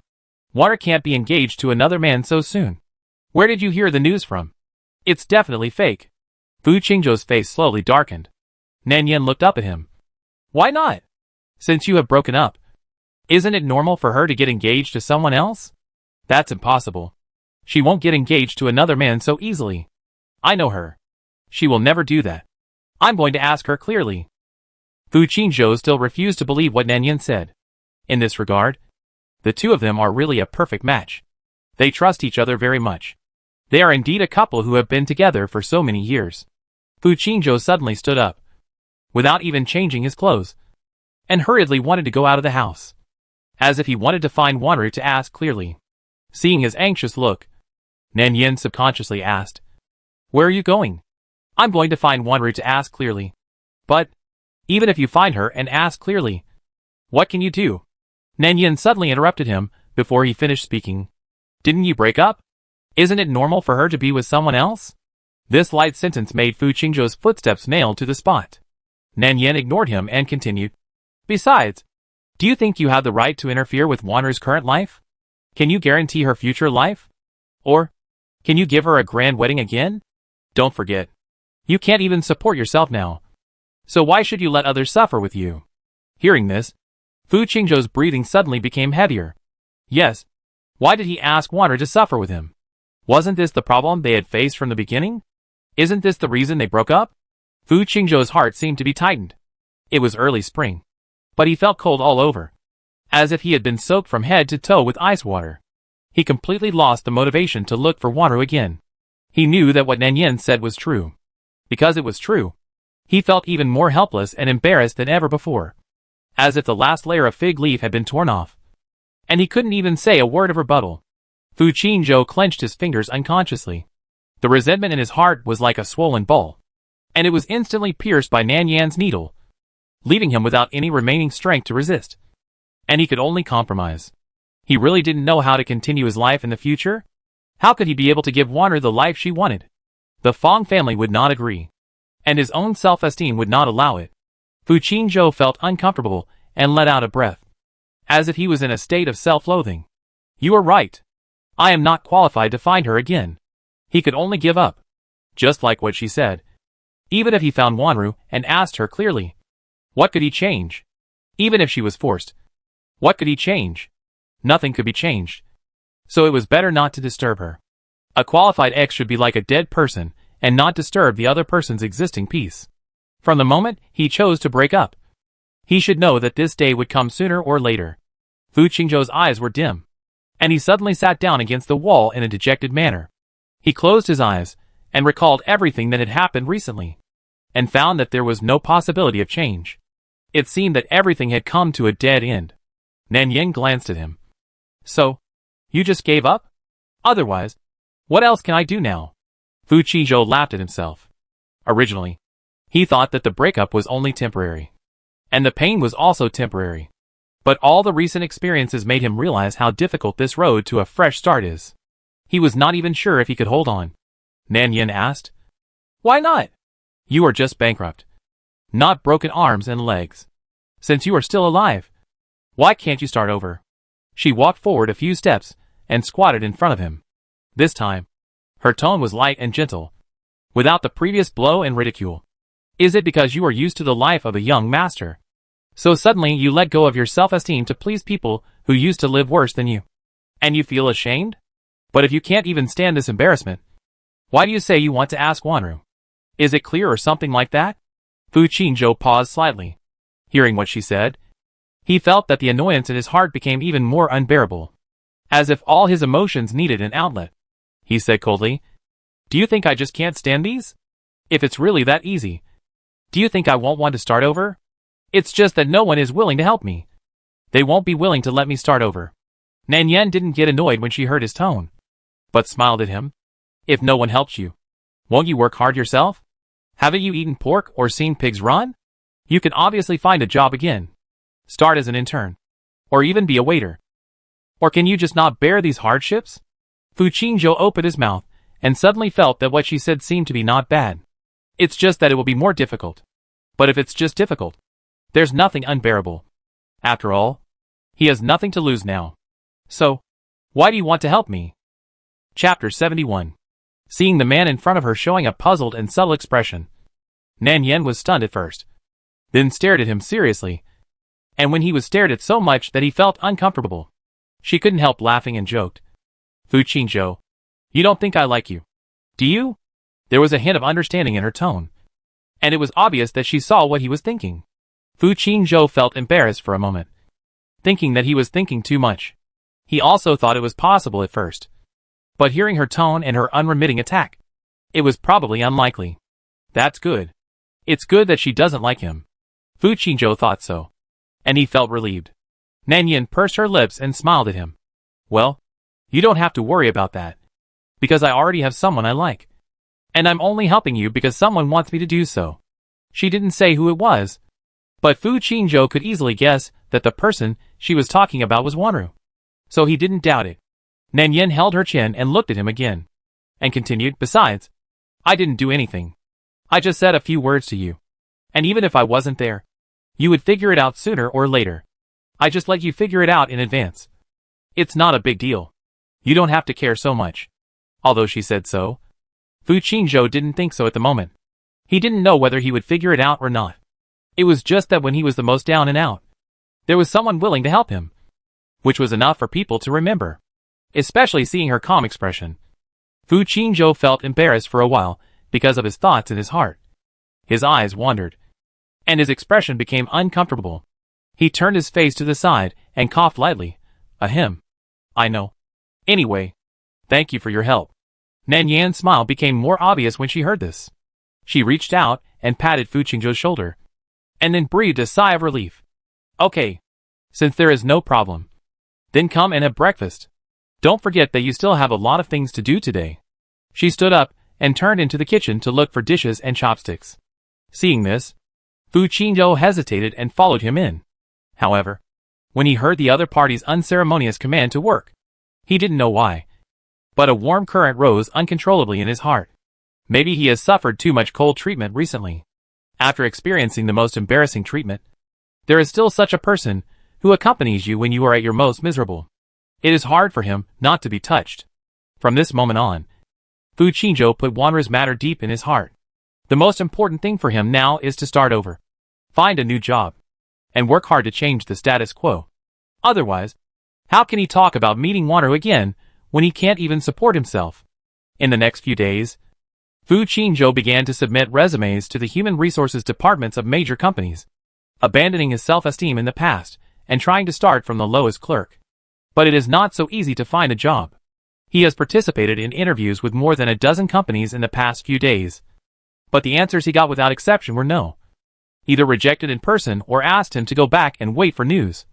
And then nothing happened. Almost no company was willing to formally hire him. Fu Qingzhou didn't know if the people who had offended Fu's enterprise in the past had done something behind his back. Even if they did, he was powerless now. And the resumes he submitted eventually sank into the sea without causing any waves. Fu Qingzhou was a little desperate for a while. He wanted to start over. But no one was willing to give him a chance. And he didn't have much time left. After Fu's assets were seized, all his credit cards were frozen. The only cash he had was sold by selling some watches and shoes. After deducting the rent and daily expenses, there was not much money left. No, I can't drag it on like this. Money is really important. If he can't find a job again, it is estimated that even eating will become a big problem. Another day wasted. When Fu Qingzhou was rejected by a company that had done business with Fu again, he could only leave helplessly. The pressure of not having a job almost made him a little breathless. Fu Qingzhou walked out of the building all the way and sat on a bench in the garden near the downstairs to rest. At this time, a shout suddenly came from behind. "Hey, young man over there. Can you come and help me push this box up? Call me?" Fu Qingzhou looked up and saw that it was a worker pulling a trailer, probably from a nearby construction site, and subconsciously raised his hand and pointed at himself. The porter was in his 40s, so it was no big deal to call him a young man. He saw that Fu Qingzhou was wearing simple and cheap clothes, and he didn't look like a rich man. So he shouted loudly, Yes, it's you. Come and help me quickly." Fu Qingzhou hesitated, didn't think too much, and walked over to help. But he didn't expect that this help would take a whole day. Helping the group of workers unload the goods at a nearby construction site all day. And it didn't end until 6 o'clock in the evening. When he finally left, the small leader of the construction site paid him 300 yuan in salary, which was exactly 300 yuan. In the past, it was not enough for his meal, but now it can save his life. Fu Qingzhou felt sad and grateful holding the money. On the way back, he felt that his arms were almost not his own, sore and tired, and hurting a lot. But at least he had a job. When he got home, the meal was ready. It was made by Nan Yen. She didn't come very often. About 2 or 3 times a week. Every time she came, she would help with some housework. Fu Qingzhou also went from being uncomfortable at the beginning to being familiar with it now. It was because of her existence that this small apartment of less than 60 square meters had a little breath of life. After all, it is really lonely when you are alone. Sometimes he even felt very scared. Scared to face a whole cold and empty house when he came back. No one to greet him. No one to talk to him. As if the whole world had abandoned him. That kind of loneliness of being alone. Fu Qingzhou's eyes fell on the busy figure in the kitchen again. He originally wanted to help, but was driven out by the other party with great disdain, saying that the place was too small and 2 people squeezed together couldn't turn around. So he was asked to stay away and not get in the way. I don't know why. He didn't feel angry at all when he heard this, but felt warm in his heart, as if he was ironed by something, and his whole body was a little warm. It was also at this time that Nan Yen came out with a plate. She glanced at Fu Qingzhou, who was staring at her in a daze on the sofa, and couldn't help but patted his forehead. "Fu Qingzhou, what are you daydreaming about? I've called you several times. Do you still want to eat? Hurry up and get the dishes and chopsticks from the kitchen. Also, don't think of being lazy again after eating this time. Don't think of me cleaning the kitchen by myself. Otherwise I will." Before she finished her words, Fu Qingzhou subconsciously grabbed her hand. When he realized what he had done, he immediately let go of it uncomfortably, saying in a cover-up, "Just talk if you want to. Why do you want to touch me? I'll do it. Be careful not to burn your hands." He saw that the soup was steaming, so he unconsciously took another look. As he said that, he turned and went into the kitchen to get some rice. But his figure looked a little embarrassed. It was not until dinner time that Fu Qingzhou told Nan Yen that he finally found a job today. Although it was a casual job like helping people move goods on the construction site, it was better than going to various companies for interviews every day and being rejected and wasting time. After all, the work on the construction site was a bit hard, but it was still possible to maintain a temporary life. Nan Yin was so excited by what he said that she couldn't help but ask, "What kind of job is it?" Fu Qingzhou lowered his head and took a big mouthful of rice. Then roughly replied, "It's odd jobs like helping on the construction site. Although it's hard, you can still earn money." There was no more to say. After all, because of Fu's bankruptcy, it's hard for him to find a job now. Maybe it will be much easier for him to start over after this storm is over. And this job of helping people unload goods on the construction site was discovered by him by chance. Otherwise, he might not even be able to pay for the fare to come back tonight. After dinner, Fu Qingzhou was about to clean up the dishes and go to the kitchen, but was suddenly pulled by Nan Yin. She directly took his wrist and pressed him to sit on the sofa. "Stop it. Sit down first. Let me see how your hand is injured." Hearing her say this, Fu Qingzhou was a little surprised. "How do you know that my hand is injured?" He thought he had concealed it well. After all, it was his first day at the construction site, and he was inexperienced. He moved many bricks and wooden boxes directly by hand. He went back and forth dozens of times on the construction site, and it was normal for blisters to be rubbed on the palm of his hand. After the blisters broke, they began to bleed again. It was so painful that he didn't feel anything later. But these are all minor injuries. Nothing. Fu Qingzhou is not so hypocritical. From the moment Fu's bankruptcy, he has no right to care about these things. Moreover, this minor injury is not worth mentioning compared to the incident of being forced to drink a few days ago. But he always thought he had concealed it well. But he didn't expect that the person in front of him still saw it. Should I say that she cares about him? For some reason, this cognition made him a little happy. After hearing what he said, Nan Yin couldn't help but glare at him. "Do you think I'm stupid? Your hands were shaking like that when you were eating. And you couldn't hold the chopstick steadily for many times. If I can't see that there is a problem, then I'm really blind." As she spoke, Nan Yin let go of his hand again, hurried into the bathroom to get a basin of cold water, and took out a tube of ointment from the cabinet, and began to clean his wound. She also moved a small stool to sit opposite him, put one of his hands in her palm, and wiped it one by one. She handled it very carefully, and her eyes were full of seriousness. Fu Qingzhou couldn't tell what he felt in his heart. He didn't know if the distance between them was too close. So close that he could smell her fragrance when he lowered his head, and the feeling of her fingers gently pressing on the wrist bone, slightly cold, gave him a feeling that was difficult to describe. This made Fu Qingzhou's heartbeat suddenly become a little confused, and his brain was a little lack of oxygen, slowly becoming dull. He subconsciously wanted to pull his hand back, but was held down by Nan Yin. "Don't move. Did I hurt you? If you don't handle it properly, it will leave scars. Such beautiful hands. Scars will not look good." Hearing this, Fu Qingzhou tried not to care, but couldn't help asking, "Do you think my hands are beautiful?" This question made Nan Yin want to laugh. "Is this the point? The point is that your hands are so beautiful, but you don't know how to cherish them at all. And you make them so embarrassed. Look at how your hands are injured. Doesn't it hurt?" She is not actually a hand control, but these hands are indeed very beautiful, with distinct bones and slender knuckles. They should have been a pair of hands that are very suitable for playing the piano, or perhaps also suitable for holding a paintbrush. But now they are full of scars, and have become so ugly. As she spoke, she squeezed out the ointment, and carefully applied it to the wound on her palm. She also blew gently twice, and the ointment applied to the wound melted, immediately relieving the stinging feeling after the skin was rubbed. At this time, Fu Qingzhou couldn't help but look down at Nan Yin's face. What he was thinking now was, if it wasn't for Wander's face, would she still be willing to take care of herself like this? Would she still be willing to stay with him like this? He couldn't think of the answer, but he really wanted to know. This made him frown unconsciously, especially looking at Nan Yin's face. It would give him a very subtle warm feeling in his heart, making him want to linger. Just when Nan Yin cleaned the wound and was about to get up, Fu Qingzhou subconsciously grabbed her hand. "If there was no Wanru, would you still be so good to me?" In fact, Fu Qingzhou regretted it as soon as he said it. He didn't know why he asked this question. He just felt that he had nothing to lose at the moment. When a person has nothing, he will cherish what he is around him doubly. When he didn't even want to help a friend from the past, and even his former lover couldn't stay with him, it was Nan Yin who stayed with him all the time. He naturally wanted to know what she really thought in her heart. If there was no Wanru, would she still be so good to him? Would she even be too lazy to look at him? Nan Yen understood after hearing his words. However, she pretended to be stunned for a moment, and then looked at him without saying anything, not knowing what she was thinking.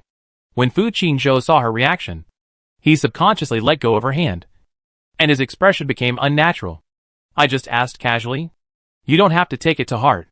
He seemed to turn around and wanted to leave, but Nan Yen looked at him strangely, and her eyes seemed to contain countless unspeakable emotions, which was difficult to understand. Finally, she let out a long sigh, sat on the sofa, and asked in a sullen tone, So, you really have no impression of me at all? What? Fu Qingzhou didn't know where she got this from, but from the sound of it, it seemed that she had known him before. But Fu Qingzhou searched through his memories, and still found that he had no impression of her at all. So he couldn't help asking, Have we met before? Nan Yen looked down at the person. Of course I have. But you don't remember me anymore. As she spoke, she stretched out her hand and waved it in front of him, giving him a slight reminder. 5 years ago, during the summer vacation after I finished the college entrance examination, we met for the first time. Hearing this, Fu Qingzhou still frowned. He looked at Nan Yen carefully and found that he still couldn't remember. Nan Yen couldn't help laughing, and then continued, You saved my life during the summer vacation 5 years ago. Seeing the other party showing an incredible expression, obviously not believing what she said, Nan Yen burst into laughter, and then explained, After the college entrance examination, I was bored at home alone, so I went to the driving school to learn to drive. But that summer vacation was too hot, and the coach didn't practice with me, leaving me alone in the car. Later, I didn't know what happened. The car suddenly stalled and broke down. What's worse is that the doors and windows were all locked, and no matter how I restarted it, it didn't work. It just so happened that the phone was out of power at that time, and I was locked in the car for nearly half an hour. At this point, Nan Yen looked at him. For a moment, I even thought I was going to die. It was also at this time that a boy broke the car window and rescued me. Later she learned that the person who saved her that day was Fu Qingzhou. The young man was elegant and refined, just like the cool breeze in summer blowing across her hot cheeks, leaving a deep impression on her heart. In fact, she was moved at the beginning, but that little bit of excitement disappeared after she knew that he had a girlfriend she loved very much. In the original plot, she told him the truth about Jiang Xiaoyan and Fang Wander's engagement and was willing to help them, just because she wanted to repay the life-saving grace in the past. Chapter 72. After listening to Nan Yen's words, Fu Qingzhou suddenly remembered that there seemed to be such a thing, but he didn't care about it at that time, so he didn't remember it. Her words brought his memories back to the scene at that time. Fu Qingzhou looked at her face and felt that Nan Yan's face in front of him seemed to overlap with the girl in his memory, which reminded him of the only impression he had left. It seemed that it was the summer vacation after the college entrance examination. Wanner suddenly wanted to go to Tibet for a self-driving tour, and then she pestered him to accompany her to learn to drive. But she had no patience, and the weather was hot at that time, so she gave up halfway through the learning, and he never went to that driving school again. However, during Wanner's driving learning period, he did save a girl who was locked in the car. The reason why he had a slightly deeper impression of that girl was that when she was carried out of the car, she was breathing very weakly against his chest, so weak that he thought she might die at any time. So he quickly asked someone to call an ambulance to send her to the hospital. He didn't know what happened afterwards, because he had never been to that school again, so he didn't know what happened to that girl.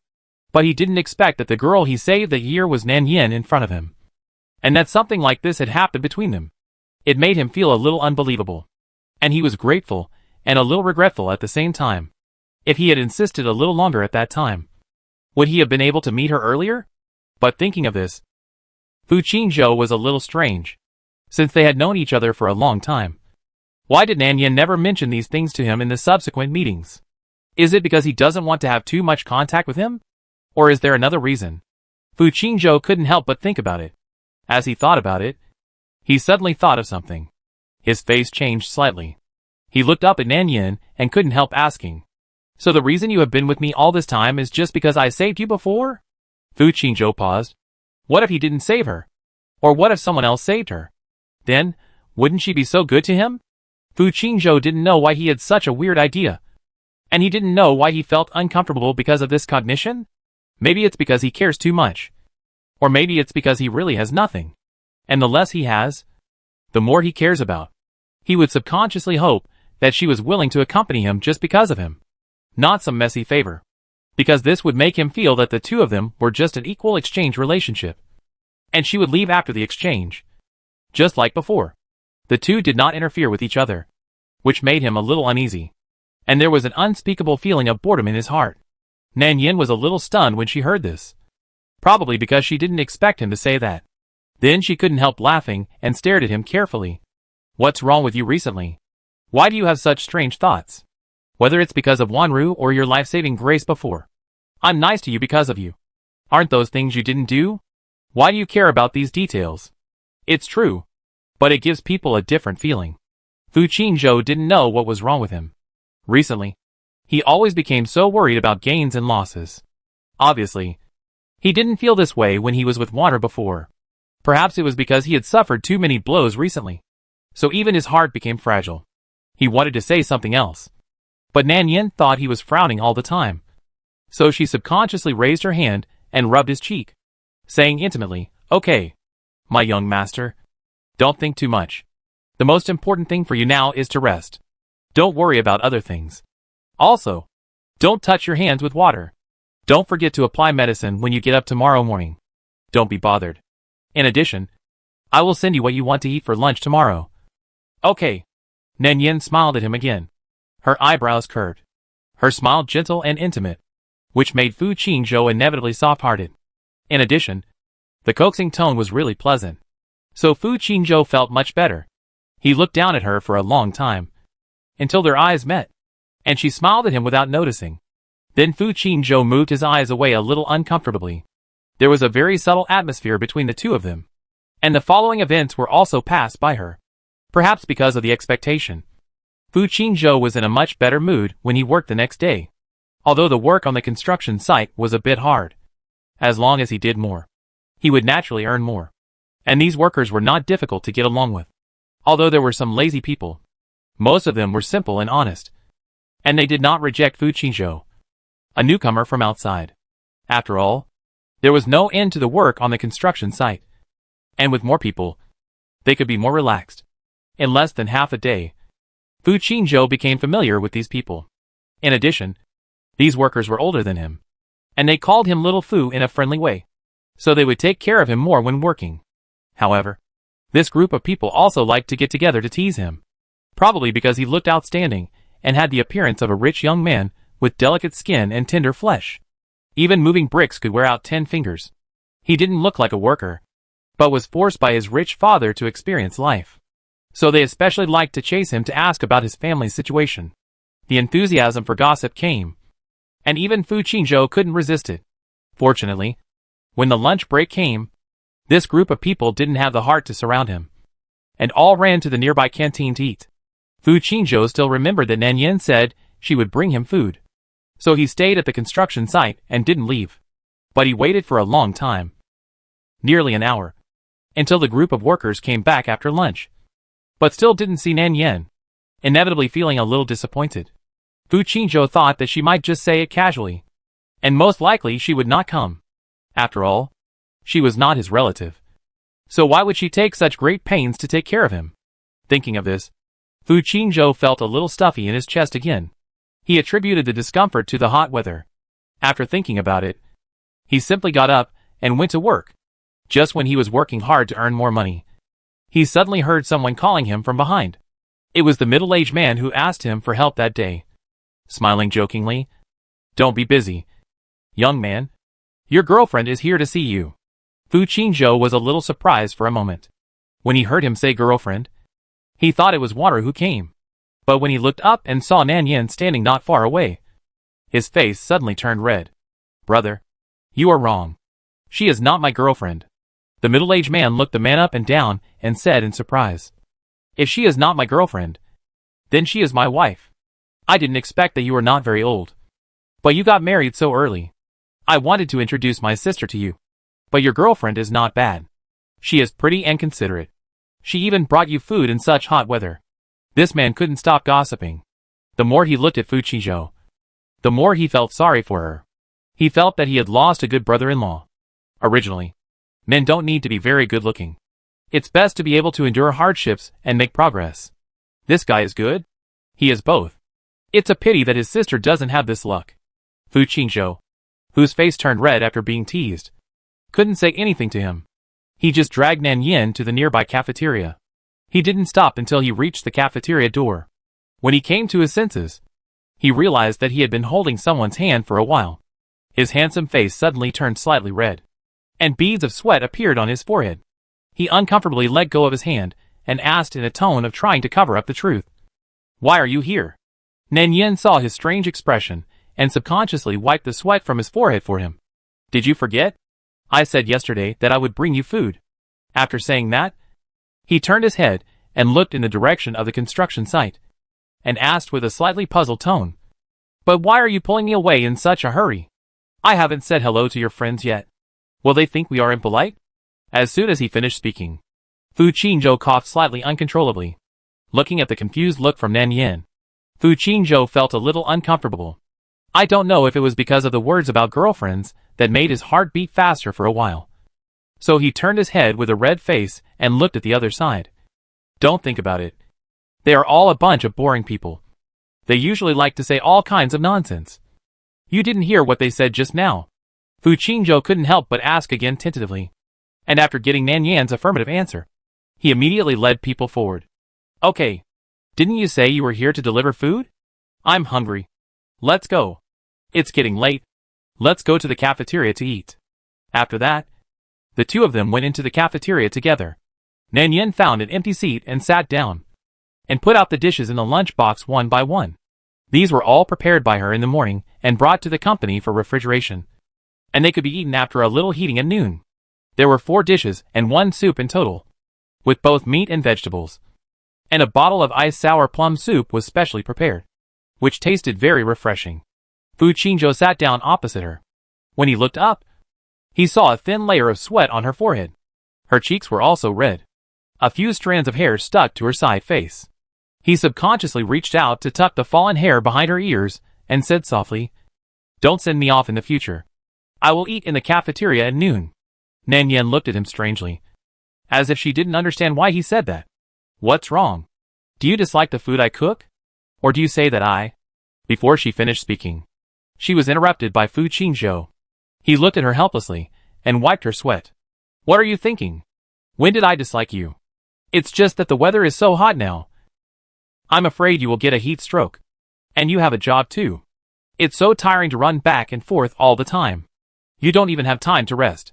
Hearing this, Nan Yin pursed her lips and smiled. "Are you concerned about me? But my work is not tiring at all. And it doesn't matter if I don't have to rest at noon. On the contrary. You don't think I don't know. Didn't you eat dry bread at noon a few days ago? And didn't eat properly at all?" As she spoke, the smile on her face gradually subsided, and she looked at him seriously. This made Fu Qingzhou a little embarrassed. Some time ago, because he had no money, he could only eat dry bread to fill his stomach. These days, he has work to do, so he naturally has money. He will definitely not eat that unpalatable dry bread again. However, he didn't dare to refute Nan Yan's questioning, so he immediately picked up the chopsticks beside him and started to eat honestly. While eating, he also praised her good cooking skills, which was the most correct thing to say. Nan Yin, like always, sat opposite him, holding her chin, smiling at him, and occasionally wiped the sweat off his forehead. "Hey, eat slowly. No one is snatching it from you. Why are you in such a hurry? It's easy to choke if you eat too fast. Drink some soup first to quench your thirst." She poured him a bowl of sour plum soup while muttering, and Fu Qingzhou felt that listening to her muttering, he suddenly felt an indescribable joy in his heart, as if there was a sense of happiness in the ears. He even felt that it would be good to live like this forever.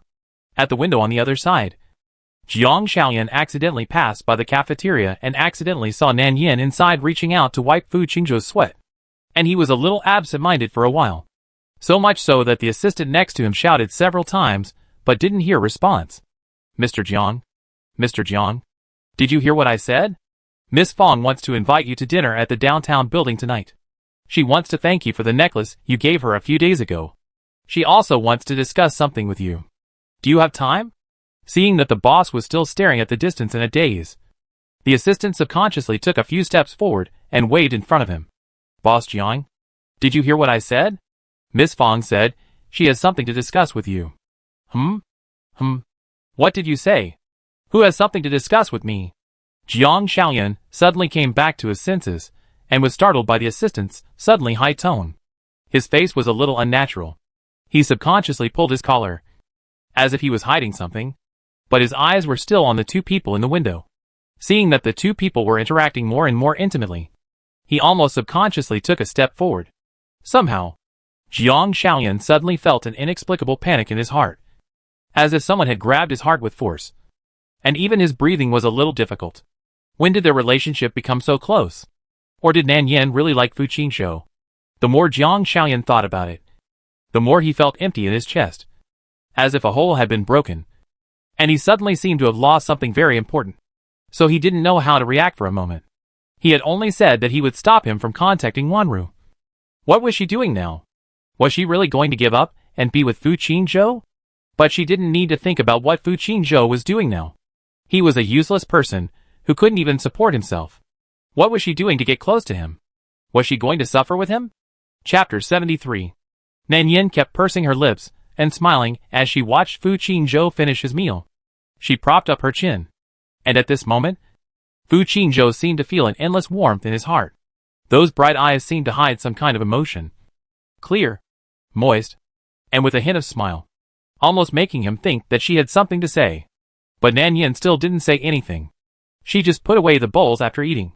And the two of them rested in the cafeteria for a while, and talked about some meaningless topics. When the meaningless topics were finished and the lunch break was about to end, Nan Yin took her things, stood up and prepared to go back. But as soon as she walked out of the cafeteria, her wrist was suddenly grabbed by someone. Nan Yin looked back at him in confusion. What's wrong? Is there anything else? Before she finished speaking, Fu Qingzhou suddenly couldn't help but hold her in his arms, his palms against her back. The touch was warm, and when he realized what he had done, his limbs were stiff and almost uncontrollable. And the unique fragrance and soft skin of the girl made his mind go blank. He didn't know why he did this. It seemed that his brain was losing its mind at that moment. But seeing that she was about to leave, his body was almost subconsciously out of control, wanting her to stay with him for a while, wanting to see her for a few more minutes. After leaving the cafeteria, the heat outside the house instantly hit him, and Fu Qingzhou was almost sure that his face was uncontrollably reddened. He didn't know how to explain his inexplicable behavior, so he just gave up and hugged her for a while, until the emotions in his chest gradually stabilized. Fu Qingzhou let go. He coughed lightly, turned around with a red face and some discomfort. I just didn't mean it. Don't mind it. And that. It's very hot now. And it's getting late. Be careful on your way back. And Nan Yin seemed to be shocked by his behavior and didn't react for a while. She pursed her lips. The food box in her hand had been tightly clenched, and she couldn't relax for a while. When she came to her senses, she responded in a concealed way. Okay. Fu Qingzhou heard something wrong in her tone, and couldn't help but look up at her. Only then did he see that her cheeks were also stained with a hint of red. She had been staring at the ground with a wandering look, as if she was a little angry and uncomfortable. She looked like she wanted to say something but stopped. It seemed that she had a lot to say, but in the end, she didn't say anything. Fu Qingzhou suddenly had an idea. Perhaps he was not the only one who had this strange feeling. Nan Yin also had feelings for him. For some reason, this cognition suddenly made him breathe a sigh of relief. He felt a vague excitement in his heart, as if everything was expected, and there was an unspeakable sense of satisfaction. After leaving the cafeteria, Nan Yin suddenly received a call from Jiang Xiaoyan. Looking at the caller ID on her phone, Nan Yan's expression was a little playful. This person hadn't contacted her for a long time. Did he regret it so soon? In fact, Jiang Xiaoyan didn't know what was wrong with him.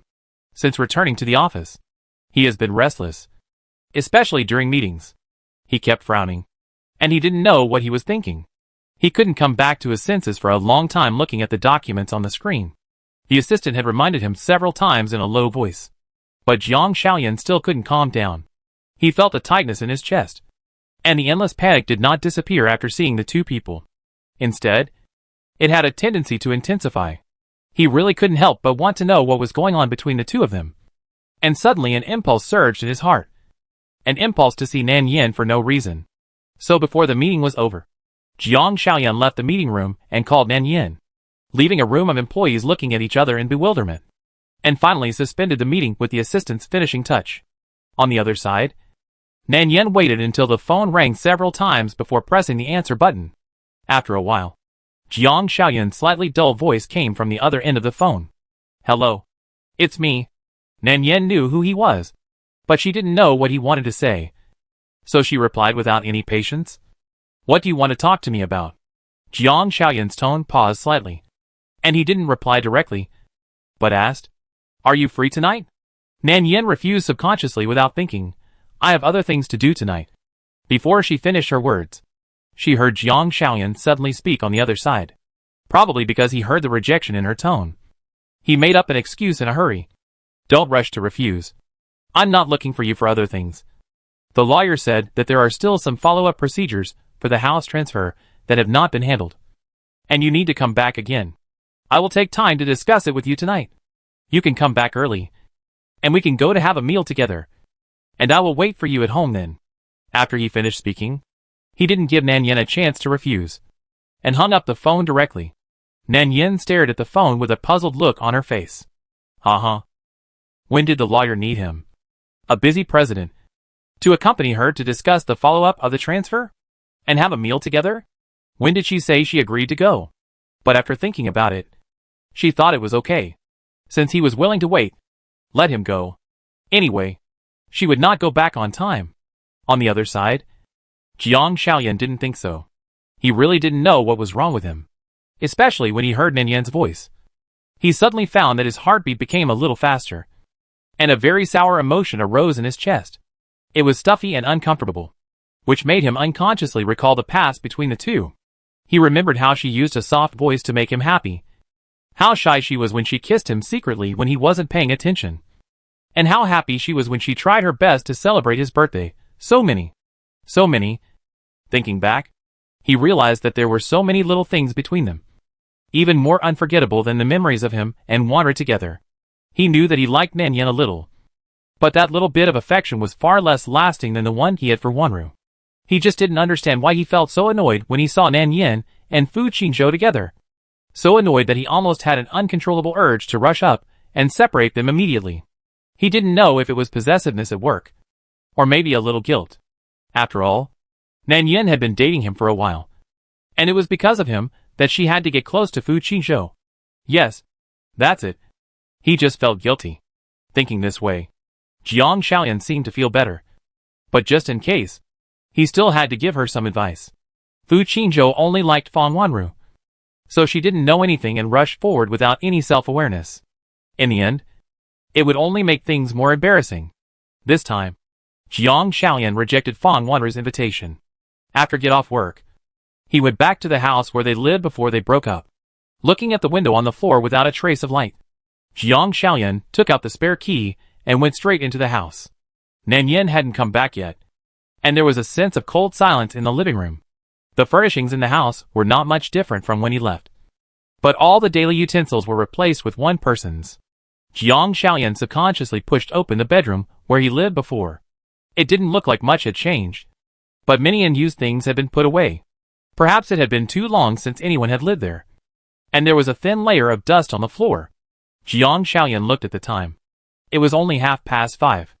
It was still early. He simply sat on the sofa and waited for Nan Yin to come back. He waited from 5:30 after get off work until after 10 o'clock in the evening. The longer he waited, until Jiang Xiaoyan lost all his patience. He finally heard the sound of a key being inserted into the door. Nan Yin didn't expect Jiang Xiaoyan to wait until now. When she turned on the light, she saw Jiang Xiaoyan sitting on the sofa and staring at her expressionlessly. She was so scared that she subconsciously took a step back, thinking that there was a thief in the house. After seeing who the man was, she frowned unconsciously, as if she was a little surprised that he hadn't left yet. Just as Nan Yin was about to pass him and enter the house, Jiang Xiaoyan's slightly deep voice sounded behind her. "It's so late. Where have you been?" The figure who was originally sitting on the sofa stood up at some point. staring straight at Nan Yin, with no expression on his face. Nan Yin frowned slightly impatiently.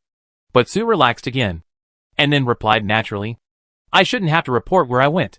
But you're still staying in your ex-girlfriend's house so late. Aren't you afraid that the person you like will misunderstand? Being blocked by her words, Jiang Xiaoyan's anger that had been accumulated in his heart almost rushed up all at once, along with an unknown air after seeing the intimacy between the two during the day. Even his handsome eyebrows were stained with a layer of resentment. He walked directly in front of Nan Yin and grabbed her wrist. You think I don't know if you don't tell me, right? You're with Fu Qingzhou, right? What? Are you in love with him? Or do you think he will like you? Nan Yin pursed her lips. Her face seemed to be a little angry after being seen through, and she deliberately turned her face away and ignored him. Jiang Xiaoyan saw her silence as a tacit agreement, so he tightened his grip on her wrist, and his eyes were filled with more anger. He didn't even know why he was so angry, and he was already at the point where he couldn't stop talking. Why don't you talk? Is it because I was right? Are you really with him? So where are you now? Hugging? Kissing? Or have you slept with him? Oh, you probably haven't slept with him yet? Otherwise, it's so late. He probably wouldn't let you come back alone. But then again, is his house too small? It can't even accommodate the two of you living together? As soon as he finished speaking, Jiang Xiaoyan felt that his tone was too harsh. So harsh that it was a bit hurtful, and even full of jealousy and resentment. Obviously, the person he liked was Wanru. But now, he was madly jealous because Nan Yin was with Fu Qingzhou? He even couldn't control his inner emotions, and could only let it burst out. And a trace of surprise flashed across Nan Yin's face. She didn't expect him to say such a thing. She pushed him away, and almost subconsciously shouted at him. What nonsense are you talking about? He is different from people like you. Different? Jiang Xiaoyan sneered. His voice became more and more sarcastic. Yes, that's right. I am indeed different from him. Do you think he really likes you? It's just that he is down and out, and has nothing now. So he desperately wants to hold on to someone who treats him well. Do you know how stupid you look now? Do you like to give yourself to him so much? Do you like to suffer with him so much? Don't you know that the more women who give themselves to him, the more cheap they will make people feel? Pa. Nan Yin raised her hand with red eyes and slapped Jiang Xiaoyan in the face, causing him to turn his head slightly. All the anger in Jiang Xiaoyan's heart stopped abruptly at the moment when her tears fell, and he even regretted it a little. So, this is what you think, right? As soon as she finished speaking, tears fell from her eyes uncontrollably, and her body trembled slightly. Nan Yin looked up at him and found that she couldn't stop crying. When I liked you, did you think so? You thought I was cheap, and that no matter how hard I tried, I couldn't compare to the person you liked in your mind, right? So you abandoned me without hesitation, and then drove me to Fu Qingzhou without hesitation. All this was just because my feelings were too cheap, so they were not worth cherishing, right? Jiang Xiaoyan, you are such a bastard. Nan Yin shook her head and cried, her face almost covered with tears. In the end, she wiped the tears from her face vigorously, and suddenly looked at him with some despair. I really regret that I loved you. After saying that, she didn't want to care about him anymore, and turned around and rushed into the bedroom. Jiang Xiaoyan, who was left there, looked pale. He stood in the living room for a long time, feeling cold all over, and suddenly there was a hard-to-ignore stabbing pain in his chest, as if he was pierced by countless steel needles every time he breathed. Why did it become like this? He didn't think so. He really didn't think her feelings were cheap. He was just jealous. Jealous that Fu Qingzhou could get her favor. But the person he liked was obviously Wanru. If he didn't like her, why did he break up with Nan Yin for her? And why did he force Nan Yin to be with Fu Qingzhou? If all these didn't count as love, then what did he do before count as? Jiang Xiaoyan covered his chest and suddenly felt a panic. A panic he had never felt before, as if he was really going to lose something. Chapter 74. Jiang Xiaoyan didn't know when he left. Anyway, when Nan Yin came out the next day, he was gone. In the next few days, Nan Yan's life returned to its previous peaceful state, and Jiang Xiaoyan never came to disturb her again, as if his last appearance was really just to remind her. But in the end, they parted unhappily. As for her relationship with Fu Qingzhou, it never went any further. Neither of them broke the window paper, although they had feelings for each other. They were still in an ambiguous period. More than friends but less than lovers. So they still needed time to adapt. And Fu Qingzhou had not completely let go of Fang Wanru in his heart. But it was no wonder. After all, they were lovers who had been together for 6 or 7 years. From high school to college. The love in youth is indeed the most unforgettable. Not to mention that they were both first loves. But this very beautiful relationship suffered a devastating blow when it was about to blossom and bear fruit. Even if Fu Qingzhou likes Fang Wanru, he still hesitates when facing the reality. At this time, Fang Wanru chooses to give up her former lover because of family pressure. Whether it is forced or voluntary, the gap between them exists after all. If there is no life and death car accident in the original plot, the two will not realize that each other is the most important to them. Now there is Nan Yin. And the most important thing is that Fu Qingzhou has already fallen in love with her. And the relationship between the two is still steadily rising. As long as no one interferes. It is only a matter of time before they get married. They were happily developing their relationship. But Jiang Xiaoyan on the other side was not so comfortable. After seeing Nan Yin last time, Jiang Xiaoyan almost fled the house where they had lived together in a panic. Just because he thought of the words Nan Yin said, and the scene where she cried and begged him not to break up. As long as he thought of those things, his chest was so stuffy that he seemed to be unable to breathe. And the pain he had never experienced spread throughout his limbs. It seemed that only by staying away from her could he breathe again. But after he really left, he couldn't help thinking about her again. Her face was all in his mind. And the way she cried, the grievances she suffered, and what she did every day. Did she run to Fu Qingzhou again? Are they together? As long as he thought of those intimate scenes of them hugging and kissing together. Those scenes, just thinking about it. No. It's not right. It's not right to think about it at all. As long as he thought of those, he couldn't control his headache. And the veins on both sides of the temples throbbed slightly. And he was almost suffocated. He couldn't go on like this. He really couldn't think like this anymore. The person he liked was Wanru. It was obviously Wanru. For this reason, Jiang Xiaoyan began to force himself to date Fang Wanru and forced himself not to think about Nan Yin. But he underestimated Nan Yan's influence. When he was dating Wanru, Nan Yan's face would appear unconsciously in his mind. Sometimes he would even mistake a stranger with similar clothes for her. When he came to his senses, the passerby had returned to his original appearance. He was the only one left staring blankly at the direction where the person left. He didn't even hear Wanru calling him. Jiang Xiaoyan felt that he was really insane. He liked Wanru so much in the past. But now, he didn't know why he felt indifferent when facing Wanru. And he couldn't even feel a trace of joy or excitement in his heart. Just like at this moment, he was obviously having dinner with Wanru. But he seemed a little absent-minded. He even unconsciously thought of his past with Nan Yin. Nan Yin didn't like to go out on dates. She preferred to cook by herself.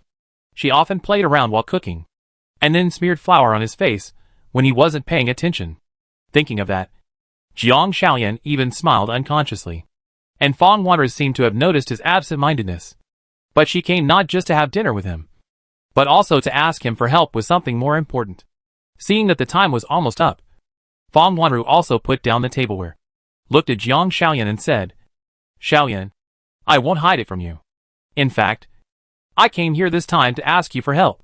Fang Group has encountered some problems recently. The funds are not turning over. We really can't find anyone to help. Can you help us?" After hearing this, Jiang Xiaoyan slowly came back to his senses from his original chaotic thoughts.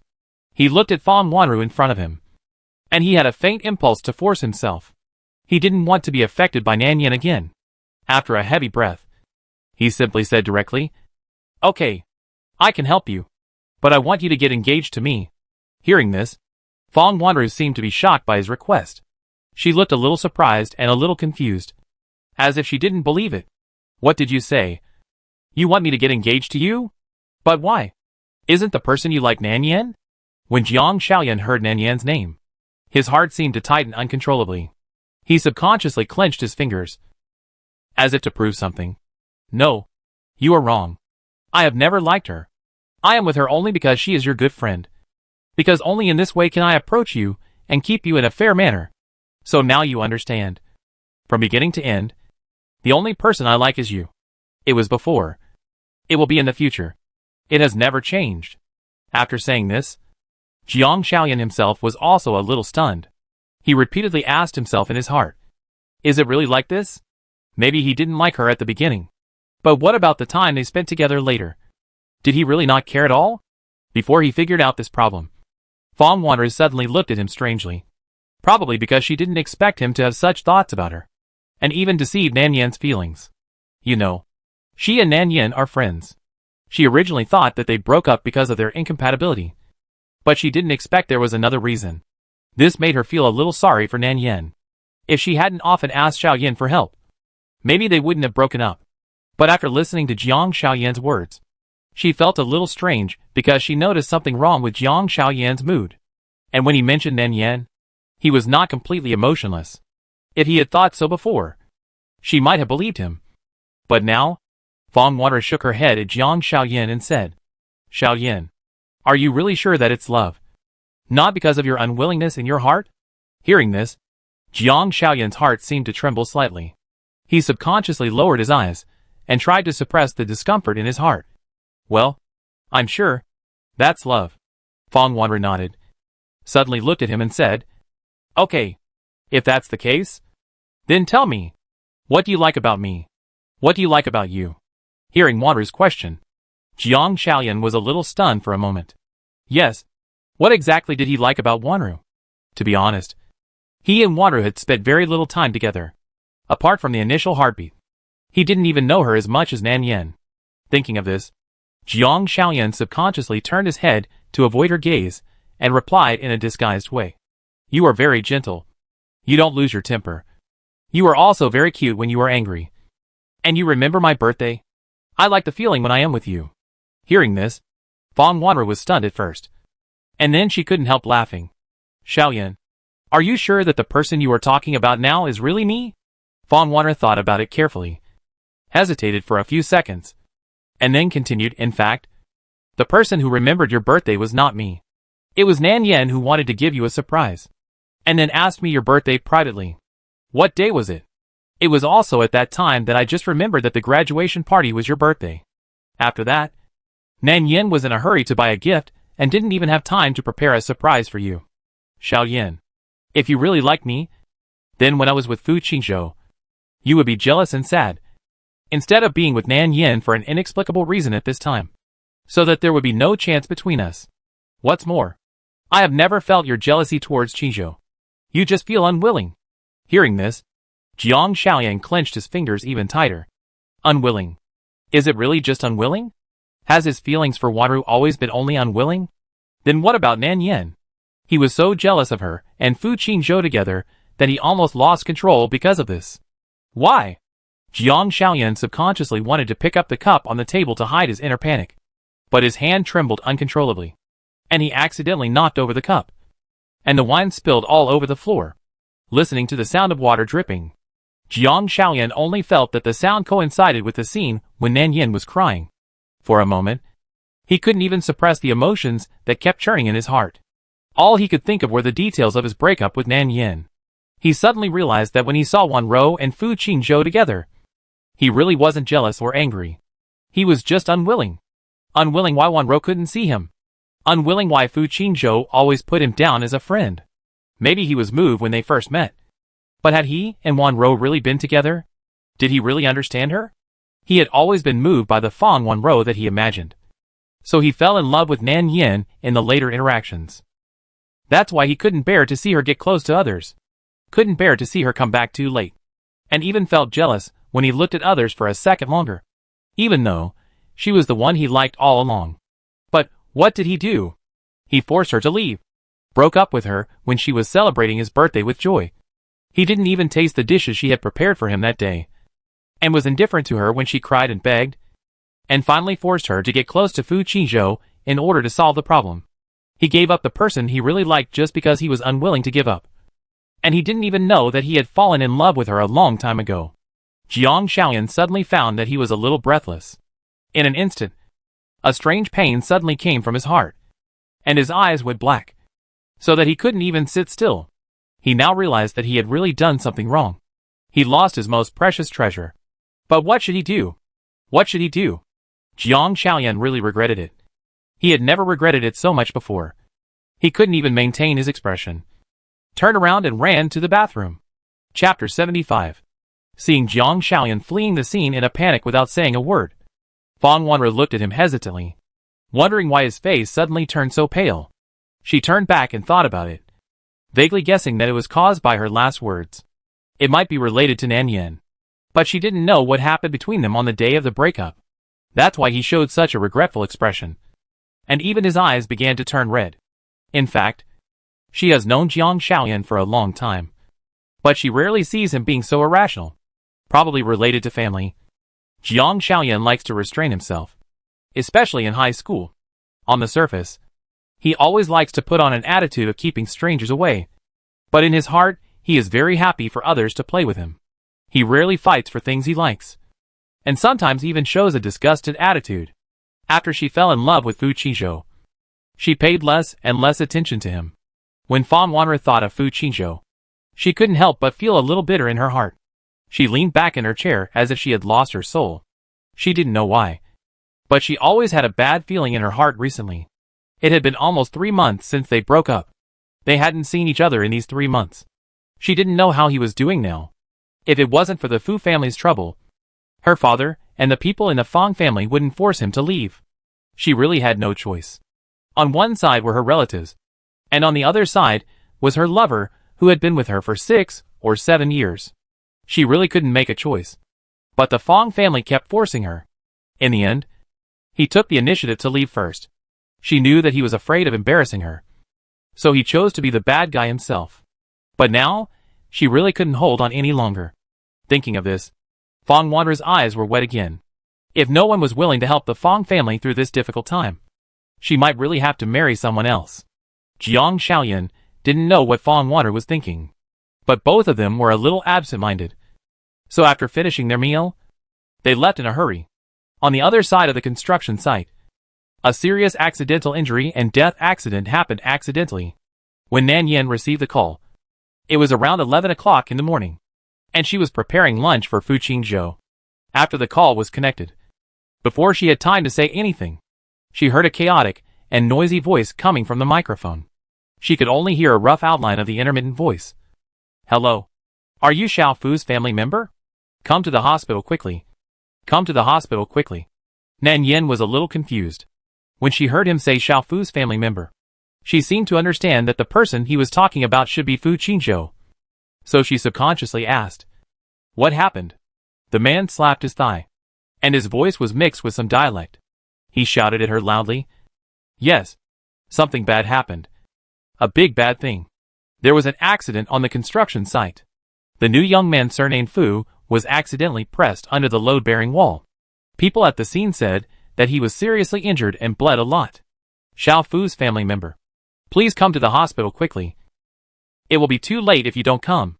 The man's tone was very anxious. So anxious that he was almost angry. And he could even hear the sirens of ambulances not far away. Now it was even more chaotic. And it sounded like he was not joking at all. After hearing this, Nan Yan was stunned for a moment. And then, as if she had just reacted, her fingers trembled uncontrollably. She took a step forward, and the whole person seemed to be exhausted. She accidentally knocked over the tableware on the table. And it was this bang, loud noise that completely brought her back to her senses. Nan Yan finally woke up. She walked back and forth several times, subconsciously covering her forehead with her palm, and asked several times incoherently. And then she knew the exact address of the hospital. Then she didn't even have time to change her clothes, and directly stopped a taxi on the road and drove towards the hospital. Then on the way to the hospital, Nan Yan began to call Fu Qingzhou non-stop.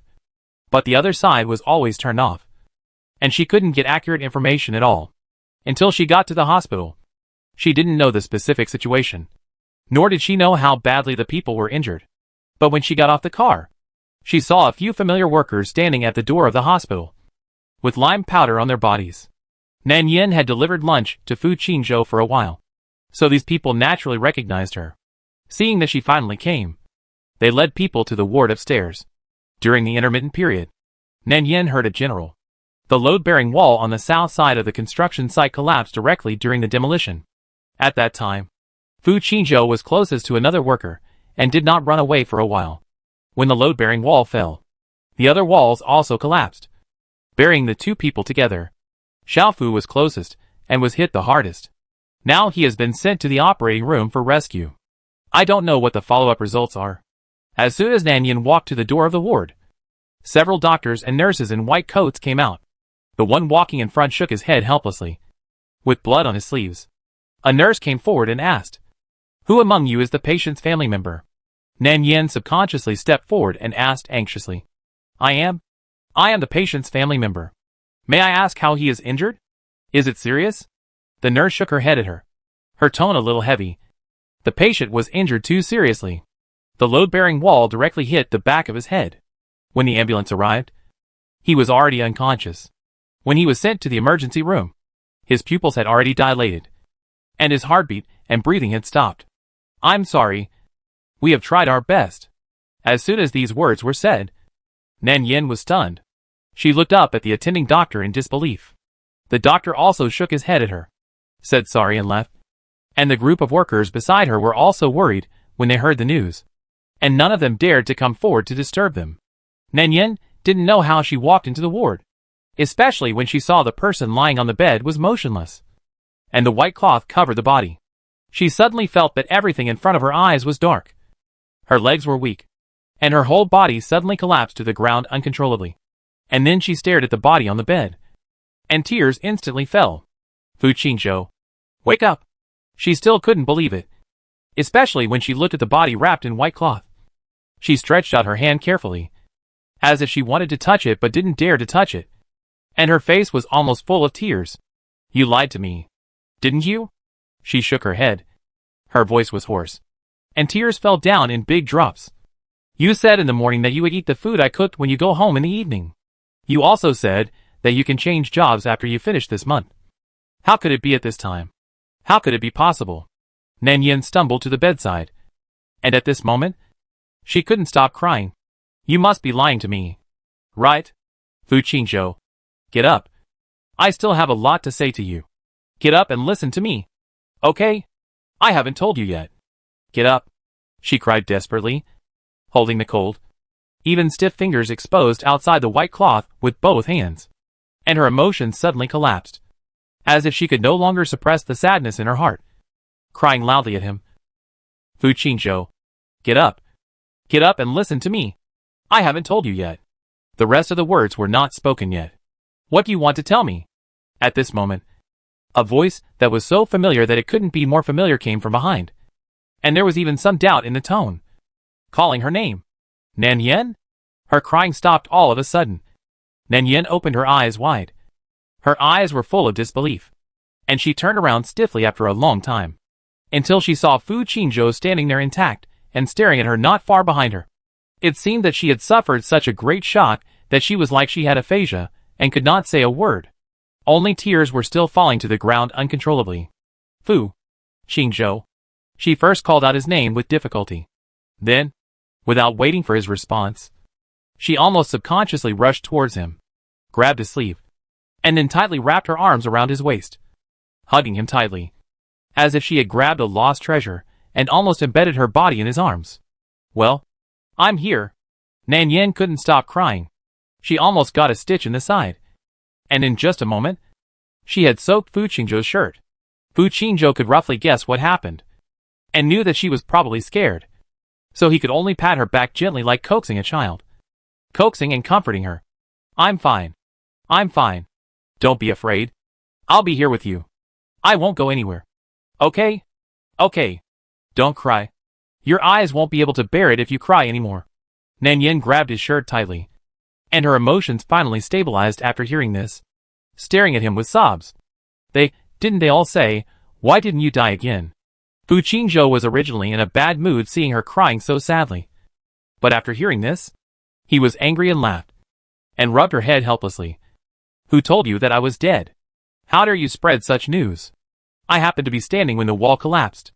At the edge, there were obstacles around to block me. The one who was injured more seriously was the newcomer named Du, who died on the spot.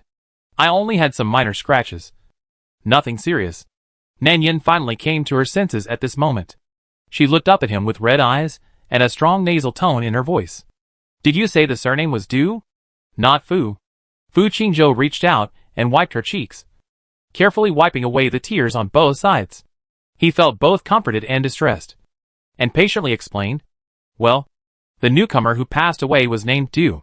Did you hear them misinterpret the message on the phone? The scene was too chaotic at the time, and the pronunciations of Du and Fu were so similar, so it was normal to misinterpret it.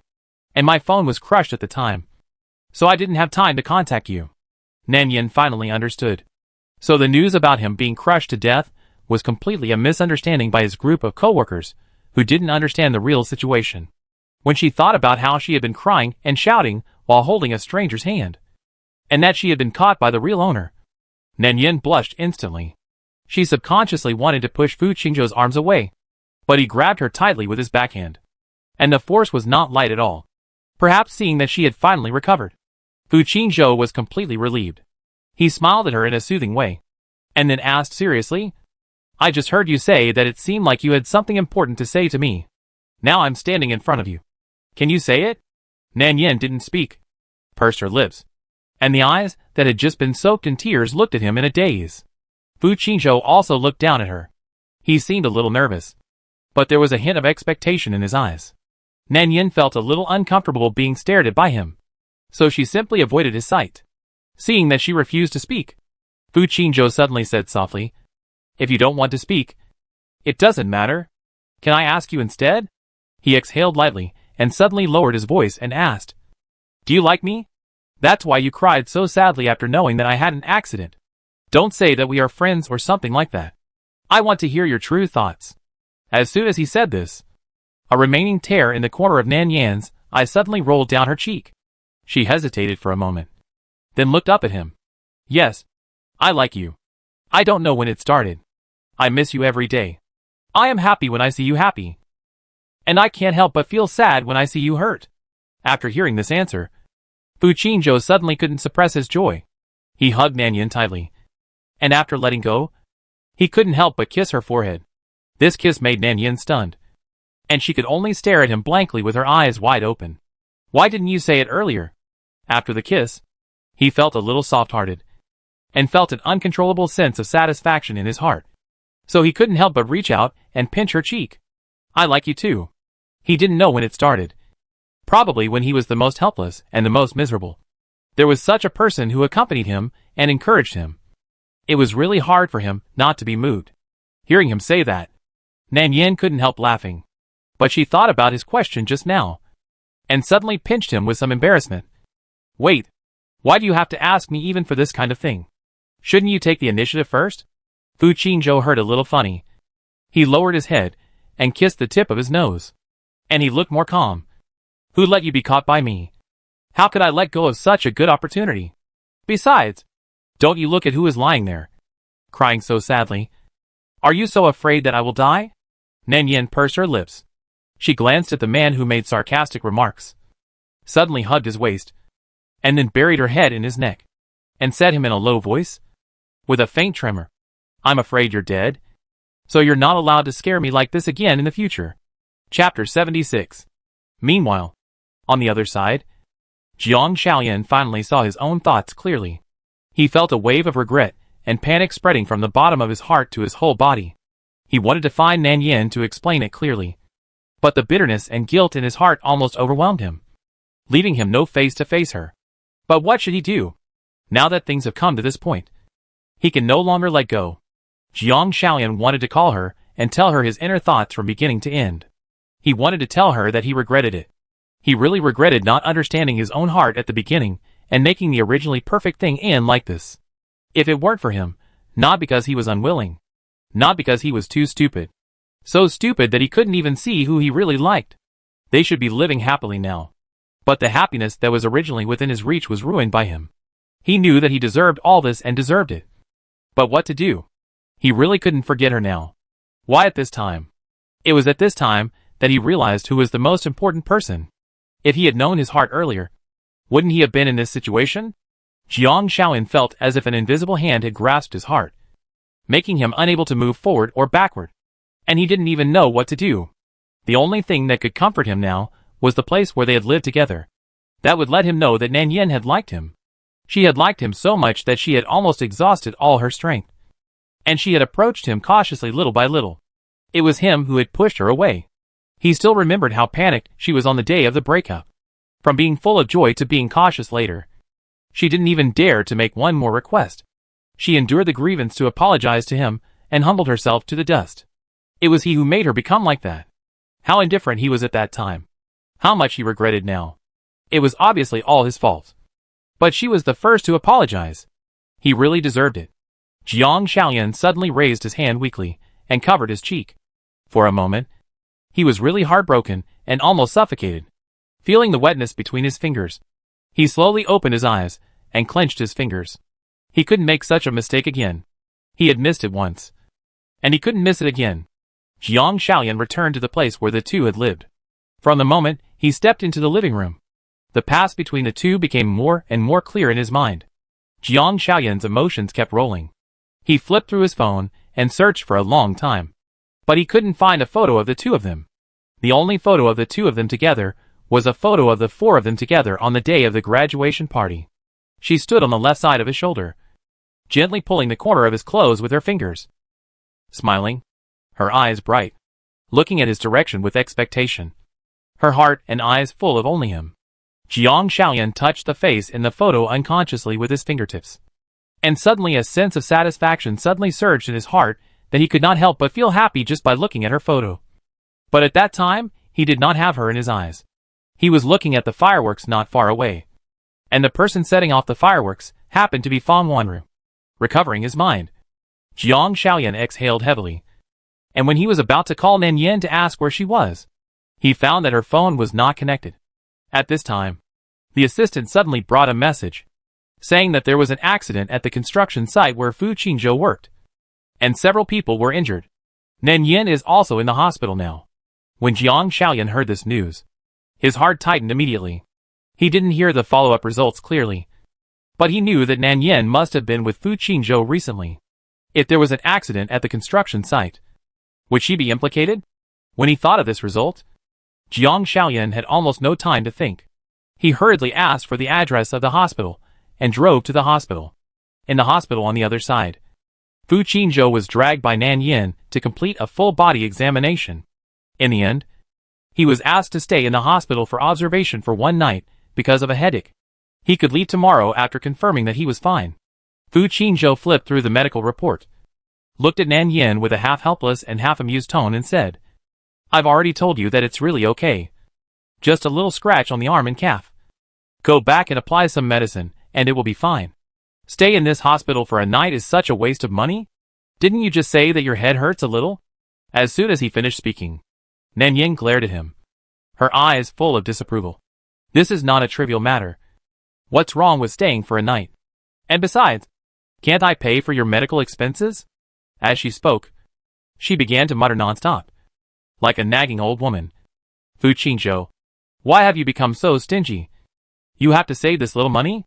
Listening to the tone when she spoke, Fu Qingzhou couldn't help but want to laugh, stretched out his hand to pinch her earlobe, and his tone became more gentle.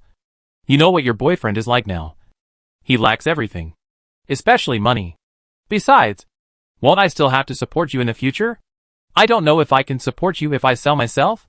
Nan Yen seemed to be amused by what he said. She turned her head to look at him. Her eyes were clear and bright, like beautiful amber, and when she smiled, her heart and eyes were filled with his figure. "Then you might as well sell yourself to me, and I will support you in the future. When the time comes, you will take a bowl and walk and sing along the underpass, and I will follow you with a long stick, and I will hit you if you don't obey." She was happily fantasizing, as if she could get rich this way. Fu Qingzhou was really about to laugh at her, but he felt a little soft-hearted as he laughed. What else could he do? Of course, he spoiled her. After all, he only had such a favorite little ancestor. If he really fell to the point of begging, he would not let her suffer with him. The nurse had left after checking her body. At this moment, there was no one else in the ward. Seeing that the atmosphere was just right, Fu Qingzhou unconsciously took Nan Yan's hand, and the desire to get close to her in his eyes was obvious. But it was not good to be too obvious, as it made him look less dignified. So Fu Qingzhou coughed lightly and said to cover it up, "Yan Yan, the doctor is out. Do you want to sit down and rest for a while? Nan Yin was studying his medical report, and she didn't even raise her eyelids when she heard it, and said perfunctorily, "Well, I'll sit by the bed. You lie down for a while." Fu Qingzhou glanced at his girlfriend, who was unshakable, bit his finger unwillingly, and hinted more obviously, "I mean, you can continue what we didn't finish just now. Now no one is disturbing us." He even took a look at the door. It was quiet, not even a nurse passing by. Nan Yin was amused and teased him deliberately. "Okay, take off your clothes. I'll apply medicine for you." She was about to put down the list in her hand, but before she finished speaking, she was pressed down on the bed by this man. Nan Yin started to struggle with a smile, seeing that she was still not honest. Fu Qingzhou simply tickled her. The two of them rolled on the bed. In the end, Nan Yin couldn't stand the itch anymore, so she had to surrender first. She rubbed his neck and cried and laughed several times. "My lord, spare me. I know I was wrong." Which made Fu Qingzhou laugh so hard that he held her cheek and kissed her fiercely several times. As they were kissing, he realized something was wrong. He moved down and kissed her lips slowly. Nan Yan's eyelashes trembled slightly. After calming down, she took the initiative to meet him. At this time, Jiang Xiaoyan's car finally arrived at the hospital. After he finally found the ward number of the two people at the front desk, he hurried to the 3rd floor. As a result, as soon as he walked to the door, he saw the two people lying on the bed and kissing intimately through the transparent observation window. They were attached to each other and very intimate. No language can describe the shock he felt when he saw this picture. Jiang Xiaoyan didn't know how to describe his feelings at the moment. Shock, pain, anger, and jealousy. Jealousy almost lost his mind.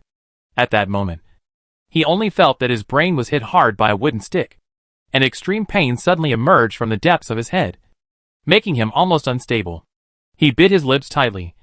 His eyes were red, and his face was almost pale from the pain, as if countless blood vessels in his head were screaming uncontrollably, almost making him rush in, and the two of them separated completely.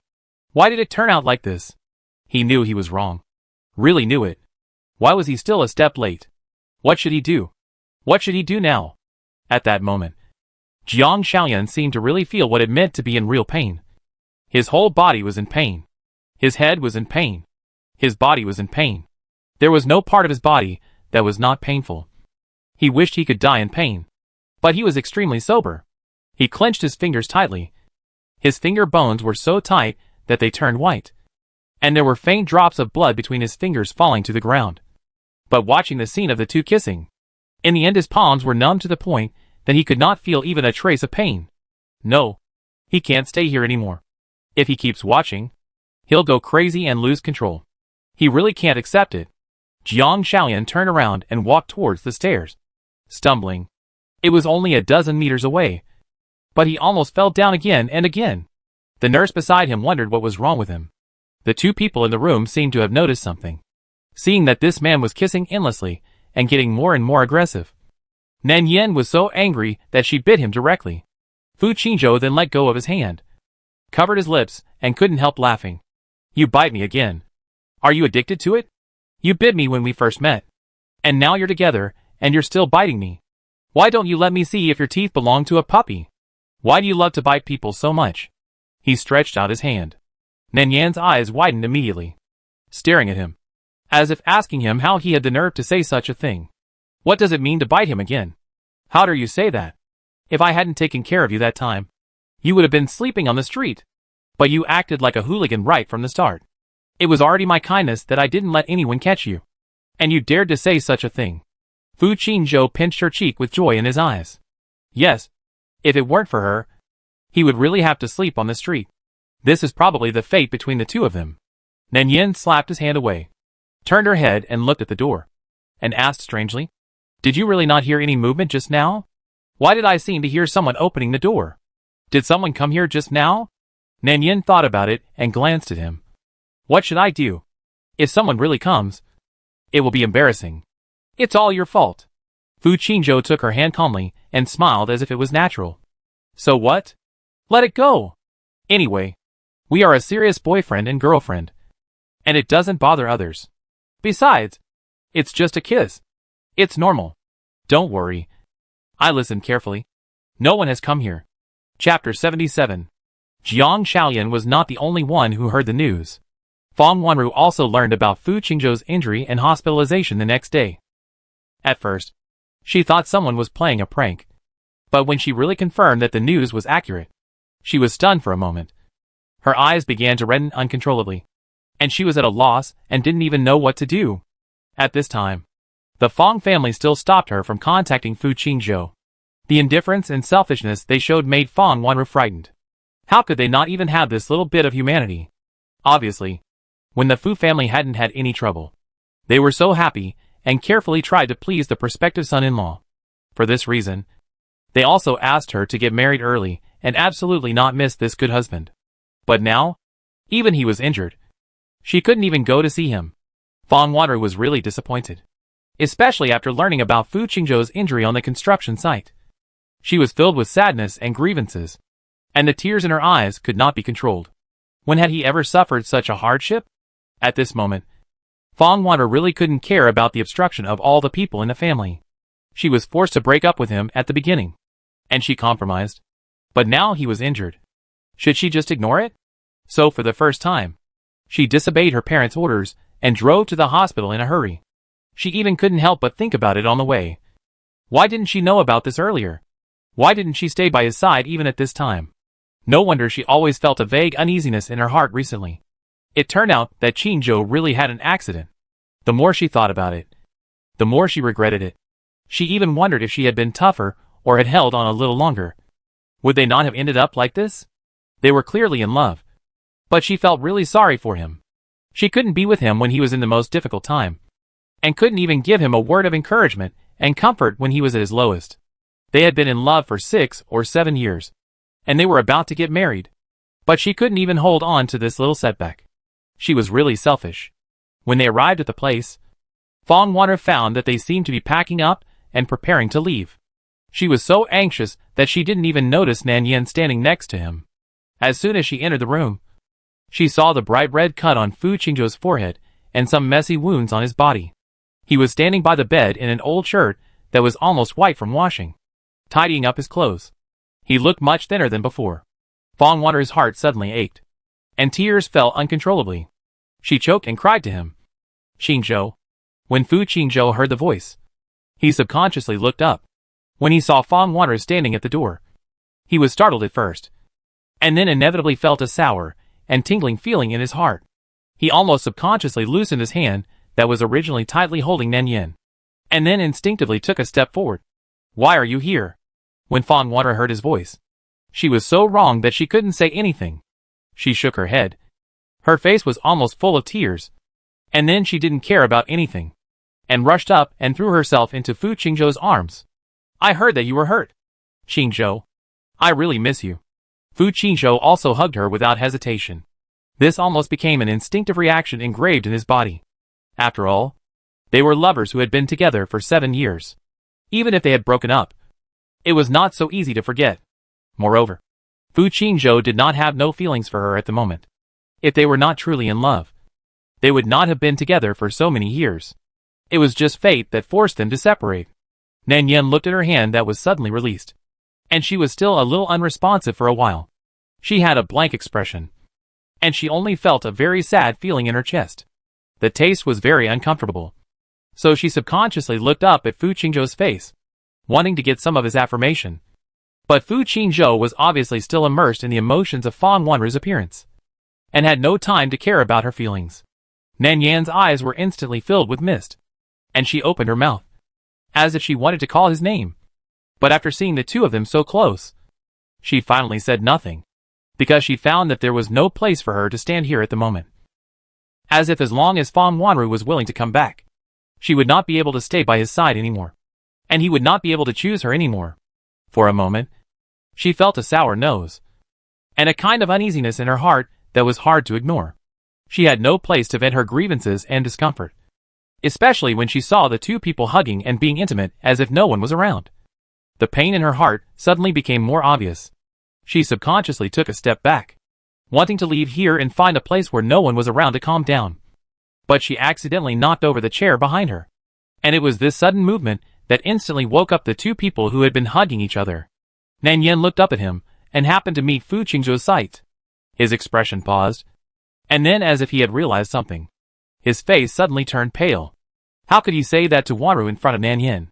Fu Qingzhou's emotion surged, and he felt regretful, especially after seeing the tears and anxiety in Nan Yen's eyes.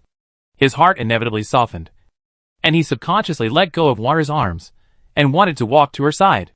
But Fang Wanru didn't notice anything. She still held his palm, and refused to let go.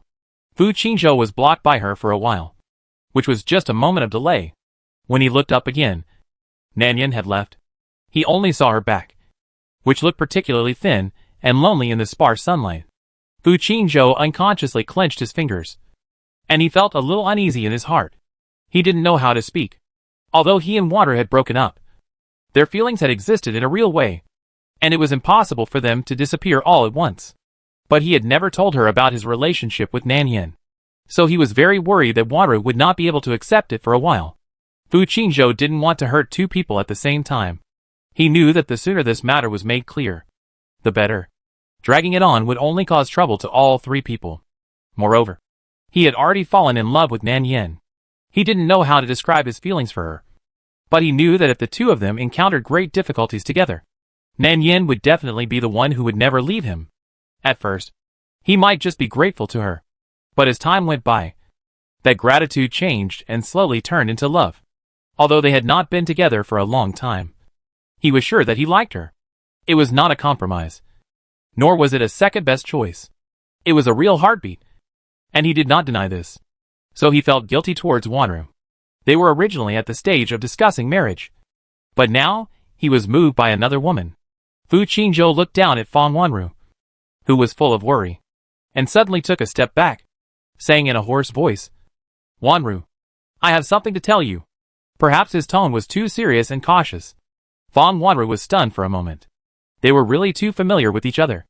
So familiar that as long as he showed some wrong emotions, she would know that something important had happened. And at this moment, she had an uneasy premonition in her heart. Her fingers subconsciously grasped his sleeves. What? On the other side, Nan Yen walked all the way down to the end of the corridor, and finally stopped when she could not see anyone around. She sat directly on the bench at the corner, hugged her legs tightly, and the originally suppressed emotion suddenly seemed to collapse. She finally couldn't help crying, and her tears fell one by one uncontrollably. Just when she was crying heartbroken, a familiar voice suddenly came from above her head, asking her in a hoarse voice, "Why are you crying here alone?" Jiang Shaoyan has not gone back. After seeing Nan Yen and Fu Qingzhou together yesterday, he was a little lost. He really didn't know what to do. Whenever he thought of those things, his heart was broken.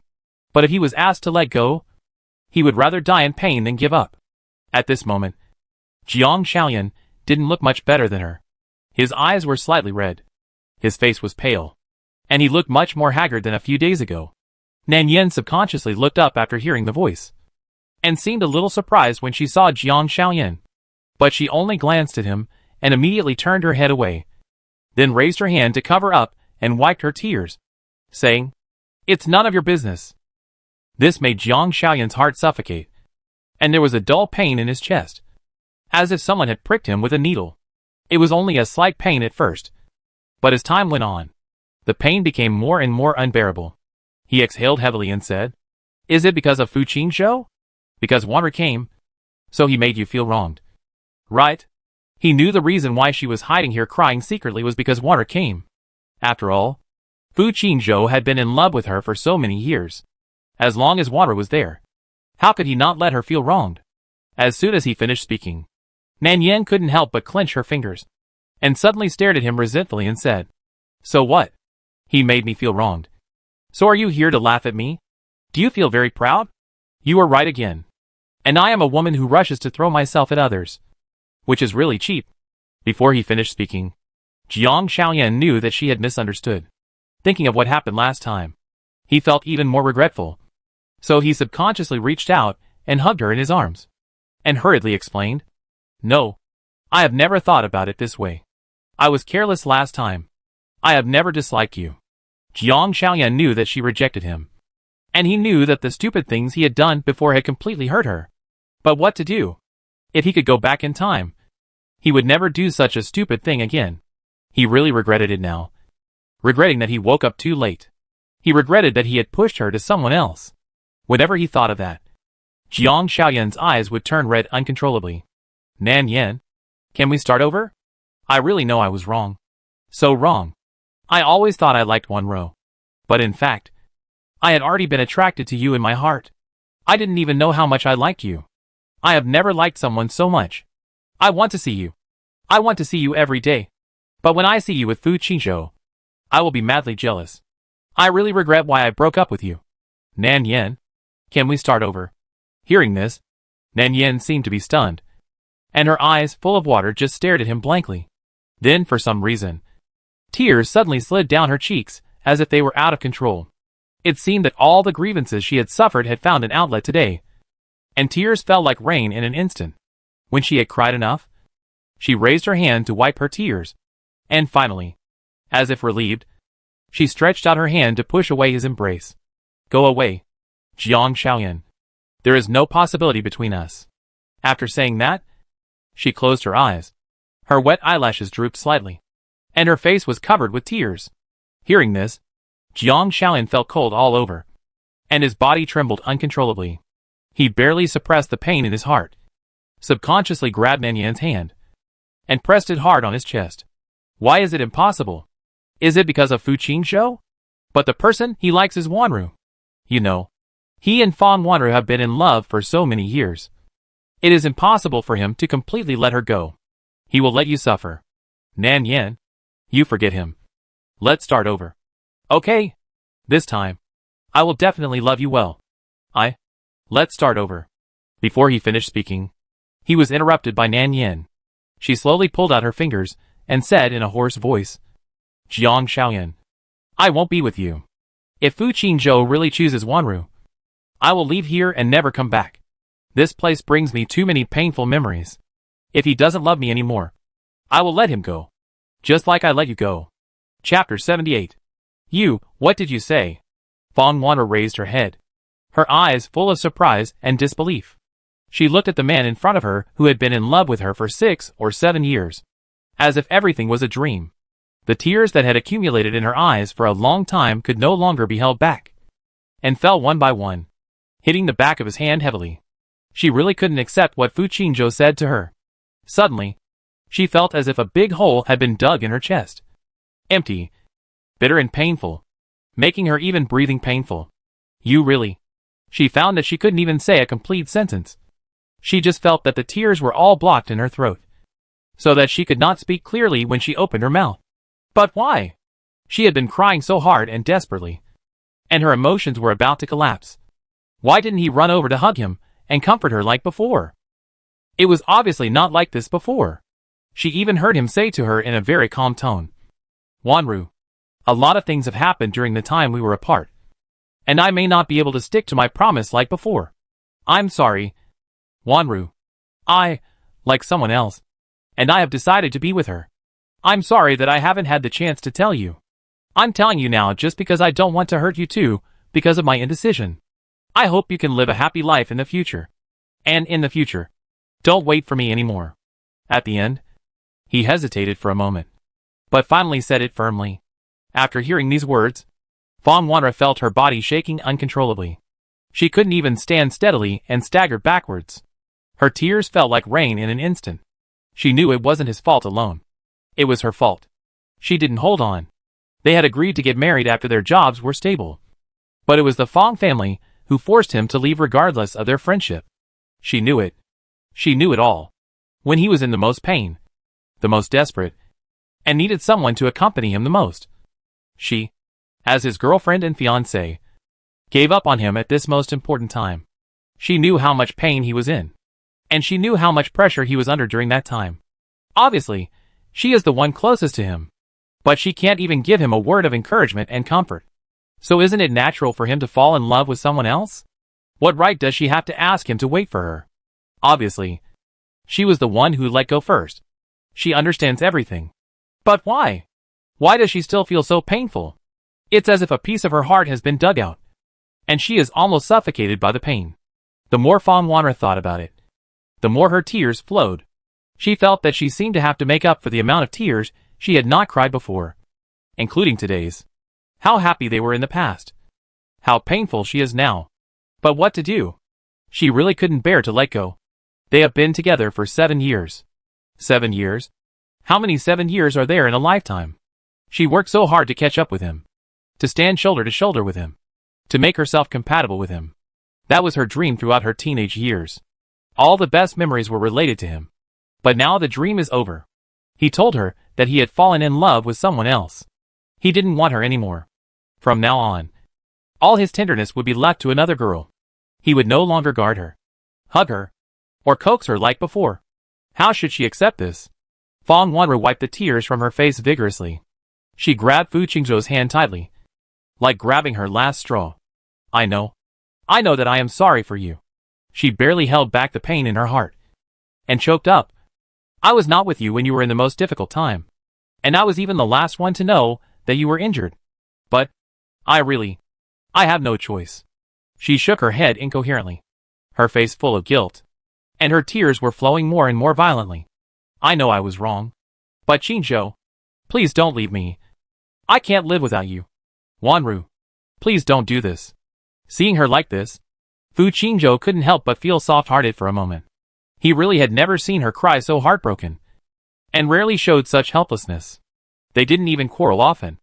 Even when they broke up, it didn't get to this point, and some reaction seemed to have been engraved in the body. Fu Qingzhou hesitated for only a moment, then reached out and hugged her, which made Fang Wanru pause for a moment, and then hug back harder. Fu Qingzhou was a little helpless, but he couldn't just let it go, so he could only pat her back and coax her like before. The Fang Wanru I know is not so humble. She has her own pride. You know, Wanru, even if there is no one else, we can't go back to the past. So let go. Don't let yourself become so pitiful. After he said that, he slowly loosened his arms, and the other party buried her whole face in his chest, crying and retorting, "That's because she is really about to lose you now. How can I still calm down? How can you let me do that? I don't want to. But, Qingzhou, I beg you, don't leave me." Okay. Obviously, they loved each other so much that they could understand each other's feelings with just one look. But why? How could they just stop loving each other? Alas. Hearing this, Fu Qingzhou was really helpless and could only sigh helplessly, and finally whispered, "I'm sorry." After saying this, Fu Qingzhou slowly let go of her fingers. He saw Wanru's fingertips loosen, and the whole person suddenly seemed to have lost all her strength. Sitting on the bed, staring at him blankly, with sadness in her eyes, she just kept looking at him sadly, and seeing that he was still unwilling to look at her, she was silent for a long time before slowly speaking. "The person you like is Nan Yan?" Fu Qingzhou nodded and said him. Fang Wanru felt a little pain in her heart, and subconsciously turned her face away, and tears flowed from the corners of her eyes with the movement. She raised her hand and wiped her tears hard, wanting to say something, but in the end, she didn't say anything. And finally, she could only get up and walk out alone in a daze. And the two people on the other side. After hearing what Nan Yan said, Jiang Xiaoyan couldn't help but tremble in his heart. He tried to suppress the pain in his heart and looked at her humbly. Is there really no room for turning back? Jiang Xiaoyan's fingers trembled slightly. He really regretted it now. He regretted it so much that he didn't dare to touch her face. If I hadn't asked you to approach him, wouldn't it be like this between us? Nan Yan's nose was sour, and she suddenly turned her face away. From the moment you asked me to approach him, there was no possibility between us. You said that as long as I help you keep an eye on him and don't let him contact Fang Wanru, it doesn't matter who he falls in love with. Why are you holding on to this issue now? You regret it now because you are unwilling. But when you don't regret it in the future, how can I know if I will become the next unwilling one? Jiang Xiaoyan's eyes were red. He wanted to say no. He had never liked someone so much. It was different from Wanru. But seeing her unbelieving eyes, he couldn't even say a word of rebuttal. He knew that he had brought her too many painful memories. He had been using her to get close to Wanru from the beginning to the end, trampling her sincerity under his feet. But now, he really regretted it. Jiang Xiaoyan suddenly turned his face away, letting the tears flow from the corners of his eyes. He repeated softly, "Is there really no possibility between us?" Nan Yan remained silent. Jiang Xiaoyan suddenly chuckled. His eyes were misty, and he reached out and hugged her in his arms, as if he had used up all his strength, and finally whispered, "But I really can't bear to leave." Fu Qingzhou looked for her for a long time, before finally finding her in a corner of the hospital where few people passed by. She was sitting alone on a bench, hugging her legs tightly with both hands, her eyes slightly red. Needless to say, she had just cried. When she saw him, tears seemed to start rolling in her eyes again. She was obviously wrong but refused to say a word, just endured it by herself. Fu Qingzhou couldn't bear to see her pitiful appearance the most. He even felt that if she could scold him loudly, or glare at him fiercely like before, it would make him feel better than her current appearance. He took 2 steps forward, took her hand directly, and then hugged her into his arms. It was the moment he touched her fingers that he realized how long she had been here alone. And even her fingers were cold. "I'm sorry. I just..." Before he finished speaking, Nan Yan's tears also fell. "You don't have to say it. I understand. I understand that the feelings between you are not comparable to me. And I know how deeply you like her. If it weren't for the Fong family's pressure, you would never break up. And I am just a sustenance for you when you are most helpless. After all, we have only been together for such a short time. Now that she is willing to come back, I should leave." At this point, she seemed to be emotionally collapsed, and even her voice gradually became much higher. "Because I am really afraid. I am afraid that I will change, and I will do something bad because of jealousy. I hate myself like this, and I hate myself even more for becoming anxious because of a relationship. I shouldn't be like this." She wiped the tears from her face vigorously, looked up at him and said, "Fu Qingzhou, you don't have to apologize to me. I have decided to." Before she finished the rest of the words, Fu Qingzhou suddenly held her face with both hands and kissed her eyelids directly. "When did I say I would be with her?" Hearing this, Nan Yan was slightly startled. The mist in her eyes became thicker and thicker, and her lips moved. "You said sorry to me. Isn't it because you are leaving me?" Fu Qingzhou realized that what he said at the beginning seemed to be quite misunderstood. It's just that he said sorry because when water came, he didn't choose her at the first time, let alone protect her, and let her leave alone so lonely.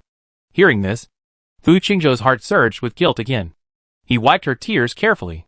Maybe he was injured, so even the movements of his hands seemed a bit clumsy. "No, Wanru and I have broken up. I said I wanted to be with you. Not jokingly. I was serious. I just didn't react for a while in the ward before. I'm sorry to disappoint you." Nan Yan's tears flowed even more violently when she heard this, and they fell into his palm one by one, as if they burned directly into her heart. "You mean?" She looked at him in disbelief. "But we have only known each other for such a short time. Aren't you afraid that you will regret it in the future?" Fu Qingzhou suddenly chuckled. "Who can predict what will happen in the future? As long as I don't regret it now, it's fine. What's more, if I regret it in the future, I will leave it to my future self to deal with it. Now I just want to be with you." Chapter 79. Jiang Xiaoyan didn't even know how he left the hospital. He just felt that his chest was almost numb with pain, as if something was dug out and torn into blood. The mist in his eyes made it almost impossible for him to see the road under his feet. He stumbled and accidentally bumped into the bench next to him. With the sound of bang, he finally found an outlet and began to tremble uncontrollably. What should he do? What should he do? Not long ago, she was still full of admiration for him, devoted to him, would smile at him, tease him, and spend his birthday with him. She was full of attachment to him, liked him so much that she even abandoned her self-esteem for it. But why could she forget him completely in the blink of an eye? Did she really not like him at all? Jiang Xiaoyan raised his head and let the tears flow through his eyes. He couldn't stand it. He really couldn't accept it. He knew that he was a jerk who would do anything to get what he wanted. When she was deeply in love with him, he didn't know how to cherish her and trampled on her feelings wantonly. Now that she took back that love, he finally understood how precious it was. He knew that he had brought it upon himself, that he deserved it and didn't deserve to be forgiven. But now, he really couldn't bear it. No matter how rationally he told himself that this was the best outcome between them, that he should bless her and never bother her again from now on. But as long as he thought of the scenes of her and Fu Qingzhou together, his heart would tremble violently, followed by an uncontrollable pain. Endless regrets kept surging from the bottom of his heart, almost drowning him. Jiang Shaoyan raised his hand to cover his cheek, and mist kept slipping from his fingers. He suddenly laughed out loud, as if he was out of control. After laughing for a long time, he slowly raised his hand to wipe away the tears on his cheek. Jiang Shaoyan let out a long sigh. He really couldn't let go now. No matter what. Don't leave her like this. Thinking of this, Jiang Shaoyan stood up from the ground again. He looked up at the direction behind him, closed his eyes weakly.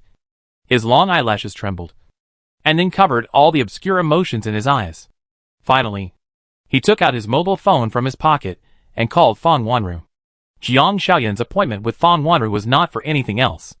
He just promised Fang Wanru that he would help the Fang family overcome the problem of financial shortage during this period of time. He knew that the Fang family had a hard time recently. In order to overcome this difficulty, the Fang family has been looking for a marriage partner. As long as someone is willing to help, the Fang family will not hesitate to sacrifice Fang Wanru's happiness.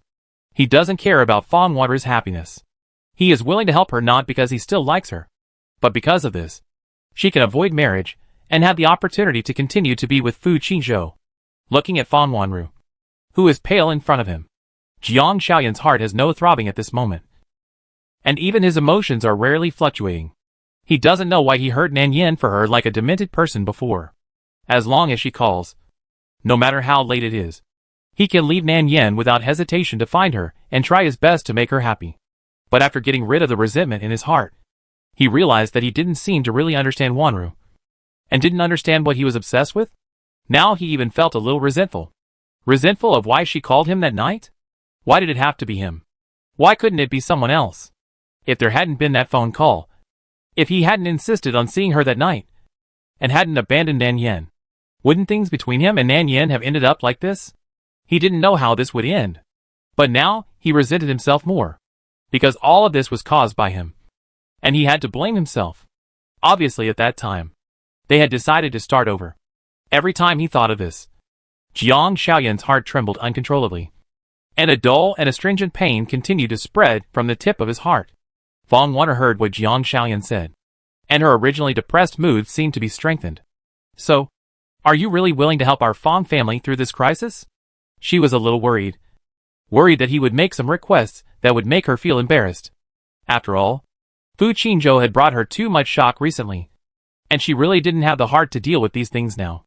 Jiang Shaoyan coughed a few times. Since that day, he had a low fever and his whole condition was not very good. But he still handed over the contract. You can take a look. This is the contract drafted by the lawyer. I don't have any other intentions. I just don't want to see you being forced by your family because of this. Fang Wanru looked through the contract back and forth, making sure there was no problem. After a moment of silence, she slowly asked, Do you really have no other requests? Jiang Shaoyan suddenly chuckled weakly, and that smile seemed to contain some relief and some apology. You don't have to worry about these. Since I said I would help you, I won't do anything about this. What's more, we are friends. Right? And you and Fu Qingzhou. Hee. Forget it. It's useless to say it. All this was caused by my selfishness. When he got to the second half of the sentence, he suddenly sighed, with endless regret in his eyes, and a faint flash of water. If you really don't believe it, you can find a lawyer to redraft a contract. After confirming it, I will ask the finance department to transfer the money to you as soon as possible and won't make it difficult for you. Hearing this, Fang Wanru was a little stunned for a while, although she didn't quite understand what he meant. His actions touched her a little. She thought of what he said before. She also really regarded him as a good friend. Perhaps she had suffered too many blows recently, which made her particularly sensitive. And Jiang Shaoyan's help at this time also made her mood finally better. No need. She smiled at Jiang Shaoyan, and her defensive look finally eased, and her face regained some vitality. Thank you. I believe you. Jiang Shaoyan saw her smile, and his expression gradually calmed down. But his face was still not very good. He coughed a few times and said in a hoarse voice, Okay. In this case, you read the contract first to see if there is anything missing. I'll go to the bathroom first. After dinner, I'll ask the driver to take you back. Fang Wanru nodded and said, Okay. He stood up and walked directly towards the bathroom. Shortly after he left, a phone call came in, and the phone that was originally on the table began to ring non-stop. The restaurant was originally a relatively quiet environment, and no one answered the phone. The abrupt ringing also caused many diners to stare in her direction. Fawn Water glanced at the phone, which was not a number she recognized. So she looked up at the direction where Jiang Xiaoyan left, wondering why he hadn't come out yet. She hesitated for a while, and looked at the phone again. Seeing that the ringing continued, Fawn Water paused, and finally took the phone and pressed the answer button directly. The call was from the assistant, saying that some things about the company's afternoon meeting were more urgent, and there was a redrafted document that needed to be reconfirmed by General Manager Jiang. Fong Wanru had no choice but to tell the assistant that Jiang Xiaoyan was temporarily away for something, and she would tell him when he came back, so that he didn't need to worry. And the assistant hung up the phone. Fong Wanru also breathed a sigh of relief. Just as she was about to return the phone, a short voice file suddenly popped up. Perhaps because her finger accidentally touched the interface. It was only a dozen seconds long. She thought she had clicked it accidentally, and when she was about to turn it off, she heard Jiang Xiaoyan's voice coming from inside. Is there really no room for turning back? If I hadn't asked you to get close to him, wouldn't things between us have turned out like this? Fong Wanru's fingertips that were about to press paused. And during this hesitation, another familiar voice also rang out. From the moment you asked me to approach him, there was no possibility between us. You said that as long as I help you keep an eye on him and prevent him from contacting Fong Wanru, it doesn't matter who he falls in love with. Why are you still holding on to this issue now? It's not difficult to guess who the he in it is. But the content of the recording made Fong Wanru's eyes red instantly. She covered her chest and felt incredible. How could they do this? How could they do this? What do they regard feelings as? They actually play with other people's lives so wantonly. Fong Wanru seemed to understand something. No wonder Jiang Xiaoyan was willing to help her actively. No wonder he always looked like he wanted to say something but stopped when he spoke today. So that's it. So from the beginning, Nan Yin approached Qinzhou with a different purpose. From the beginning, she just wanted to keep an eye on Qinzhou and prevent him from contacting her again. Fong Wanru couldn't hold back her tears and finally shed them. She felt wronged. Why did they do this to them? She only felt resentment and anger now. Everything was obviously fake. But Fu Qizhou, that idiot, really liked her. How could she accept this? And Jiang Xiaoyan returned to his seat at this time. He saw Fong Wanru crying and was about to ask her what happened. But before he could ask, she slapped him hard in the face. He turned his head slightly. Fong Wanru's palms trembled slightly, and then clenched again. She played the recording and stared at him with red eyes. So, this is why you are willing to help me. What do you think of love? You know that the person I love is Fu Qizhou. So why do you want Nan Yin to get close to him? Don't you know that this will make everyone suffer? When Jiang Xiaoyan heard the recording on the phone, his face suddenly changed. He hurriedly reached out to take the phone back. But Fong Wanru took it back first. Fong Wanru stared at him closely, her eyes full of pain and defense. Her best friend betrayed her, and her former lover didn't want her anymore. What did she do wrong? When Jiang Xiaoyan saw this situation, he seemed to pinch his fingers helplessly. The corners of his mouth moved, and finally he just said in a hoarse voice, I'm sorry. This is all my fault. I was unwilling to accept it at the beginning, which led to the consequences today. You can blame me, but it has nothing to do with Nan Yin. Fong Wanru shook her head in despair, and her tears flowed more and more. Of course it's your fault. It's your selfishness that led to the consequences today. You know that Qinzhou has nothing. Why do you still treat him like this? You even deceived him with your feelings. You let Nan Yin get close to him. Do you know that he really likes Nan Yin? He even gave up me for this. How can I accept it? Chapter 80. She seemed too excited as she spoke, and even her emotions began to become chaotic and collapsed. As if she didn't know what to do. Suddenly she thought of something, raised her hand, and wiped the tears from her cheeks, shook her head and said clearly, No, I can't let Qinzhou be deceived like this again. I want to find him and tell him clearly that all this is fake. From beginning to end it is your conspiracy. I can't let him get hurt again. Speaking of this, Fong Wanru's eyes suddenly burst into a ray of light. She squeezed the phone in her hand tightly, forced to suppress the surging emotions in her heart, and repeated, Yes, I will tell Qinzhou. I can't let him be deceived anymore. She stood up and left, holding the evidence tightly in her hand, wishing to tell Fu Qinzhou everything immediately. And Jiang Xiaoyan did not stop her way. just watched her leave expressionlessly. As for the two people on the other side, they didn't know about the coming of this storm yet. Since they talked things out that day, the relationship between them has obviously taken a step forward. Especially during this period of time. No one came to disturb them again. It seemed that everything had returned to peace. And life gradually became stable, making both of them feel a sense of belonging. Since the construction accident happened on the construction site last time, Nan Yin felt that it was too dangerous to help on the construction site, and wanted Fu Qingzhou to change jobs as soon as possible. Fu Qingzhou also agreed. He looked for a while, and finally found a small-scale company with good treatment. Although he was just an ordinary employee, it was much easier than the work on the construction site. So today was also his last day on the construction site. After solving the problem at work and moving forward in the expected direction, both of them couldn't help but feel happy and felt the need to celebrate. Fu Qingzhou had worked on the construction site for so long and saved some money. When they went out to eat, it was naturally his treat. The restaurant they booked was not expensive, but it was not cheap for him now. Fortunately, both of them were very satisfied with the meal. Try this. Is it sweet? Nan Yin handed the exquisite dessert to him, and Fu Qingzhou didn't hesitate and bit her spoon. After eating, they smiled at each other. They both had a sense of silent understanding, which was a feeling Fu Qingzhou had never experienced before. He even felt an inexplicable sense of novelty and fulfillment in his heart. He never had to worry about money on dates before, and he didn't have to worry about whether the atmosphere was romantic enough or whether the restaurant was grand enough.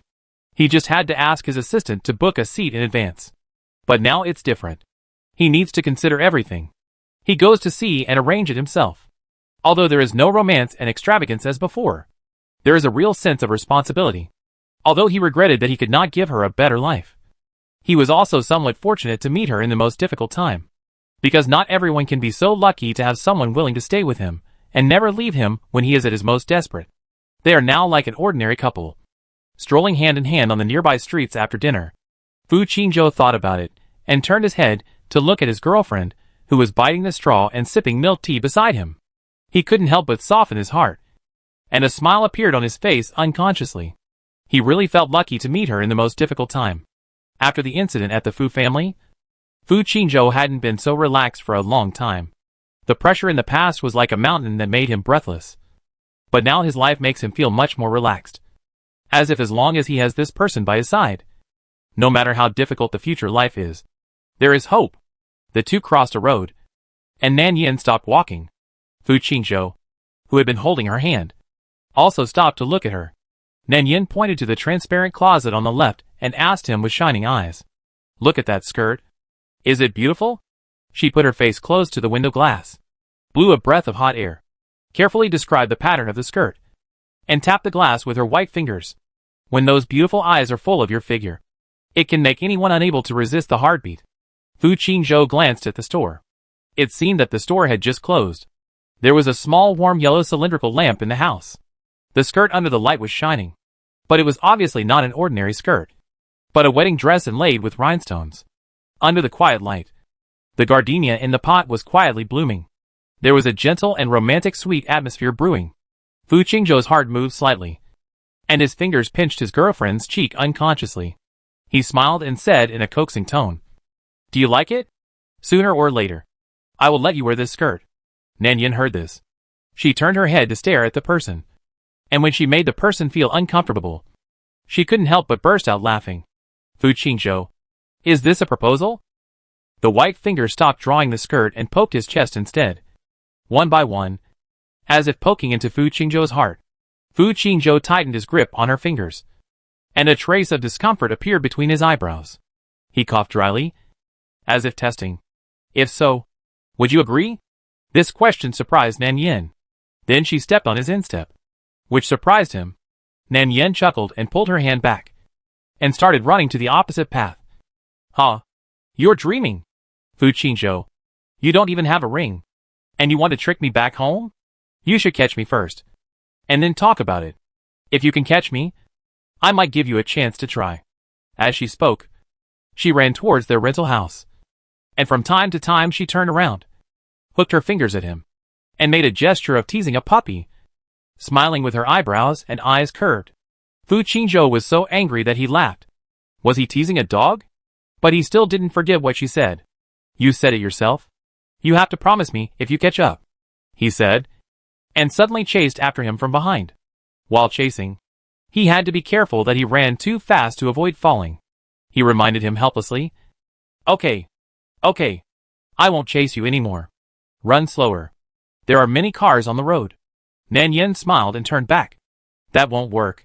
If you are caught up, Before he finished speaking, Fu Qingzhou rushed up from behind, picked him up while Nan Yen was not paying attention, and then easily lifted him up and turned around in circles. He looked at him proudly. What if I catch up? Nan Yen seemed to be amused by his reaction and couldn't help laughing. She hugged his neck with both hands, hugged him tightly, and then kissed him hard on the forehead. So, are you satisfied? Fu Qingzhou couldn't help but laugh, expressing his satisfaction with his girlfriend's thoughtfulness, especially when he looked at the person in his arms. He felt his heart soften, as if it had turned into a pool of warm water, and he was more and more immersed in it, unable to extricate himself. After she laughed enough, Fu Qingzhou put her down, and then took her hand and walked forward slowly. By the way, tomorrow, I have a gift for you. Fu Qingzhou turned his head to look at his girlfriend beside him, with a gentle smile. Who said he didn't prepare a ring? It's just that he hasn't found a suitable opportunity. For a proposal, it is natural to prepare more thoroughly. After all, it only happens once in a lifetime. Gift? Nan Yen blinked curiously and looked him up and down. What kind of gift is so mysterious? Fu Qingzhou coughed dryly and turned his head away slightly. He didn't say it in detail. You will know tomorrow. Why are you in such a hurry? You told me in advance. You didn't let me know because you wanted me to have a bad sleep tonight. What is the gift? Just tell me. Okay.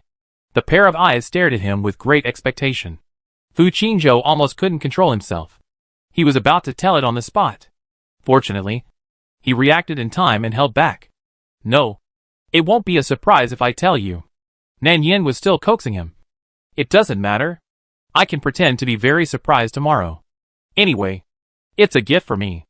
I don't mind. Fu Qingzhou simply stretched out his hand to cover her eyes. His face was serious, and there was no change. But his earlobes were unconsciously stained with a hint of blush. I said no. Nan Yen was helpless now. Although this man was easy to tease and shy sometimes, he was still a principled person. No matter how hard she tried to pry him open, she couldn't pry him open his mouth. She could only wait until tomorrow, when it was time to say goodbye. Perhaps because the atmosphere today was too good, both of them were reluctant to leave each other. After returning home, Fu Qingzhou was still thinking about where to put the ring tomorrow. How to make her obvious but not deliberately discovered. Would it be too old-fashioned to put it in the eggs? Would it get stuck in her throat when she ate? Don't let the surprise be gone, and it become a shock. This is really a difficult problem. It seems that he has to think about it carefully. Thinking like this, he kept thinking about the night. Fu Qingzhou, who was lying on the bed, had insomnia for the first time. He just stared at the ceiling above his head with his eyes open. He felt that he could not sleep tonight no matter what. His mind was full of thoughts about her reaction after seeing the ring. The more he thought about it, the more awake he felt. On the other side, Nan Yen slept well all night. She slept until the sun was high in the sky. If the alarm on her phone hadn't gone off, she could have dozed off for a while longer. But in that split second, her brain went haywire, and she felt as if she had forgotten something important. Then she remembered the surprise Fu Qingzhou had mentioned last night, and she instantly became more awake. Fortunately, Fu Qingzhou had specifically told her last night not to rush over, which made Nan Yen even more curious. What kind of surprise was prepared so mysteriously? Seeing that it was getting late, and the time agreed with Fu Qingzhou was almost up, Nan Yen got up from the bed directly. The place where she lived was not far from the house rented by Fu Qingzhou, and it was a 10-minute drive back and forth. On the way, Nan Yen couldn't help but send a message to Fu Qingzhou. But this time the other party didn't reply to her immediately, thinking that he might not have seen it, or he was busy. Nan Yen simply called him again, but strangely, no one answered the phone, which was even more strange, as if this situation had never happened since the two of them started dating. But she didn't think much about it, because the taxi had arrived at the location. Nan Yen got off the car and found that the weather had deteriorated in just a short while.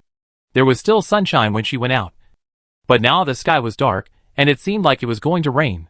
Nan Yan stood at the door, and no one answered when she knocked on the door. In the end, she took out the spare key, but after pushing the door open, she found that something was wrong in the house.